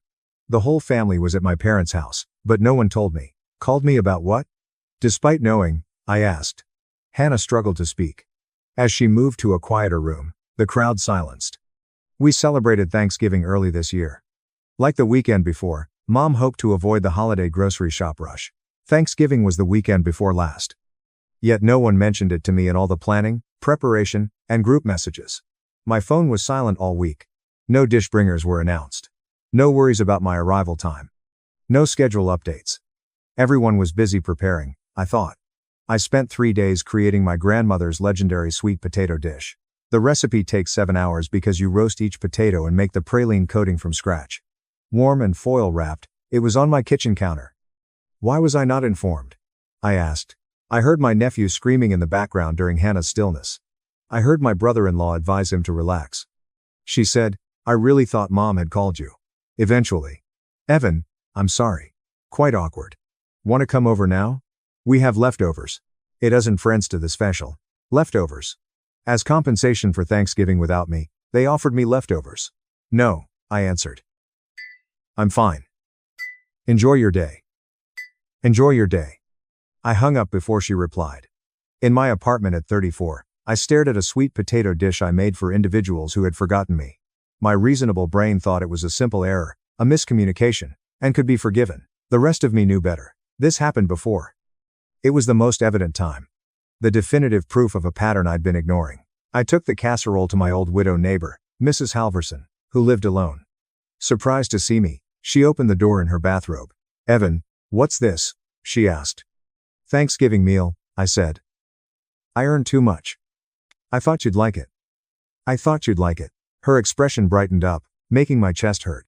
"Love, this is very kind. Come in. Bring me some." I respectfully rejected and returned to my flat. Ordered pizza and browsed my phone all night. The proof was everywhere when I looked. Nobody added me to group conversations. Social media photos of family occasions I didn't know about. My sister's baby shower last month, which my mother casually mentioned over the phone 4 days later. I learned about my brother Caleb's promotion party on Facebook. Family meals. Game nights, Sunday breakfasts without me. These seemed like impromptu last-minute reunions. I understood the truth after viewing the images, decorations, matching attire, and clear planning. A plan existed, they weren't designed for me. I was either overlooked or an afterthought. This pattern was years old. So busy turning up when invited that I didn't realize how rare that was. My mother texted me around 9 that night. Hannah informed me about the confusion. Sorry, honey. You thought your sister told you the date change. Anyway, hope you had a quiet Thanksgiving. The message was flippant and contemptuous of what transpired. Minor confusion, not a major statement about my familial structure. I remained silent. To say what? That I had spent hours creating food for a gathering that had happened without me, that I felt stupid for expecting I cared enough to be notified, and that this was the culmination of years of being peripheral to my family. None of it would change anything. Their apology was flippant and condescending. If you say I'm overly sensitive, nothing will change. So I said nothing. I deleted my calendar the next morning. My mother's birthday is 4 weeks away. Lost February's Caleb birthday. Her March anniversary is over. My father's April birthday is gone. One by one, I removed every family birthday, anniversary, graduation, recital, and holiday I had tracked for years. It took 21 minutes to clear them. 21 minutes to drop my emotional burden. I set reminders to never forget anyone important. They forgot me at Thanksgiving. I'd forget them elsewhere. Amputating a gangrenous limb to save the body was cold and calculated, but necessary. I would no longer beg for inclusion. I wouldn't keep turning up for folks who didn't remember me. 4 weeks later, my mother turned 66. I didn't call, text, or mail. My phone was silent all day. My father called the next day. Evan, not celebrating your mother's birthday devastated her. I'd always heard his severe, dissatisfied voice. A tone that implied I had failed. I forgot, I lied. Unbelievable, my father said. You forgot your mother's birthday. That's unlike you. He was right. Not like me. My old self. The me who worked hard to maintain unrequited connections. But I was trying on a new self. One who didn't take on others' disappointments. I've had a lot on my mind, I said. Sure, she understands. My father's silence indicated she didn't comprehend. Evan, she's your mother. You must call her. I promised and hung up without following through. I focused on work. Senior architect with a downtown firm planning urban regeneration, sustainable housing projects. It challenged and satisfied me, requiring all my creativity and technical competence. I started a mixed-use complex to deliver affordable homes to a neighborhood that needs it. Deborah, my boss, observed the spike. You're outputting at an incredible pace, she noted at our monthly check-in. All right outside the office? It was in some ways fine when I told her. Without familial commitments, my head had room I didn't realize was there. Stop thinking about birthdays. No more guilt over skipping a random family meeting. No more being the good son and brother without reciprocation. I was lighter without it. February saw Caleb's birthday. His wife Claire had planned a lavish surprise party for his 39th birthday for months.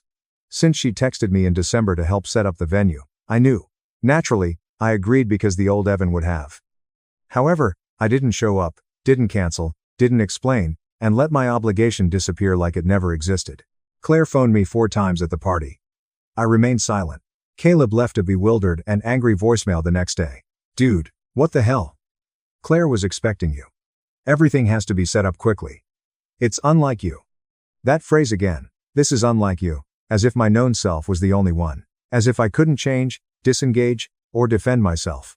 I listened to Caleb's voicemail twice and deleted it without answering. He tried again 4 days later.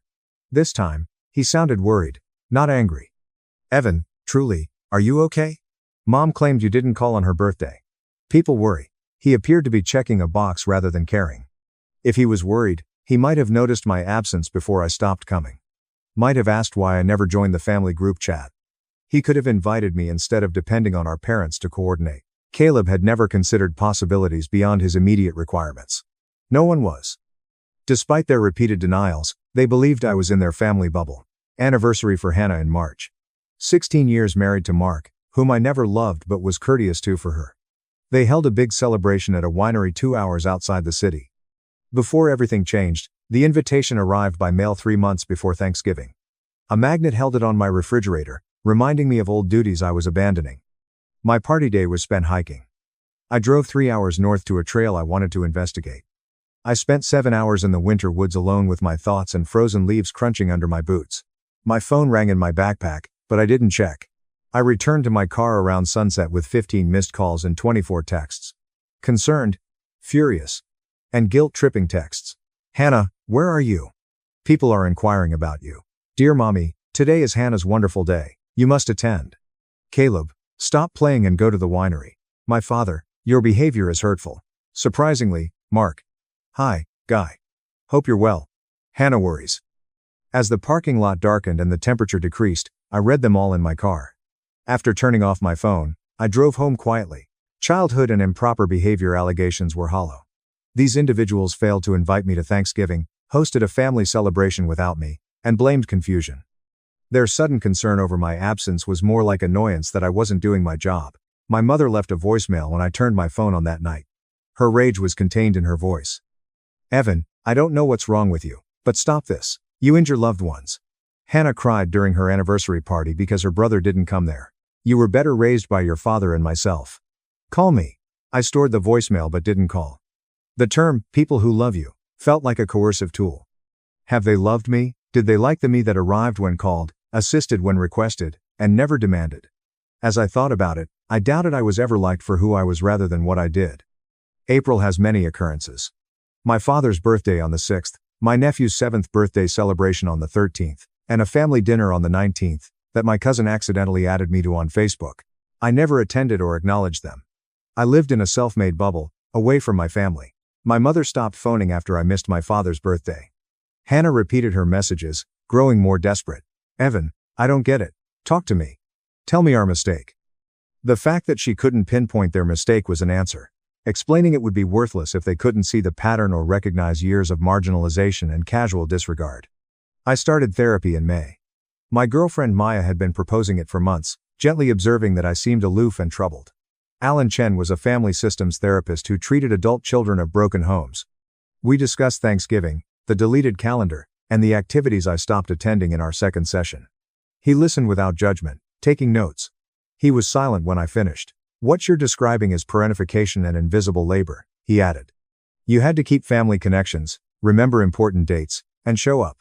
The labor wasn't returned. Pulling that labor caused the system to fail. Clinical analysis enhanced my experience. It wasn't my imagination. My sensitivity wasn't excessive. Real dynamic with a name. I learned something important throughout the sessions. My invisible work united my family. I remembered birthdays, planned, and kept in touch. I lost connections after stopping that work. Because we were never reciprocally close, not because we weren't close. I designed our family relationships. Without me building and sustaining them, they vanished. What you want? Dr. Chen inquired in our 6th session. From them, yourself, this situation? This question had plagued me for months. I wanted what? Apologies would help. Recognition is preferable. I wanted and needed them to miss me. To comprehend what they'd lost and that my presence had to be earned and maintained. Close relative Victor got engaged in June. It was announced on Facebook. Photo of him and his partner Daniel holding hands to show matching rings. Family members congratulated and expressed excitement in 61 comments. Yes, I almost commented. Reverted to family bliss. But I stopped. Victor and I were tight as youngsters but drifted as adults. I was barred from Thanksgiving, but he was there. He knew I wasn't there but didn't say. Not contacted afterward. I liked the photo and continued. The engagement party invitation arrived 3 weeks later. I threw it away unopened. Summer and an unexpected development arrived in July. Maya and I engaged. She proposed to me on a Saturday morning climb up Mount Tamias, pulling out a ring and asking me to marry her in front of a dozen strangers who cheered. I accepted, overwhelmed with excitement, love, and the idea that someone saw me and picked me. We called our closest friends that afternoon and planned a little engagement party for the following month. My chest tightened when Maya inquired if I wanted to invite or notify my family. No, I answered. I don't want them. She didn't pressure me to include family despite everything. She just nodded and squeezed my hand.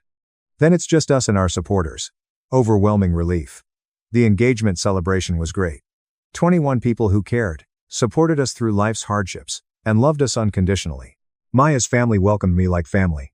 Susan, Maya's mother, told me embarrassing childhood anecdotes for 2 hours. Michael, her father, took me aside to officially greet me. He said he was proud to be my son-in-law. The contrast was apparent with my family. These people barely knew me yet were more present and thrilled for me than my parents had ever been for my accomplishments. After cutting the engagement cake, I looked around and saw no one absent. All the important people were there. My family learned on social media. Maya tagged me in party images, which my cousins saw. Within an hour, my phone rang. First mother, then Hannah, then Caleb. I sent everyone to voicemail. The messages followed. My mother, Evan, I can't believe I learned you're engaged from Facebook. What kept you from telling us? How could you party without family? Oh, Hannah, I'm hurt. Your engagement should have been celebrated jointly. This is cruel. Caleb, wow. This is the current state. We're not even worth calling. The entitlement in their messages was astounding. After 7 months of silence and not asking why I'd left, they felt entitled to my joy. Sophia, Maya's sister, added me to the family group chat I'd never been to, and I typed a single comment. I got engaged. It was my party. My constant companions were invited. None of you were on the list. Muted the chat and watched the notifications build up. 11 minutes, 48 messages. Not one was read. Dr. Alan Chen would definitely call me passive-aggressive and recommend direct conversation. But I tried direct communication. I contacted Hannah Thanksgiving morning and was told it was a mistake. I was in their perimeter for years, yet they never noticed. They noticed. Now that I was joyful and celebrating without them, I mattered. It was infuriatingly hypocritical. That evening, Maya found me on our balcony watching the sunset. Your family's losing their minds. She showed me her phone. They were messaging her to reach me. Her comments were polite yet forceful. This is between Evan and his family. Whatever he needs, I support. She sat next to me and held my hand. Want to chat about it? I told her about the messages, and the sudden need to belong. After listening, she said something that clarified everything. They don't miss you. They miss your role. The person who remembers birthdays and showed up made them feel like family. They miss your work, not you. She was right. If they missed me, they would have contacted me months ago. Would have wondered why I was quiet, would have sought to understand instead of waiting for me. August killed my granny. It was believed that she would die at 94 after years of decline. My father's brother, Uncle Paul, called to tell me. Evan, I wanted you to hear this from family, not the grapevine. Your granny died quietly last night. News hit me harder than expected. Grandma Eleanor was one of the few family members that always saw me and valued me. I hadn't seen her in months, too angry at the family to separate her from them. When's the funeral? I asked.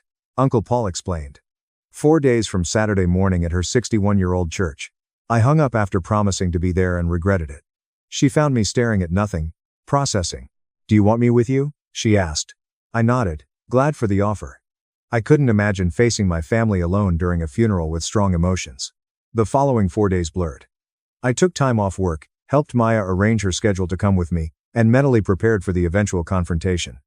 In a follow-up emergency session, Dr. Alan Chen inquired my goals. I want to say goodbye to my grandmother, I said. The rest can think whatever they want. He nodded slowly. Remember, you may grieve without talking to hurtful individuals. Attend a funeral without acquitting anyone. Allowing grief and rage concurrently felt revolutionary. The funeral was crowded. Community members liked Grandma Eleanor, and the church was full of longtime friends. My family sat in the front pews. I slid into a back pew when my mother noticed me with Maya. Surprise, relief, and rage flashed across her face. She murmured to my father, who looked. Hannah saw me, then Caleb. Their gaze suffocated me from 41 feet away. I focused on the service, the pastor's words about Grandma Eleanor's life, and her favorite hymns. Maya kept my hand throughout, a gentle anchor among the family drama. Church basement reception followed the service. Could have skipped it, but Maya reminded me it was about my grandmother, not them. My mother quickly stopped us downstairs. Her worn, aged appearance surprised me. Evan, she said, emotional. I appreciate your attendance, we must talk. Shaking my head. Not today. All about Grandma today. Mother clenched her jaw. You ignored us for 9 months. We deserve an explanation. And tell Seer is. Error in deserve. You deserve, I said, conscious of the crowd. You forgot to invite me to Thanksgiving. Forgot I existed. When I stopped maintaining our relationships, you didn't notice until it hurt you. I don't think you deserve anything. My father looked stern at my mother. Yes, enough. Just lost your granny, not the time or place for drama. My hurt was dismissed as theater, which consolidated everything. You're right, I said. Not the time or place. Hannah stopped me as I turned away. Evan, please. We miss you. Can't we discuss this? She had crimson eyes. Not sure if it was grief or the confrontation. You don't miss me, I whispered. The individual who made your life simpler is missed. They differ. Maya softly took my elbow, and we strolled by Hannah, my brother awkwardly standing by the food table, and the aunts and uncles staring with curiosity. After honoring Uncle Paul, we signed the visitor book and left. I breathed easier in the drive. That was awful, Maya replied. I'm sorry. Shaking my head. It was required. They needed to realize I wouldn't return on their conditions. Funerals were turning points. Then the messages ceased. Desperate attempts to contact me for reconciliation stopped. They seemed to have given up on me. I felt slightly relieved. There was a peculiar melancholy over the family I craved but never had. I processed both with Dr. Alan Chen. You can grieve the loss of a harmful relationship, he remarked. Grief isn't for what you had. For what you deserved but never got. September began wedding planning. Maya and I chose a little November ceremony. The 51 persons were intimate and meaningful. She asked about family as we went through the guest list. What about Aunt Marianne?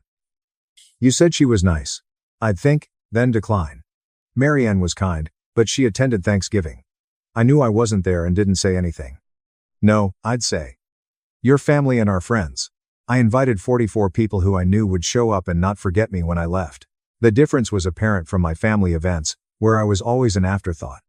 October delivered an unexpected letter.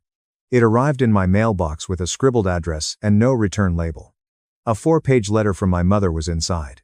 Handwriting was wobbly and emotional. She wrote about the past year, not understanding what went wrong and feeling like she lost a kid. She finally acknowledged Thanksgiving in her writing. I know we hurt you that day. Evan, we should have informed you of the schedule change, but it was one error, one missed invitation. Do you really need to cut off your family? She talked about missing my youth, trying to be a decent mother, and how my behavior was ruining her. I'm begging you, the letter ends. Please return. Talk to us. We love and need you back. I read the letter 4 times. That same guilt returned the first time. The second time, I saw the gap. Not acknowledging pattern. No acknowledgement that Thanksgiving was the result of years of marginalization. No apology for not noticing my silence or asking why. Keeping her sorrow, loss, and need for me in mind. 3 times, I was mad. The letter was obvious emotional blackmail to make me feel guilty for her feelings. Presented it to Maya. She read it slowly, her face stiffening. She's not actually apologizing, she remarked. She's denying your hurt and telling you to move on. Exactly. I saved the letter in a folder alongside my voicemails and texts. Dr. Alan Chen termed it documentation. Proof that this wasn't my imagination. Mid-September brought wedding invitations. Elegant cream card stock with emerald green writing. Maya Osman and Evan Cross invite you to their wedding. Parents not mentioned. No typical Mr. and Mrs. Cross invite your attendance. Claiming our own celebration. My mother presumably acquired one from a cousin who received an invitation. Knowing I banned her number, she called from my father's phone. I answered, assuming it was work. Evan. We need to talk about this wedding, she stated abruptly. I hung up instantly. She called twice. I blocked that number too. The boundary felt wonderful and essential, like fencing my yard after years of people trampling it. The week before the wedding, Uncle Paul called. He added, Evan, I'm not calling to take sides. I wanted you to know that your grandmother left you a letter in her will. Come by any time, the executor will deliver it to you. I met him at a cafe the next day. Uncle Paul looked awkward, caught between his brother's family conflict and our connection. For what it's worth, he handed me an envelope. I think you have strong reasons for what you're doing. I don't know the facts, but I've seen you for years. I haven't seen them do it. Getting family approval meant more than I thought. I thanked him and took the envelope home. Grandma Eleanor's weak cursive was used to write her letter. If Evan is reading this, I'm gone. Please know I saw you. I observed your struggle to fit in with a family that didn't know how. I witnessed you helping, caring, and being ignored. I saw it and regret not speaking up. I feared provoking family strife and being considered a meddler. But my silence was complicity, and I regret it. Expect greater than what they provided you. Never feel guilty for requesting better care. Evan. Live. Be joyful, and know that at least one family member loved you for who you were. Reading it made me cry. Maya holding me on our couch as I grieved, the only one who understood. Wedding day was beautiful. Leaves becoming gold and red, clear November sky. The autumn light touched everything. I felt lucky since Maya looked beautiful in her dress. In a beautiful park, we wedded with friends who always supported us. Family. Maya's family, who made me feel at home. When the officiant talked about our birth and chosen families, I felt something settle in my chest. Maybe peace or acceptance. My birth family couldn't see me, but I discovered capable folks. It was enough. More than enough. We danced till midnight, toasted until we were euphoric, and celebrated a respectful, loving union. My family relationships were never like this. Photo posted on social media the next day. There was no discussion about keeping them private, but Maya had never concealed anything in her life, and I discovered I didn't either. I wasn't responsible whether my family noticed how happy I was without them. The photographs received hundreds of likes, dozens of comments, and our friends, Maya's family, and coworkers celebrated us. I observed familiar names in the comments. Hi Cousin Victor, congrats, would have liked to be there. Aunt Marianne, lovely couple. So pleased for you too. Even Hannah's heart emoji conveyed everything and nothing. The wedding they weren't invited to was viewed, now they knew how it felt. I ignored family criticisms, not acknowledged or engaged. Just let them exist as proof I was going forward, forging a life without them. Maya and I honeymooned in New Zealand. 3 weeks of hiking and adventure without contact. Mail, bills, ads, and 4 more family letters awaited us when we returned. 1 each from Hannah, Caleb, and my parents. I threw them away unopened. Don't want to hear what they say? Maya asked, shaking my head. Their words won't change anything. 9 months to realize out their mistake and reach out with empathy. Manipulation and guilt trips were chosen. I've had enough of them denying my hurt. December brought the anniversary of the forgotten Thanksgiving, 2 years since I realized I was peripheral to my family. I silently marked it with reflection, not celebration. I got engaged, married, started treatment, strengthened friendships, succeeded at work, and became more myself than ever in that year. Nothing required my family's help. Their absence did not lessen it. Their absence allowed me to grow. I was too preoccupied to pursue before. Dr. Alan Chen inquired about my anniversary feelings. Grateful, I answered, surprised.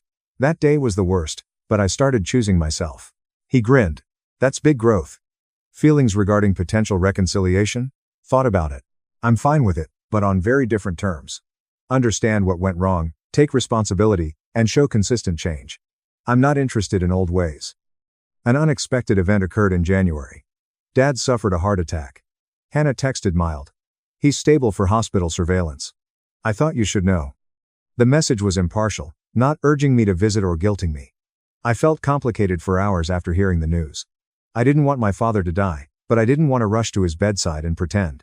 Maya inquired about my intentions. I don't know, I said. Part of me wants to go. I suspect another manipulation, another catastrophe to force contact. She gave me no instructions. She claimed she'd back my choice. I ended up sending the hospital a card. I hope you heal shortly. Nothing else. No phone calls, visits, or bedside reconciliation. I just told him I heard and wished him well. My father was released 4 days later with lifestyle and medication guidelines. Caleb called me from another number. Dad almost died, and you sent a card. A card. What's wrong? His rage seemed familiar, almost pleasant. You wanted me to do what? I asked. Show up, Caleb urged. Like family does. It returned. The belief that I had to attend regardless of how they treated me. Family shows up consistently, I said. Not just in crisis. Where were you when I needed help? You were absent during my struggles. None of you were. I won't hurry to Dad's bedside to play happy family. Long silence from Caleb. When did you get cold? He asked. I'm not cold, I said. I'm not available for people who aren't available for me. Those are boundaries. I hung up before he replied. I spent Christmas without my birth family for the first time. Maya and I fed her family and closest friends dinner at our apartment. We joked, cooked, and played board games late at night. Warm and sincere, it was the perfect family reunion. No stress, no acting, no impersonating others. Being myself, and being loved. Maya remarked something memorable while cleaning up that night. You always deserve this. Regulars who see, pick, and attend. I'm delighted you have it. I was happy too. The reality of what I had softened my grief for what I never had, which would always be there. Hannah's February email was unexpected. The title was No Expectations, Just Thoughts. The email was lengthy, clear, and revised. She wrote about the past year, witnessing me leave their life and being angry and wounded before understanding. I talked to a therapist about family stuff, my own issues, and my relationship with our parents, and I started to see patterns I hadn't seen before, she wrote. The bias toward me, The way you were always expected to help but rarely helped in return, and the way we all thought you'd always be there because you always had been. Sorry, Evan, I can't speak for everyone. Sorry I didn't notice sooner. Sorry for my role in it. I'm not requesting forgiveness or your return. I simply wanted you to know I see it now. And sorry. I read the email 4 times before showing Maya. What do you think? She asked. Is it real? Nobody told me. Maybe. The acknowledgement of particular acts, the lack of justifications, and the remark that she wasn't seeking anything in return indicated genuine contemplation.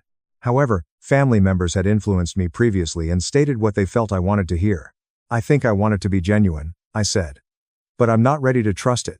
I wrote a response and waited 4 days to send. I appreciate your acknowledging those patterns. I appreciate your reflection. I'm not ready to restore our relationship, but I'm delighted you're learning your role. Brief.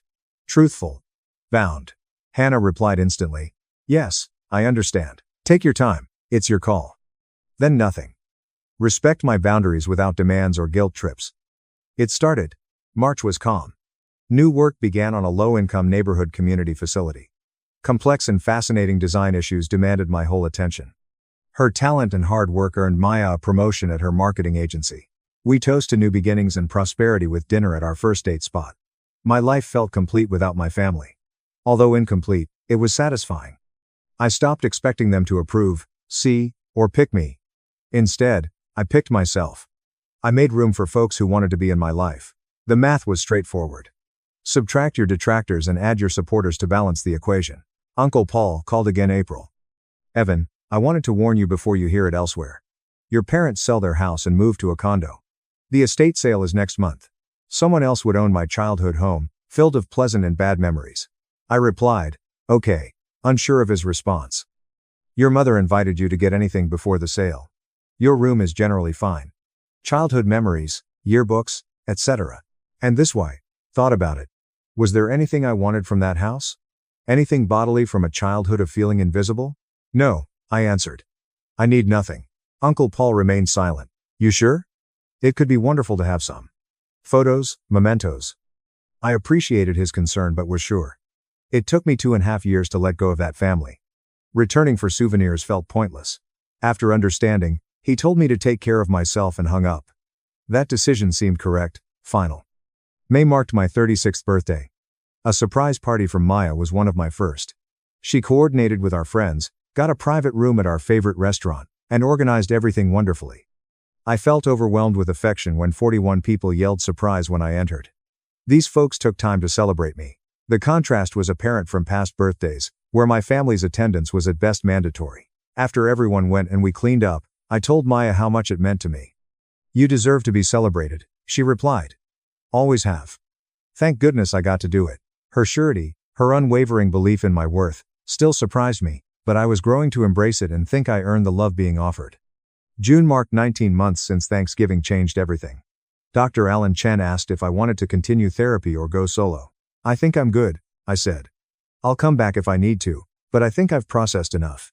He grinned. You did great work. You arrived angry, upset, and confused. You leave with boundaries, clarity, and self-confidence. Therapy is meant to do that. We shook hands, and I left his office lighter. Work was incomplete. True healing never ends. I have the tools now. Identified unhealthy patterns. Managed boundaries. Could chose myself guilt-free. July brought Father's Day. I didn't call, text, or respond. My phone was quiet. My family either accepted my boundaries or gave up on me. Not sure which. I realized I didn't care. The need for their acceptance, recognition, and love slowly faded over 19 months. I loved myself enough to not be defined by their affection. Maya and I walked along the beach and spoke about our future. She hoped to have children soon. Felt ready. Becoming the father I needed. Present and actively choosing to visit my kids. Ready to start a family with different values than the one I left. August was pleasantly ordinary. Work, friends, date nights with Maya, weekend hikes, family dinners, a well-lived life without drama, crisis, or manipulation. I realized I stopped thinking about my family. Days went by without thinking about them. They did so with little emotion. The rage subsided. Injury scarred. The apathy felt healing. Hate isn't allowed for unimportant individuals. Love's antithesis isn't hate. Apathy. My indifference has arrived. August brought another surprise. Caleb visited my workplace. When my assistant called to say Caleb Cross wanted to see me, my stomach fell. I could have declined. Could have had security take him out, but curiosity won. I headed to the lobby. Rough, lean, elderly, and tired. Caleb. He said. Evan. Can we talk? Just 6 minutes. I took him to a conference room against my better judgment. Sitting across from each other, the table felt symbolic. I realized I owe you an apology, Caleb stated without preamble, working through some stuff in therapy. A real one. I waited. Caleb inhaled. You were right. You were forgotten. For years before Thanksgiving, we treated you like a servant. Instead of addressing our conduct, we punished you for stopping and setting boundaries. It was wrong. I erred. His eyes were on me. Evan, I'm sorry. Genuinely. Not requesting forgiveness. I just needed you to know I see what we accomplished and what I did. The apology did not go as planned. Sadness, not relief or vindication. Why now? I asked. Why apologize after 19 months? Caleb's face wrinkled. After my divorce, I realized I'd been doing to Claire what we did to you, taking her for granted, believing she'd always be there, only seeing her when I needed something. Evan, she left. She was right to depart. I partnered poorly. He wiped his eyes harshly. Losing her made me understand our treatment of you. How we lost you. I'm sorry. I apologize for the lateness. Our quiet was long. I said, I appreciate the apology, finally. You realize it now, but Caleb, our relationship is over. I doubt we can move forward. He nodded as if expecting that response. I know. I wanted you to hear it. All done. He went without wanting more. I returned to work feeling odd. Perhaps vindicated. But regretful for what both sides lost. My mother called in September. Something compelled me to answer. Evan, she shakily said. I know I have no right to call, but your father and I are divorcing. Sideways news slammed me. What? Bitter and forlorn, she laughed. It turns out we don't like each other when all the distractions, kids, grandkids, and family drama are gone. The structures that held us together are crumbling. Not knowing what to say. I'm sorry. It was a question. My mother sighed. Don't be, it's due. But Evan, it's made me think a lot. About our family, our errors, and you. She paused. You should know I see it now. Favoritism. You felt invisible while we expected you to always be there. It was wrong. And sorry. Once more. Sorry. It appears that my 200 half-years absence prompted significant thought among all parties. Thank you for saying that, I said thoughtfully. My mother may have cried. I don't expect forgiveness or return. I know I broke our relationship. But I needed you to know I understand why you went, and that you were right. Conversation was bizarre. After 19 months of stillness and holding my boundaries, she finally spoke what I needed to hear, but the need fell away. I lived without her approval. Her comprehension was like closing a door I'd left. Thank you, Mom. Really? We talked awkwardly and carefully for a few more minutes before leaving. It felt awkward to hang up. No joy, no vindication, simply done. She apologized as the chapter ended. October was our first anniversary. Maya and I visited the botanical garden where we got married and walked around the fall gardens holding hands. This has been the best year of my life, she remarked. Despite family strife? I asked. Because of how you handled the family drama, she corrected. Choose yourself. You choose us. You created your life on your values, not theirs. That requires guts. We reaffirmed our vows alone with the gold turning trees. Promised to keep selecting each other, show up, and be the family we deserved. Later that night, Maya announced her pregnancy. The news felt like a new beginning, independent from my forgotten family. This child would know what it meant to be noticed, respected, and included without doubt. I would guarantee it. November returned. The forgotten Thanksgiving is 3 years ago. I spent the anniversary volunteering at a homeless shelter, feeding individuals society had forgotten like my family had forgotten me. Work was fulfilling. They were invisible to others, but I saw them. I checked my phone during a break and saw a Hannah text. I realized today may be rough. Please know I'm thinking of you. No one has recognized the date's significance before. Thank you, I texted. It means a lot. Hannah and I were steadily rebuilding. Lunch every couple months. Boundary respecting talks. Not what we had previously, but honest. It was more important. December brought familial drama I only heard about. My mother was struggling with my father's new relationship. Hannah texted me updates without expecting me to do anything. Even as she struggled with her emotions, I respected her respect for my boundaries. She asked if I wanted to spend Christmas with just us and our partners, away from everyone else. I astonished myself by saying yes. On December 24, we met at a restaurant. Everyone felt uneasy at first, testing these new bonds. But after the lunch, something changed.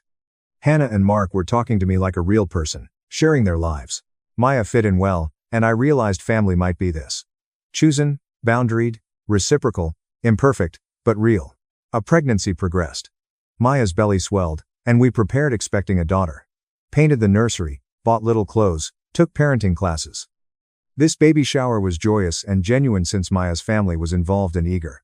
Hannah arrived, gave a wonderful present, and followed all rules. Caleb sent a note and gift certificate but didn't arrive. My parents were not invited or requested.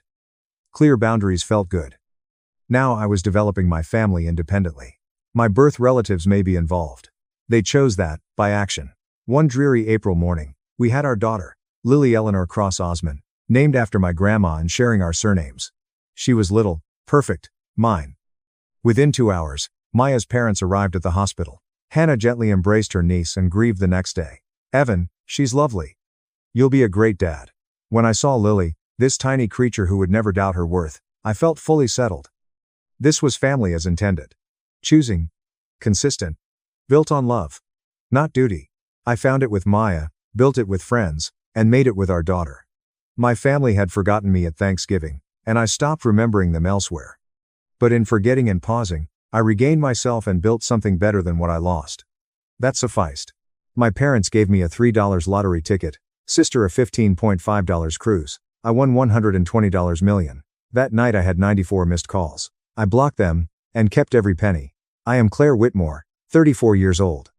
10 weeks ago, on Thanksgiving night, in front of 28 relatives, my parents gave my sister a $15,500 cruise package and a crumpled $3 lottery ticket with a mocking smile. This is all that's appropriate for your situation, Claire, my mother said. Her voice rang throughout the dining room, loud enough for everyone to hear. They all laughed. They had no idea that little ticket would change everything. $120 million. Changes everything, but not in the way you might expect. Before I tell you this story, if you find it interesting, please like and subscribe, but only if you truly want to go along for the ride. Please let me know where you're watching from and what time it is. I always enjoy knowing where my new friends are watching from around the world. Now, let me take you back 10 weeks to Thanksgiving night. Everything started to crumble that night. The Whitmore family's Thanksgiving was always a spectacle, not in the warm Hallmark movie sense, but more like a stage where everyone played their assigned roles. At 5:30 p.m., I pulled into my parents' driveway, carrying a homemade autumn salad and a bouquet of dahlias that I had grown myself.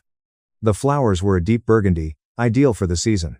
I had spent 4 months nurturing them. My mother opened the door before I could knock. "Oh, Claire." Her gaze flickered to the bouquet and then away. "I see you're still playing with plants." Behind her, I heard squealing. Madeline had arrived. Mom rushed past me with arms outstretched. "That's my girl. Oh, the dress is stunning. Is it new?"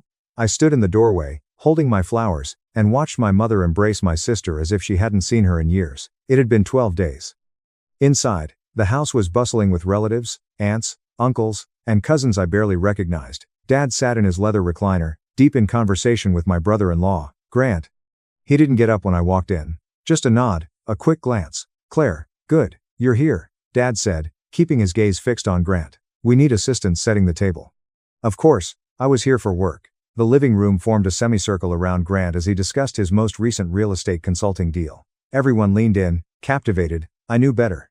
Grant was slippery, but I had no proof, only instinct. Aunt Denise caught my eye from across the room. She gave me a small, sad smile. Later, while I was arranging napkins alone in the dining room, my mother introduced me to a distant cousin. "This is Claire. My younger daughter. She does gardening. I'm thinking about something with plants. Landscape architecture. Mom, I design green spaces for corporate buildings." She waved her hand. "Same thing, my dear." I continued folding napkins. Some battles are not worth fighting. Not yet. I was refilling my water pitcher when I heard them. The kitchen door was slightly ajar, and voices came through. Mom, Dad, and Madeline. They were speaking in the hushed conspiratorial tone that families use when they believe no one is listening.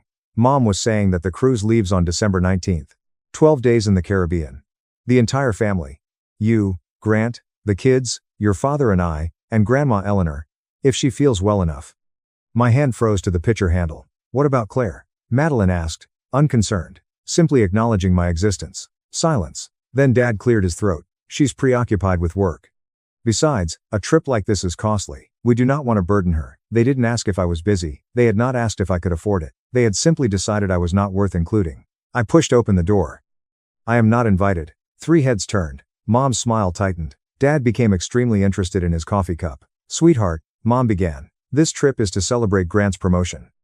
It's more of a family thing. I finished. It's not about you, Claire, Madeline explained, her voice honeyed. We simply didn't think you'd be interested.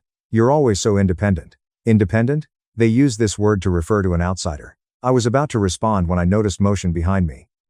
Grandma Eleanor stood in the hallway, her frail hand on her walker. Her eyes met mine, sharp, knowing, and filled with something I couldn't quite understand. She reached out and squeezed my hand without saying anything. But in the silence, I felt seen. Claire, help your grandmother sit down. Mom said, already steering Grandma away. She shouldn't be standing here for so long. Grandma Eleanor returned my gaze before disappearing around the corner. Her lips moved quietly. Call Daniel Hart this week. I did not understand, but I would. Soon, I'd understand everything. The dining room fell silent as Dad stood up and tapped his wine glass with a fork. Before we eat, I'd like to thank everyone for coming. He smiled, the routine smile of a man who had spent his entire life selling used cars. Family means everything. 28 people nodded in agreement. I counted 28 witnesses to what happened next. This year, Richard and Lorraine wanted to do something special for their daughters. He gestured grandly at Madeline. Madeline, sweetheart, come here. Madeline glided forward with grace and designer heels. Mom handed her a thick envelope while beaming. For you, Grant, and the children. A 12-day Caribbean cruise in first class. The room erupted. Applause, gasps of delight. Madeline burst into tears. The pretty kind. The kind that photographs well. Oh, my God, thank you. She threw her arms around both parents. This is too much. $15,500. I had seen the itinerary on Mom's computer last month. I was not supposed to, but I did. Then Mom turned to me. The applause faded. The room became quiet. Claire, honey, come here. I walked forward with wooden legs. She pushed a thin envelope into my hands. Inside, there was a single slip of paper. A lottery ticket. Mega Millions. $3. This is ideal for your situation, dear. Mom's smile did not reach her eyes. Who knows? Perhaps luck will find you. Someone snickered. Then someone else. Grant leaned back in his chair and smirked. Luck is a long shot when you don't have the intelligence to back it up. Laughter spread throughout the room. Madeline covered her mouth and giggled. Oh, Mom, that is so cute. Perhaps she'll win $10. I looked at the ticket in my hand. My face burned, but something deeper inside shifted, cracked, and broke free. I smiled. Thank you, Mom. I'm sure this is exactly what I deserve. No one noticed the edge in my voice, except me. The laughter was still echoing when a voice broke through. Richard, Lorraine, this is not correct. Everyone turned. Grandma Eleanor stood at the edge of the room, her small frame trembling from the strain of standing without her walker. Her voice was thin, but it carried. You can't treat Claire this way. Not in front of everybody. Not ever. The silence that followed was different than before. Heavy and uncomfortable. Nobody had expected the family matriarch to speak. Dad's jaws tightened. Mother, please. I'm not finished. But Mom was already moving, her heels clicking against the hardwood. She wrapped her arm around Grandma Eleanor with practiced efficiency. You are tired, Mom. Let me take you to lie down. Lorraine, I am not. The doctor said you needed to rest. Come on. I watched helplessly as my mother guided my grandmother to the guest room. Grandma Eleanor looked back at me over her shoulder. Our gazes met. She nodded once deliberately. Her gaze shifted slightly to her old leather handbag sitting on the armchair by the window, the one she always carries, the one that no one could ever touch. The door closed behind them. The room exhaled. Conversations resumed. The moment passed, as if it had never occurred. But I noticed Aunt Denise watching me from across the room. Her face was pale. She appeared to be about to say something before reconsidering. I excused myself to the restroom. I locked the door and stared at my reflection. The lottery ticket remained crumpled in my fist. $3. That is what they thought I was worth. But Grandma had mentioned something. Daniel Hart is a lawyer. Why would my grandmother, who had no lawsuits or legal issues, want me to contact a lawyer? I didn't know yet. But something told me I was going to find out. As usual, I started cleaning up alone around midnight. Most of the guests had left. Madeline and Grant had moved to the living room to plan their cruise wardrobe. My parents were seeing off the last of their relatives. I was gathering dishes from Dad's study when I noticed them. Papers scattered across his desk, as if he'd left in a hurry, bills with red overdue stamps, a collection agency letter, and a document that made my blood run cold. My father signed a loan agreement for $210,000, which was co-signed by Grant Caldwell. The interest rate was predatory, The kind you only see from people who work in the shadows. My hands shook as I turned to the next page. It was worse. Collateral documents for Grandma Eleanor's home. She had lived in the same house for 47 years. The house in which my mother grew up. The house was supposed to be Grandma's until she died. There was her signature. Shaky, uneven, and dated from 7 months ago. The same month, she fell and spent 12 days in the hospital, drugged up with painkillers. They had made her sign when she was not herself. I took out my phone. My heart was beating so hard that I could hear it in my ears. I photographed everything, page by page. I didn't know what to do with these photos. I did not have a plan, but now I understand something. The favoritism was not motivated by romantic feelings. It wasn't about Madeline being the perfect child. I was the threat. I was the one who would raise questions and point out inconsistencies. They needed me to be small, silent, and invisible. That's how I got a $3 lottery ticket. I slipped out the back door, photos saved, my mind racing. For the first time in my life, I was not going to remain silent. 9 days after Thanksgiving, I called Aunt Denise. She picked up on the third ring. Claire, I need to ask you something. Aunt Denise, what is it, honey? Is Dad in serious debt? Silence. Long and heavy. Do you know something? I pressed. How did you find out? I saw papers in the house. A loan agreement with Grant. Claire, her voice lowered to a whisper. Don't discuss this on the phone. Why not? Because you still don't know everything about Grant. About your father. I tightened my grip on the phone. What things? Not here. Not like this. Meet me Saturday at the coffee shop on Elm Street, 1:30. Aunt Denise, please. And Claire? She paused. Don't believe anything Grant tells you. He isn't who he claims to be. The line went dead. I sat in my apartment, staring at the lottery ticket on the kitchen countertop. I had forgotten about it since Thanksgiving. It had been sitting there, crumpled and forgotten, just like me. Perhaps it was time to check the numbers. I launched the Mega Millions app, entered the numbers, and watched the little loading wheel spin. When the first number matched, my heart skipped. The second number matched. I stopped breathing. Third, fourth, fifth, and sixth. I refreshed the application. The same result. I visited the official website.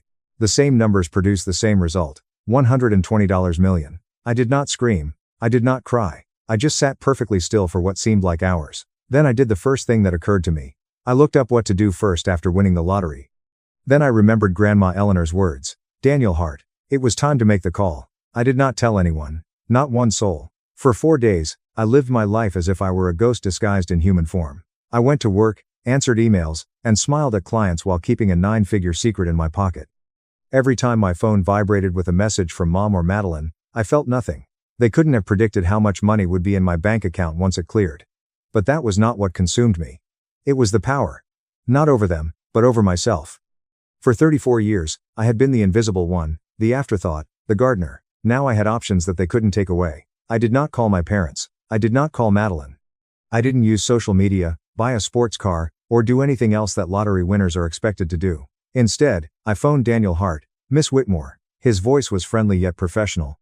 Your grandmother suggested you reach out. She told me to call you. I'm not sure why. Perhaps you should visit my office. There are some lottery-related issues that we need to discuss. A pause. You have won something. $120 million. Another pause. This time, the duration is longer. Then we should definitely talk. But, Miss Whitmore, the issues your grandmother wanted me to address with you existed before the lottery. They're about her estate and home.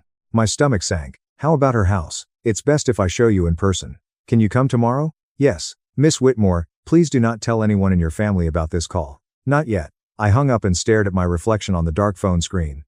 The lottery ticket had given me money, but Daniel Hart was about to give me something much more valuable. The truth. Daniel Hart's office smelled of old books and expensive leather. He was older than I expected, in his late 50s, with silver hair and kind eyes behind wire-rimmed glasses, the type of lawyer who still believed in doing things correctly. Please sit. He motioned toward a chair across from his mahogany desk. I sat. What did my grandmother ask you to tell me? He slid the folder across the desk. 12 years ago, your grandmother set up a trust fund in your name. A trust fund. $600,000. The room tilted. What? I had no idea she wanted it this way. She was afraid. What exactly are you afraid of? Daniel's expression softened. I was afraid your mother would find a way to take it away from you. I opened the folder with trembling hands. Legal documents and bank statements are all real. There's more, he added gently. The house. Your grandmother's home. I saw the paperwork. My father cashed in. He nodded. The deed was signed 7 months ago, the day after your grandmother was admitted to the hospital. She was in severe pain and barely coherent. I felt sick. That is fraud. Potentially. The signature appears shaky. The timeline appears suspicious, but proving coercion is difficult without witnesses. She wasn't sure what she was signing. I do not believe she did. He leaned forward. Miss Whitmore, your father owes Grant Caldwell $210,000. The house was collateral.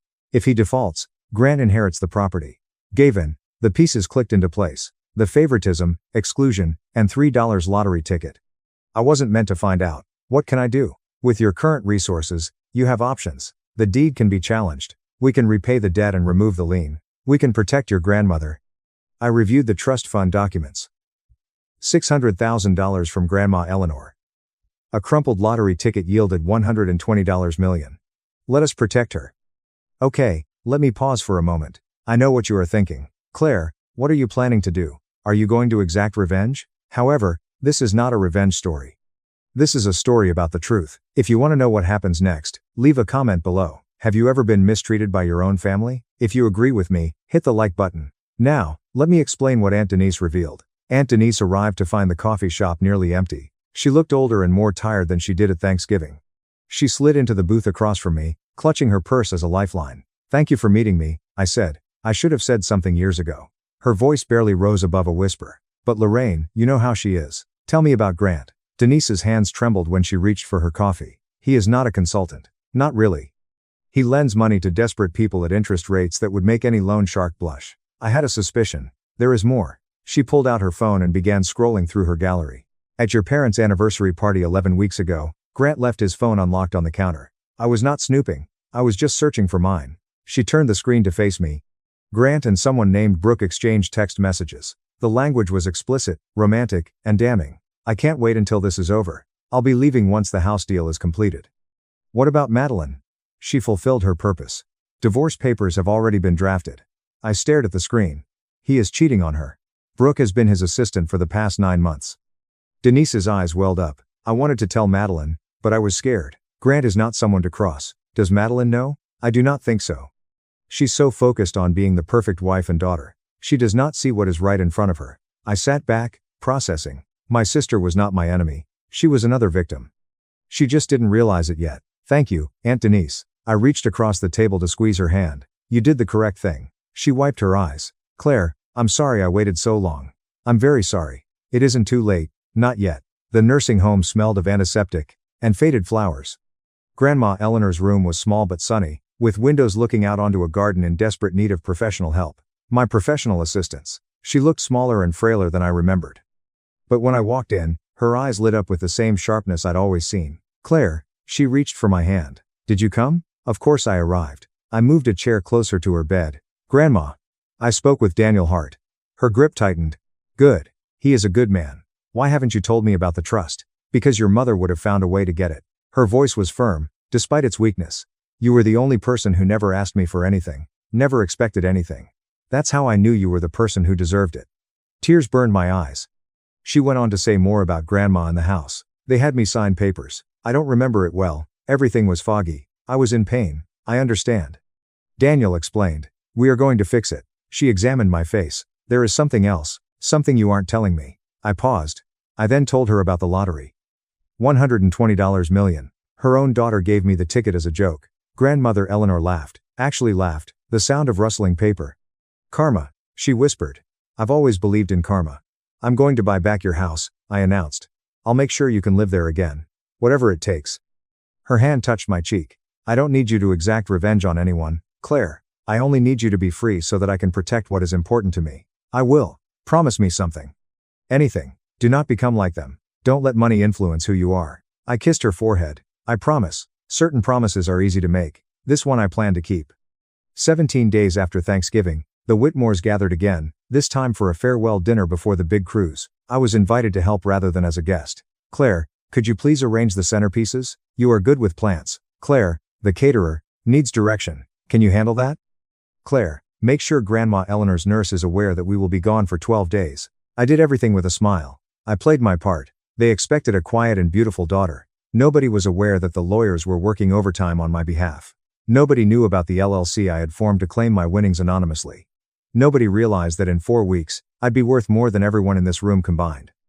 The dinner was a parade of self-congratulation. Grant held court and described the cruise activities. Snorkeling on Barbados, fine dining at the captain's table, and spa treatments for Madeline. Too bad you couldn't join us, Claire, Madeline said, not apologizing at all. But someone needs to water Mom's orchids. I don't mind, I replied. I hope you all have a great time. Dad clapped Grant's shoulder. This guy is the best thing that has ever happened to our family. Grant caught my eye. His smile did not reach his pupils. He was cold and calculating, as if he were assessing a business asset. Hello, Claire. He leaned in, his voice dripping with condescension. Will you buy any more lottery tickets? Perhaps you'll win $10 next time. The table laughed. I let them. You never know, I said politely. Luck has a tendency to surprise people. Mom raised a glass. To family, fortune, and the Whitmores. Everybody drank. I lifted my water glass and took a small sip. 10 days. In 10 days, they would be in the heart of the Caribbean, and I would be prepared. I stayed home the morning they left for the cruise. You aren't going to see us off? Mom had asked the night before, her voice carrying that familiar accusatory tone disguised as disappointment. I have a client meeting, and a big project, she sniffed. I will always work with you. Always work. As if I had a choice, or if they'd ever offered me anything else. I spent my departure day at Daniel's office, finalizing the paperwork for my LLC. The money would clear within a week after taxes, totaling approximately $74 million, more than enough for what I had planned. My phone buzzed as I was reviewing documents. Madeline. Claire, there's something wrong with Dad's credit card. It was declined at the port. Can you transfer $650? I will pay you back. I stared at the message. The irony was nearly too perfect. It was the first time in my life that Madeline had asked for money. I understood why the card was declined. The debt was catching up. Grant wasn't covering it as promised. The house of cards was beginning to wobble. I typed back. I do not have $650 to spare right now. Ask Grant. He is the financial consultant. 3 dots appeared, disappeared, and reappeared. Never mind. We figured it out. I didn't ask how. I didn't care. What mattered was that they were on that ship right now. All of them. Mom, Dad, Madeline, and Grant are trapped in the middle of the ocean for the next 12 days. I turned back to Daniel. How soon can we file our challenge to the house deed? Monday. When you were ready to make your move, I looked out his window at the city below.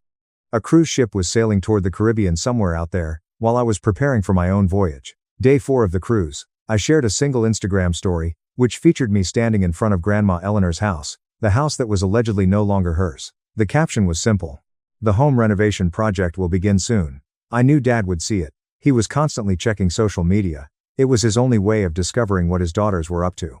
On the same day, the local news published a story. Mega Millions jackpot was claimed. The winner will remain anonymous. The ticket was purchased at a convenience store 4 miles from the Whitmore family's home. That detail did not come from me. The universe just has a sense of humor sometimes. Aunt Denise, bless her heart, mentioned it in our family group chat. Did you hear about the lottery winner? Someone from our area has won $120 million. They purchased the ticket at the little Quick Mart on Henderson Avenue, the one where Mom purchased my $3 ticket. The conversation exploded. Cousins speculated. Uncle Frank is cracking jokes about retirement. Mom followed up with a private message. Claire, I gave you a lottery ticket for Thanksgiving. You still have it, correct? I waited an hour to respond. Let her sweat. Yes, Mom. I've still got it. Why?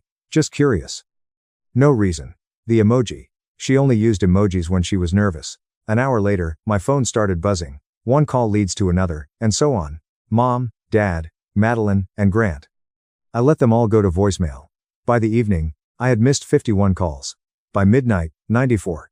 The messages varied from casual, "Hey sweetie, just checking in," to frantic, "Claire, please call us back. This is urgent." I placed my phone face down on the nightstand. Tomorrow, I'd call them, but on my own terms and in front of an audience. 94 missed calls. I counted them twice to be sure. The voicemail messages were a masterclass in emotional manipulation. Mom, try to. Claire, honey, this is Mom. I just wanted to hear your voice. Call me when you have a chance. Mom, try 9. Claire, this is important. Kindly call back. Mom, try 18. I don't know why you're ignoring us. This isn't like you. Dad, try 4. Claire, this is your father. We need to talk. Family business. Madeline, attempt 6. Claire, seriously, what's going on? Mom is freaking out. And then Grant, his voice smooth as ever. Claire, I think we should discuss some investment opportunities. Family helping family. You know, give me a call. I sat in my new apartment, a rental I'd secured the week before. Nothing fancy, just mine. And listened to every single message. Let their desperation wash over me like waves. They weren't worried about me. They were worried about the money. I texted Daniel Hart. Is everything in place? His reply, ready when you are. I opened the family group chat and typed a single message. I'll video call tonight at 8:30 p.m. EST. Everyone needs to be present. There's something important I need to share. Within seconds, confirmations flooded in. Mom, of course, sweetie. We'll all be there. Dad, looking forward to it, kiddo. Madeline can't wait. Grant sent a thumbs up emoji. They thought they'd won. They thought I was going to announce my lottery winnings and then what? Hand them a check. Ask for their guidance. They had no idea what was coming. I spent the rest of the afternoon preparing, organizing documents, rehearsing what I would say. This wasn't revenge. This was truth. And the truth, as they say, shall set you free. At exactly 8:30, I clicked join call. Their faces filled my laptop screen, crowded together in what looked like the ship's lounge, tropical sunset visible through the windows behind them. Claire, Mom's voice was sugary sweet. There's our girl. We miss you so much, honey. We really wish you were here with us. Dad added. The sincerity was almost convincing. Madeline waved from behind them. Hi, sis. You look good. Have you been doing something different with your hair? They'd never once commented on my hair. Grant sat slightly apart, arms crossed, watching me with that calculating gaze. Claire, good to see you. Thank you all for making time, I said calmly. I know you're busy enjoying your vacation. Family comes first, Mom declared. Always. Interesting choice of words. So, Dad leaned forward. We heard some interesting news. Something about a lottery ticket. I didn't flinch. Yes, I won. The silence was deafening. Then everyone spoke at once. Oh my God, that's incredible. How much? Claire, congratulations. I let them exhaust themselves. When the chatter died down, I spoke again. $120 million. Mom's hand flew to her chest. Dad's mouth opened and closed like a fish. Madeline looked like she might faint. Grant recovered first. Claire, that's life-changing money. You're going to need help managing that. Investments, tax strategies, asset protection. I have a lawyer. I interrupted. Sure, but a family member who understands finance. Grant. My voice was steady. Before we talk about money, there are some things this family needs to know. His smile flickered. What kind of things? The truth. I shared my screen. Let me show you. The first document appeared, the loan agreement with Grant's signature, and everything changed. This, I said, is a loan agreement between my father and Grant. $210,000 at 29% interest. Dad's face went white. Where did you? And this, I continued, clicking to the next document, is the deed to Grandma Eleanor's house. Signed over as collateral, dated the same week she was hospitalized, barely conscious from pain medication. Mom's mouth opened. No sound came out. That signature is shaky because Grandma didn't know what she was signing. My lawyer has medical records confirming she was heavily medicated. This could be considered fraud. Claire, this is family business, Dad started. I'm not finished. I clicked again. This time, screenshots filled the screen. Text messages between Grant and Brooke. Explicit, unmistakable. These are messages between Grant and his assistant Brooke. They've been seeing each other for 9 months. Madeline's face crumpled. What? Once the house deal closes, I'm out, I read aloud. She fulfilled her purpose. Divorce papers have already been drafted. That's not. Grant stood up, his chair scraping against the floor. Those are fabricated. She's lying. Am I? I looked directly at my sister. Madeline, ask him. Look at his face and ask him. Madeline turned to Grant. Her voice was barely a whisper. Grant? He didn't answer. He grabbed his phone and walked out of frame. Mom began crying. Dad just sat there stunned. Here's what's going to happen. I said quietly. I'm using my money to pay off the loan and clear the lien on Grandma Eleanor's house. The deed will be transferred back to her, legally protected. None of you will have any claim to it. Claire, Dad pleaded. We're family. Family doesn't steal from 88-year-old women. I kept my voice level, and I'm not done. Okay, I know a lot of you are screaming yes at your screens right now, but hold on, the story isn't over yet. If you've ever dreamed of saying the things I just said to your own family, smash that like button. And if you want to know what happened to Grant next, oh, karma wasn't finished with him. Keep watching, because what happened after that call, even I didn't see it coming. I ended the call before anyone could respond. The last thing I saw was chaos. Madeline crying, Mom shouting something I couldn't hear, Dad sitting motionless with his head in his hands. Grant was nowhere to be seen. My apartment was silent, just me and the fading sunset through the window. I'd imagined this moment for weeks. I thought I'd feel triumph, victory, vindication. Instead, I felt hollow, tired, like I'd just run a marathon I hadn't trained for. My phone exploded within seconds. Calls, texts, voicemails. I turned it to silent and set it face down. Then a knock at my door. I tensed. No one knew I'd moved. Through the peephole, I saw Aunt Denise. She looked as exhausted as I felt. How did you find me? Daniel Hart gave me the address. I hope you don't mind. I let her in. She took one look at my face and pulled me into a hug. You did good, honey. You did what none of us had the courage to do. Did I? My voice cracked. I just destroyed my entire family on a video call. No. She pulled back, holding my shoulders. They destroyed themselves years ago. You just turned on the lights. My phone buzzed. A text from Madeline. I didn't know about Grant. I swear I didn't know. I'm so sorry about everything. I need time to think, but I'm sorry. I read it twice, 4 times. What do you think? Denise asked. I don't know. I set the phone down. I don't know if she's sincere. I don't know if anything will change. You don't have to decide tonight. She was right. For the first time in 34 years, I had time. I had options. I had freedom. 4 weeks later, Daniel Hart called me with good news. It's done, he said. The deed challenge went through faster than expected. With the medical records and the witness testimony from your Aunt Denise, the bank agreed to void the original transfer. I let out a breath I didn't know I'd been holding. So, the house is still technically owned by the bank. Your father defaulted on the loan payments when Grant stopped co-signing. But here's where your money comes in. I'd already made my decision. Pay it off whatever it costs. It'll be approximately $215,000 principal, plus interest, plus legal fees to transfer the deed cleanly to your grandmother's name. Do it. The money was nothing. A rounding error compared to what I had now. But what it represented, that was everything. There's one more thing, Daniel said carefully. I've drafted a protection clause. Once the house is in your grandmother's name, no member of the Whitmore family, that includes your parents, can claim any rights to the property. Not during her lifetime and not after. And after she passes, it goes to you per her original wishes before any of this happened. I thought about that crumpled lottery ticket, the mocking smile on my mother's face. $3 to get rid of the inconvenient daughter. One more clause, I said. I wanted it in writing that my grandmother can live there for the rest of her life with full-time care if needed, completely paid for, already included. I smiled for the first time in weeks. Daniel, thank you. Thank your grandmother, he said. She chose you for a reason. I hung up and immediately called the nursing home. I'm coming to pick up Eleanor Whitmore. It's time to take her home. Grant tried to control the narrative. Of course, he did. The screenshots were photoshopped. He told anyone who would listen. Claire is mentally unstable. She's jealous of Madeline's success. She's trying to tear this family apart. It might have worked once, before social media, before Brooke. Brooke was apparently not pleased about being abandoned mid-scandal. 4 days after the video call, she went nuclear. Instagram, Facebook, Twitter, every platform. Photos of them together, restaurant receipts, hotel bookings, intimate messages that made the ones I'd shared look tame, and her own video statement. Mascara streaked and furious. Grant Caldwell is a liar and a fraud, she declared to her 420 followers, a number that multiplied by thousands within hours. He told me he loved me, he told me he was leaving his wife, and now he's trying to pretend I don't exist. Madeline filed for divorce before the cruise ship docked. But Brooke wasn't the only one with grievances.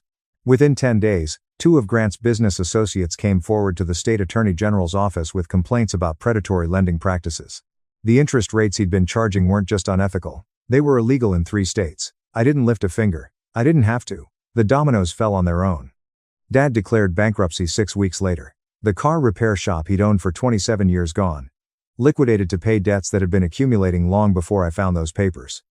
I felt nothing. Not satisfaction, not pity, just a strange, peaceful emptiness. Karma, Grandma Eleanor said when I told her, sitting in her own living room for the first time in 14 months. I told you I believed in karma. She squeezed my hand, I squeezed back. Some things don't need words. My mother called me 4 weeks after the video call. I almost didn't answer, but something made me press the green button. Claire. Her voice was like she'd been crying for days. Claire, you've ruined us. No. Hello. No. How are you? Straight to the accusation. I didn't ruin anything. Mom, I told the truth. The truth? She laughed bitterly. Everyone knows now. Everyone. The neighbors, the church, my book club. I've been going to that book club for 16 years, and now they won't even return my calls. I'm sorry that's happening. Are you? Are you really? Her voice cracked. You had everything. $120 million. You could have helped us. You could have saved your father's business. You could have. I could have covered up fraud. I kept my voice steady. I could have pretended Grant wasn't a cheating predator. I could have let you keep Grandma Eleanor's house. We're your family. So is Grandma. Silence. Mom, I said quietly, I'm not blocking your number. If you ever want to have a real conversation, one where you acknowledge what you did, not just what you lost, I'll be here. But I won't listen to you blame me for consequences you created. You're so cold. When did you become so cold? I learned from the best. She hung up. It was the last time we spoke for 7 months. Dad never called at all. I heard through Aunt Denise that they'd moved into a small apartment across town. He was working as a mechanic for someone else's shop now. Mom had taken a job at a grocery store. I didn't gloat, I didn't feel vindicated, I just kept living my life, because that was always the point, not to punish them, but to finally live free. The letter arrived 10 weeks after the cruise. Not an email, not a text, a handwritten letter, 3 pages long on pale blue stationery. My sister's looping cursive, which I hadn't seen since she wrote me notes in middle school. Dear Claire, I don't know how to start this, so I'll just start. I'm sorry.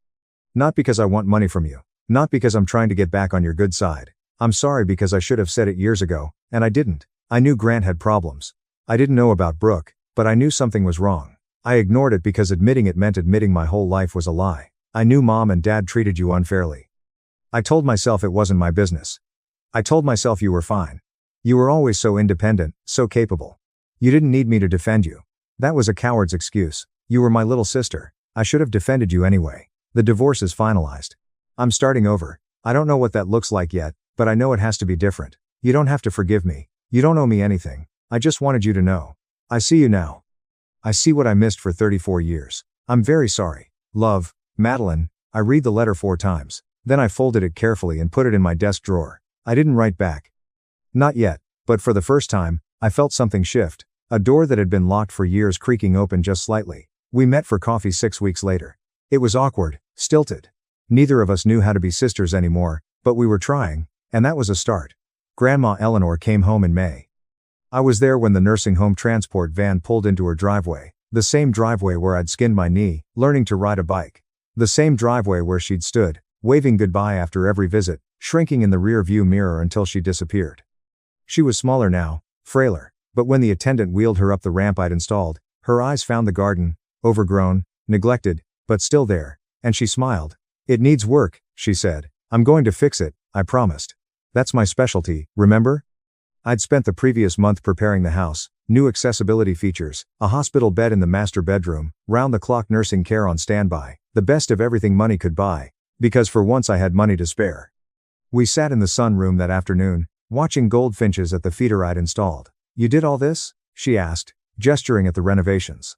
It's your house, it should be comfortable. She was quiet for a long moment. Then your mother called me last week. I tensed. What did she say? She wanted me to talk to you. To convince you to come back to the family. What did you tell her? Grandma Eleanor turned to look at me directly. Her eyes, despite her age, were sharp as ever. I told her that you never left. That family isn't about showing up for Sunday dinners. It's about showing up when it matters. She reached for my hand. You showed up, Claire. When everyone else saw what they could take from me, you saw what you could give. I blinked back tears. I just did what was right. That's the hardest thing to do. And you did it anyway. We sat together until the sun went down. No more words needed. 14 months later, I barely recognized my own life. I still worked, not because I needed the money, but because I loved what I did. My landscape architecture firm had expanded, 3 new employees, an office with actual windows, and a waiting list of clients.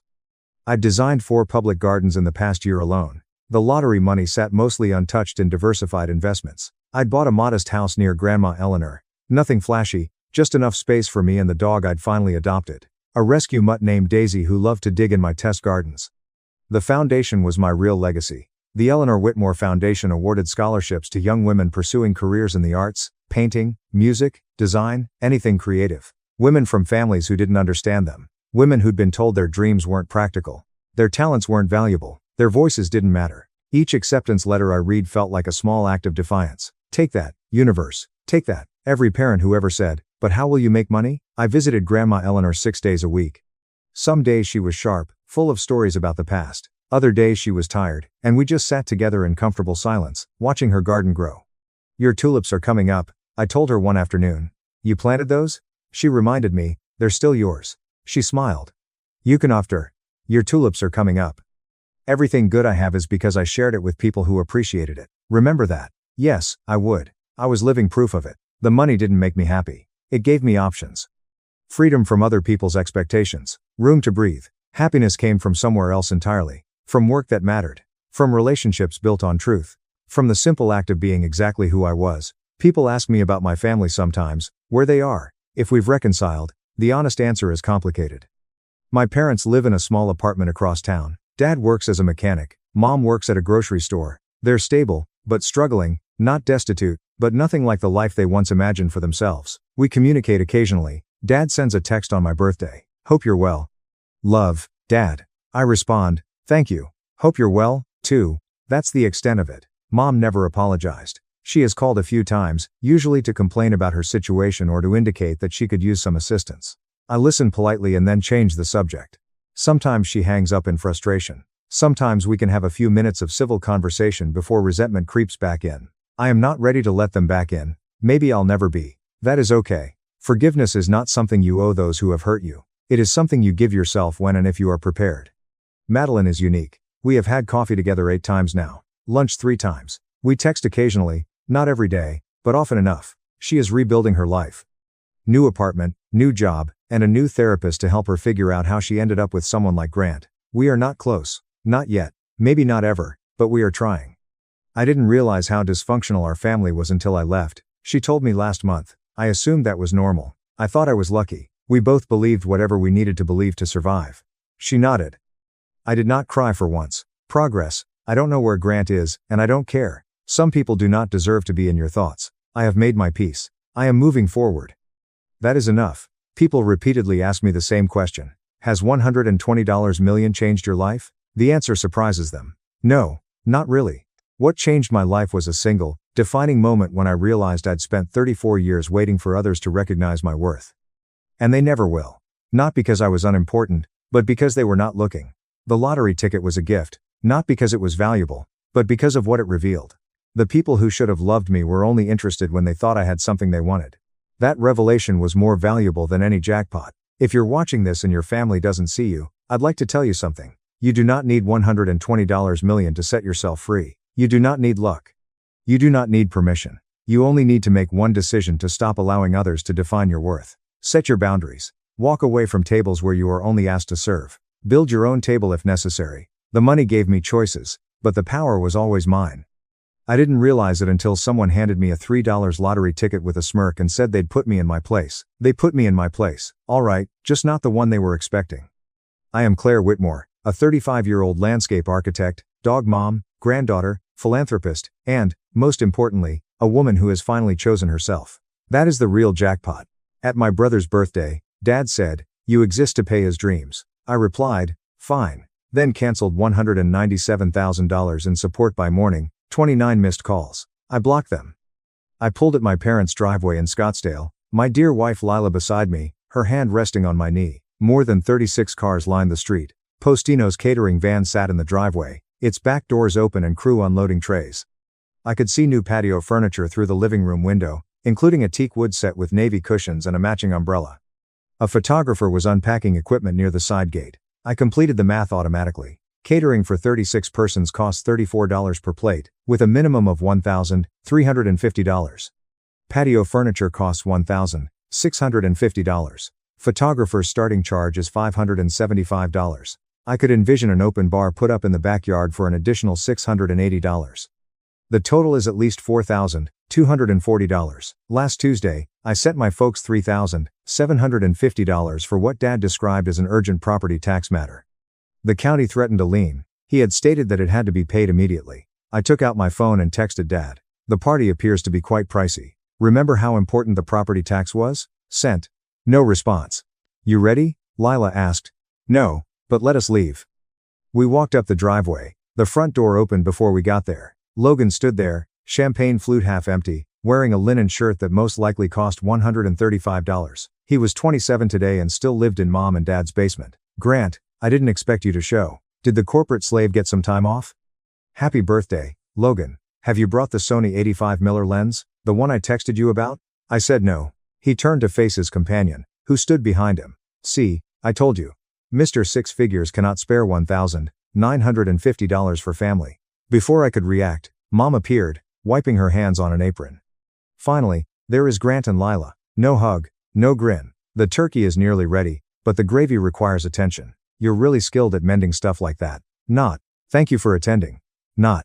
I'm delighted you're here. But you are useful. Where should we place the gift? I asked, holding out the card I had brought.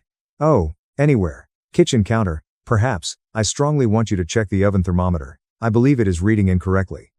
Lila squeezed my hand. She felt it too. The role, the function, I was expected to arrive as unpaid staff rather than a guest. I'll check it in a minute, I said. Let me greet everyone first. I strolled by her and toward the backyard instead. The party was in full flow. String lights strung above. The new patio furniture created a seating area around a fire pit that I didn't remember them having. A bartender dressed in a black vest was making drinks at a portable bar setup. The photographer was taking candid photos of Logan and his companions. I stood near the brink, taking inventory of everything. Buffet tables, Italian catering, figs covered in prosciutto, Capri skewers, pasta stations. $38 per plate was a modest estimate, and most likely $38. The total for 36 guests was $1,368. Patio furniture, I recognized the brand from a client assignment. That set retailed for at least $1,950. Liquor from the bar's top shelf, Grey Goose, Hrix, Patron. Plus, the hired bartender is easily worth $760. Photographer. I noticed a contract resting on the bar table next to a stack of napkins. I moved closer. Invoice. Professional photographic services. The amount is $725. Robert Reed made the payment. The payment method is a credit card with the number 4,782. I recognized that card. I was an authorized user on it. I'd been paying my monthly expenses for 6 years. My jaw constricted. Dad stood on the patio with Aunt Margaret and Uncle Thomas, his arm around Logan's shoulders. He was energetic, pointing and smiling. Logan grinned as he soaked it in. Aunt Margaret was telling Robert that Logan's photography portfolio is amazing. I spotted it on Instagram. What a keen sense of composition. Dad beams. We've been blessed. Not every parent has a son who is an artist. And she asked Grant, how's his computer thing?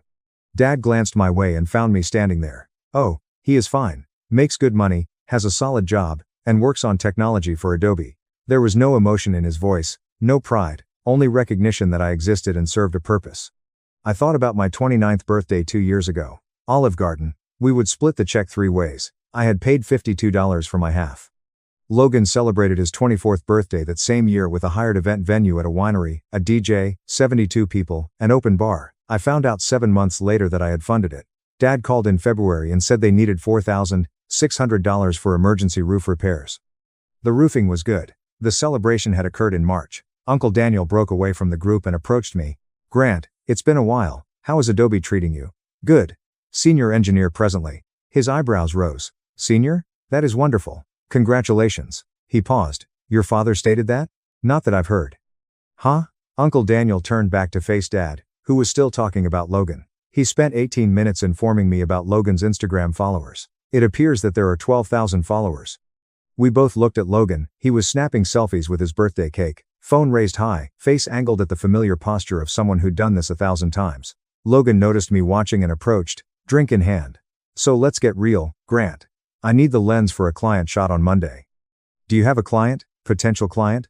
The music venue downtown wants promotional pictures, but I need the 85 Mitzer to seem professional. Are they paying you? This is spec work for my portfolio, but if they like it, they will hire me for the entire campaign. So, no, they aren't paying you. His expression hardened. God, you are such a corporate robot. Grant, it's not all about money. Some of us are interested in art and the creation of important works. Some of us pay rent, I explained. Lila appeared near my elbow. Dinner is served, she remarked hastily, easing the situation. Everyone went to the huge table put out in the backyard.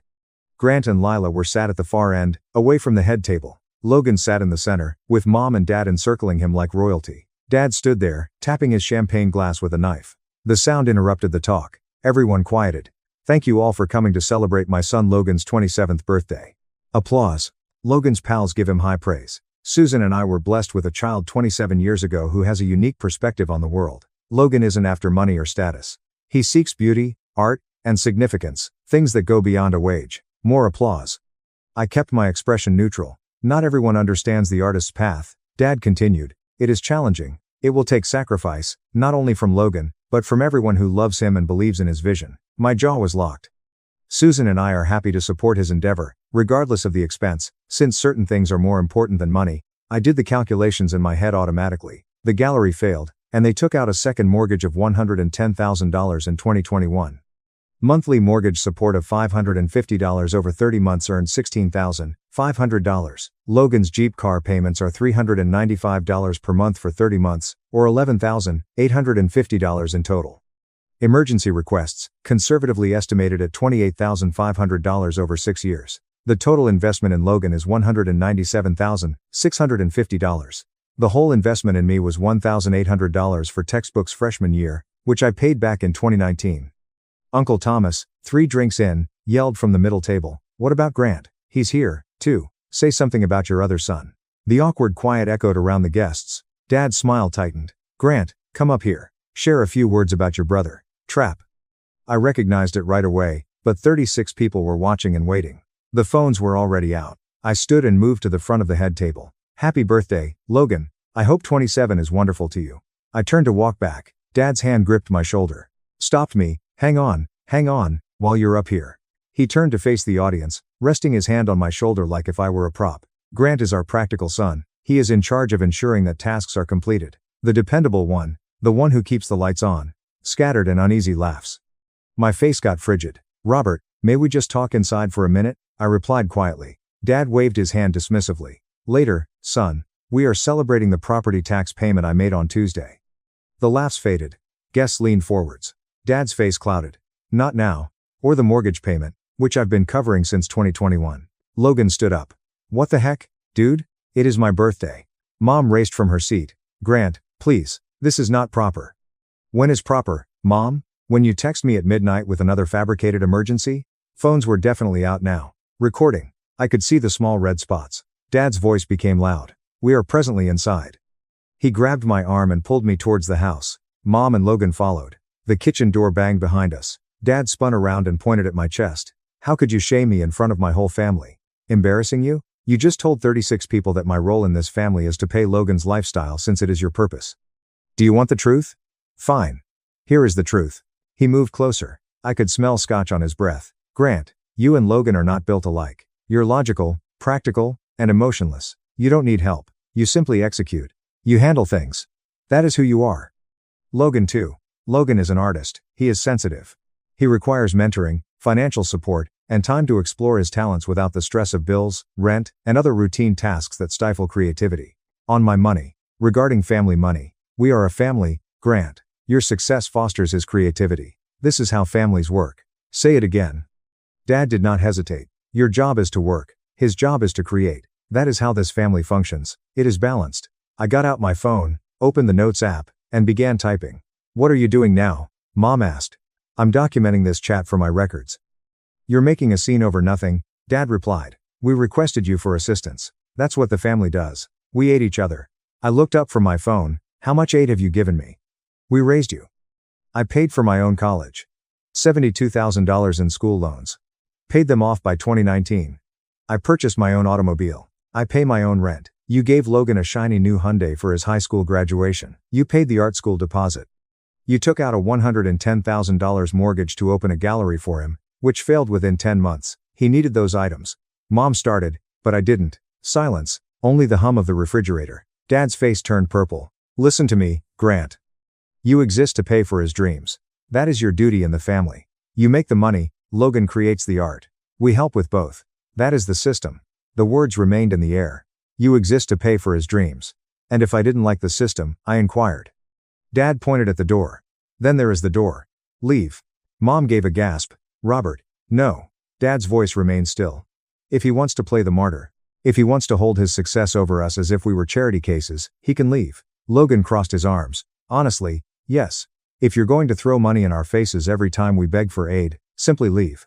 I examined all 3 of them. Mom starts crying. Dad's arm is pointing towards the exit. Logan smirked. This was the moment, the hinge point, the conclusion I had been working toward for 6 years without recognizing it. I pulled out my phone again, accessed my banking app, and began tapping. "What are you doing now?" Mom's voice became harsh. "I accept your terms. Tap tap tap. Monthly transfer for mortgage assistance is scheduled at $1,650. Cancelled." Dad's eyes widened. "You're not telling the truth."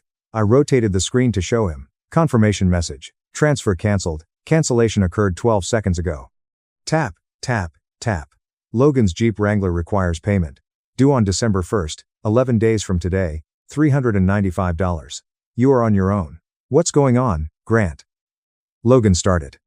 Tap, tap, tap. A joint checking account. I am an authorized user of the one you use for grocery. Remove myself right now. Done. Mom screamed. Actual screech. Tap, tap, tap. Family phone plan. It is under my name. Logan's line will be cancelled as of Monday a.m. I stepped to the door, paused, and turned back. You mentioned that if I didn't like it, I could leave. I caught Dad's gaze. I'm happy to leave. Good luck paying the $197,650 that I've been covering for the past 6 years. I opened the door. Lila was waiting near the car. Keys are already out. I could hear Dad's voice behind me. You will come to regret this. I slammed the door. The sound echoed around the backyard. Guests were standing now, looking out the windows and recording through the glass. Lila and I got into the car. She started the engine. As we drove away, I could see them through the kitchen windows. Dad is shouting. Mom is crying. Logan paces. I felt nothing. No, it was not true. I felt lighter. The next morning, I awoke to my phone incessantly vibrating on the nightstand. The screen flashed up repeatedly, buzzing like an enraged wasp. 29 missed calls. I picked up the phone. Lila was already awake next to me, reviewing her own list of missed calls. Dad, 13. Mom, 9. Logan has 619 text messages, 13 voicemails. Lila said, "Your Aunt Margaret texted me," without looking up. The quote is, "Tell Grant to call his mother. Family emergency." There is no emergency. I started the text thread chronologically. Watch the terror spread in real time. Dad, it is 11:23 p.m. Answer your phone right now. Mom at 11:47 p.m. Grant, please, you scare me. Logan at 12:02 a.m. You are a friggin' lunatic. You've ruined everything. Dad, it is 1:15 a.m. I checked the bank. You actually canceled it. Fix this right away. Mom, it is 2:34 a.m. I can't sleep. How could you do it? Dad, it is 3:41 a.m. Mortgage due December 1st is $2,950. We do not have it. Call me. Logan at 6:52 a.m. My phone is not working. What the fuck? Did you do it? I put the phone down. Lila was watching me. Are you certain about this? She asked. For the past 6 years, I've tracked every payment in Excel. I knew this day was coming. I opened my laptop and found the file I'd been keeping since 2019. Family financial tracking. XLSX. 6 years of data. Every transfer, every fabricated emergency, every one-time request became permanent. The gallery bailout cost $110,000. Monthly mortgage support is $57,750. 30 months for $550. Logan's Jeep car payments are $11,850 over 30 months at $395 per month. The emergency request is for $28,500. Total, $197,650. I exported the full spreadsheet to PDF, named it Red Family Receipts 2019 to 2024 PDF, and saved it on my desktop. My telephone rang. Dad is calling. I declined. It immediately rang again. Mom's phoning. Declined. Text message notice. Logan, please let me explain. Call me. I banned the phone number, then Logan's Instagram, Facebook, and email. Lila got up, made coffee, and brought me a mug. Let them panic, I said. She nodded. By 11:15 a.m., the family group chat had exploded. The conversation was labeled Read Family Updates. There were 48 users, including aunts, uncles, cousins, second cousins, and everyone else. I browsed through the text that had accumulated while I was ignoring my phone. Mom posted at 9:23 a.m. Please remember our family in your thoughts and prayers at this difficult time. We are facing a significant financial dilemma as a result of unforeseen circumstances. Oh no, Aunt Margaret. What happened? Mom, I'd rather not discuss this openly, but we may lose our home. 10 comments in quick succession, all variants on praying for you, how we can help, and how sorry we are, Susan. She was eliciting sympathy and developing the narrative. Mom posted at 10:47 a.m. Grant has decided to cut us off financially without warning. We are about to face foreclosure. Wait, cousin Emily, was Grant paying your mortgage? There was no response from Mom. Logan posted at 11:03 a.m. My brother threw a temper tantrum at my birthday celebration, embarrassing our entire family, and canceled all of our payments out of vengeance. That is who he really is. Cousin Andrew, what exactly happened? Logan, he couldn't take not being the center of attention for one night. They ruined my birthday, and ruined our family. Sociopathic behavior. I read everything. Did not respond. Just captured screenshots one after the other and put them in a folder called Family Lies. You should protect yourself, Lila whispered, reading over my shoulder. Not yet. Allow them to develop the narrative. The larger the deception, the better the truth seems when I discard it. At 11:34 a.m., Uncle Daniel joined the discussion. Uncle Daniel, Robert, how much did Grant pay monthly? Dad posted at 11:36 a.m. That is a private family business, Daniel. Uncle Daniel, You just made it public by posting in a group chat of 48 individuals. How much? No reaction from Dad. Uncle Daniel, I'll take your silence as more than I'm comfortable acknowledging. Grant, please phone me when you are ready. I messaged Uncle Daniel privately. Thanks, I will call on Monday. He responded promptly. Good, do not let them guilt you. I've seen the pattern for years. Sunday morning, at 9:47 a.m., my phone rang. Mom's phoning. I responded and placed it on speaker. Lila sat across from me at the kitchen table. Mom's voice was thick with tears. Grant, please, we need to speak face to face. I am listening. Can you come over? No. Grant, we are your parents. Rustling and muffled voices, the phone exchanged hands. Dad's speech was controlled and calm, reflecting the bargaining tone he used with difficult customers at his store. Son, let us talk like grown-ups. Go ahead. You made your point on Friday. We hear you. You feel undervalued. I get it. Do you? Yes, and we are willing to make changes. More gratitude and acknowledgement. We could do better. In exchange, we would ask you to evaluate your mortgage help. If you choose, we can restructure it as a loan. Official paperwork includes signed documents that are legally binding. Interest rate, pause. Well, Grant, we are family. Maybe 0% is appropriate. So, it's not a loan. A present that you are rebranding to make me feel better about. His voice tightened. Why are you so difficult? I felt something cold and clear inside me. Dad, do you recall what you said to me on Friday night? I mentioned a number of stuff. You informed me that I exist to fulfill his dreams. Do you recall saying it? Silence. 6 seconds. 12. I was angry. I did not mean it. You simply didn't expect me to believe you. Mom grabbed the phone back, sobbing uncontrollably. Grant, please, we will lose the house, where you grew up, and all of your memories. You'll lose the home you took out a second mortgage on to fund Logan's bankrupt gallery. Not my house, but yours. How can you be so cruel? I gave you $19,860 over 6 years, Mom. I was never cruel. I used to work at a bank, and banks terminate accounts when customers fail to repay them. I hung up. Lila leaned across the table to take my hand. You okay? I am free. Lila was scrolling through her phone on Sunday afternoon at 3:42 p.m. She paused and glanced up at me. You should see this. She flipped the screen around. GoFundMe campaign, launched 2 hours ago. Title, Help my family avoid homelessness following financial abuse. Logan and our parents appear melancholy and defeated in this photo, which was created with professional lighting. I read the description. My family is facing foreclosure after my brother, who works in technology and earns 6 figures, abruptly stopped providing financial support. We supported his schooling, profession, and aspirations. Now he has abandoned us in our hour of need. My elderly parents might lose their home. Any help is greatly appreciated. The goal is $55,000, with $382 received thus far from 14 donors. Comments section, I'm praying for your family. Family should always come first. God will provide, but why did you rely on your brother? 3 thumbs up. Get a job, perhaps. 7 votes. This sounds like there is more to the story. 11 votes. I read it twice. Financial abuse. They abandoned us. Supported my schooling. Are you planning to respond? Lila asked. Yes, publicly. Yes.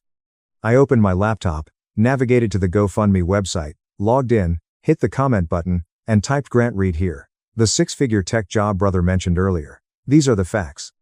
1. I paid for my own college tuition and took out $72,000 in student loans, which I will repay in full by 2019. 2. I've given my parents $19,860 in the last 6 years. I have receipts for all transactions. 3. Of the $55,000 you're asking strangers to donate, I already handed my parents $110,000 for a gallery that shuttered in 10 months due to mismanagement. 4. During my brother's 27th birthday celebration, my father told me, quote, you exist to pay his dreams. 5. I'm not abandoning anybody. I'm merely discontinuing voluntary donations. Logan, get a job. You are 27 years old. Posted. I refreshed the site. My comment was at the top. Within 10 minutes, my comment had 53 upvotes. There are 94 new comments on the campaign, the majority of which beg Logan for an explanation. Logan has received multiple requests for receipts to back up his story. At 4:03 p.m., the whole GoFundMe campaign was wiped, as if it never existed, but I have some screenshots. Monday morning at 8:15 a.m. I was preparing breakfast, when my phone rang. Uncle Daniel. I responded. I talked to your father for 2 hours yesterday, Uncle Daniel stated without hesitation, and he is drowning. Daniel's second mortgage debt is still $92,000. The monthly payment for that loan alone is $1,520. Combined with the initial mortgage, they pay $2,950 per month on a fixed income of $3,650. I know I've been making up the difference. For how long? 3 years of reliable monthly payments. Prior to that, there were rare emergency demands. Total cost over 6 years, $19,860. Uncle Daniel whistled long and low. Jesus Christ. And they are angry with you. Apparently, your father directly requested me to lend them money yesterday. I asked for $5,000 to get through the following 2 months. What have you said? I said no. I advised them to sell the house and downsize to something they could realistically afford. Pause. You did the correct thing, youngster. The toughest thing you'll ever do, but it's the right thing. My throat clenched. It doesn't feel right since you adore them. But love does not imply becoming their ATM forever. Love does not imply abandoning your future for their terrible choices. I did not respond. Couldn't. Uncle Daniel said, call me if you need anything. I mean it, thanks. He hung up. Lila came into the kitchen and wrapped her arms around me from behind. You okay? I checked my phone. No new missed calls. There are no new texts. The siege had ended. Yes, I said. I guess I'm back at work. I configured my phone to do not disturb, but the notification badges continued mounting. 51 unread messages and 29 missed calls. Email from Dad at 7:42 a.m. The subject line indicates an urgent bank situation. Grant, the bank phoned. Mortgage payment of $2,950 is due tomorrow at 11:22. Without it, we receive a 30-day foreclosure notice. Please reconsider. I saved it as an archive. Did not respond. Tuesday morning is the mortgage due date. Mom sent a text at 9:15 a.m. The payment did not go through. They are imposing a $75 late fee. Thank you, Grant. I composed 3 different responses, deleted them all, and finally responded, Mom, I'm not paying. Figure it out. Dad texted 3 hours later. We withdrew from savings and made a payment this month, but we can't keep doing this. Then sell the house, I answered. You'd let us be homeless. You'd get the sale earnings, buy something smaller. You will not be homeless. There was no reaction after that. It's Wednesday afternoon. Email from Progressive Insurance. Auto policy for Jeep Wrangler. VIN 1J4RW58N27C58942. Payment is past due.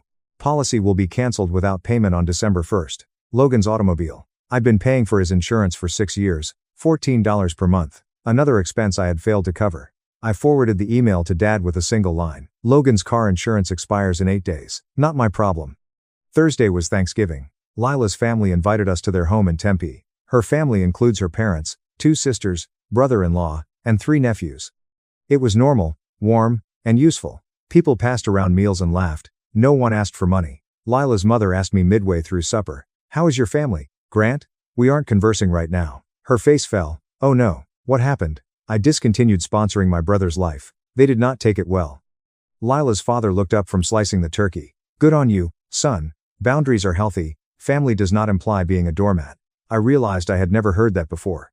The idea that saying no to relatives was acceptable. Expected even. Friday a.m. Logan sent a text. A new number. My phone got turned off. Did you really cancel my line? Yes. How am I expected to work? Pay for your own phone. I cannot afford it. Get a job. Pissed off. I blocked the new number. Monday, November 28th. Cousin Emily called during lunchtime. I almost didn't respond. Hello, Grant. I wanted to apologize for believing your mother's narrative without asking for your own. I saw the GoFundMe comment. Is this all true? $197,650. Yes, I do have receipts if you want to see them. Jesus, I had no idea. A long pause. Your father contacted me yesterday and asked if I might lend them $5,000. Quote, only till Logan gets to his feet. What have you said? I answered, no, I have 3 kids and a mortgage, but he made me feel bad, as if I was abandoning my family. That is his specialty. He is calling everyone. Grant, Aunt Margaret, Uncle Thomas, and my mother. He is traveling down the entire family tree, asking for money. The family was fracturing. I could feel it across the phone. Aunt Margaret sent an email on Tuesday. Grant, I am disappointed in you. Your parents are hurting, and you are being vengeful. This is not how families behave. I read it twice and did not answer. Uncle Daniel responded 10 minutes later. All Carol, Robert asked Grant for money for 6 years and got $197,650. Now Robert is asking us for money. When does it end? The problem isn't Grant. Aunt Margaret removed herself from the email discussion. Lila showed me her phone on Wednesday evening. Mother's Facebook post. Public. When your own child turns their back on you in your worst hour, you discover who you truly raised. I am praying for peace. 47 responses, a mix of support and confusion, with people wondering what occurred. Should I reply? I asked Lila. Do you want to? I want this to be over. Then let it pass. People who matter are aware of the truth. Thursday afternoon. Logan sent a text. Another new number. Dad sold his truck today. His 2020 F-150. I received $19,500 for it. He's now driving a 2006 Camry. Happy. Did he sell it to cover the mortgage payments? Yes, because you refused to help. He could sell the house and move where? When folks can't afford their current home, they move to an apartment, condo, or somewhere else that is less expensive. You are a callous piece of junk. You're 27 and have no employment. I blocked the third number. Friday, December 9th at 2:47 p.m. My phone buzzed while I was in a code review meeting. Email from Experian. Alert. A new credit inquiry was detected. Chase Sapphire preferred card. Grant Reed submitted an application. My blood ran cold. I excused myself from the meeting. I did not apply for a credit card. I hadn't applied for credit in 2 years. I logged into Experian. I pulled up the inquiry details. Application filed at 2:49 p.m. today, 12 minutes ago. The IP address is in Scottsdale, Arizona, and the annual income is indicated as $192,000, which is my exact salary. They knew because I had told them years before when they inquired about my advancement. They tried to open a credit card in my name. I called Lila. They did it. Identity theft. Call the cops. It's my father, Lila. I cannot. Grant, this is fraud. If you don't report it, you're responsible for whatever they charge. They might go all out. $25,000, $35,000. You'd be liable. I can't put him in jail. Then he'll do it again the next month and the month after that, until you become bankrupt. She was correct. I phoned Scottsdale Police's non-emergency line, explained the situation. There was an effort at identity theft, credit card application submitted in my name without my authorization. I suspected a family member but did not reveal names yet. All that was required was a police report number to file a dispute with the bank. A report was submitted. Case number, SC2022411762. Now comes the difficult part. I downloaded the police report, scanned it to PDF, and then started an email to Robert. CC, susan.reed@gmail.com. Subject, Fraud Alert Police Case SC2022411762. Dad, at 2:49 p.m., I received notification that someone attempted to open a Chase Sapphire credit card in my name, today, from a Scottsdale IP address. I have filed a police report for identity theft, attached. The bank has marked the application as fraudulent. This is a felony, punishable by up to 3 years in prison. If any other accounts are made in my name, I will provide the police the suspect's complete name and press charges. Grant, please do not test me. I've attached the PDF. Sent.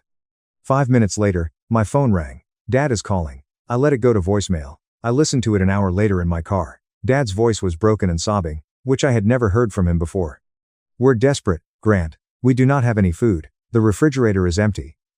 I apologize about the card. I wasn't sure what else to do. Please, only $100 for this week's food. I sat on the floor of my apartment that night, my back against the couch. I cried for 20 minutes straight. Not for them, but for me, and for my father, who used to carry me on his shoulders to the park. For the version of him that no longer exists, or may never have lived. But I didn't transfer the money since $100 meant identity theft the following month and the month after until there was nothing left. I needed to be the wall, not the entrance. Tuesday, December 13th. Aunt Elaine made a phone call. Mom has an older sibling. She was an accountant. I did taxes for half the household. Grant, I am in Phoenix for work. Can we meet? Is it about them? Yes, but not as you might expect. Starbucks, at Camelback Road. 4:30 p.m. Elaine was already present. Corner table. Manila packet in front of her. Sit. I sat. She passed the envelope across the table. The Internal Revenue Service is auditing your parents. What? The gallery. Your father claimed personal spending as corporate losses. Logan's car leasing, restaurant dinners, and Sedona trips. He claimed everything as business costs. Oh, my God. The total payable, including fines and interest, is $49,500. I felt nauseous. They're 3 months behind on their mortgage. The foreclosure notice was posted on the door last week. The IRS filed a lien on your father's store inventory. He is unable to sell anything without first paying them. Why are you telling me this? She stretched across the table to touch my hand. So, don't blame yourself if everything fails. Pause. I noticed your Facebook posts and receipts. I did the math. Grant. You provided them $197,650 over 6 years. You kept them afloat. You went above and beyond what any child should be expected to achieve. Tears filled my eyes. I did not blink. Let them sit there. They also lied to me, Elaine remarked. Told me you were affluent and stingy, that you refused to help out of spite, and that you had abandoned them over a little disagreement. I believe them. I apologize. What will happen now? They'll lose their house. They will lose the store. Probably bankrupt. Your father is talking to a lawyer. Can I, or should I, help them? No. Her voice was forceful. You save yourself. Get out. You are responsible for your own life. Do not look back at the explosion. She stood up, hugged me, and left the envelope on the table. I sat for an hour after she departed, staring at the IRS audit notice, the foreclosure letter, and the lien paperwork. The empire was disintegrating, and I wasn't there to see it. I felt nothing for the first time in 6 years when I thought about it. Just relief. 7 months later, I sat at the closing table, pen in hand. The realtor slid the final document over. With his signature, you are now a homeowner. Congratulations, Grant. I signed. Lila clasped my hand beneath the table. Craftsman home with 4 bedrooms in Tempe, $462,000. The down payment is 18%. I had saved $83,000 over the last 20 months. No assistance from anyone. We walked out onto the front porch. The house has good bones, including original hardwood floors, built-in bookshelves, and a backyard with a lemon tree. How does it feel? Lila asked. Different. Good. Different. It has been 7 months since the birthday party. It has been 7 months since you have existed to pay for his dreams. It's been 32 weeks since I walked out of that kitchen and never looked back. I hadn't communicated with my parents since the identity theft email in December. There was no contact, no calls, texts, or attempts from either side, but I knew where they were. Small town dynamics. News spreads through family channels whether you want it to or not. Uncle Daniel kept me updated, even though I never asked. The residence sold in February for $395,000. They made $51,000 after paying off their mortgages, IRS debt, and lawyer fees. They moved into a 1-bedroom apartment near downtown Scottsdale for $1,350 per month. Dad obtained a job in Home Depot's garden department. Mom worked part-time at TJ Maxx, folding clothing and manning the register. Logan landed a job at the Apple store in January after Dad issued an ultimatum, work or get out. He was still there. Uncle Daniel claimed he despised it yet showed up. $18 per hour. He resided in Tempe with 2 roommates. Divide the rent in 3 ways. A. $650 per month. His Instagram account hadn't been updated in 3 months. I was promoted to staff engineer at Adobe in March. 2 $12,000 salaries. Purchased a house. Lila moved in last week. The engagement ring is concealed in my closet, behind the winter jackets. I plan to propose in Sedona next month. Everyone survived without my money. A month later, I was in Safeway in Scottsdale, picking up groceries before going to Lila's parents' house for supper. Cereal aisle. I reached for a box of Cheerios, turned the corner into the soup aisle, and froze. Mom and Dad are 18 feet distant, standing in front of the canned soup department. Dad grasped a can of store-brand tomato soup, frowning at the price. Mom opened a coupon booklet and flipped through the pages. They seemed smaller and older. Dad's shoulders bowed in a way I couldn't recall. Mom's hair had become more gray. I had 4 seconds to make a decision. Walk away. Say something. Pretend I didn't notice them. Before I could move, Dad looked up. You saw me. Time paused. 6 seconds of eye contact seemed like hours. His face changed expressions too quickly to read. Shame, remorse, and anger, all 3. Mom spotted him watching and followed his gaze. Her hand moved to her mouth. 12 seconds. Nobody moved. Then Mom stepped forward. Grant. Dad reached out, grabbed her arm, and gently stopped her. We met eyes. Father and son. 18 feet and 7 months of quiet between us. His expression said, I know what I did. I know why you left. Mine said, I'm not coming back. Dad nodded. A minor movement, scarcely discernible. I nodded back. Then he returned to the soup shelf. Mom followed his lead.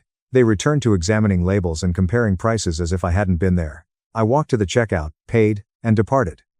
Lila waited in the car, going through her phone. You okay? She inquired as to when I had arrived. You seem shaken. I saw them. She set down her phone. What happened? Nothing. We nodded to each other. That is it. That is it. How are you feeling? Sad but resolved. She started the car. We drove to her parents' home. I did not mention it again. 7 months taught me lessons I did not want to learn. Logan was still at the Apple store. Uncle Daniel met him at a coffee shop last month. He said he looked fatigued yet showed up for his shifts. I was written up twice for attitude problems with customers but was not dismissed. $18 per hour, 2 roommates, $650 rent. His photographic equipment was advertised on Craigslist. There are no buyers yet. Aunt Elaine added that he had applied to community college for a photography program with a Pell Grant. Perhaps he was learning. Mom worked at TJ Maxx for 25 hours a week, folding shirts and operating the register. Aunt Elaine met her there last month and claimed she was lighter, as if the weight of keeping up appearances had vanished. She began selling little watercolor paintings at the weekend farmers market for $15 each. She saved the money for herself. Dad worked in Home Depot's garden department, helped customers put mulch bags into trucks, received an employee discount. Uncle Daniel stated he appeared humble the last time they spoke. I drove a 2006 Camry with 172,000 meters. It ran. They were surviving without me. Not prospering, not destroyed. Simply existing as regular folks with typical difficulties. Normal employment, normal budgets, normal lifestyles. I'm a staff engineer with a $218,000 income and a lemon tree in my residence. Lila has an engagement ring in the closet, a savings account that grows every month, a retirement fund on track, a moderate stress level, and no one has contacted to ask for money. Another month has passed. Lila and I sat on our new back patio, string lights hanging overhead, and 2 glasses of wine on the table between us. Do you regret it? She asked. Sometimes. Late at night, I reflect on the holidays we will not share. If we have grandchildren, they won't get to meet them. But then I remembered what he had said. You exist to pay for his dreams. It still hurts. It does, but it was honest. For the first time, he explained exactly what my job was, and I had a choice: accept or reject it. You rejected it. I picked myself. We sat in quiet for 1 minute. The string lights reflected in her wineglass. They're learning to survive without me, I explained. Dad is working. Mom is working. Logan is working. That is not destruction. That is growth. 30 years later. But still growing. Do you think you can ever reconcile? Perhaps years from now, if they admit what happened. It is not necessary to apologize. Simply admit it. And if they don't, I got this. I indicated to the house, to her, and to the lemon tree in the backyard. I built it with my money, my efforts, and my choices. Nobody can convince me that I exist solely to fulfill the dreams of others. Lila grinned, reached over, and held my hand, because I am living on my own. The string lights flashed overhead. The lemon tree rustled in the breeze. In the distance, a dog barked, and for the first time in 6 years, I felt able to breathe. My drunk wife attacked me during a traffic stop, accusing me of infidelity. A colleague set a trap to sabotage me, but I cleared my name alone. During my evening patrol, I spotted a black Hyundai swerving on the interstate at 90 miles per hour. When I eventually convinced the driver to pull over and get out, my jaw fell. My wife, drunker than an Irishman, was staring directly at me. But instead of looking guilty or sorry, she pounced at me, screaming, "You cheater!" and scratching her nails at my face. I tried to restrain her, but she kept striking me and trying to gauge my eyes, so I had no alternative but to forcefully handcuff her. I put her in the back seat and drove to the police station. Throughout the voyage, she continued saying our marriage was finished and refused to explain why she thought I cheated. My heart actually broke as I brought her in. I assumed she was experiencing another psychotic break. But then she noticed a picture of my coworker Sarah's face on the wall and started yelling. "That's her. That's the one you're sleeping with." I was really bewildered. Sarah and I sometimes patrolled together, but that was it. I waited in that station for hours, pleading with my wife that I had never strayed, but she would not listen. I was eventually compelled to leave her in the cell and go home. When I returned in the morning, my wife was still present, and I noticed Sarah in the break room. She rushed to me right away. "Oh my God, are you okay? Your wife is insane for saying all of that about us. Is there anything I can do to help?" I replied her, "Yes, there was." I took her to my wife and asked Sarah to explain that we had never slept together. "You're both lying. I found your lipstick in his patrol car." My wife slurred at Sarah, who took a step back, terrified. And before anyone else could speak up, my wife's parents arrived at the station. Her father poked his finger into my chest. "You're a piece of crap. How could you arrest your own wife?" Her mother was right behind him, tears flowing down her cheeks. "How dare you sleep with a coworker?" The entire station was now watching. The chief even came out, and I had to persuade him that I was handling things. Sarah then moved forward. She was typically a hothead in confrontation, yet her hands were raised quietly for some reason. "Sir and ma'am, there has been a major misunderstanding. Your son-in-law and I are only co-workers." My father-in-law spun around to confront her. "We know everything about you. Late-night shifts and text messages. Harper showed us everything." I grasped my mother-in-law's arm. "Which text messages? I have never texted Sarah outside of business hours." My wife suddenly grabbed the bars. "January 18th, February 6th, and March 25th. You were messaging on all of these dates. Should I keep going?" I took out my phone and frantically scrolled through my texts, but found nothing. "I'm not sure what you're talking about." Sarah softly touched my shoulder. "This is quite confusing for you. Maybe someone spoofed your phone number." My father-in-law got in my face. "Get her out of that cell immediately. We are taking her home." I calmly reminded him that doing this in the police station was not the best idea. His face turned crimson. That's when the desk sergeant stepped in. "Sir, she blew an 8. Your daughter is facing DUI charges. The bail hearing isn't until noon. Then we will wait." Her mother spit. "And our lawyer will be hearing about the unjust detention." Sarah took me aside as they went to sit with my wife. "Listen, I believe you should go home. Check on your son. This is getting very unpleasant, and you appear fatigued." She was correct. I drove home in a trance, hands trembling on the steering wheel. Alex was still in his jammies on the couch when I stepped in, despite the fact that it was nearly 10 a.m. "Dad." His voice was little. "What happened?" Mom cried. "Is she okay?" I sat down next to him, attempting to find the appropriate words. "Mom made an error in driving when she shouldn't have. She is safe, but upset. She kept chatting about Sarah on the phone with Grandma," Alex explained. My blood ran cold. "Do you know Miss Sarah?" He nodded. "Yes, she did bring us cookies once when you were working overtime." After she departed, Mom became quite angry. I felt my stomach drop. "When was this?" "About a month ago. Maybe." Mom put the cookies in the trash and cried. I stood up, pacing now. Did Sarah mention anything to Mom? I do not know. They chatted at the door for a bit. Mom looked really disturbed thereafter. None of it made sense. I checked my patrol car while Alex was watching TV. Sure enough, there was a tube of lipstick under the passenger seat. But I had never seen Sarah wearing lipstick. Not once in 2 years. Back inside, my phone vibrated with a text from Sarah. "Your wife posted bail. Her parents paid. I attempted to settle things down for you, but she refused to listen. They are currently en route to the house. I'm so sorry this is happening to you." I texted her back, asking why she never notified me she had come to my house. Suddenly, I received no response. 6 minutes have passed. Then 10. She finally texted back. "I merely wanted to drop off the shift schedule." I had no idea it would make her upset. My stomach sank. We'd been receiving schedules digitally for 2 years. Before I could fully comprehend what this meant, my wife and her parents arrived at the door. When I heard the automobile doors slam, my hands started shaking. As I approached the front door through the peephole, I noticed Harper standing there, with her parents flanking her like guardians. Her eyes were red and puffy from sobbing, and her hair was still a mess from the detention cell. I took a deep breath before opening the door. Harper pushed by me inside the home without saying anything. Her father jabbed his finger into my chest, which stung. "You're about to explain everything right now," he hissed.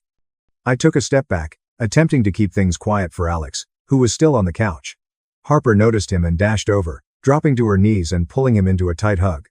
Alex placed his arms around her neck and began crying.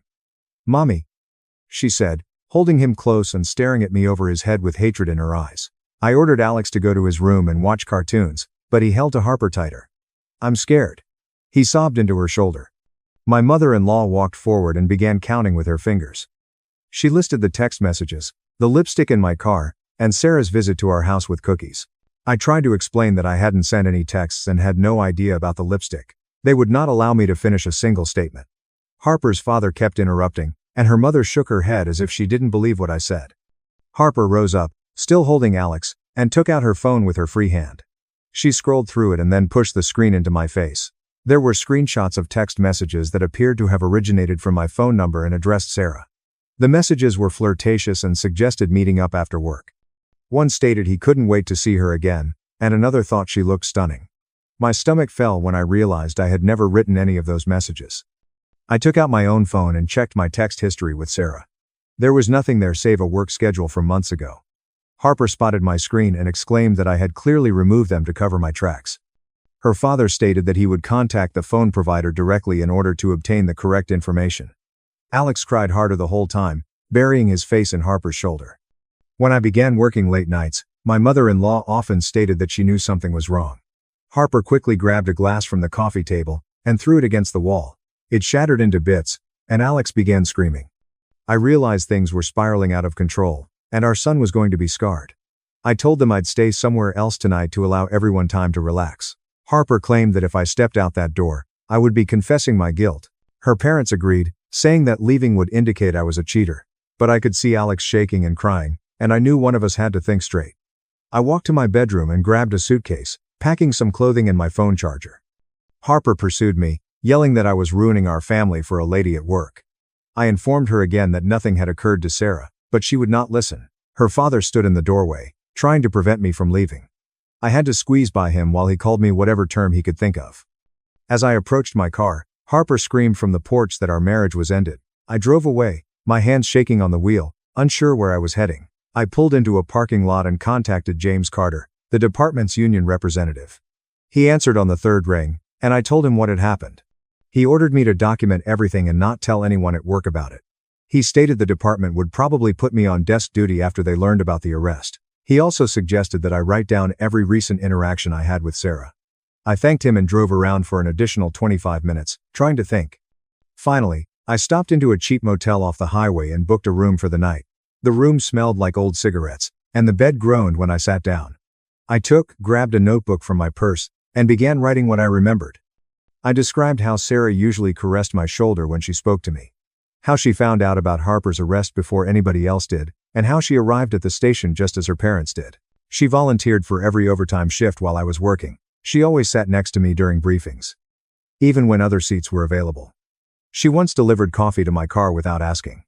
She laughed at all of my ridiculous jokes, even when they weren't amusing. I wrote till my hand cramped, and I ended up with 3 pages of notes. Looking at everything written down made me sick to my stomach. How had I not seen this pattern before now? I kept writing about the cookie incident, which Alex had described. Sarah had never mentioned going to my house. She pretended as if she had no idea where I lived, yet she had been talking to Harper for 14 minutes, according to my memory. And now she had lied about bringing paper timetables when we had always used digital ones. Harper was texting me, calling me names and expressing her desire for a divorce. I didn't say anything because I knew it would just make things worse right now. The next morning, my phone rang while I was lying in that horrible motel bed, and it was James phoning to inform me that the department wanted me on modified duty beginning immediately. He stated the chief was concerned about liability if I went out on patrol while distracted by all of this personal things. It made logical, but it still stung that I couldn't do my regular job. James told me to come to his office at 10 a.m., so we could discuss how to safeguard my work and reputation from whatever was going on here. When I arrived, he had a legal pad full of notes and was laying out his plan step by step. The first step was to obtain my phone records from the carrier to establish that I had not sent the texts Harper mentioned. He made the call right in front of me and placed an official request stating that we required them for a department inquiry. Then he took out his calendar and scheduled me for an internal affairs interview in 3 days, making my stomach drop. He spent the next hour teaching me what to expect, and emphasizing the need of sticking to facts rather than guessing why Sarah did anything. That evening, after leaving his office, I couldn't help but drive by my house to see whether things had settled down. Harper's parents' car was still in the driveway, and all of the lights inside were turned on, implying that they were all still there, discussing how bad I was.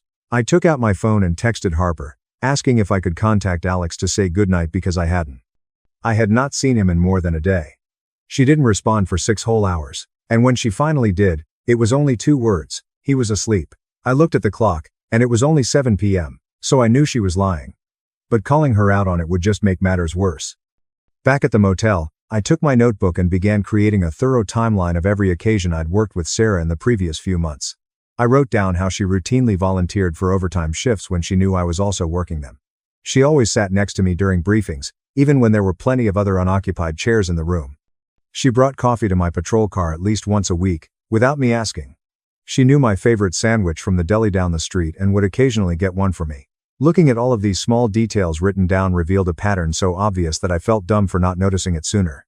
The following day, I had to go to the station to fill out papers for my change duty status, and the entire environment felt altered. When I walked past people I had worked with for years in the corridor, they didn't look me in the eyes.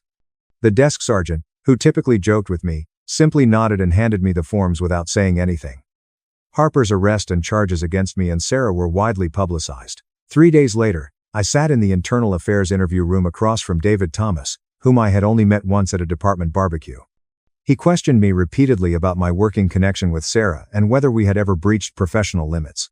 I replied that we were just patrol partners who worked well together, but he kept asking why she was coming to my house with cookies. He took out a folder and gave me the identical screenshots Harper had given me of text messages with my name on them. I assured him again that I had never sent them and requested if they could look through Sarah's phone for any apps that may mimic phone numbers.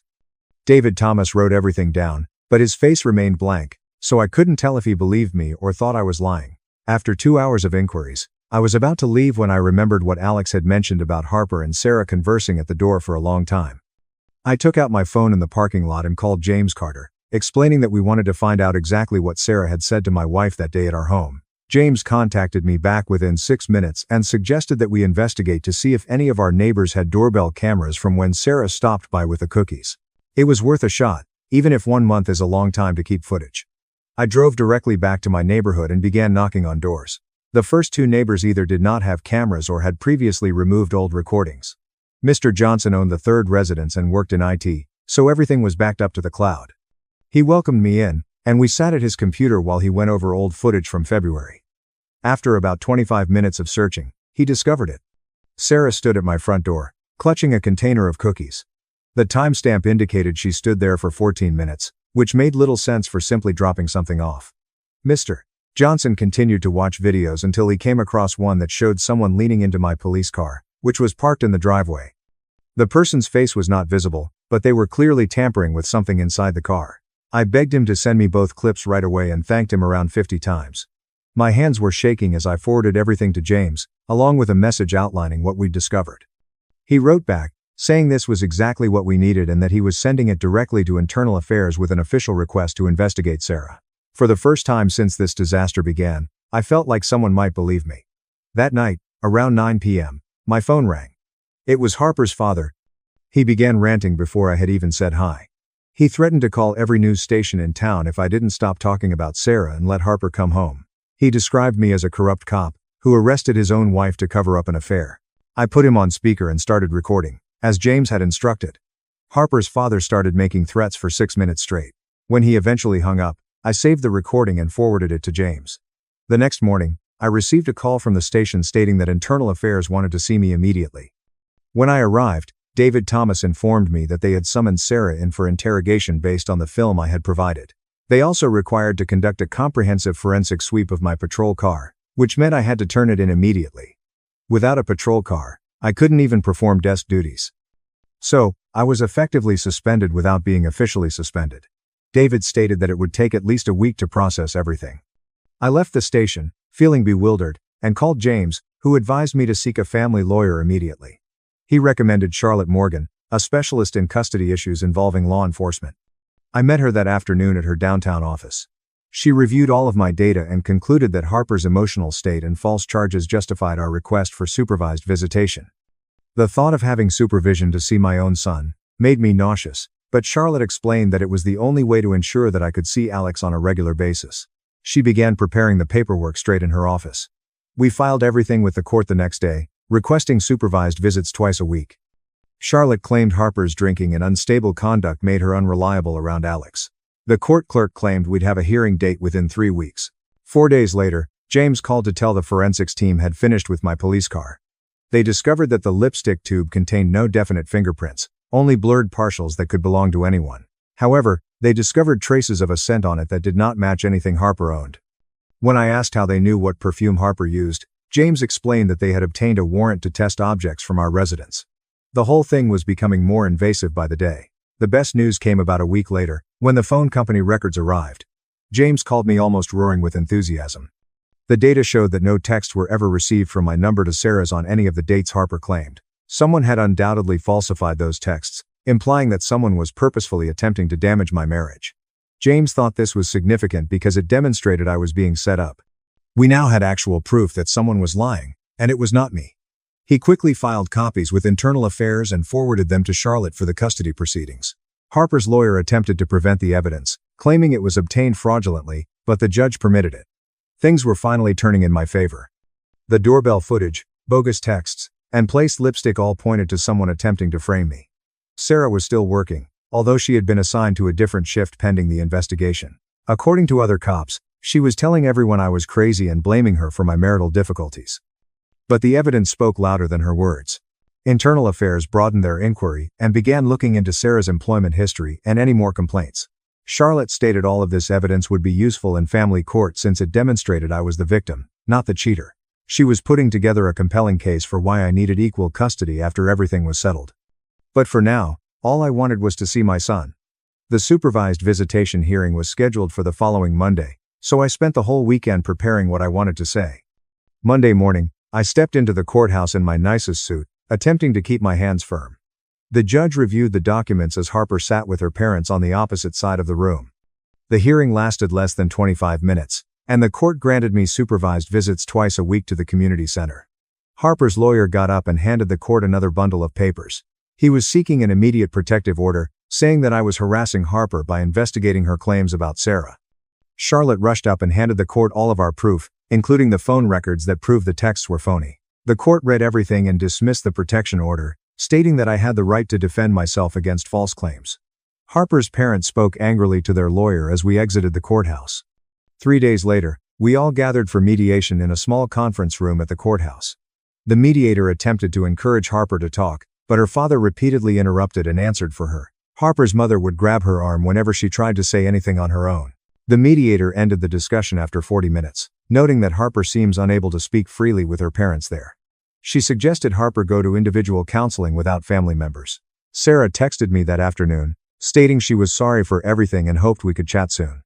I immediately presented it to James Carter, who advised me to ban her phone number straight away while saving the message as evidence.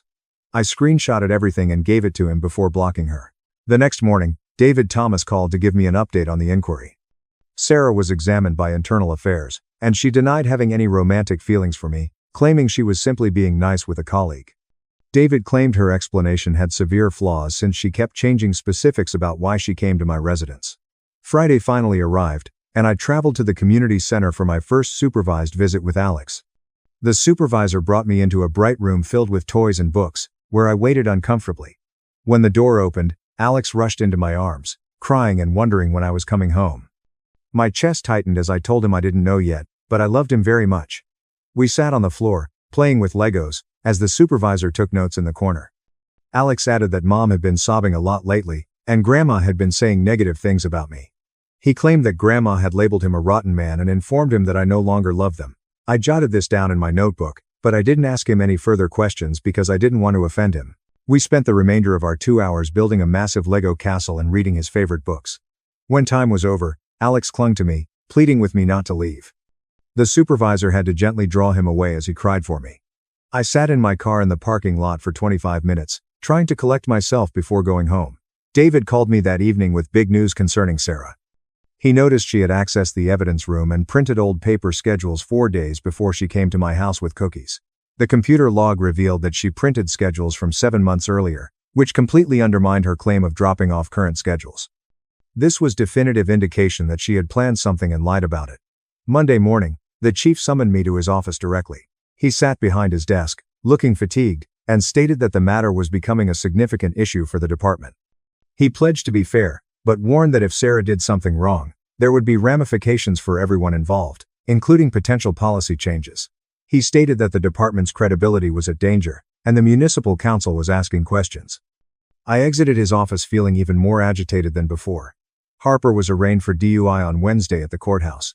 She stood before the bench, while her lawyer attempted to blame the arrest on our marital issues, claiming she was emotionally distressed. However, the judge did not buy it, stating that a blood alcohol level of 19 was exceedingly risky, regardless of personal issues.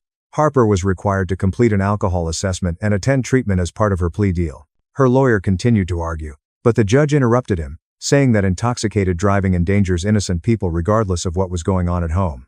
Harper appeared little and defeated as they let her go. That afternoon, I had my first meeting with the therapist Charlotte had recommended.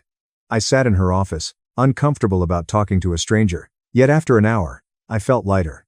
She helped me realize that I wasn't insane and that someone had purposefully attempted to damage my marriage and career. She claimed the information plainly demonstrated manipulation and dishonesty that was not my fault. We discussed how Sarah's actions were intentional and deliberate, not simply misunderstandings. She taught me strategies for dealing with stress, and the ambiguity of not understanding why Sarah did this. I left feeling clearer-headed than I had in weeks. The investigation was progressing, and the truth was slowly being revealed, despite the fact that it was destroying everything I had constructed.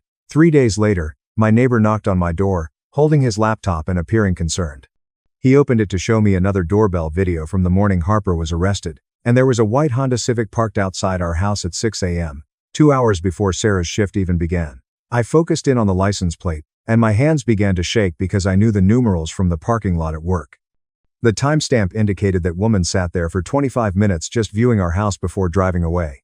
I thanked him and immediately called James, who instructed me to document everything and submit a formal complaint with the department straight away. I spent the next 3 hours writing down everything Sarah had done, from lying about her schedule to showing up at my house and sending Harper false text messages. James examined it and assisted me in adding specific policy infractions before we submitted it to Internal Affairs, along with all supporting documentation. The union president called me personally to say they were entirely behind me and would provide legal assistance if necessary. David from Internal Affairs called me the following morning with more awful news concerning Sarah. They dug through computer files and discovered she'd used the patrol car assignment system 15 times in the previous 7 months, always ensuring she'd be matched with me. She also accessed my personnel file in January, which she had no reason to do because she was not a supervisor. He claimed they were creating a case for stalking and harassment that went far beyond job wrongdoing. Harper's mother called me that afternoon and cried so hard that I couldn't understand her. "I'm so sorry." She repeated again and over. I asked her what happened, and she stated she had been reviewing all of the evidence I had given through my lawyer. Sarah's phone records indicate no texts, the doorbell tape shows her snooping around, and all of the lies she told. She said that she only wanted what was best for Alex and that they might have been mistaken about everything. I advised her to truly think about what was true in this situation since our boy needs both of his parents to think properly. She cried harder, claiming Harper was drinking again and refusing to listen to anyone. 2 nights later, my phone called at 1 a.m., and Harper was drunk and slurring her words. She alternated between yelling at me and crying, claiming she had lost her sense of reality. Then she said something that made me sit upright. Sarah gave me messages on her phone, but I was already drunk and may not have been able to see clearly. I asked her to repeat it, and she claimed Sarah had come to the house that day with a phone full of texts, but Harper had already started drinking at midday. She stated the phone looked like mine, but she wasn't sure anymore. I recorded the call on my laptop while she rambled about being confused and unsure who to trust. The next week, we had our first family court hearing, and the judge approved a temporary separation arrangement. I got Alex from Friday night until Sunday evening, which wasn't quite enough, but my lawyer said it was usual and better than nothing. At the very least, it provided Alex with some consistency and routine, which he urgently needed after all of the insanity. The judge instructed both of us to prioritize Alex's well-being above all else. 2 days later, Alex's school counselor summoned both of us to a conference to discuss his decreasing grades and anxiousness. He was having difficulty sleeping and weeping at irregular moments in class. Harper and I sat on opposing ends of the room, but we decided to collaborate solely for academic purposes. We devised a strategy for more help and counseling at school, and for once, we didn't argue over anything. The counselor stated that Alex needed to witness stability between us, even if we were separated. That Thursday, as I was leaving my therapy appointment, Sarah arrived in the parking lot, striding directly toward me. Before she could say anything, James appeared out of nowhere and stood between us. "You need to leave right now," he told her. She looked stunned and backed away swiftly, almost sprinting to her car. James had been following me for safety when the union learned that she might try to contact me. According to the security guard, she had been waiting for an hour. David called me that evening with important news about Sarah's phone. They discovered metadata indicating she used an app called Text Now, which allowed you to send messages from false phone numbers. She removed it the day after Harper was arrested, but they were working with the corporation to recover the information. He claimed this was the smoking gun they needed to prove she forged the communications Harper saw. It would take a few weeks, but he was confident that they would obtain the evidence. I spent the weekend putting together a package containing everything we had thus far. The phone records prove that I never texted Sarah. Both doorbell videos show her at our home. Evidence indicates she lied about her schedules. The computer logs show her viewing my files. She twisted the patrol car assignment and has now uninstalled the chatting app. I sorted everything chronologically, with timestamps and explanations. Charlotte reviewed it and stated it was clear evidence that I was being set up by someone who had been planning this for months. Charlotte organized the appointment for the following Tuesday at her office, instructing me to bring every piece of evidence we had gathered. I arrived early and assisted her in setting up the conference room, organizing all of the documents neatly on the table while she tested the laptop to ensure that the doorbell videos played smoothly. Harper arrived with her parents 25 minutes late, and I could see she had been weeping again from her big red eyes and the tissues she was clutching in her palm. Her father sat across from me, arms crossed, while her mother held Harper's hand and continued to rub her back. Charlotte began by exhibiting the phone records, pointing to each date Harper mentioned and establishing that no texts were exchanged between me and Sarah on those days, or any other days for that matter. Harper's father continued to shake his head, but I observed her mother bending forward to look more closely at the documents. Charlotte then played the doorbell camera of Sarah visiting our house for 14 minutes as she claimed to be dropping off schedules that we hadn't used in 2 years. Harper's mother gasped and grabbed the papers indicating when we moved to digital timetables, her hands trembling as she read the date. The second video showed someone reaching inside my patrol car on the same day Sarah visited. Even though the person's face was not visible, you could see them putting something under the passenger seat. Charlotte then revealed the forensics report, which said that the lipstick had no obvious fingerprints and contained a perfume Harper had never worn, as well as metadata evidence from Sarah's deleted messaging app. Harper's mother began to cry harder, but not because she was furious. And she continued gazing between me and Harper, as if she were seeing things differently. Her father sat there with his mouth gritted, but even he couldn't dispute with the patrol car assignment log, which revealed Sarah had repeatedly twisted the system to be my partner. After 2 hours of going over everything, Harper suddenly spoke up and said she'd go to therapy if I terminated the investigation.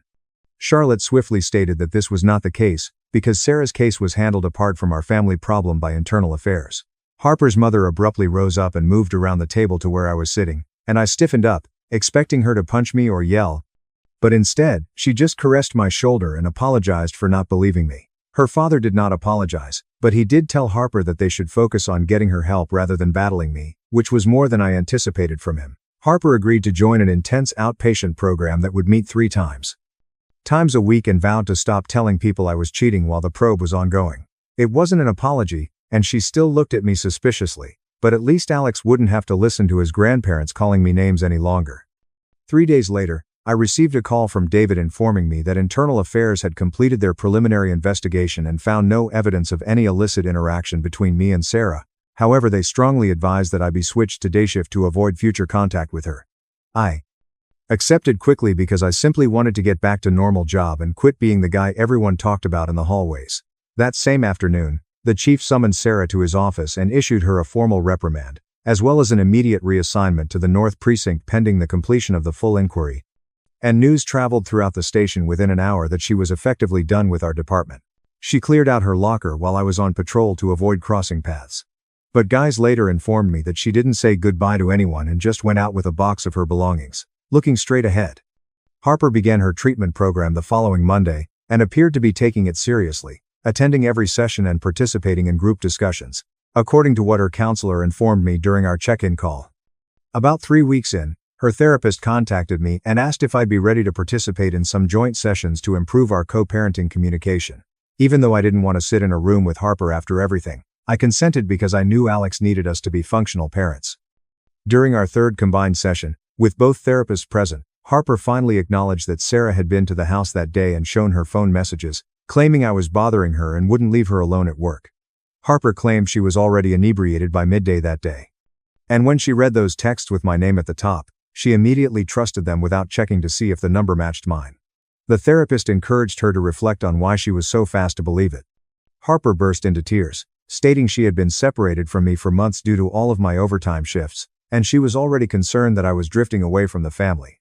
I wanted to be outraged, but all I felt was sadness that she had been struggling, and instead of talking to me about it, she turned to drinking and believing the first negative thing she heard about me. James called me that evening with an update. Sarah would very certainly face official misconduct charges, which might ruin her law enforcement career, because the evidence of manipulation and false claims was too strong for the agency to ignore. He claimed that the union would not even defend her since she had violated so many policies and ethical standards that they couldn't justify taking her case. Harper's court hearing for the DUI accusation came the following week, and her lawyer negotiated a bargain in which she would plead to reckless driving rather than DUI in exchange for completing treatment and losing her license for 6 months. Veronica told me that this was quite usual for first crimes with skilled lawyers. And, while it felt unfair that she would not suffer the full repercussions, I decided not to fight it because it would reduce Alex's stress. We got into a schedule in which I had Alex every weekend and Wednesday night. And, while it hurt to not see him every day, at least his schedule was consistent and he knew what to anticipate. His teacher contacted to report he was doing better in class, paying more attention, and not sobbing as often as before. He still asked her when mommy and daddy will live together again. During one of our appointments, Harper's therapist advised that we check through Harper's phone together for evidence of the phony texts. And that's when we discovered it. There was a contact saved with my name, but when we clicked on it, the number was completely different from mine, only by 2 numbers, so you wouldn't notice unless you looked closely. Harper was shaking as she realized Sarah must have created this contact during those 14 minutes at our door and then used it to send the bogus messages Harper saw when she was too inebriated to notice the phone number did not match. Harper's shaking intensified, and she gripped my arm, pleading with me to call her parents immediately away. I called her father's number and handed her the phone, watching her recount everything we had just discovered while tears streamed down her cheeks. Her parents arrived at our door 25 minutes later, and her father examined the evidence on Harper's phone, his face becoming redder by the second. He turned to me and told me that they owed me an apology for the public incident at the station, but they were simply trying to protect their daughter. I assured him I understood and that all that mattered now was helping Harper recover and keeping Alex steady during this ordeal. Her mother hugged me for the first time in months, and she apologized for believing the worst of me. The next morning, James called with word from Internal Affairs regarding their final judgment on Sarah. They were charged with many policy infractions, including evidence tampering, making false statements, harassment, and conduct unbecoming an officer. She wasn't dismissed, but she was downgraded 2 ranks and assigned to the records division, where she'd be filling paperwork instead of patrolling. James stated that while it was not the termination we had hoped for, she would no longer work the streets or have access to police cars and equipment. 4 days later, Sarah sent a letter to the department, accepting responsibility for what she described as poor judgment and unprofessional behavior. Veronica read it first and told me that it was actually a good thing Sarah didn't apologize to me directly because it demonstrated an admission of wrongdoing, which may be useful if we were to pursue civil action later. The chief brought me into his office that afternoon to inform me that I would be returning to normal patrol on Monday with a new partner named Martinez, who had transferred from the next county over. Martinez understood the whole situation, but when we started working together, he treated me like any other cop, focusing on the task rather than the drama. When I walked by, some of the other cops continued to whisper, but the majority had seen the proof and were sympathetic, especially after Sarah's demotion became public. Harper and I met with both of our lawyers the next week to finalize our separation agreement. We agreed to a 7-month trial separation with the option of working toward reconciliation or proceeding with divorce based on how her treatment went and whether we could regain any trust. Harper remained devoted to her outpatient treatment and had not used alcohol in 3 weeks, according to her therapist, who contacted me with updates. Our custody arrangement allowed me to spend every other weekend and Wednesday nights with Alex, while Harper had him the rest of the time as long as she remained sober and finished treatment. That Saturday, I picked up Alex for our weekend and took him to the park by the lake where we used to go when he was little. We grabbed a bag of bread from the corner store and spent 3 hours feeding the ducks and geese, not talking about anything serious, just having fun together. Alex grinned as one brave fowl ate directly from his palm. And for the first time in months, I saw him act like a normal kid, rather than carrying the burden of our family's issues. He asked if we could return next weekend, and I promised, making a mental vow to keep our time together easy and enjoyable rather than attempting to repair everything at once. On the way home, Alex fell asleep in the back seat, and I found myself reflecting on all that had transpired with Sarah during the previous year. Looking back on all the tiny things, like how she always volunteered for my shifts, how she'd touch my shoulder or arm when we talked, and the excuses she made to be near me, it was evident she'd formed feelings that evolved into something deeper. I was too preoccupied with my job to recognize the warning flags, and I overlooked how her conduct was progressing from a crush to full manipulation and obsession. The entire incident taught me to pay closer attention to workplace limits and trust my instincts when something feels strange, rather than ignoring it to avoid unpleasantness. 2 months have gone since the night I arrested Harper, and our family no longer looks the same. We are not living together. Harper and I might never truly trust each other again, and Alex is still wondering when things will return to normal. However, Harper is receiving treatment for her drinking problem. I'm back at work, and no false allegations linger over me. Sarah can't harm anyone else because of her desk job. Most significantly, Alex is safe and begins to grin again. The truth regarding Sarah's manipulation was ultimately revealed. Even if it took shattering our marriage to reveal it. When someone decides to tear your life apart, that is perhaps the best outcome you can hope for. Not a pleasant reunion, but at least everyone survived the carnage and found their way forward. That's how things went for me. It is just gas. My parents ignored my pain to buy a phone charger. My appendix burst in the car. I called my bio dad. He saved me and won custody. My mom and stepdad have always disliked me because I look like her biggest enemy, my biological father. I didn't want to call them when I felt a sharp ache in my lower right abdomen in arithmetic class. After my forehead burned, I had to SMS the family group chat. It took 45 minutes to pick me up. "Were you trying to skip school?" my stepdad inquired as I got in the car. My sister turned up the aux before I could answer. I asked, "What are you even doing here?" "Happy, we were having a family bonding day." That you interrupted? Mom laughed. My gut hurt sharply and explosively, like it was being scorched. Mom turned from the front seat, her eyes narrowing as usual when she stared at me. You better not be doing this for attention. My gray skin never stopped sweating. Every driving bump fired electricity through my stomach. That caused me to vomit. Greg returned a grocery bag without looking, as if expecting it. My gosh, he said. Your father used to pull this same dramatic BS. Sam's phone alerted him. Her phone was 10%. My phone is dying, she wailed. This wasn't just regular upset. It was that calculated crying she'd perfected since she was 6. Owen is going to FaceTime me in literally 20 minutes, and he'll think I'm ignoring him, and then he'll ask that girl from chemistry to homecoming instead of me. I could feel something inside me worsening every second. Hospitals, I exclaimed. Please, Mom and Greg looked. I got the same look when I asked to join the Disney family vacation. Same look as when I asked why Sam got a car for her 18th birthday but got a $25 card. There's a Best Buy right there, Mom said, pointing to the right blue sign. Think I misheard her. We can grab her a portable charger real quick. Despite pain and nausea, I lifted my head. What? She said. It'll just take a second, telling Greg to go to bed. Please. Number. Words barely came out. A closing sensation in my throat. Greg looked disgusted at me in the rearview mirror. Stop being dramatic, just like your dad always was. 5 minutes won't kill you. They jumped right in. Mom opened her door. Sam ran out, still crying about Owen, and Greg locked the car with me inside like a dog, not their son. Pressure building up with nowhere to go replaced the sharp pain. I felt it like a water balloon bursting inside me. No relief, just wrongness. Fire spread from my belly to my chest. I knew what happened. Your body tells you when something ruptures, even at 18, without medical training. I couldn't type ambulance numbers because my hand kept moving. I saw Mom comparing 2 chargers through the shop window. Sam examined phone cases. Greg checked his watch because the game started at 5, not because he worried about me. I blacked out after hearing the car door open. Greg, is he breathing? Mom asked. Yeah, but we have to go now, Sam. But I haven't charged my phone yet. I woke up in the ICU 2 days later. I heard my mom's fake concern at parent-teacher conferences in the hallway through the medications. We rushed here the second we realized something was wrong, she said. We only stopped for 3 minutes because Sam has severe anxiety and needed her medication from the pharmacy. The nurse devoured it. You poor things. It must have been so scary. Greg spoke. We've been here every day. Haven't left his side. I realized I had to make my own way to justice. I knew exactly how. In our family group chat, I typed, "Thank you for saving my life, Mom." Then I sent something else. My family wasn't informed. I found my bio dad's number in Mom's old phone 8 months earlier and saved it under a fake contact name in case. I typed with shaking fingers. I struggled with each word because the painkillers were pulling me down.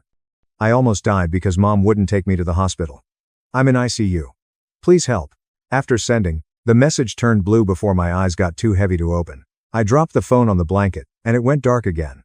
Room was dim when I woke up. The sink has one yellow light. A man in dark blue scrubs worked the machines next to my bed. He had kind eyes and a tie. Name tag. He smiled when I stared. Hey, you're awake. How are you feeling? The majority asked that as a greeting without expecting a response. Tyler stood there waiting, looking at me like my answer mattered. Everything hurts, I answered, stuttering. And I'm scared to go home. His expression shifted immediately. Not shocked, but something clicked. He brought up the chair next to my bed and sat at eye level. Can I ask you some questions about that? I nodded. Despite my constricted throat, I needed someone to know. The hospital takes patient safety seriously, Tyler whispered. Would it be okay if I requested a social work consult for you? Someone who can help make sure you're safe and have what you need? Relief was so overwhelming I almost cried again. Someone cared enough to act. Yes, I said. Please. Tyler clasped my palm briefly before standing up and writing on his iPad. I'm putting that request in right now.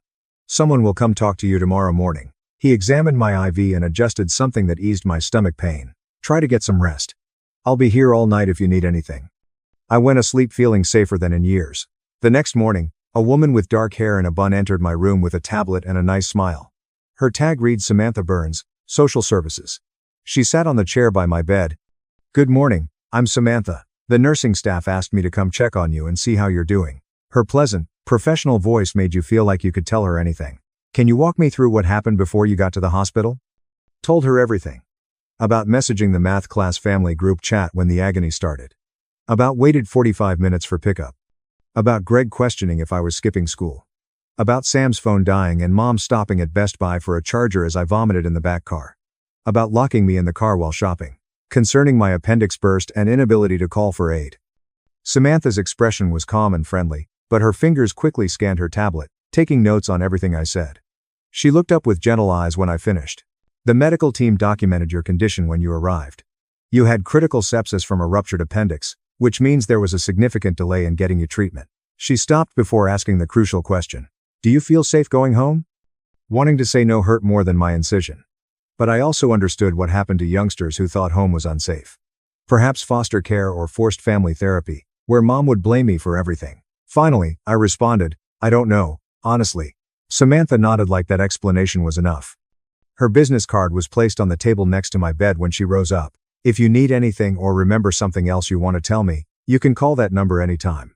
I checked the time on my phone after she departed. I saw the alert then. My biological father, who I saved as Dave from school, texted me. I'm driving there now, 3 states away, but I'll be there by tomorrow morning. Are you okay? Please tell me you're okay. Before stopping, I cried. They dropped everything and drove through the night to get to me, even though they barely knew me. My mother probably watched cookery shows at home and complained about how I destroyed her week. I couldn't stop crying. Another nurse checked on me and inquired whether I was hurt. I shook my head because I couldn't explain that these were relief tears, the type that come when you realize you're not alone. That afternoon, I heard Mom's voice in the hallway before seeing her. She pretended to be pleasant with instructors and physicians. The one everyone thought was Mother of the Year. Greg's husky voice rumbled obscurely. Then they entered with Sam following, continuously looking at her phone. Mom wore her worried parent face, eyebrows furrowed and mouth down. But when she spotted Samantha's business card on my bedside table, her face transformed. Her jaw and eyes tightened. She read the card and looked at me with that face I knew too well. Who suggested I'd done something wrong by living? What's this about?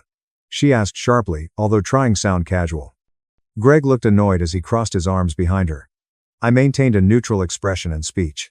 A social worker is helping coordinate my discharge care, making sure I have what I need when I leave the hospital. It wasn't a lie, just incomplete. Greg's jaw tensed and a cheek muscle leaped. A nurse passed by, looking into the room, so Mom couldn't react. Her grin seemed forced as she sat in Samantha's chair. Well, that's nice of them. We just want to make sure you're taken care of. Sam never looked away from her phone. She stood at the entrance, thumb scrolling, wishing she were anywhere else. I wondered if Owen contacted her for that FaceTime or if she was unconcerned while I died in a parking lot. I didn't invite Dr. Angelo Burns to visit during Mom's evening hours. My surgeon was tall with gray temples and worn eyes from too many emergency cases. He looked at my computer chart and read about my recuperation, primarily to himself. His next statement froze the room. The surgical notes indicate your appendix had been ruptured for at least 3 hours before you arrived at the hospital.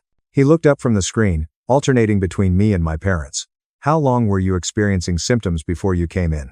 The end. The moment I'd waited for since waking up and hearing Mom lie to the nurses in the corridor. I spoke clearly and calmly to ensure accuracy.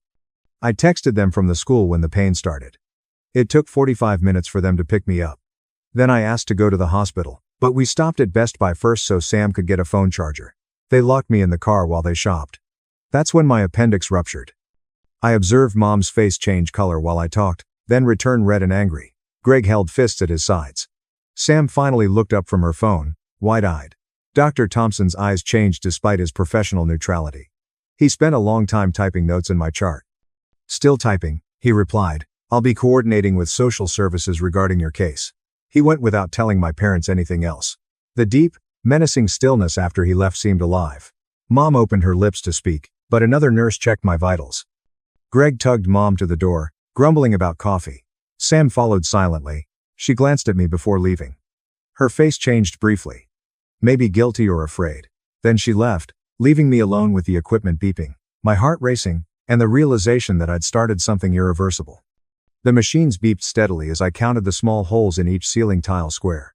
My IV drugs made my body feel heavy, but my intellect didn't shut off. Tyler returned to my room at 9 p.m. to check my vitals.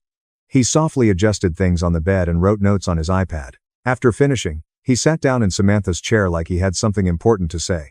He said he'd advise the other nurses and physicians to mark the delay in bringing me to the hospital in my file. He said the ER professionals recorded my condition, infection severity, and near-death experience. His speech was calm and professional, but his eyes were sorrowful when he claimed many people were worried about me. He said that in cases like mine where a child was injured, the hospital staff recorded everything. My throat tightened when he spoke something. He informed me I had people watching out for me and ensuring my safety. He said that mattered more than I estimated. He softly squeezed my shoulder before returning to the nurse's station. I barely slept that night. While my appendix ruptured, I saw Mom comparing phone chargers every time I closed my eyes. I continued checking my phone for Dad's response, but nothing.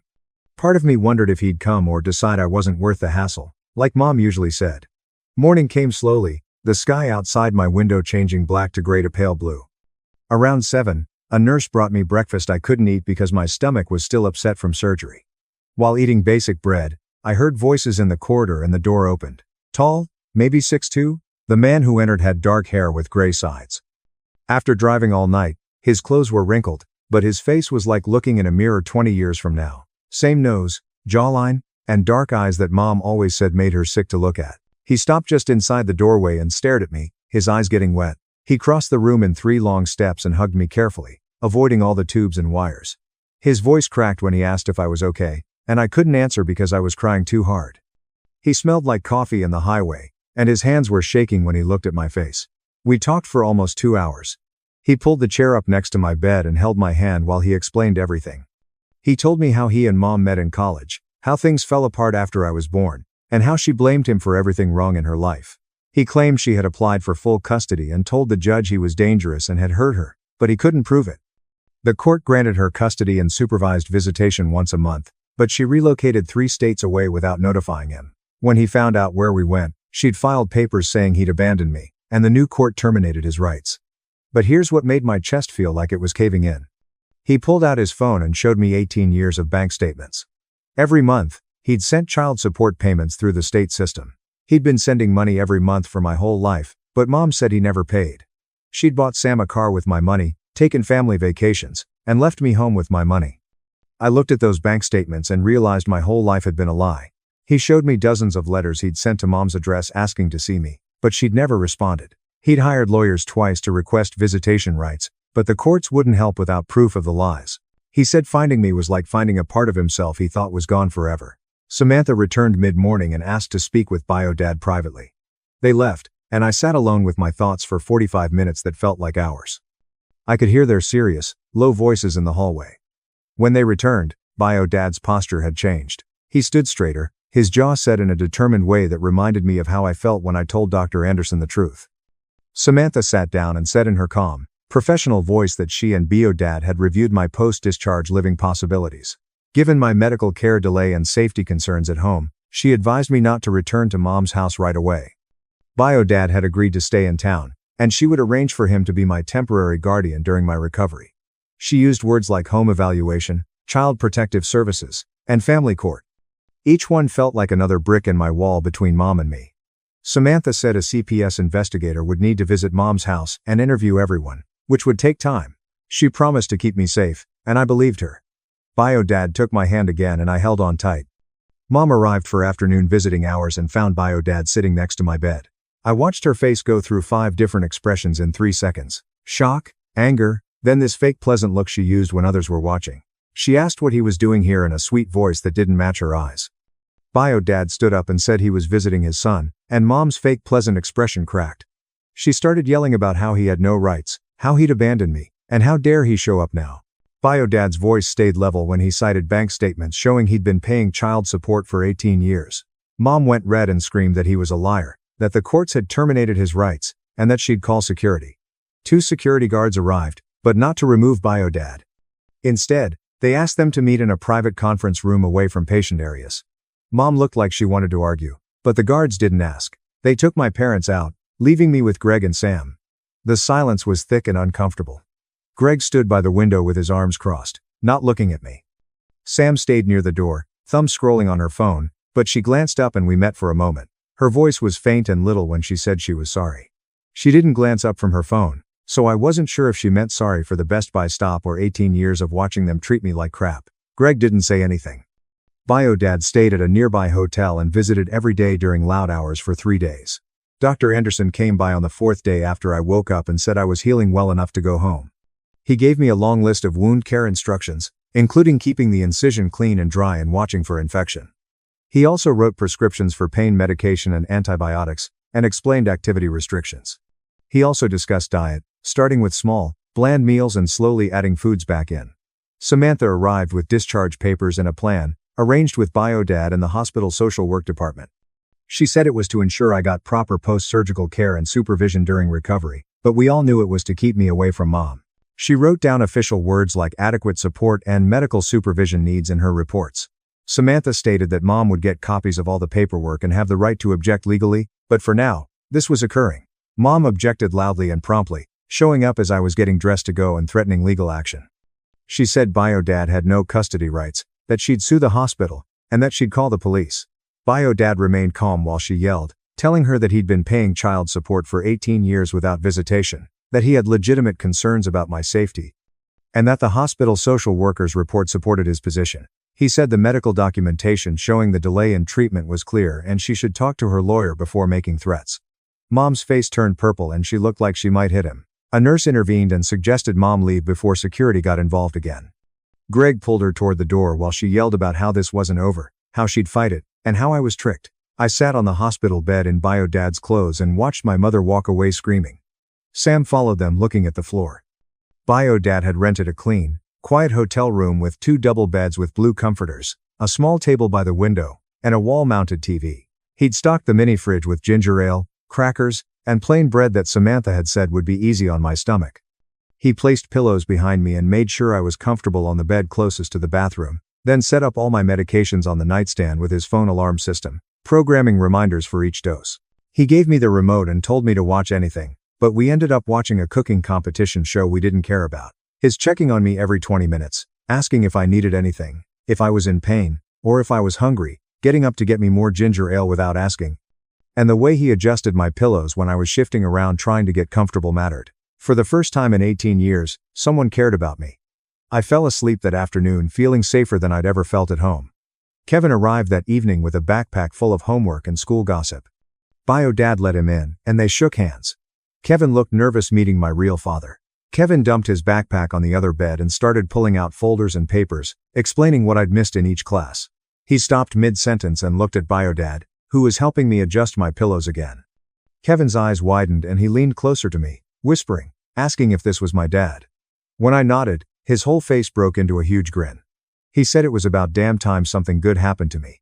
BioDad laughed and gave Kevin pizza for dinner, asking what toppings he liked. We spent the next 2 hours eating bland food for me while they had pizza, Kevin catching me up on school drama and treating the situation like it was normal, like having my BioDad suddenly in my life wasn't weird. It made everything feel more real and less scary. Samantha suggested I keep a journal during my recovery in case there were questions about the level of care I was receiving. Over the next few days, I wrote down everything, including how BioDad checked my incision twice a day for redness, swelling, or infection, and made sure I took my medications on time. Never letting me miss a dose even when I felt okay. Making me small, bland meals even though they were boring because the doctor ordered them. Constantly asking how I was feeling, if I needed anything, if the pain was becoming worse. Every entry in that journal showed BioDad treating me like I was important, like my health, safety, and future mattered. He did my laundry at the hotel laundromat and bought me new clothes because I only had what Mom packed.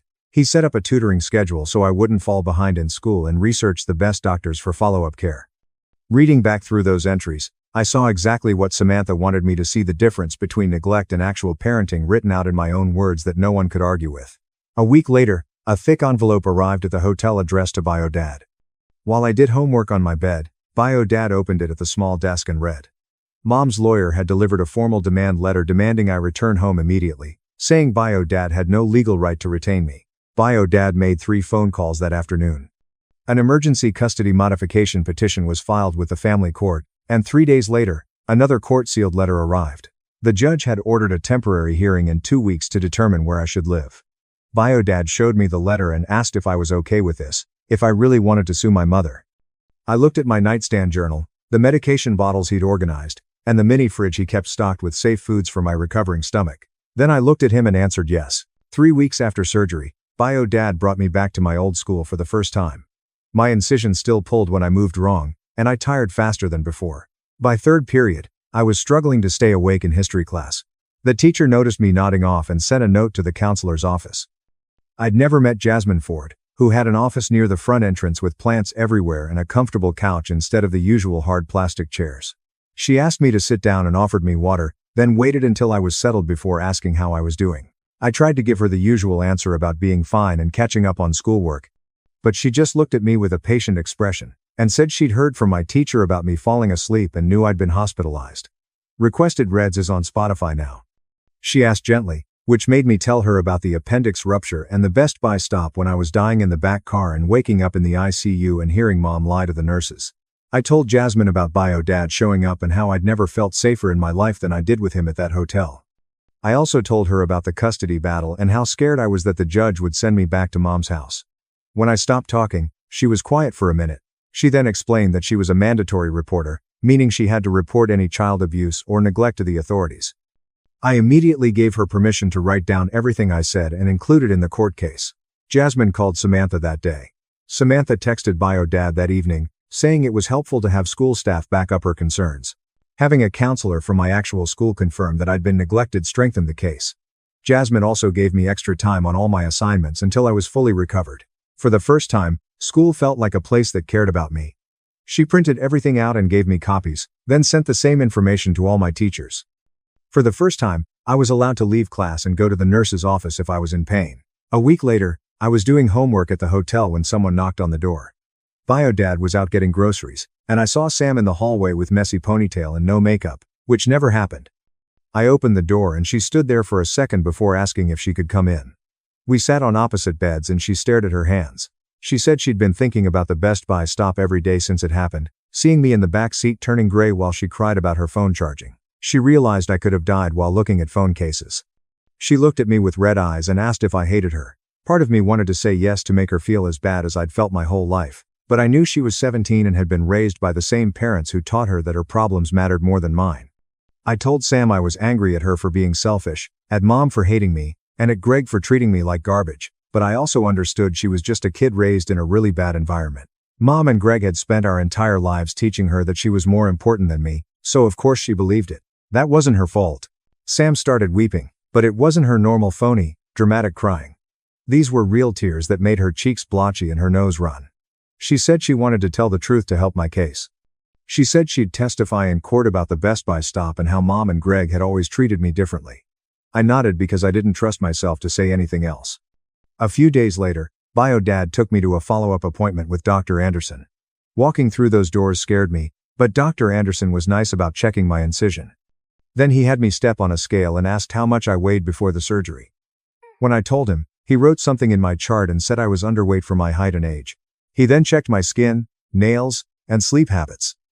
Dr. Anderson then said I had chronic stress and malnutrition and added it to my medical file and said it would be in court reports. Bio Dad asked what we should do, and Dr.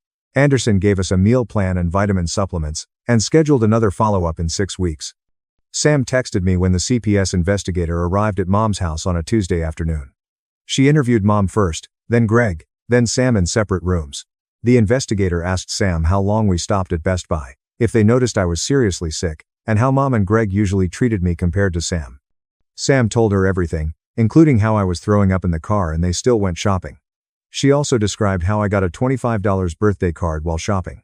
She said Mom and Greg always treated me like a burden, and she was the favorite. The investigator took notes and reported a week later that I had experienced medical neglect that could have killed me, emotional abuse, and differential treatment. It advised me not to return to Mom's house. Mom called me for the first time since I left the hospital while I was watching TV with Bio Dad. Her name popped up on the screen and my hand shook when I answered. Her voice was furious. She said I was destroying the family and turning Sam against her. Bio Dad asked if I was okay. I wasn't. But I nodded anyway. She called me selfish and manipulative like my father and ungrateful after everything she'd done for me. She said I'd regret this when the judge saw through my lies and sent me home. Next morning, Greg texted me. Bio Dad was reading over my shoulder as I stared at the long message, which apologized for not standing up for me. He said he didn't realize how bad things had gotten and should have taken me to the hospital instead of Best Buy. He hoped I could forgive him someday. He snorted and replied, "Adults don't get credit for ignoring child abuse." He added, Greg had 18 years to notice how they treated me and chose not to care until there were legal consequences. I erased the message and put my phone away. The custody hearing was 6 weeks later in a courthouse that smelled like old wood and floor cleaner. Dad and I sat at a table on the left, while Mom, Greg, and their lawyer sat on the right. Sam was waiting to testify in the hallway. The judge was a woman with gray hair pulled back and chained reading glasses. She looked at me when Dad's lawyer called my name, and I walked up to the witness stand on shaky legs. My incision still pulled when I moved too fast. The lawyer asked me to describe what happened the day I went to the hospital, and I detailed the shooting pain in math class, texting the family group chat, waiting 45 minutes for pickup, throwing up in the car, and asking to go too. Mom and Greg stopping at Best Buy instead, locking me in the car while they shopped for a phone charger, feeling my appendix rupture while I watched them compare products through the store window, blacking out, and waking up 2 days later in the ICU. The lawyer asked how my family treated me compared to Sam, and I explained the Disney vacation I wasn't invited to, Sam's 18th birthday car, and my $25 card. Mom's lawyer tried to make me sound exaggerated, but the medical records showed how sick I was. The judge took notes and asked me if I felt safe with Dad. I said yes without hesitation. She asked if I wanted to go back to Mom's house, and I said no. Sam was next, and she was crying before the lawyer asked the first question. She described the Best Buy stop, including how I'd been throwing up, how my skin looked gray, how I'd begged them to go straight to the hospital, how Mom said it would just take a second to grab a charger, and how long they spent in the store. She complained about getting a car while I didn't, holiday trips I wasn't invited to, and how Mom and Greg always treated me like a burden while she was the favorite because I looked like Dad and Mom loathed him. Sam said she was sorry for not speaking up sooner and that she should have called an ambulance herself that day. Mom's lawyer tried to make it seem like Sam was just a dramatic teenager, but the judge looked skeptical.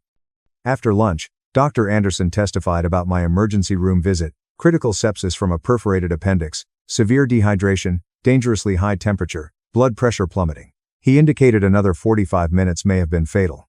The lawyer asked how long my appendix had ruptured before I got to the hospital and said at least 3 hours based on the infection.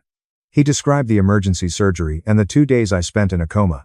He then discussed the consequences of the treatment delay, saying stopping for a phone charger when a child is in a medical emergency was reckless. Dr. Anderson told Mom's lawyer that I was vomiting, sweating, gray, and in obvious severe pain. Any reasonable adult would have gone straight to the hospital. The judge asked if there was any medical justification for the delay, and Dr. Anderson said, absolutely not. Samantha testified next with a hefty folder of documents. She explained that hospital staff had raised concerns about my family's behavior during my ICU stay, including how Mom and Greg lied about being there constantly when they only visited twice, about the pharmacy stop, and about my fear of going home. She also contrasted Mom's household and Dad's care during my recovery. Dad followed all medical instructions, checked my incision twice a day, made sure I took my medications on time, kept detailed records of my symptoms and healing progress, and brought me to every follow-up appointment. She said I'd gained weight and my stress markers had improved since leaving Mom's. After the lawyer asked about her professional opinion, Samantha stated that I had suffered medical neglect that risked my life and continuous emotional abuse through differential treatment and should not return to Mom's house. Mom's lawyer stood up and tried to argue this was just one mistake, an isolated incident of poor judgment under stress, not a pattern of abuse, but Dad's lawyer presented the evidence. Medical records showing I was underweight and malnourished. School counselor reports about my deteriorating condition, social work documentation of differential treatment, and Sam's testimony about years of favoritism. After what seemed like forever, the judge spoke. She said the evidence showed ongoing neglect, and the Best Buy incident was just the most dramatic example. She granted Dad temporary custody for 6 months with supervised visitation for Mom, and ordered family therapy for Mom, Greg, and Sam. My individual therapy, another hearing in 6 months to review the problem. Mom rose up so fast her chair scraped loudly against the floor and left without looking at me. Greg followed. Sam sat for a minute, looking bewildered, before rising up slowly. That weekend, Dad and I loaded my stuff into his car and drove 3 states to his house in 7 hours, stopping twice for food and bathroom breaks. When we pulled into the driveway, I saw a small 3-bedroom ranch with white siding and a big yard. Dad led me inside and down the hallway to the 3rd bedroom. He opened the door and I stood there staring at the new bed with a blue comforter, the desk with a lamp and a cup of pens, the bookshelf against one wall, the curtains on the window, and the rug on the floor. Everything was clean and set up for me. I cried again and Dad comforted me, saying, I could arrange my room whatever I wanted. I couldn't speak. I simply nodded against his shoulder. Starting a new school 8 weeks into the semester seemed strange. I was just the random new kid who showed up in October, but I wasn't worried about the awkwardness. Kevin and I texted every day, and he sent me pictures of our old school. He promised to visit during spring break. My teachers were all understanding. I started family trauma therapy the second week at my new school after Biodad found a counselor. The principal took into account my recovery from major surgery and family issues, so they gave me extensions on assignments and let me leave class if needed. Nobody asked too many questions. Her downtown office had comfortable chairs and tissues on every table. She asked me to tell her my story, and I did. The years of being ignored, the appendix rupture, the Best Buy stop, everything. She listened without interrupting and then said something that shocked me. She said my mother's issues with Biodad were never my fault, that I didn't deserve to be punished for looking like him, and that the neglect I experienced was abuse, even if it wasn't physical. We met weekly, and she gave me tools to process the anger and hurt. It was hard work, and some sessions left me feeling worse. But slowly, I started feeling less angry and more at peace, like maybe I could move forward instead of staying stuck in all the bad years. Biodad signed us up for family therapy because he wanted to build a real relationship after missing my childhood. We went every other week to a parent-child counselor. We discussed why Dad and Mom split up, how she refused to allow him see me, and how he paid child support for 18 years but never saw me. Dad showed me court paperwork from when I was tiny where Mom denied his visitation requests. We both cried during that session. The counselor said we needed to grieve the relationship we should have had while building the one we could have now. It wasn't going to be perfect. Biodad missed my childhood and we were strangers, but he was trying, and that mattered more than words. 2 weeks before Thanksgiving, Biodad asked if I wanted to meet his parents, my grandparents, whom I'd never known existed because Mom told me Biodad's whole family didn't want anything to do with me. I said yes before I could overthink it. They drove down from 4 hours away on Thanksgiving morning. I watched an older couple get out of a blue sedan in the driveway from the window. My grandmother, who had gray hair and glasses, cried before she reached the front door. My grandfather, who was tall like Biodad and me, had dark hair that went silver at the edges. Biodad opened the door and my grandmother hugged me so tight I could barely breathe. She kept saying my name and touching my face like she needed to make sure I was real. My grandfather hugged me next, shaking his hands. They came inside, and my grandmother started pulling photo albums from a canvas bag she brought. She spread them across the coffee table and pointed to pictures of Biodad as a kid. The resemblance was crazy, same eyes, smile, position with hands and pockets. She showed me Biodad at my age, and we could have been twins. My grandfather kept pointing out details like how we both had cowlicks in our hair and crooked pinky fingers. They listened to my responses to school and personal inquiries during supper. My grandma cried again and apologized for not knowing I existed, saying Mom had blocked all their attempts to reach me after the breakup. My grandfather's face turned red when he described what happened with my appendix. He wanted to know why no one had called the police or filed charges. Biodad explained the legal process was complicated and that getting me safe was the priority. Before they left that evening, my grandfather slipped $250 into my hand and told me to buy something I wanted. My grandmother hugged me again and said they'd be back for Christmas. Sam called me in early December. We talked for over an hour after her name appeared on my phone. She asked if we could talk and sounded less bratty and more tired. She said she'd started therapy after everything that happened and was working through a lot of stuff about Mom and Greg. She brought up things from our childhood I'd tried to forget, like how Mom would make her favorite meals but tell me we were out of groceries, how she got new school clothes but I wore last year's, and how they took her to the movies but left me home alone. She assumed it was normal because it always was. However, her therapist helped her realize that she'd been taught to view me as less important and had accepted it without question. She cried on the phone and apologized for the Best Buy stop for not speaking up in the car when I was dying for caring more about her phone than my life. I didn't know what to say. I told her I wasn't ready to forgive Mom and Greg but didn't hate her. She was raised in the same messed up house as me, just from the other side. She got favoritism and I got neglect, and both of us suffered. She said she understood and didn't expect me to forgive her right away. She told me she was applying to colleges in other states and hoping for scholarships. Now that she saw it, she couldn't stay in that house. Biodad let me read my therapist's progress report for the 6-month custody review in late March. She wrote that I was more open in sessions, less guarded, sleeping better, eating regularly, and had gained 18 pounds since moving in with Biodad. My stress levels had also decreased. Dr. Anderson sent updated medical records showing my surgical site had healed perfectly, and my overall health markers had improved. My blood pressure was normal now. My room and house photos, Biodad's 18-year bank statements, showing his steady income and child support payments, and a timeline of every doctor's appointment and therapy session since I moved in. Mom's lawyer had less to work with. She'd had therapy, but her therapist's report was basic. It said she was processing the custody situation but didn't say much about her behavior. She didn't acknowledge the neglect or take responsibility for the Best Buy stop. Bio Dad drove us to the courthouse and my grandparents met us in the parking lot. I sat at a table with Bio Dad and his lawyer, Mom across the aisle with her lawyer. Greg was there, but Sam wasn't.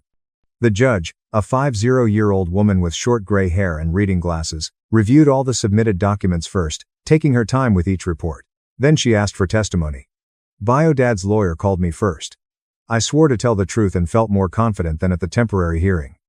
The lawyer asked me to describe my living situation with biological father.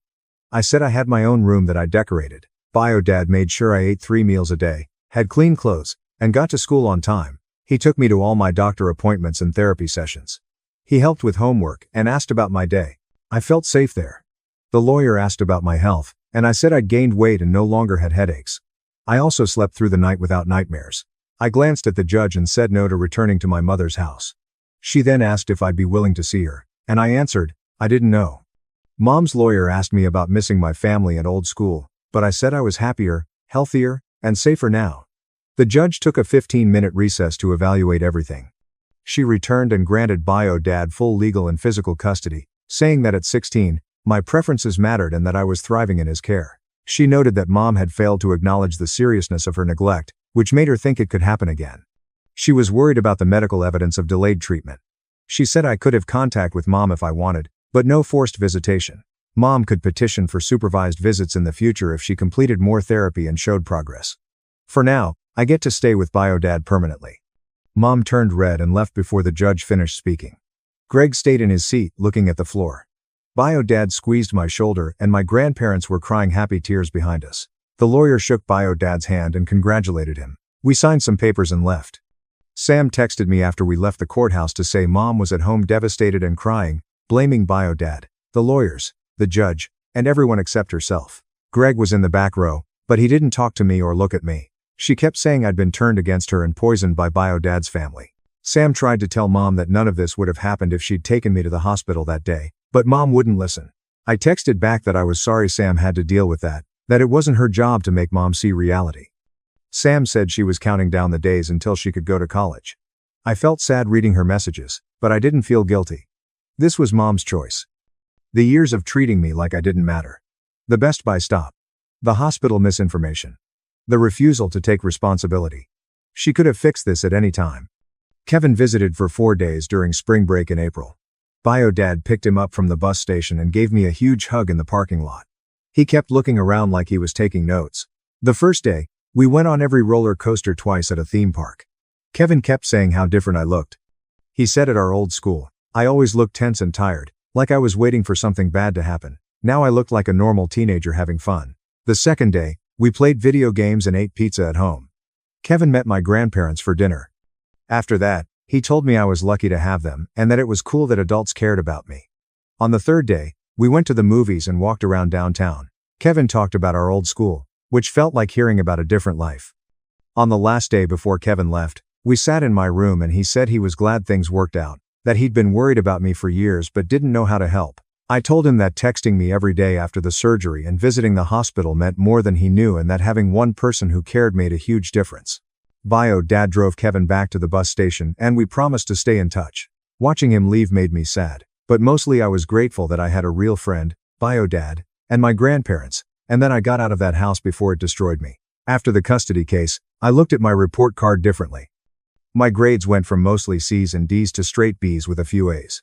The school counselor called me one afternoon and pulled up a college search website on her computer. She asked what I wanted to study, and I realized I'd never considered it before because college seemed like something else. On Tuesday morning before school, Jasmine Ford wrote that she was glad the court case ended with me safe. We spent an hour looking at schools within an hour of Bio Dad's house comparing programs and scholarship deadlines. She printed out a list of 10 possibilities, and said we'd work on applications together starting in fall.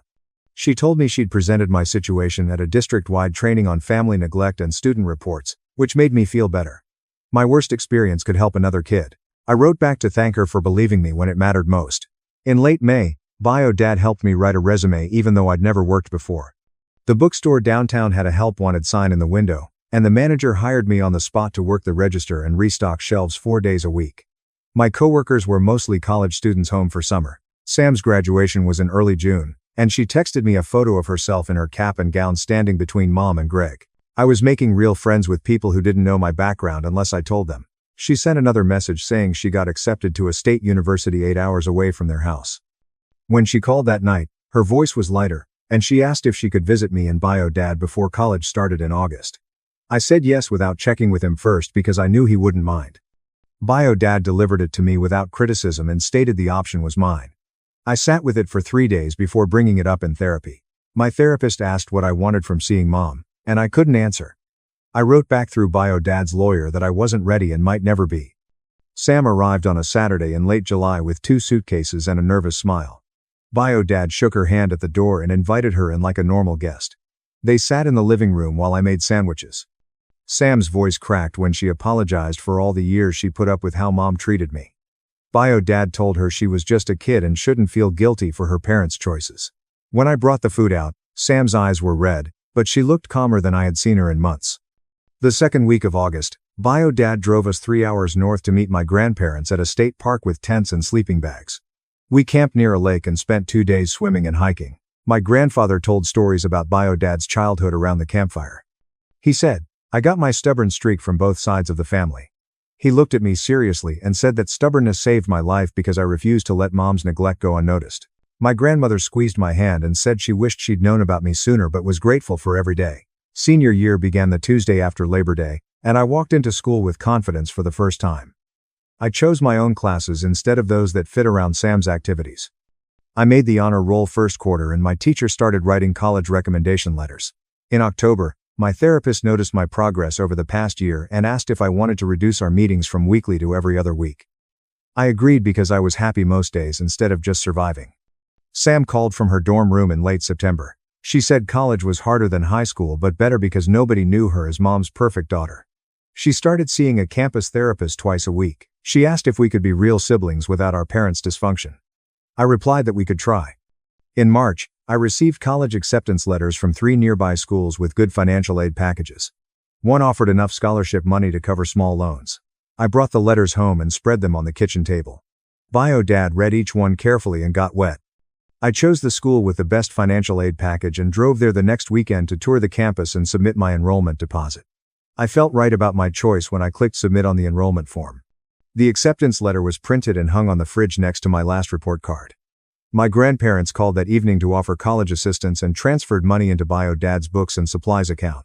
We spent the next weekend driving to furniture stores and looking at mini fridges and desk lamps. Bio Dad made a list on his phone of everything I'd need and checked it off as we loaded it into his truck. I chose dark blue and gray bedding because it felt more grown-up than the cartoon sheets Mom had. The shopping trip took 7 hours and we stopped for burgers on the way home. Bio Dad asked if I was nervous about starting college, and I said I was excited. Graduation day was a Saturday in late May. I woke up early and put on the cap and gown that had been hanging in my closet for 3 weeks. Bio Dad drove me to school and met my grandparents in the parking lot. Sam arrived 20 minutes later, exhausted from her drive. The ceremony started at 10, and I sat with my class in folding chairs on the football field. When they called my name, I walked across the stage and shook the principal's hand. I could hear Kevin yelling from the bleachers, and saw Bio Dad standing up to take pictures. I didn't feel bad about not inviting Mom and Greg, but this day belonged to the people who showed up for me. After the ceremony, we took photos by the school sign and went to a steakhouse for lunch. My grandmother kept touching my arm to make sure I was real. I started working at a bookstore near Bio Dad's house on the Monday after graduation, shelving books and running the register for 40 hours a week. My paychecks went into my college account, and I watched the balance grow every 2 weeks. On weekends, Bio Dad and I fell into natural routines. Sunday mornings, he made pancakes with chocolate chips, and we ate them while reading the newspaper. Most evenings, we took his dog for neighborhood walks. These simple things meant more than any big gesture because they were consistent and real. Moving day was a humid August morning. Bio Dad drove 45 minutes to campus and parked outside my dorm building. It took 3 trips to carry everything upstairs to my second-floor room, where he helped me set up the bed and my desk by the window. After unpacking, he stood in the doorway looking around. I told him he saved my life by showing up at that hospital, and we both knew it was true. I finally had a real family and a future worth living for. Now, I want to hear your story because everyone sees things differently.